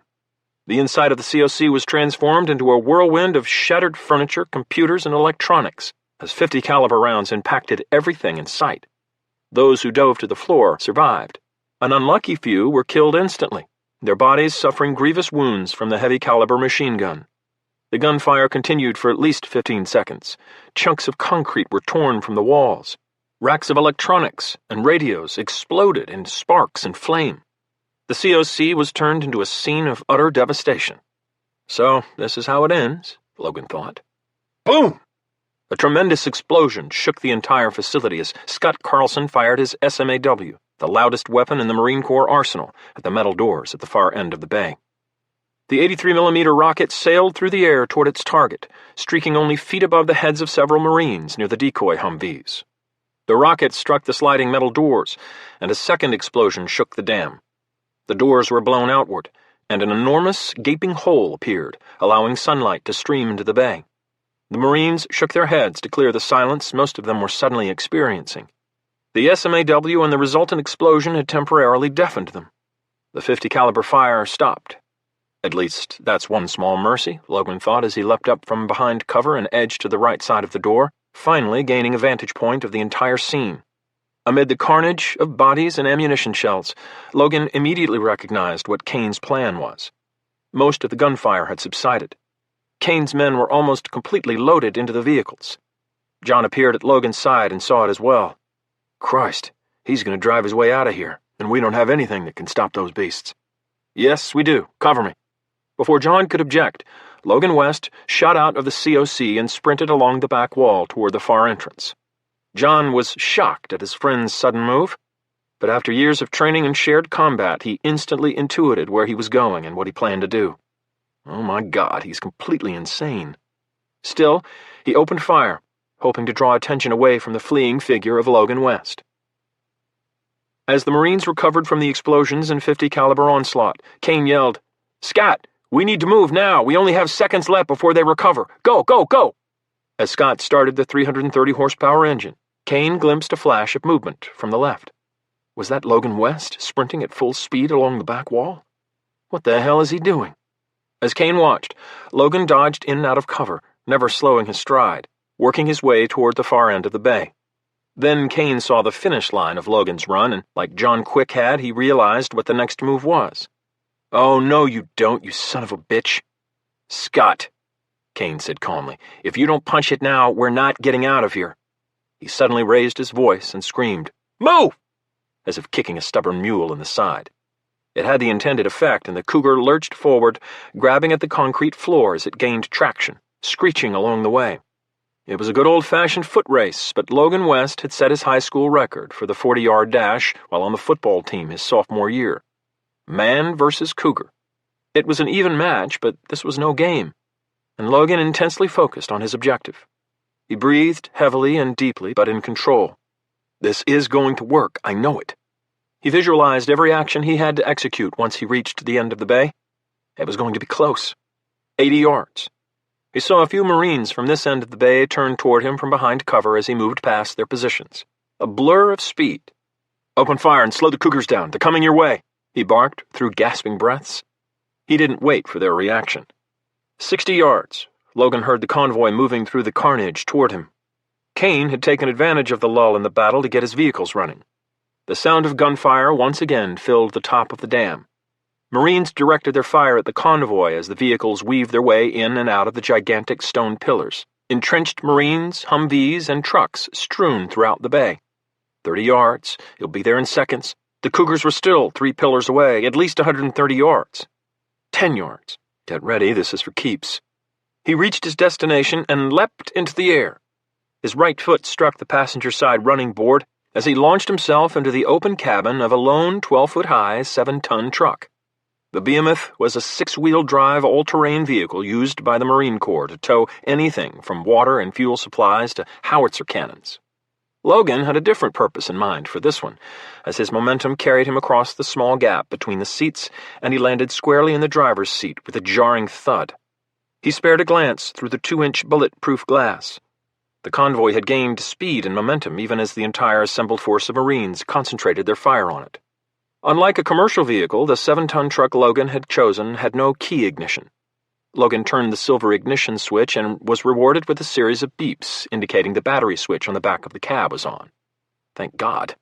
He remembered a staff sergeant once told him that Marines were prone to leave the battery switches in the up and on position. It allowed them to get the hell out of sticky situations a few seconds faster. Logan had counted on it. As soon as the beeps stopped, Logan turned the switch, and the 425 horsepower engine roared to life. Now for the fun part. Logan slammed the gear shift into drive, released the clutch, and pinned the gas pedal to the floorboard. The truck lurched forward, quickly gaining speed. Logan was 50 yards from the hole blown into the bay doors by the SMAW. Kane's convoy moved faster. Logan watched all 5 vehicles approaching from the right. He aimed the front of the 7-ton directly toward the opening and revved the engine, shifting gears as rapidly as he could. The 7-ton gained ground and power as it moved to intercept the escaping cougars. This is going to be close. The convoy was only 30 yards away and approaching fast. Logan didn't have time to think as he braced himself for the impending impact. The truck was 15 yards from the opening when Logan finally realized he'd calculated correctly. He was going to make it. He looked through the windshield at the lead cougar and saw its 2 occupants staring at him, mouths agape. Logan managed to smile, but then the smile was wiped away as his 7-ton truck struck the front left quarter of the cougar at 40 miles per hour. The violent impact threw Logan toward the steering wheel and the wheel itself whipping to the left. Logan never let off the gas. As he tried to control the steering wheel, he kept the pedal pinned to the floor.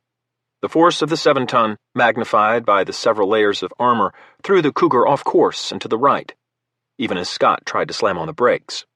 Logan paid no attention as the remaining 4 vehicles drove past them through the hole in the bay doors. This was the only one that truly mattered. Logan, now in control of the 7-ton, blinked his eyes as blood poured into them. Must have hit my head. He shifted again, leveraging the lower gears for more power. The truck pushed the wounded cougar sideways. Logan was only 10 feet from the cab of their windshield. He saw Kane. He recognized him immediately since he was one of the most powerful figures in the global private military-industrial complex, in the passenger seat, screaming at the driver, who fought to regain control of the cougar. Good luck, asshole. Logan looked hard at the driver, images from Fallujah surging from beneath the surface of his memory. It can't be. But it was. The cold certainty of it gripped him momentarily like an ice-cold vice. The driver of Kane Frost's cougar was none other than James, the treacherous CIA agent who'd set his Marines on a path to their deaths. The son of a bitch must be Scott Carlson, Kane's second. Logan didn't know how James, now Scott, had come to be in the employment of Kane Frost, and he didn't care. He stared momentarily at the man who had haunted his nightmares. A man he'd vowed to kill. It's almost time, motherfucker. Logan averted his gaze from Scott's face and locked eyes with Kane. Then Logan did something unexpected. He smiled at Kane and pointed straight ahead, gesturing with his index finger as he did so. Kane stared back, confused. The 7-ton continued to grind, bullying the cougar sideways at will. A sudden look of horror appeared on Kane's face. Kane shouted something to Scott, who jerked his head to look at Logan. Logan made a bye-bye gesture with his right hand, smiling the entire time. Knowing that his enemy understood what was about to happen, Logan put his hand back on the steering wheel and gripped it with all his strength. The 7-ton pushed the cougar 10 more feet. Logan heard a metallic pop, the sound of steel bending. Logan revved the engine one last time, pushing forward. It's done. The front of the cougar tilted upward as the vehicle breached the railing at the edge of the bay. Logan yanked open the driver's door, keeping his foot on the gas as long as he could. The cougar passed the tipping point, and Logan stole one last look into its cab. He thought he heard screaming, but he wasn't sure, and didn't care. The cougar disappeared over the edge. Logan didn't hesitate. He dove from the cab of the 7-ton as its momentum carried it through the gap in the railing, chasing after the cougar. He landed on the hard concrete and rolled several times. Oh no, he thought as his momentum carried him directly toward the open air. He heard 2 huge splashes as the cougar and 7-ton landed in the river below. He was certain he was about to follow them over the edge, but then his roll was stopped as his back slammed directly into a pole in part of the railing that remained intact. His breath was knocked out of him, and he steadied himself against the sensation that he was about to pass out. He opened his eyes. The gunfire inside the bay had stopped. Blessed silence. He lay on his stomach, his face resting on the concrete edge of the bay, squinting as the Iraqi sun poured down on him. He looked down into the river, and he saw the back of the 7-ton bobbing in the water. The cougar was on its left side. There was no movement around the vehicle. Whether the men in the back of the cougar had been killed or knocked unconscious, the end result would be the same. The vehicle began to sink into the dark Euphrates water. Logan thought he heard someone shout his name. His ears still rang from the sounds of the battle. He was about to turn toward the main part of the bay where the firefight had begun when a sudden glint of metal flashed in his eyes from the water below. He put his hands over his eyes to shield them from the sun and searched for the shining object in the murky water below. He found the source of the reflection 30 yards away from the sinking cougar and 7-ton. Oh, fuck! Both Kane Frost and Scott Carlson had survived the fall and were swimming away from the dam.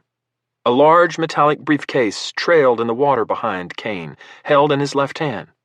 To Logan's surprise, he saw an SURC moving toward the survivors. He's going to rescue them. I need to get someone to radio that patrol boat. The sound of footsteps stopped next to him, and Logan turned to see John Quick, staring at him in amazement. Before he could speak, Logan said, "It's him. I don't know how, but it's him." "Who, Logan?" John asked. "Scott Carlson, Kane's chief of operations. I'm assuming that's who was driving Kane. The motherfucker is James, our CIA friend from Fallujah." "Christ, after all this time?" Logan looked into his friend's eyes and saw the pain from old memories. "I know, it's crazy. We'll figure it out later, but first someone needs to radio that boat and tell that operator the men he's about to rescue are the ones we're trying to stop. Looks like Kane's got the bomb, too." Logan stood up, almost falling over as John steadied him. He saw 3 Marines approaching. "Any of you have a radio?" he asked. Before they could answer, John said, "I don't think we have to worry about the driver's safety anymore." "What are you talking about?" Logan snapped his head back toward the river, only to see the driver helping Kane Frost out of the river and onto the SURC. Scott was already on the deck. All three men shook hands and smiled warmly at one another in recognition. Oh, shit. He had a backup plan. They watched as the small patrol boat turned around and sped down the Euphrates River, moving toward the city of Haditha itself, 5 miles away. "John," Logan said slowly, "can someone please get me a helicopter? This isn't over just yet."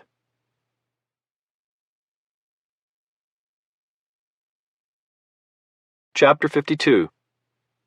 Top of the Haditha Dam. Captain Barnett had lost contact with the COC at the first sounds of the intense firefight below. He knew something had obviously gone wrong, but Colonel Walker's orders had been specific. "If something happens and this goes sideways, it's your job to make sure none of the bastards get away. You understand, Jack?" Captain Barnett understood. Other than the sergeant major, who didn't really count since he was the colonel's right hand and wielded more power than any captain in the Marine Corps, he was the lowest-ranking officer to be fully briefed on Kane Frost and his sociopathic intentions. There was no way in hell he would let Frost get away with this madness if he had anything to say about it. He'd seen enough death and mayhem. Hell, been responsible for plenty of it himself to last several lifetimes. Another war would only lead to more of the same. The explosions rattled the concrete roof where he sat atop 2 large olive-green boxes. He fought the urge to climb down into the heart of the dam. As much as his instincts and training urged him to run toward the fight, he knew that for right now, for this moment, his job was up here. So he silently prayed for the Marines below and waited as the battle raged on. It was one of the hardest things he'd ever done. The gunfire picked up in intensity, and he would have sworn he heard several 50-caliber machine guns firing simultaneously. That's not good for someone. Then the firing stopped as abruptly as it started. The silence followed moments later by 2 thunderous explosions, the second one coming from his left. He spoke into the handset of the ANPRC-117 VHF manpack radio at his feet. "FSC, this is Black Sky. Anything from the COC yet?" The Fire Support Center responded. "Not yet. Sounds like things are getting crazy up there." "No kidding, FSC, I'm about—" was all he had time to say before he heard a splash in the river below. A second dramatic splash followed moments later. "FSC, wait one." He dropped the handset, slid off the olive-green containers, carefully avoiding the large weapon lying on the roof, and ran over to the edge of the dam. Good Christ almighty, one of HRI's Cougars was slowly sinking below the surface of the water. Then he saw the truck. Is that a 7-ton? Captain Barnett knew it was. He just hoped the crazy driver had escaped before plummeting over the edge. He saw movement in the water, but his attention shifted as he heard the roar of powerful engines to his left. 4 Cougars sped down the dirt road away from the dam, weaving in and out of the tactically positioned Jersey barriers. Marines manning the checkpoints along the half-mile road to the main gate opened fire. The assault rifles and 7.62 caliber machine guns had no effect on the powerful anti-mine vehicles. The rounds ricocheted off the bulletproof glass and armor. That former captain must have known something like this would happen. The colonel had told Barnett that it had been Logan's idea to place him on Overwatch. Here was the moment he'd trained for, happening right before his very eyes. The bastards were trying to get away. Captain Barnett sprinted back to his position, leaned down, and picked up the heavy FGM-148 Javelin missile he'd pre-staged on the roof of the dam. He jogged as quickly as he could to the edge of the roof, the nearly 50-pound weapon slowing him down slightly. He was proficient in the use of the Javelin. Normally, a 2-man crew was required to operate it, more for stability than anything else. Fortunately, his 200-pound frame was all muscle, and he'd trained to fire solo on multiple occasions. Now he was going to get the chance to see if that training paid off. He crouched and sat down on the roof, bending his knees in front of him. He raised the command launch unit, the CLU, over his right shoulder, balancing the weight of the missile tube carefully. He looked through the viewfinder and found the 4 Cougars outside the camp. They were already more than 600 meters away. The small convoy had somehow blasted its way through the main gate on the side of the dam. The CLU's infrared mode searched for the heat signatures of the fleeing vehicles.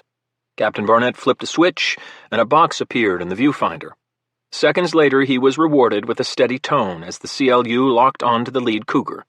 Bingo. He pulled the trigger. Whoosh! The warhead shot out of the missile tube toward the Cougars, and the missile's main ignition system ignited. The warhead streaked upward into the sky at a steep angle, the sophisticated tracking system choosing the best angle of attack. Captain Barnett's part of the job complete, he dropped the heavy CLU and watched as the missile reached its zenith, seemed to stop in midair, and then rocketed earthward in a direct line at the lead Cougar now 800 meters away. Even after seeing the javelin used several times in combat, the technology of the weapon never ceased to amaze him. It had been designed to maximize a top attack angle in order to defeat heavily armored vehicles, including tanks and armored personnel carriers. The Cougar never had a chance. In an instant, the high-explosive anti-tank warhead slammed through the top of the armored vehicle. The first explosive-shaped charge cleared a pathway through the armor, allowing the main warhead to detonate inside the confines of the Cougar. The result was spectacular and horrific for the men inside. The vehicle exploded outward as if trying to expand on its frame. The lumbering behemoth rolled onto its side and flipped several times down the road before grinding to a halt. The first two vehicles behind it had been following too closely. The second Cougar tried to stop as the driver slammed on its brakes. His reflexes were too slow. The personnel carrier smashed into the burning hulk of the first and was launched into the air as it broke through the other vehicle's remains. It tilted in midair and then fell over, almost in slow motion, as it landed on its right side. The third Cougar's driver had more time to react, but not much more. The driver avoided the wreckage and veered to the left, but quickly lost control as a result of the high speed. The Cougar fishtailed wildly down the road and went right over the edge. Captain Barnett watched as the Cougar rolled onto its left side and suddenly dropped out of sight. 1 shot, 3 kills, not too shabby. 1 more to go. The fourth vehicle swerved around the wreckage and its driver accelerated past the carnage, obviously hoping to place as much distance as possible between him and the dam. Captain Barnett reached down and grabbed the spare warhead he'd brought. He detached the spent tube and connected the new missile, assuming a sitting position once again. Looking through the viewfinder, he saw that the surviving Cougar was already almost 1,000 meters away. "You may as well just park it, buddy. There's nowhere to go," he thought with a wry smile. Seconds later, the beeps transitioned to a steady tone as the CLU locked onto the remaining vehicle. He pressed the trigger once again, and the second missile launched into the air, quickly covering the distance as it greedily streaked toward its prey. He put the CLU down and stood up. There was no doubt it would be a direct hit. Nothing could stop the warhead now. Moments later, the missile impacted the rear of the Cougar, tunneling through the armor and striking the gas tank. The detonation of the warhead and the gas tank's explosion were nearly simultaneous. Ba-boom! The vehicle flipped forward onto its roof, flames pouring out of it as it skidded down the dirt road. It finally ground to a halt, a burning cauldron of death. Barnett saw no movement on the road from his vantage point, which was fine with him. He turned around to radio the COC once again, only to find one bloody Logan West, covered in dirt and grime, smiling at him. "Nice shot, Captain. They got what they deserved." Captain Barnett opened his mouth to ask what had happened below, but he never got the chance. A loud vibration suddenly shook the roof of the dam. He looked past Logan West and saw the FBI agent and the retired gunnery sergeant standing behind him. They turned around to face the back of the dam, toward the lake. The thrumming sound grew louder, filling the air around them. "Get downstairs and see the sergeant major," Logan shouted. "That's our ride." Like a specter emerging from the darkness, a Bell UH-1Y Venom helicopter rose into view, a 7.62mm Gatling minigun mounted on each side. The Super Huey hovered for a moment and then touched down on the concrete roof 50 feet away. Captain Barnett stared as Logan West, John Quick, and Mike Benson raced to the open compartment in the middle of the helicopter and jumped aboard, sliding onto the 2 leather benches that faced each other. He saw the men pull on headsets and watched as the pilot lifted off. Captain Barnett said to no one in particular, "Nice ride," as the pilot angled the nose forward toward the front of the dam.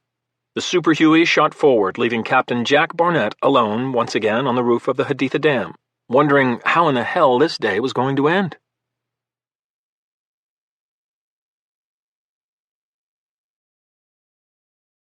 Chapter 53. Over the Euphrates River. The pilot of the Super Huey concentrated on the small speck in the river a mile and a half downstream. The boat had opened up a sizable lead in a short amount of time. The pilot spoke into his headset to his passengers. 30 seconds until we're on them." He heard a man say, "Roger," and then to the crew chief, "Use the Gatling, but do not, I say again, do not hit the boat, at least not until I give the word, understand?" His crew chief said, "Roger, sir. I'll only try to scare the shit out of him, or at least make him think about stopping." The river below flashed by in a blur. At 200 feet, the sensation of speed was magnified exponentially. Buildings appeared sporadically on both sides of the river. and small copses of green trees grew in density. We're getting close to the city, not good. Logan thought of the potential for civilian casualties, knowing this city had seen more than its fair share of bloodshed since 2003. He didn't want to add to it unless he had no choice. The boat moved dangerously fast, but the Super Huey had almost reached it. A few more seconds. "Stand by, I'm going to pass him and set up a blocking position a quarter-mile downriver." Logan wondered how long Kane would drag this out. "Guys, I don't know what he's planning unless he has another escape route. He has to know we're going to get him." Over the roar of the rotors, he heard Mike say, "Honestly, Logan, I don't know and I don't care. All I know is that we have to get that bomb at all costs. If he gets desperate, he can always trigger it." Logan heard John say, "I don't think so, I think—" But he was cut off as bullets ricocheted off the side of the Super Huey as it passed the port side of the patrol boat. A few rounds struck the inside of the helicopter, and sparks sprayed the passengers. The crew chief opened fire with the Gatling minigun. Logan watched as 2 streams of 7.62mm bullets lashed out from the Super Huey with a burp, burp, cutting across the front of the patrol boat, the impacts creating small geysers in the river. The pilot increased the throttle and the Super Huey shot forward, racing ahead of the SURC. Within seconds, the bird was out of range of the SURC's mounted machine gun. Logan heard the pilot mumble something, but he couldn't distinguish the words. "I can only guess he's as eager to win this as I am." He looked south and saw they were near a small island that divided the river. It was connected to the city by a short bridge. The pilot suddenly brought the nose of the helicopter up and turned hard to the right, slowing down as he executed the maneuver. He lowered the Super Huey to an altitude of 20 feet. The side of the helicopter squarely faced the approaching SURC, less than a quarter of a mile away, and closing fast. Logan realized that during their brief trip in the air, they'd somehow covered the 5 miles from the Haditha Dam and were now in the heart of the city. Christ, Kane could kill tens of thousands if he detonated now. "Gunny," Logan shouted at the crew chief. "If he opens fire again, sink him.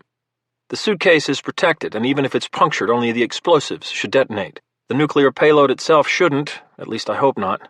Or we're all fucked," he didn't add. "Roger." The boat came at them, now less than 100 meters. 90. 80. It wasn't slowing down. What the hell is he doing? Logan didn't get a chance to voice the question. Suddenly, the SURC veered to the right, exposing its side to the attack helicopter. Logan realized what was happening a moment too late, as Scott Carlson aimed an RPG at the Super Huey. The driver of the SURC had waited until he was within 50 meters and then turned to provide Scott a clear line of sight.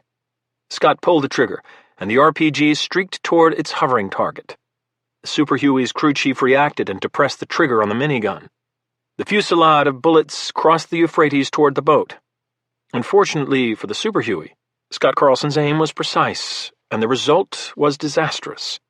Logan initially thought the RPG would tear into the cabin of the helicopter, but then he heard a loud bang, thwack, as the rocket-propelled grenade struck the rotor above them, splitting one of the 4 blades in half. Logan's only thought was, "Smart bastard," and then he braced himself for impact as alarms sounded inside the cabin and the cockpit. The cabin shuddered violently as the remaining rotor tore itself apart. The Super Huey turned to the left, but then suddenly straightened up, hovering for a brief moment, suspended in midair. The pilot seemed to regain control. Logan looked back at the river to see the SURC speeding for the bank of the Euphrates and the expansive city beyond the gradual slope of the shoreline. "Not so fast, asshole." "Gunny, open fire again. Don't let him—" He was cut off by the sound of shrieking metal as the rotors completely disintegrated. The Super Huey dropped nose down and tilted to the right. There was no way the pilot would recover this time. He shouted, "Brace for impact," as Logan watched the surface of the Euphrates rise up to meet the plunging helicopter. He thought, if Kane makes it into the city, we'll never catch him. Then the Super Huey slammed into the water, sending plumes of smoke and mist high into the air, and as water rushed into the open cabin, Logan's only thought was of their survival.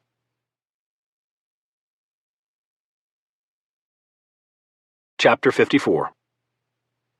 Kane did have a backup plan. It was his last resort. During the final weeks of the operation, he'd used his considerable resources to contact a local insurgent commander in Haditha. Scott had led the effort, and it was only after multiple attempts that the insurgent leader had allowed one of his deputies to travel to Baghdad to meet with Scott. The offer had been simple. Provide us with a way out of Haditha on the day of our choosing. It has to be undetectable by the U.S. military. They'll be looking for us. Do this one thing, and we'll fund you with all the weapons and equipment you can handle." The insurgent deputy commander had been so dumbfounded by the offer that he'd been speechless. "It's a real offer, don't ask why, but here's the catch. We're not going back to Baghdad. We need to get into Syria." The insurgent had raised his eyebrows. "So we'll help an American willing to help kill his own people and who needs to get smuggled into Syria, correct?" "Inshallah," the insurgent had said. It sounded preposterous to Scott when the man had stated it so bluntly, but it was the truth. Their goal was larger than a diminishing insurgency or any American lives that might be lost because of their actions. They were about to make a statement that would transform history. The agreement had eventually been reached, and in a remote building just 100 meters west of an old soccer stadium more than a mile away from the SURC's current position, 4 men waited to honor their end of the bargain. As Kane watched the helicopter sink into the Euphrates, he turned his attention to the riverbank. The driver aimed the craft toward a gradual slope, 40 yards away. Within seconds, the patrol boat reached the shore, and Kane felt the bottom scrape the bank below. Kane looked back at the helicopter one more time. He thought he saw a flash of movement near the remnants of the hulking machine above the surface. He couldn't be sure, but he certainly didn't have time to wait and see. Scott and the driver both jumped out of the boat, boots crunching on the gravel surface. Scott carried the nuclear suitcase. "Let's go, sir. We've got a bit of ground to cover before we're in the clear." "Nice shot with that RPG, Scott. I knew I paid you well for your skills," Kane said. "Honestly, I'd have done that one for free. I can't stand that smug West bastard or his fucking sidekick." Scott wasn't smiling.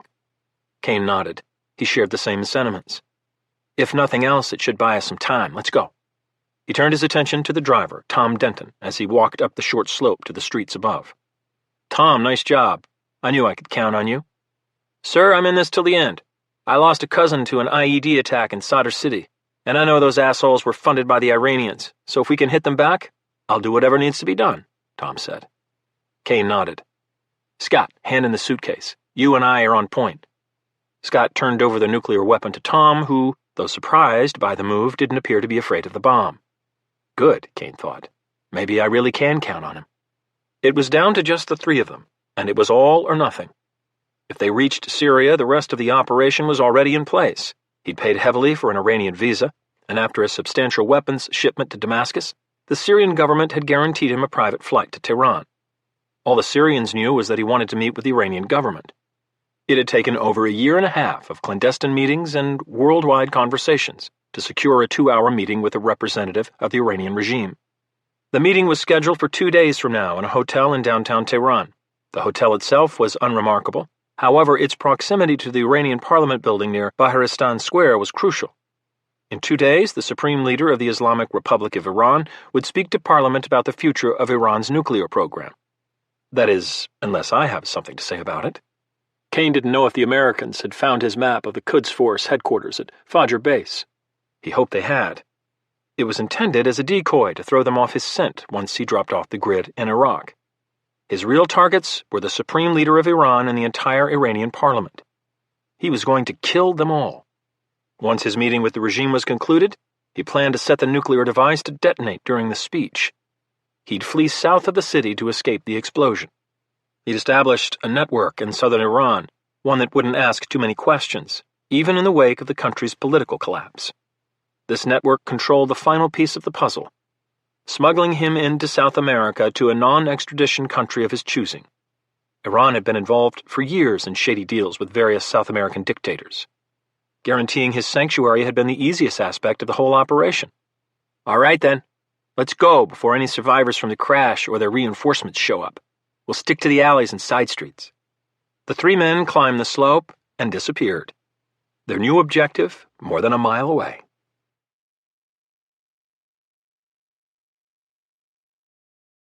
Chapter 55. Logan pulled the pilot's unconscious body toward the shore, acutely aware that with each stroke, Kane Frost and Scott Carlson moved farther away and into the urban maze that was Haditha. John assisted the co-pilot, who was conscious but had 2 crushed legs and couldn't swim on his own. He clung to John's back as the shoreline grew closer, the contingent of men laboriously working against the flow of the Euphrates. It was a miracle that none of them had been killed in the crash, especially Mike, whom he'd seen flung against the side of the Super Huey like a rag doll. Mike had complained about pain in his right ankle and foot, but he swam with the rest of them. The gunner and the crew chief had surfaced from the wreckage unscathed. Some Marines have 9 lives, Logan thought. The men didn't speak. Their common focus was on one thing, reaching dry ground. Logan had seen less violent crashes do more damage to life and limb. Maybe the big guy upstairs really was looking out for their welfare. He didn't have time to contemplate it. In his mind, the clock was ticking, and when it reached 0, the Middle East became a powder keg. Logan redoubled his stroke, drawing strength from a place he had almost forgotten he possessed. Suddenly, he felt the shifting dirt and silt of the riverbank. The last few steps were the hardest, but he finally emerged from the river, soaked and filthy, but alive.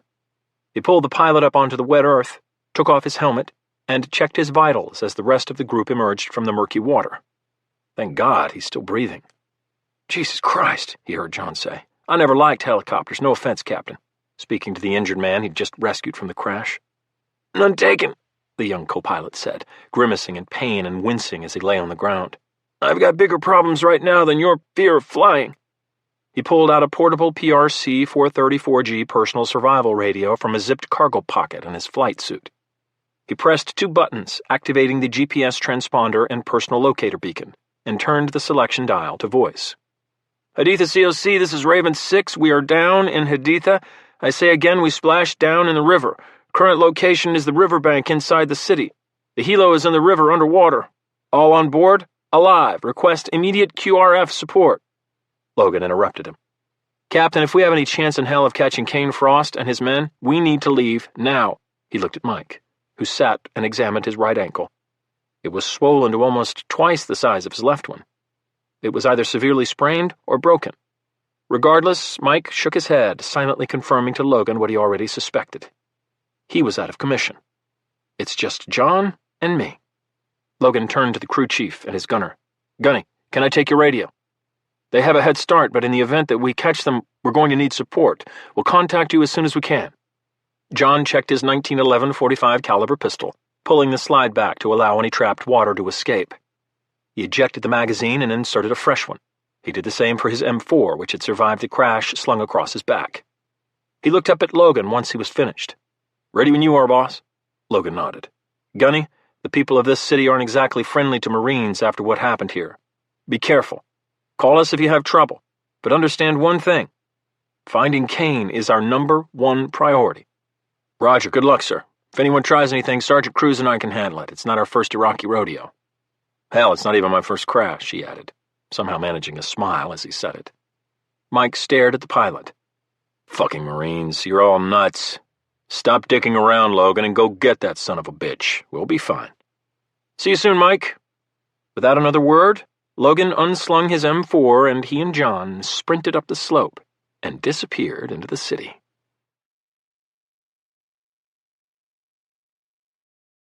Chapter 56. The 3 men worked their way through the convoluted maze of Haditha. Each Iraqi they passed stopped and stared at them. It didn't help their conspicuousness as Westerners that they carried assault rifles in a large metallic suitcase as they ran. The buildings were no more than a few stories tall, but they were tall enough to confuse the casual traveler. Streets intersected at odd angles with no discernible pattern. Some were paved, others just dirt and rock. Old cars and pickup trucks sped by in the streets. Some slowed down as they spotted the foreigners, but then sped off at the sight of their weapons. The afternoon commotion added to Kane's confusion. Spotting an alley only a few feet away, Kane said, "I need to check our location." They moved off the main road to the unpaved side street. Kane pulled out a thick laminated map and his Garmin GPS. He cross-referenced the map with the coordinates from the GPS and said, "Okay, we're still a little more than half a mile away. We need to keep going down this main road and in about 300 yards, veer left into what looks like a residential neighborhood. The soccer stadium should be on the other side. Let's move." "We're almost there. If our luck holds out, we'll be in Syria by this evening." Logan and John raced through the streets in hot pursuit. Logan had no frame of reference for Haditha since neither John nor he had spent any operational time there. Street vendors and pedestrians moved away from the rushing Americans, fear and doubt visible on their faces. A young Iraqi woman shielded a small boy ahead of them on the sidewalk. Logan tried to crack a friendly smile as he dashed past her, but they shied away. They moved down the main thoroughfare of the city, but there was no sign of Kane and his men. Finally, they stopped at a large intersection with traffic moving in all directions, each driver exercising his own version of traffic rules and etiquette. Iraqis on all four corners turned and looked at them. The contempt was obvious, but Logan felt no threat. They've just seen too many Americans in uniform. I don't mean to be a buzzkill, but this isn't looking good. They've got a head start and know where they're going. We don't. This is turning into a wild goose chase. Hopefully we can get a UAV or direct air support to try and pick them up again. Otherwise, brother, we're just shooting in the dark. Just give me a second.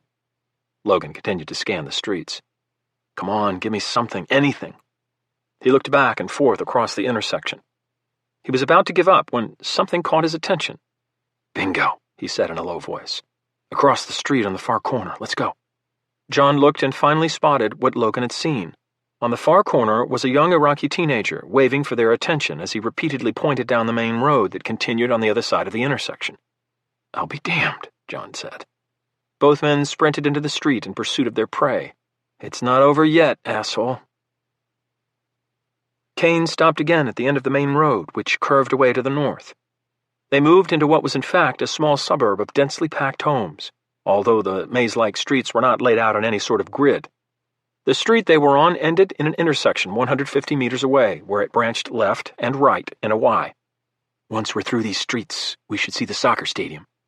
Kane turned and faced the two men. Both were breathing heavily, but for Scott and Kane, who were in superb physical shape, this run was a moderate exertion. Tom, on the other hand, was breathing hard, hands on his knees, trying to catch his breath. Kane and Scott looked at each other, and then back at Tom. Tom, are you going to make it? We can't slow down, you understand? The words were casual enough, but Tom understood the threat behind them. Keep moving, Tom, or we'll leave you behind. I'll be fine, sir. Just had to catch my breath. I could keep up. Tom saw another glance exchanged between Kane and Scott, and then Kane said, Okay then, let's go. Tom had received a brief reprieve. Kane and Scott turned to enter the neighborhood when crack, crack, crack shattered the relative afternoon calm. Kane whirled around, assault rifle up as he searched for targets. Tom Denton lay in the middle of the street, the suitcase on the ground, blood leaking from 2 bullet holes in his back. Then Kane saw the shooters. 3 hostiles, 1 o'clock, grab the suitcase. Kane returned fire at a group of 3 Iraqi males, pointing AK-47s in their direction. The man who dropped Tom was on one knee. As the other 2 men opened fire from standing positions behind him, a quick burst from Kane's HK Commando assault rifle caught the kneeling man in the chest. He immediately fell forward, his face striking the concrete, the AK-47 skidding across the pavement. His friends saw their comrade fall and shouted in Arabic. Then they did something Kane hadn't expected. They ran toward Kane and Scott, firing wildly as they moved across the street. Kane fired another burst. He missed, but provided Scott enough time to retrieve the nuclear weapon. He watched as more Iraqis appeared from around the corner of a house, AK-47s in hand. Uh-oh, now we're outgunned. Scott, we need to leave. 3 more hostiles. Follow me. Scott, suitcase now in his left hand, turned back and fired his HK with his right. He didn't hit any of the men, but his fire had the intended effect. All 5 Iraqis dove to the street for cover. He'd bought them a few precious seconds. He turned and followed his boss into the once quiet Haditha suburb. The sound of gunfire echoed across the city. Haditha's citizens stopped wherever they were to listen. Each man and woman calculated his or her distance from the battle. Those closest to the gunfight sought refuge inside their homes. Experience told the others, even those on the streets, they were far enough away to be relatively safe, at least momentarily. Logan and John's reaction was slightly different. Both men looked at each other and then picked up their pace, sprinting toward the sound of automatic weapons fire. What the hell was going on? Logan hadn't expected to hear a gunfight. He hadn't expected to hear anything, for that matter. Something must have gone wrong. Bad for them, good for us. They ran on, noticing Iraqis on the sidewalk looking down a side street out of view at the next intersection. They ran to the corner and stopped, M4s at the ready, absorbing the scene in front of them. They were near the entrance to a neighborhood. The street they were on continued for at least 150 meters, ending in front of a row of homes where the road split in 2 directions. Logan saw a group of men with weapons disappear up the right branch of the road. 30 meters in front of them, one man lay lifeless on the pavement, blood pooling beneath him. Two more Iraqi males knelt beside him. One of the men talked on a cell phone as he looked farther down the street. Logan saw another body in the middle of the street. Logan realized it had to be one of Kane's men. He didn't see the weapon. They're still alive. Logan, they know we're here. Logan looked back at the two Iraqis. The man on the cell phone was pointing at Logan and then back at his phone. The other man stood up, but he didn't raise his assault rifle toward them. That's a good thing, I think. Logan, were you expecting a call? John said incredulously. Because these guys seem to know you. Logan sensed no threat from the two Iraqis. How's your Arabic? Mine's rather rusty. That's better than mine, which is non-existent. Well, then, this should be a short conversation. Logan and John jogged over to the man on the cell phone. They nodded in greeting, and the man on the cell phone began speaking rapidly in Arabic. The man realized they had no idea what he was saying. He spoke again into the cell phone and then thrust it toward Logan. This should be interesting, John said. Logan accepted the phone, put it to his ear, and said, This is Logan West. Logan, it's Gunny Branch back at the crash site. Logan was surprised to hear his voice, and his face broke into a grin of stunned disbelief as the crew chief explained the situation. You're not going to believe this, but after you left, a group of Iraqis approached the riverbank to see what happened. There was an English teacher with them, so I started talking to them and told him what was happening. Turns out he was an officer in the Republican Guard and returned here to live with his family after the war started. Gunny, get to the point, we're running out of time. Actually, you now have more time than you thought. I had an idea. I told him that we were chasing 3 very dangerous men who had a weapon on them that would kill a lot of people in Haditha if they got away. I also told him you and John were on foot trying to catch them. And this is where it gets crazy. He offered to help. Turns out his brother and his cousins were also in the military. They have a sort of militia here to help preserve the safety of their neighborhood from any remaining insurgents. He called his brother, Ahmed. That's who you're looking at, and his brother got the gang together and started looking for Kane and his men. And obviously they found him. They think they know where he's going, and when I'm done talking, Ahmed will take you to go after him. They also have his cousin and a group of men on the other side of the neighborhood you're in to keep them from squirting out. Gunny, that's a brilliant piece of thinking. When this is over, you'll hopefully have helped save thousands of lives. We're going now, but before you hang up, please tell Ahmed we're sorry for the loss of his friend. They already took 1 casualty helping us. Thanks, Gunny. Good luck. Get that son of a bitch. Roger. Out here. Logan handed the phone back to Ahmed. Ahmed spoke into it briefly and hung up. He looked into Logan's eyes and saw the empathy for the loss of his comrade. He scrutinized Logan and then nodded, breaking through the language barrier as if to say, I appreciate your condolences. The moment passed and Ahmed pointed down the street. Logan extended his left arm in the universal gesture of, lead the way. Ahmed nodded again, spoke to the other armed man, and jogged down the street to where the others had disappeared. This is starting to break our way. Finally. Kane and Scott moved deeper into the labyrinth of the neighborhood. They used the narrow streets to try and put distance between themselves and their pursuers, but the convoluted layout of the area made it easy to become disoriented. Kane thought they were heading west, in the right direction, but he couldn't be sure. They snuck down an alleyway between 2 houses. At the end, they paused, and Kane peeked around the corner. He saw a deserted street stretching in both directions. Another row of houses was on the other side of it, but he sensed a large, open area beyond. We have to be close. Hold here. I need to check the GPS to make sure we're where we're supposed to be. If not, whoever that was is going to get to us before we can get the hell out of this mess. Who were those guys anyhow? We should have had a clean getaway. Who knows, but it doesn't matter. He looked down at the Garmin device once more. They were closer than before, a little more than a quarter mile away, but they'd somehow drifted south. We need to cross this street, get to the other side of those houses through that alley down there, and then turn back to the north to get to the stadium, Kane said. Scott looked in the direction Kane indicated. On the other side of the street were 3 parked cars and an old white pickup truck. Scott guessed it was at least 80 meters away. I don't like this one bit. We're exposed until we cross that street. If any of those guys come around a corner, we'll be caught in the open. And who knows what's through that alley? We don't have a choice. We can't go back. And the longer we stay here, the greater the chances we get killed or caught. It's our only option. Scott knew Kane was right. Well then, what are we waiting for?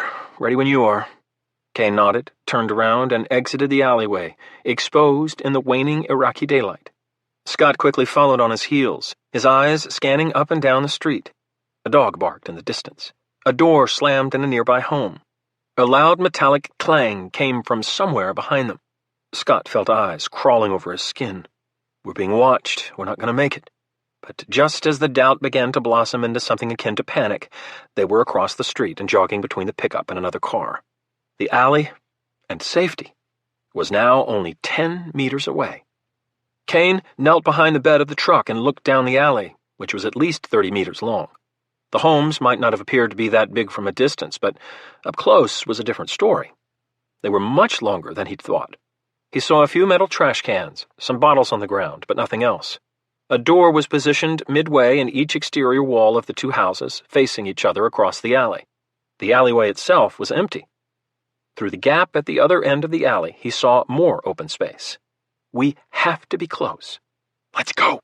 They broke from cover and sprinted toward the passage. Kane immediately slowed to a crouching walk once they were between the buildings. He looked at Scott and raised his right finger to his lips in a quiet gesture. They could hear a television inside the home on the left. Scott thought he heard movement on the other side of the wall in the house to their right. They crept down the narrow opening, cautious with each step. When they reached the end, Kane once again peered around the corner of the house, looking north. Each house had a dirt backyard that was about 20 meters deep, ending in a 4-foot stone wall that ran the entire length of all the properties. What he saw past the wall turned his blood cold. Kane immediately motioned for Scott to retreat back down the alleyway. Kane risked one last glance and then rejoined Scott. The good news is that we're almost there. The soccer stadium is just north of here, across a small field of weeds and rubble.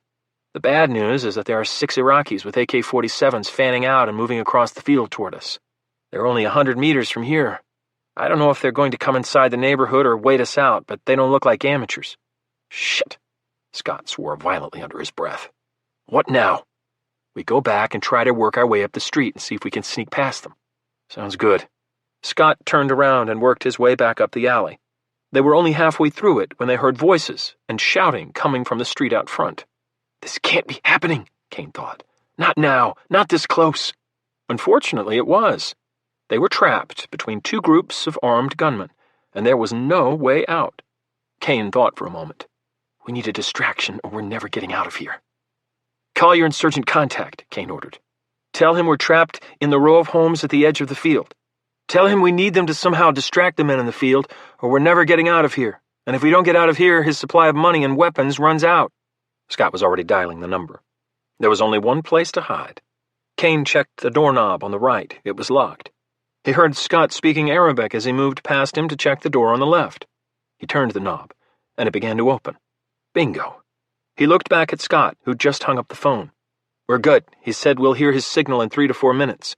He told us there's an SUV waiting for us, but no matter what happens in the field, we have to get to the other side of the soccer stadium. He can't risk sending all his men here. Okay, we're going in here until then. Be ready, but no matter who's inside, no shots. We can't risk drawing them right to us. Roger, boss. Scott slung the assault rifle across his back, drew a Glock pistol from a hip holster, and picked up the nuclear weapon. Kane slowly turned the knob all the way and pushed the door inward. The sounds of the television were more distinct. He stepped through the opening into a dimly lit kitchen, the light from the back windows, the only source of illumination. Scott entered behind him. The kitchen was clear. That's one small blessing, Scott thought. The two men moved quietly from the kitchen into an adjoining living room and family area. 2 worn couches were arranged in an L configuration facing the television. Neither man paid attention to the Arabic soap opera unfolding on the small screen. It was the occupants of the house which drew their attention. A young boy no more than 10 sat on one of the couches, staring at the intruders. He was too shocked to speak. An older Iraqi woman, in her 60s at least, sat on the other couch. Before she could speak, Scott began to whisper in Arabic. We'll be out of here in a few minutes. We're being hunted by some bad men, and we need a place to hide. Please, don't shout or they'll come in here and kill all of us. We'll be gone shortly. The story sounded plausible to the old woman, who knew there were still insurgents in the city. She'd heard the stories of what they did to their own people. There was no way she was going to bring them to her home. She nodded, moved over to the couch with her grandson, and put her arm around him, as if to shield him from these 2 intruders and the horrors outside. Scott whispered, "Thank you," trying to make the lie sound sincere, and turned back to Kane. "What now?" "Now we wait. Let's go to the kitchen, but keep these 2 in sight just in case they do something foolish." They didn't have to wait long. Several automatic weapons suddenly fired in the field outside. "Let's go! That's our cue," Kane said.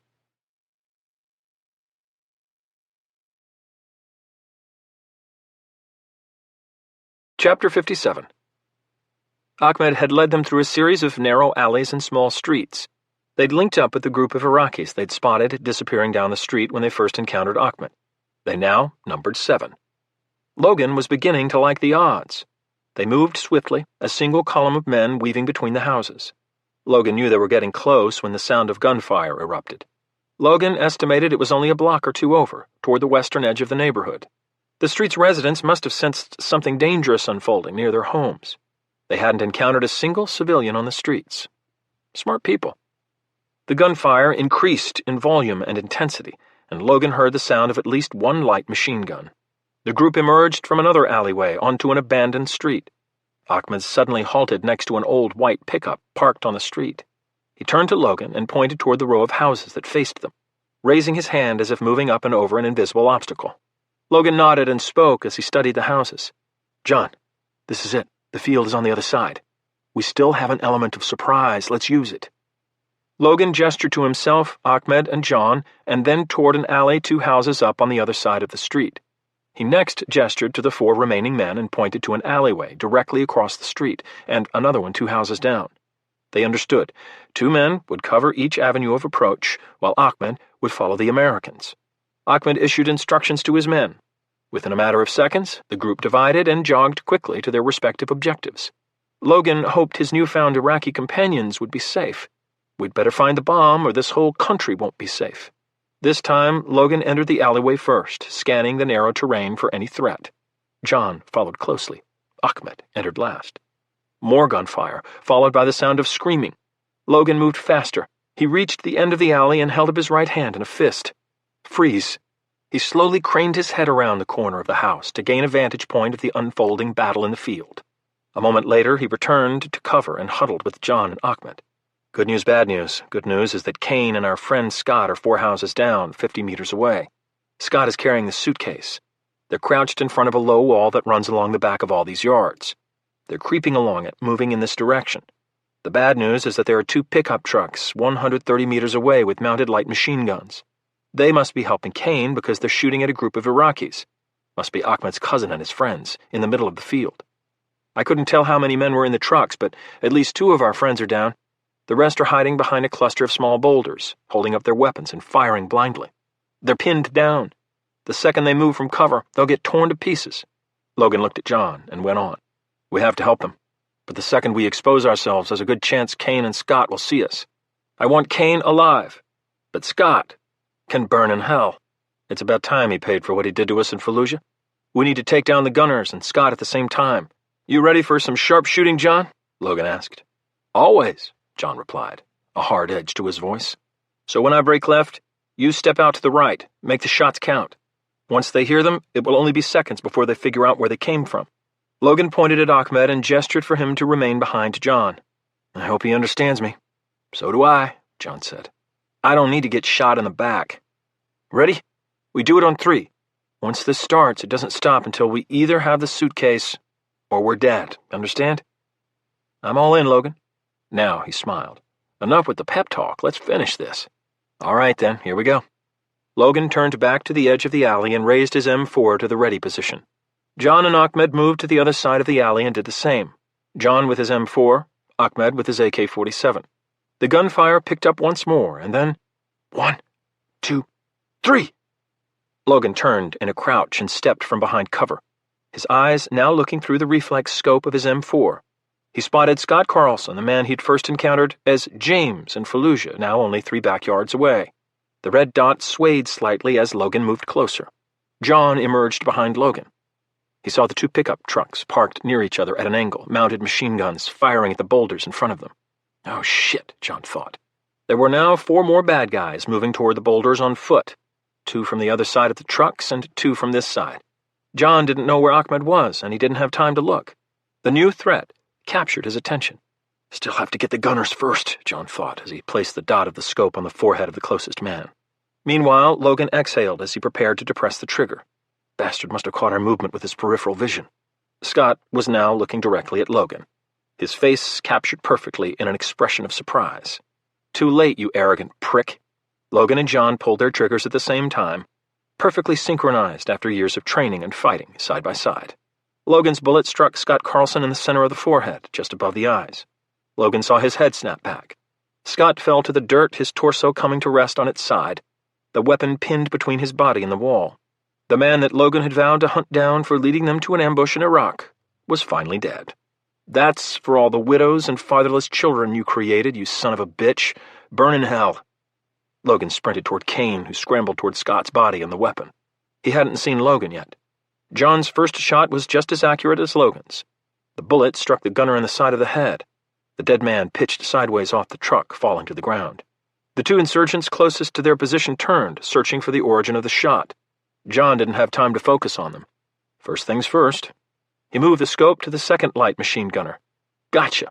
He pulled the trigger a second time as he heard Ahmed's AK-47 open fire a few feet away. John's second shot struck the other gunner in the throat, his aim slightly thrown off by the sound of the AK-47 firing in such close proximity. The gunner raised his hands to his throat and fell to the bed of the pickup.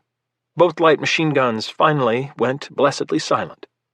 John spared a glance to his right. Ahmed was firing his rifle from a kneeling position. John looked back at the battlefield and saw the two insurgents who had turned toward them, the ones John had ignored, lying motionless in the dirt. That's 4 down. Nice shooting, Ahmed. Logan ran toward the yards, toward Kane, their eyes locked as Kane glared at him with utter contempt. Kane pushed Scott's fallen body away from the wall and raised the G36C assault rifle as he grabbed the suitcase from the ground. He pulled the trigger. Logan dove to his left, hit the ground, and rolled away. From nothing. He leapt out of the evasive maneuver and looked up to see Kane toss the weapon to the ground. Kane grabbed the suitcase, leapt over the low wall, and ran. Logan smiled. Jammed. Tough luck, shithead. Logan broke into a dead sprint, 20 meters behind his prey. No escape this time. John and Ahmed watched Logan pursue Kane. Ahmed aimed his AK-47 at the fleeing figure with the suitcase, eager to shoot the American who'd brought this violence to his city. The barrel was knocked up and away at the last second as he pulled the trigger, the bullets firing aimlessly into the sky. Ahmed turned in anger, only to see John shaking his head from side to side. John pointed to Logan, who was fast in pursuit and almost across the field, moving closer to the abandoned soccer stadium. John said, "He'll get him. Trust me on this one." He put his hand on Ahmed's shoulder and pointed toward the pickup trucks. The gunfight was almost over. Without the cover of the machine guns, the remaining two insurgents realized they were now outmanned. They turned around and ran toward the soccer stadium. Unfortunately for them, there was too much open space to cover. John and Ahmed watched as the 4 Iraqi men that had helped them stepped out from behind the boulders, aimed their weapons at the fleeing insurgents, and opened fire. The fusillade struck both men in the back, and they pitched forward into the dirt. Well, John thought, that's one way to deal with insurgents.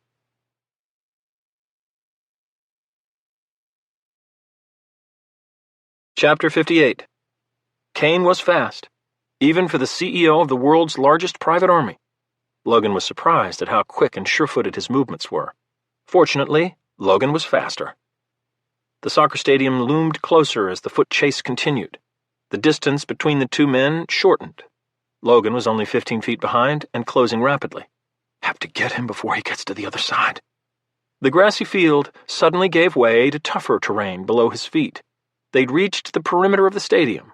A wall encircled the entire facility. Kane dashed through an opening, and Logan realized it was an entrance. The stone wall wasn't a wall at all, but the back of concrete steps that served as bleachers. Logan thought the stadium resembled a high school track with solid seats instead of aluminum stands. Kane raced across a dirt walkway before entering the field itself. Logan ran harder, pushing his muscles to maximum exertion. The gap between the two men closed to only a few feet. The field was now abandoned to rocks, dead grass, and trash. Though Logan imagined the turf had once been full with a short manicured grass. Once used by insurgents to execute Iraqi policemen, the stadium was merely a ghostly shell of its former self. Have to pick up the pace. Logan breathed rapidly and pushed himself beyond his limits. He was almost upon his target. He prepared to surge one last time when suddenly Kane's left foot landed on an old bottle that lay hidden in a patch of grass, and he lost his balance. His feet flew out from beneath him, and he sprawled face down into the earth, the suitcase bouncing end over end, coming to a sudden rest a short distance away. Logan stopped short and stared at the man he'd chased across the world, now lying only a few feet away. He slowed his breathing as he waited. At least the running is over, Logan thought. Now for the hard part. Kane pushed himself off the ground, stood, and turned to face Logan. As he brushed dust and dirt off his shirt, he stared at Logan, expecting the former Marine Force reconnaissance captain to speak. Logan just looked back at him, fierce resolution on his face. The cut from the first day's events had opened again, and a thin trail of blood trickled down his cheek. Kane finally broke the silence. You do see the irony here, don't you, Logan? No response. Kane continued. If you stop me, you'll only delay the inevitable. Iran will get a nuclear weapon. It may not be today, it may not be tomorrow, but it will be soon. I guarantee it.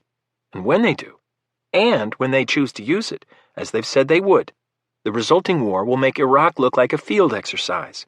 The U.S. will get sucked into it like we always do. We'll commit our forces, maybe not in the most effective manner, depends on the administration in the White House, but we'll commit, and depending on what the Quds Force does globally and how committed the Iranian military is, our casualties will be catastrophic, to both the military and to the public's resolve. He paused for a moment and laughed. What's so funny? Logan asked quietly.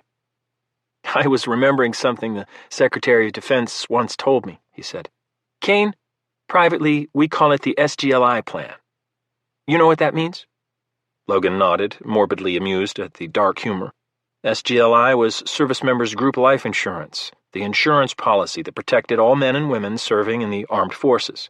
If the casualties were high, the insurance plan would pay out hundreds of millions of dollars to the families of the fallen. And a war with Iran would definitely result in enormous casualties. It's an appropriate moniker, albeit sick and twisted, Logan said.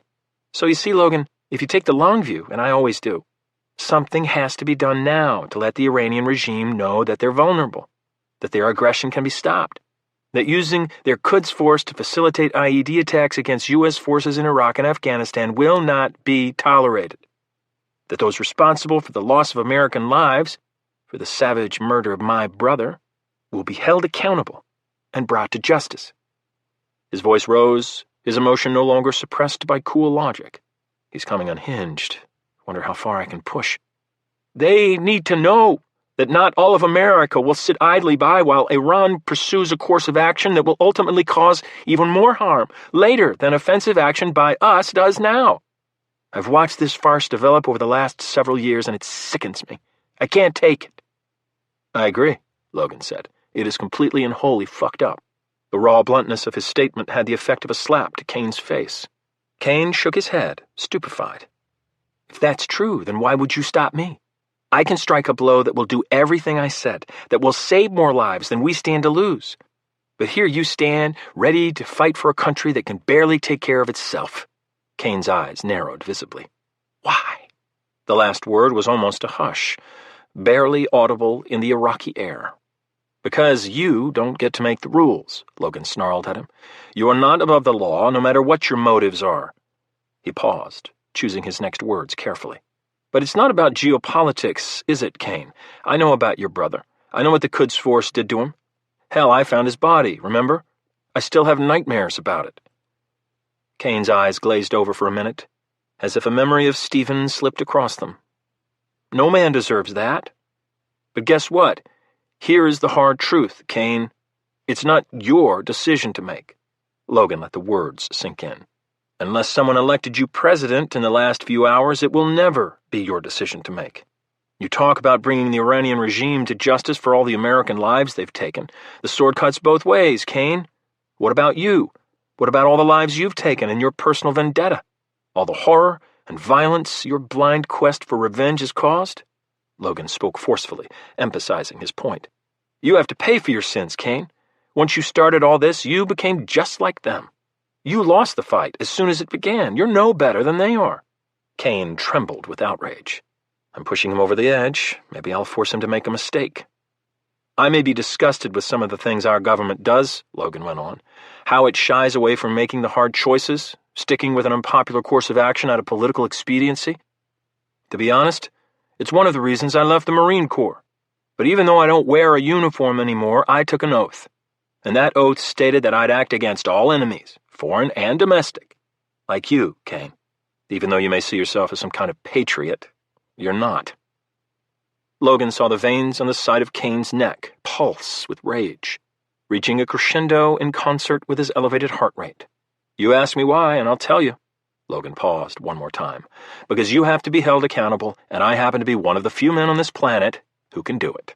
Justice has to be served, and I intend to see that it is." Then he added, "Which is why I'm taking you back to expose you to the world for what you are, a traitor and a murderer." Logan steeled himself for what was coming. He knew the moment was upon them both. Kane hissed at him. "Then I guess there's really nothing else to talk about." "I guess not." "Then let's get this over with quickly," Kane said as he glanced at the suitcase, his prize waiting to be reclaimed. "I have a ride to catch." Kane immediately dropped into a low fighting stance, his left foot forward, his left hand open in front of him at chin level, right hand cocked in a fist. He moved forward in a zigzag pattern toward Logan, his movements fluid and effortless. The anger on Kane's face turned to something else Logan recognized: fierce determination. This isn't going to be easy, Logan thought. He stepped backward into his own conventional fighting stance, hands raised in front of him. Give him a few more feet. Kane switched stances, his right foot forward, and moved within striking distance. Logan lashed out in a low roundhouse kick intended to knock Kane off balance. But Kane lifted his right leg, causing Logan's kick to sail through the air between them. Crack, crack! Kane delivered two powerful punches with his left fist, striking Logan first on the side of his nose and then the right cheek. Logan's eyes watered from the blows, and a jolt of pain flashed through his head. My God, he's fast. Unlike most people when struck violently in the face, Logan fought through the initial shock and allowed his momentum to carry him past his nemesis. As he turned, he lashed out with a spinning back fist with his left hand. Kane dodged it easily. Logan regained his footing and faced Kane once more. Kane smiled, a sadistic, confident look in his eyes. Kane sensed Logan's surprise at his fighting skills. What did you think, Logan? That this would be easy?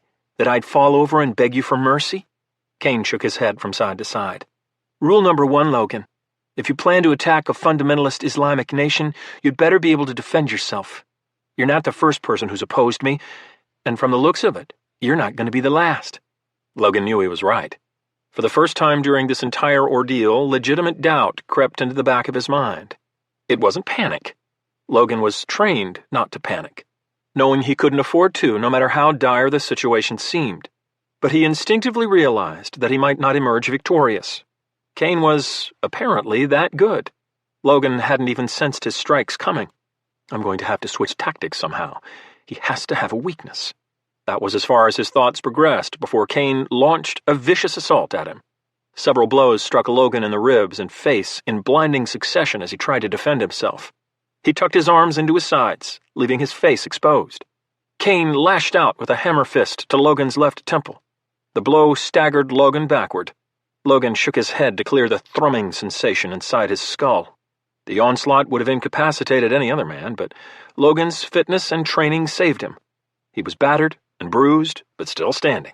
Kane stood back, appreciating his handiwork. He looked fresh and ready for more.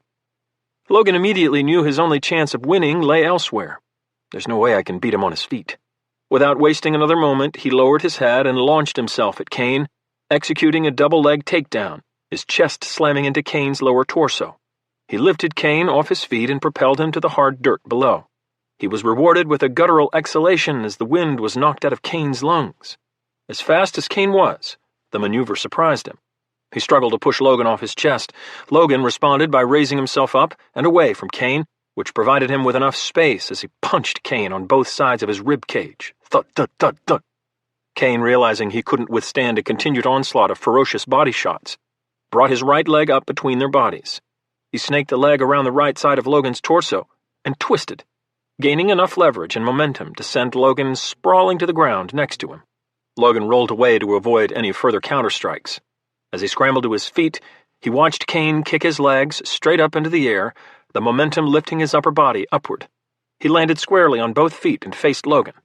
Motherfucker thinks he's Bruce Lee. The men faced each other, both fueled by adrenaline. Kane breathed hard as a warm wind kicked up the fine sand and desert dust, coating both men with it. Logan remained motionless. Kane moved forward, a predator stalking his prey. The smile was gone, leaving only a mask of unadulterated hatred. Logan expected another assault of punches. Instead, Kane spun around completely on his left foot and delivered a back kick that caught Logan squarely just below the sternum. The kick knocked the wind out of him, and the force of the blow partially doubled him over. He knew he had to move away, but he wasn't fast enough. Kane smoothly transitioned into his normal fighting stance once again. He lashed out with a roundhouse kick from his right leg that struck Logan on the left side of his face, sending blood from the wound splattering across the dirt. Logan crashed to the ground like a fighter on the verge of being knocked out. Logan struggled to regain his balance, but his equilibrium had been destabilized by the kick. He managed to lift himself up on both hands and knees. "Have to get away. Can't take much more." He willed himself to move, but it wasn't enough. Kane delivered a powerful kick that cracked 2 ribs on Logan's left side and flipped him onto his back, where he lay broken and in pain. He coughed and tasted the copper flavor of blood. Might have punctured a lung. Fantastic. He focused his eyes on Kane, who stared at him from only a few feet away. Kane sensed victory at hand. He stood directly over Logan. "I told you, but you didn't listen. You can't beat me. Now it's time to finish this little dance once and for all. I'd be half tempted to let you live if I thought you'd go back to drinking yourself into oblivion. But I don't think you'd let this go. And I don't need you or anyone else coming after me. So, it's lights out." He paused for a moment and looked down at Logan one last time. "Goodbye, Captain West. Come on, get it over with." Logan waited for the final blow to come, knowing it would be fast and lethal. He was right on both counts. Kane raised his right leg and viciously brought it downward toward Logan's throat, intent on crushing his windpipe. Although in excruciating agony from the broken ribs, Logan summoned enough strength for a last-chance defense. He brought both hands up and caught Kane's boot inches away from his face, then violently twisted his hands 180 degrees to the right. He felt something pop in Kane's ankle, and Kane shouted in pain as Logan jerked his foot down. Kane was thrown off balance and fell forward across Logan's body, landing at an awkward angle on top of his already damaged ankle. There was a loud crack as at least one bone broke. This time, Kane shrieked in pain. Now it's my turn. Logan's mind roared in fury. Logan rolled toward Kane, who writhed in agony from the shattered bone. He sensed Logan near him and tried to hit him with a left-handed back fist. Logan caught the arm in both hands. "You just sealed your fate. Thank you." Logan maneuvered his body so that he held Kane's left arm fully extended between his legs. His right leg lay across Kane's chest and pushed him against the ground. His left across his stomach. Logan's feet were interlocked. There was nowhere for Kane to go. "Stand by, asshole. Here comes the real pain." Logan leaned back and pulled Kane's arm with all his strength. The megalomaniac's elbow now passed the point of normal flexion. Kane screamed louder. Logan only pulled harder. A cold fury filled his head. Kane's screams dimmed in intensity. Logan lurched backward one last time. It was enough. Crack! The humerus in Kane's upper arm snapped like a rotten tree branch. The tendons in the elbow ligament ruptured and the cartilage tore away from the bone. Kane's left arm was rendered useless and permanently damaged. "I hope it hurts like hell. You deserve it." Logan released the arm and closed in on Kane as his adversary coughed in agony. Kane's world had become nothing but blinding pain. All rational thought and reason fled his mind. He babbled incoherently, but Logan didn't care. He wasn't done with him just yet. Logan positioned himself behind Kane and snaked his right arm around his throat. He locked his left hand behind Kane's head and his right hand inside his left elbow. Kane couldn't resist. Logan squeezed. As his arms cut the blood circulation to Kane's head, Logan thought, "This is more merciful than you deserve." The chokehold sliced through the pain in Kane's head, and he realized too late what was happening. He resisted, flailing at Logan with his remaining good arm. Logan only squeezed harder. Kane's attempts to free himself subsided. Almost done. He felt Kane's body go limp as he finally passed out. He was about to remove his arm from Kane's throat, but he never got the chance. From across the soccer field, 2 Iraqi men with AK-47s appeared from one of the dark walkways, pointed at him, and began to run. Logan hadn't seen the 2 men before, either with Ahmed or his friends, which meant they were likely here to help Kane. "You've got to be kidding me," Logan thought. "After all this?" He knew as soon as they reached him, they'd shoot him in the head and take both Kane and the bomb. His mind searched for options, but it seemed that his had all run out. The 2 men closed the distance, weapons raised, shouting in Arabic. Logan did the only thing he could think of. He used Kane's body as a human shield. trying to prevent the inevitable for as long as possible. He knew they wouldn't shoot him while he held their valuable asset. The shouting grew louder. Both men were now only 20 yards away and realized what Logan was doing. One of the men said something in Arabic Logan didn't understand. The two men split up and moved away from each other, intent on flanking Logan from both sides to get a clear shot. Nice. At least I won't be killed by stupid men. Logan tried to keep Kane between them and him. His ploy wouldn't last much longer. The man on Logan's right was now only 10 yards away, close enough that Logan had nowhere to hide. Logan realized it was over, and the finality of it slammed into his chest like one of Kane's strikes. There was nothing left to do. He prayed that he'd done enough to give the U.S. time to hunt these men down after he was dead. He'd done everything he could, but the game was now out of his hands. His thoughts drifted toward Sarah. "I'm sorry, babe. I love you." The man raised the rifle and pointed it directly at Logan's head. At this distance, he couldn't miss.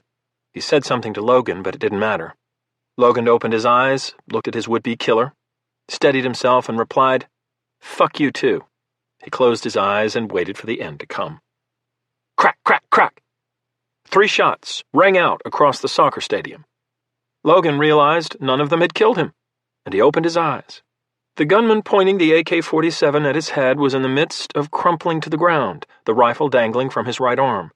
Logan spun his attention to the second attacker, who looked past Logan and began to raise his own AK-47. He was too slow. Crack, crack! 2 bullets struck the second gunman in the center of his chest. Logan watched as the man turned toward him, looked down at his chest and then back at Logan, an expression of confusion on his face. His eyes rolled up in his head and he fell forward, dead before he hit the ground. Logan lay back against the dry Iraqi earth. "Thank you, God, I really didn't want to die here today." He looked up at the sky, exhausted. The daylight was finally starting to wane as the sky turned a deeper shade of blue. His ears registered more sounds. Men shouted as nearby vehicles skidded to a halt. He heard rapid footsteps, and then the sky was blotted out by the looming figure of John Quick. Logan couldn't speak. John looked down and quickly assessed the situation, figuring out what had transpired on the soccer field of battle. Logan finally pulled himself back to the moment. "Could you have seriously cut it any closer, John? A few more seconds and you'd have been speaking at my memorial. Christ!" Logan heard more men approaching, but he didn't look to see who they were. It was over. That was all that mattered. John smiled at him. "Better late than never. Jesus, Logan, you look like shit." "Thanks, John. I feel like it too," he said, trying to smile before his breath caught in his lungs as his broken ribs sent pain coursing through his body. "But I think our good friend Kane here is the worse for wear." "Good. Just between us, looks like you let him off easy. He doesn't deserve to live." Logan nodded. "I agree, and I thought about it, but as I told him, I want him to pay for what he did. Killing him would have let him off the hook." Logan finally shoved Kane Frost's unconscious form away from him. John reached down and helped him up. "Now, the entire world will know what he did. He's a traitor, John, and I want everyone to see him for who he is." John nodded. The sound of rotors grew louder in the desert air. A faint vibration shook the ground beneath them. "You got helos?" Logan asked. John was still grinning. "Absolutely. Only the best for you." Logan tried to laugh, but it hurt too much. "Sorry, no more jokes," John promised. "I'm going to hold you to that. We'll probably last all of 2 minutes," Logan said.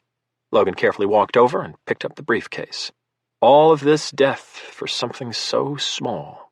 He blinked in disbelief, the enormity of what he held in his hands becoming a reality. "At least it's finally over," John said, gently clapping him on the back. The helicopters grew closer, and Logan saw 2 CH-53Es appear on the horizon. "Now let's go home." "Amen to that, brother. I've had enough of Iraq for 2 lifetimes."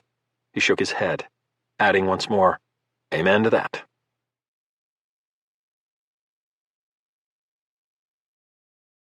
Epilogue. 4 months later. Logan drove west on Route 40. His AA meeting had lasted a little longer than he'd expected. He'd finished his 90 in 90, the newly recovering alcoholic's goal of attending 90 meetings in 90 days. Old-timers said it built a foundation of sobriety, and Logan knew it to be true. He just hoped his foundation didn't crumble to pieces this time around. He didn't think it would. The hunt for the flag had fundamentally changed him. and he'd begun to fill the void that had slowly gnawed away at his soul. But only time would really tell. Which is why it's only one day at a time, he thought. He looked at the dashboard clock. It was almost 5 o'clock. He was going to be late. Sorry, hon. He was only 20 minutes from Sarah's house. He'd stopped calling it his place after he returned from Iraq. Something inside him had finally accepted the fact that their life together could no longer exist in its former state. His relapse, the events that had transpired, the loss of Daly, all of it had forced them to evaluate their lives through a different lens. Their love was strong but shaken. It would take time to rebuild. And I'm the one responsible, Logan thought. He shook his head. Blaming himself didn't help. It only added to the guilt he still struggled with on a daily basis. What did matter was that there was still a chance. Both he and Sarah were committed to it. Logan reached for his wireless earpiece and inserted it into his right ear, but before he could dial Sarah's number, his cell phone rang. He wasn't expecting any phone calls. He looked down. It was Mike Benson. What could he want? He hadn't talked to Mike in 2 weeks. They were as close as brothers, but it was common to go as long as a month without speaking to him. Kane's trial wasn't scheduled to begin for another 2 months, so it must be something else. Logan answered the phone. Mike, what's up? I'm on my way to meet Sarah at her place for dinner. Just left a meeting in Laurel. You're in your car? There was urgency to his question. That isn't good. Yes, I'm in my car. Like I said, I'm on my way to Sarah's. What's going on? I can tell something's wrong. You have satellite radio on that Land Cruiser, don't you? Turn on CNN or Fox News. It's on every channel. What is, Mike? There was an explosion outside the district court in D.C. less than 30 minutes ago. Looks like some kind of VBIED, multiple casualties. Logan heard the anger and sadness in Mike's voice. It's bad, Logan. Jesus. But here's the really bad part. Brace yourself for it. Looks like the target was Kane Frost. He's dead, Logan. We just confirmed it. Logan felt temporarily disoriented. He realized his heart was racing. Hold on a sec, Mike, he said as he slowed the SUV and pulled off to the side of the road. Moments later, the Toyota in park, he said, We always thought he had outside help, but we couldn't prove it. We knew he managed to warn Juan Black before we got to the compound. I know, Logan. The FBI and the Secret Service did a full investigation, which resulted in nothing. Only the President's National Security Advisor and a few others even knew about it. Mike paused. It doesn't matter right now. Let me tell you what does. I don't like the sound of this. The President has ordered a task force to investigate who was behind the assassination of one of our country's most notorious traitors. He's furious. Like you, Logan, the President wanted Kane to pay publicly for trying to start a war. Good for him, but what does this have to do with me? Although I think I already know the answer, God help me. Well, as you know, my Uncle Jake is now the Deputy Director of the entire FBI, and I have his old job as the Assistant Director for Counterterrorism. As a result, I'm leading the task force. Mike had been elevated to Senior Executive and promoted less than a month earlier. But I also get to choose who I want on it. Mike, I told you. Mike cut him off. I know what you told me after we got back. You'd testify and then you wanted nothing else to do with it. But guess what? Someone decided to take care of Kane before our courts could. And you know what that means, don't you? Logan did. It means something else is still going on, and it's larger than just Kane and his personal army. HRI had been disabled as a corporation weeks after Kane's capture, its holdings seized by the government, pending the trial. The words hung in the air. Finally, Mike said, Exactly. And there's something else I need to tell you. I can hardly wait. What is it? I reached out to John first. I figured you'd be more inclined to say yes if I had him on board. Smart bastard, what did he say? What I expected. He's in if you are, which I assume means you're in if he is. Kind of like a catch-22, so you can't say no. You're an asshole. I know, but you still love me. Seriously, Logan, I need you both. Then he asked for confirmation. So what do you say? Are you in? Logan watched the traffic on Route 40 speed by, jealous of the drivers who led normal lives. It amazed him how quickly events could change the course of a single life. Nothing ever turned out the way it should. How did I come to this? He pondered. Yet it didn't matter. What did was that there'd been a major attack on U.S. soil, innocent lives had been lost, and now one of his closest friends was asking him for his help. Logan suddenly had a vision of Captain Jack Barnett on top of the Haditha Dam and tactical Overwatch at Logan's recommendation. It had been the right move at the time, and he'd been right to suggest it. And here was Mike asking him to do the same thing, in a sense. Overwatch, Logan said. Say again, Logan? Mike asked, obviously not understanding. You're asking us to go into Overwatch, except it's not tactical, it's strategic. For the entire country," Logan replied quietly. A moment of silence engulfed them as Mike processed the analogy. "That's a good way of putting it, brother," Mike finally said. "More importantly, are you in?" "What do you think, Mike?" Logan said finally. "Good. In that case, call Sarah and reschedule dinner. Tell her I'm sorry and drive down to FBI headquarters. Security will be waiting for you." "Sounds good. See you shortly." Before Logan could hang up, Mike added, "Logan, one more thing, and I mean it. Thank you. I know how hard this is for you after everything that's happened." Logan heard the appreciation in Mike's voice and understood the strength behind the words that bound them together as friends. "Always, Mike. It's what brothers are for. I'll see you soon." And somehow, that said it all.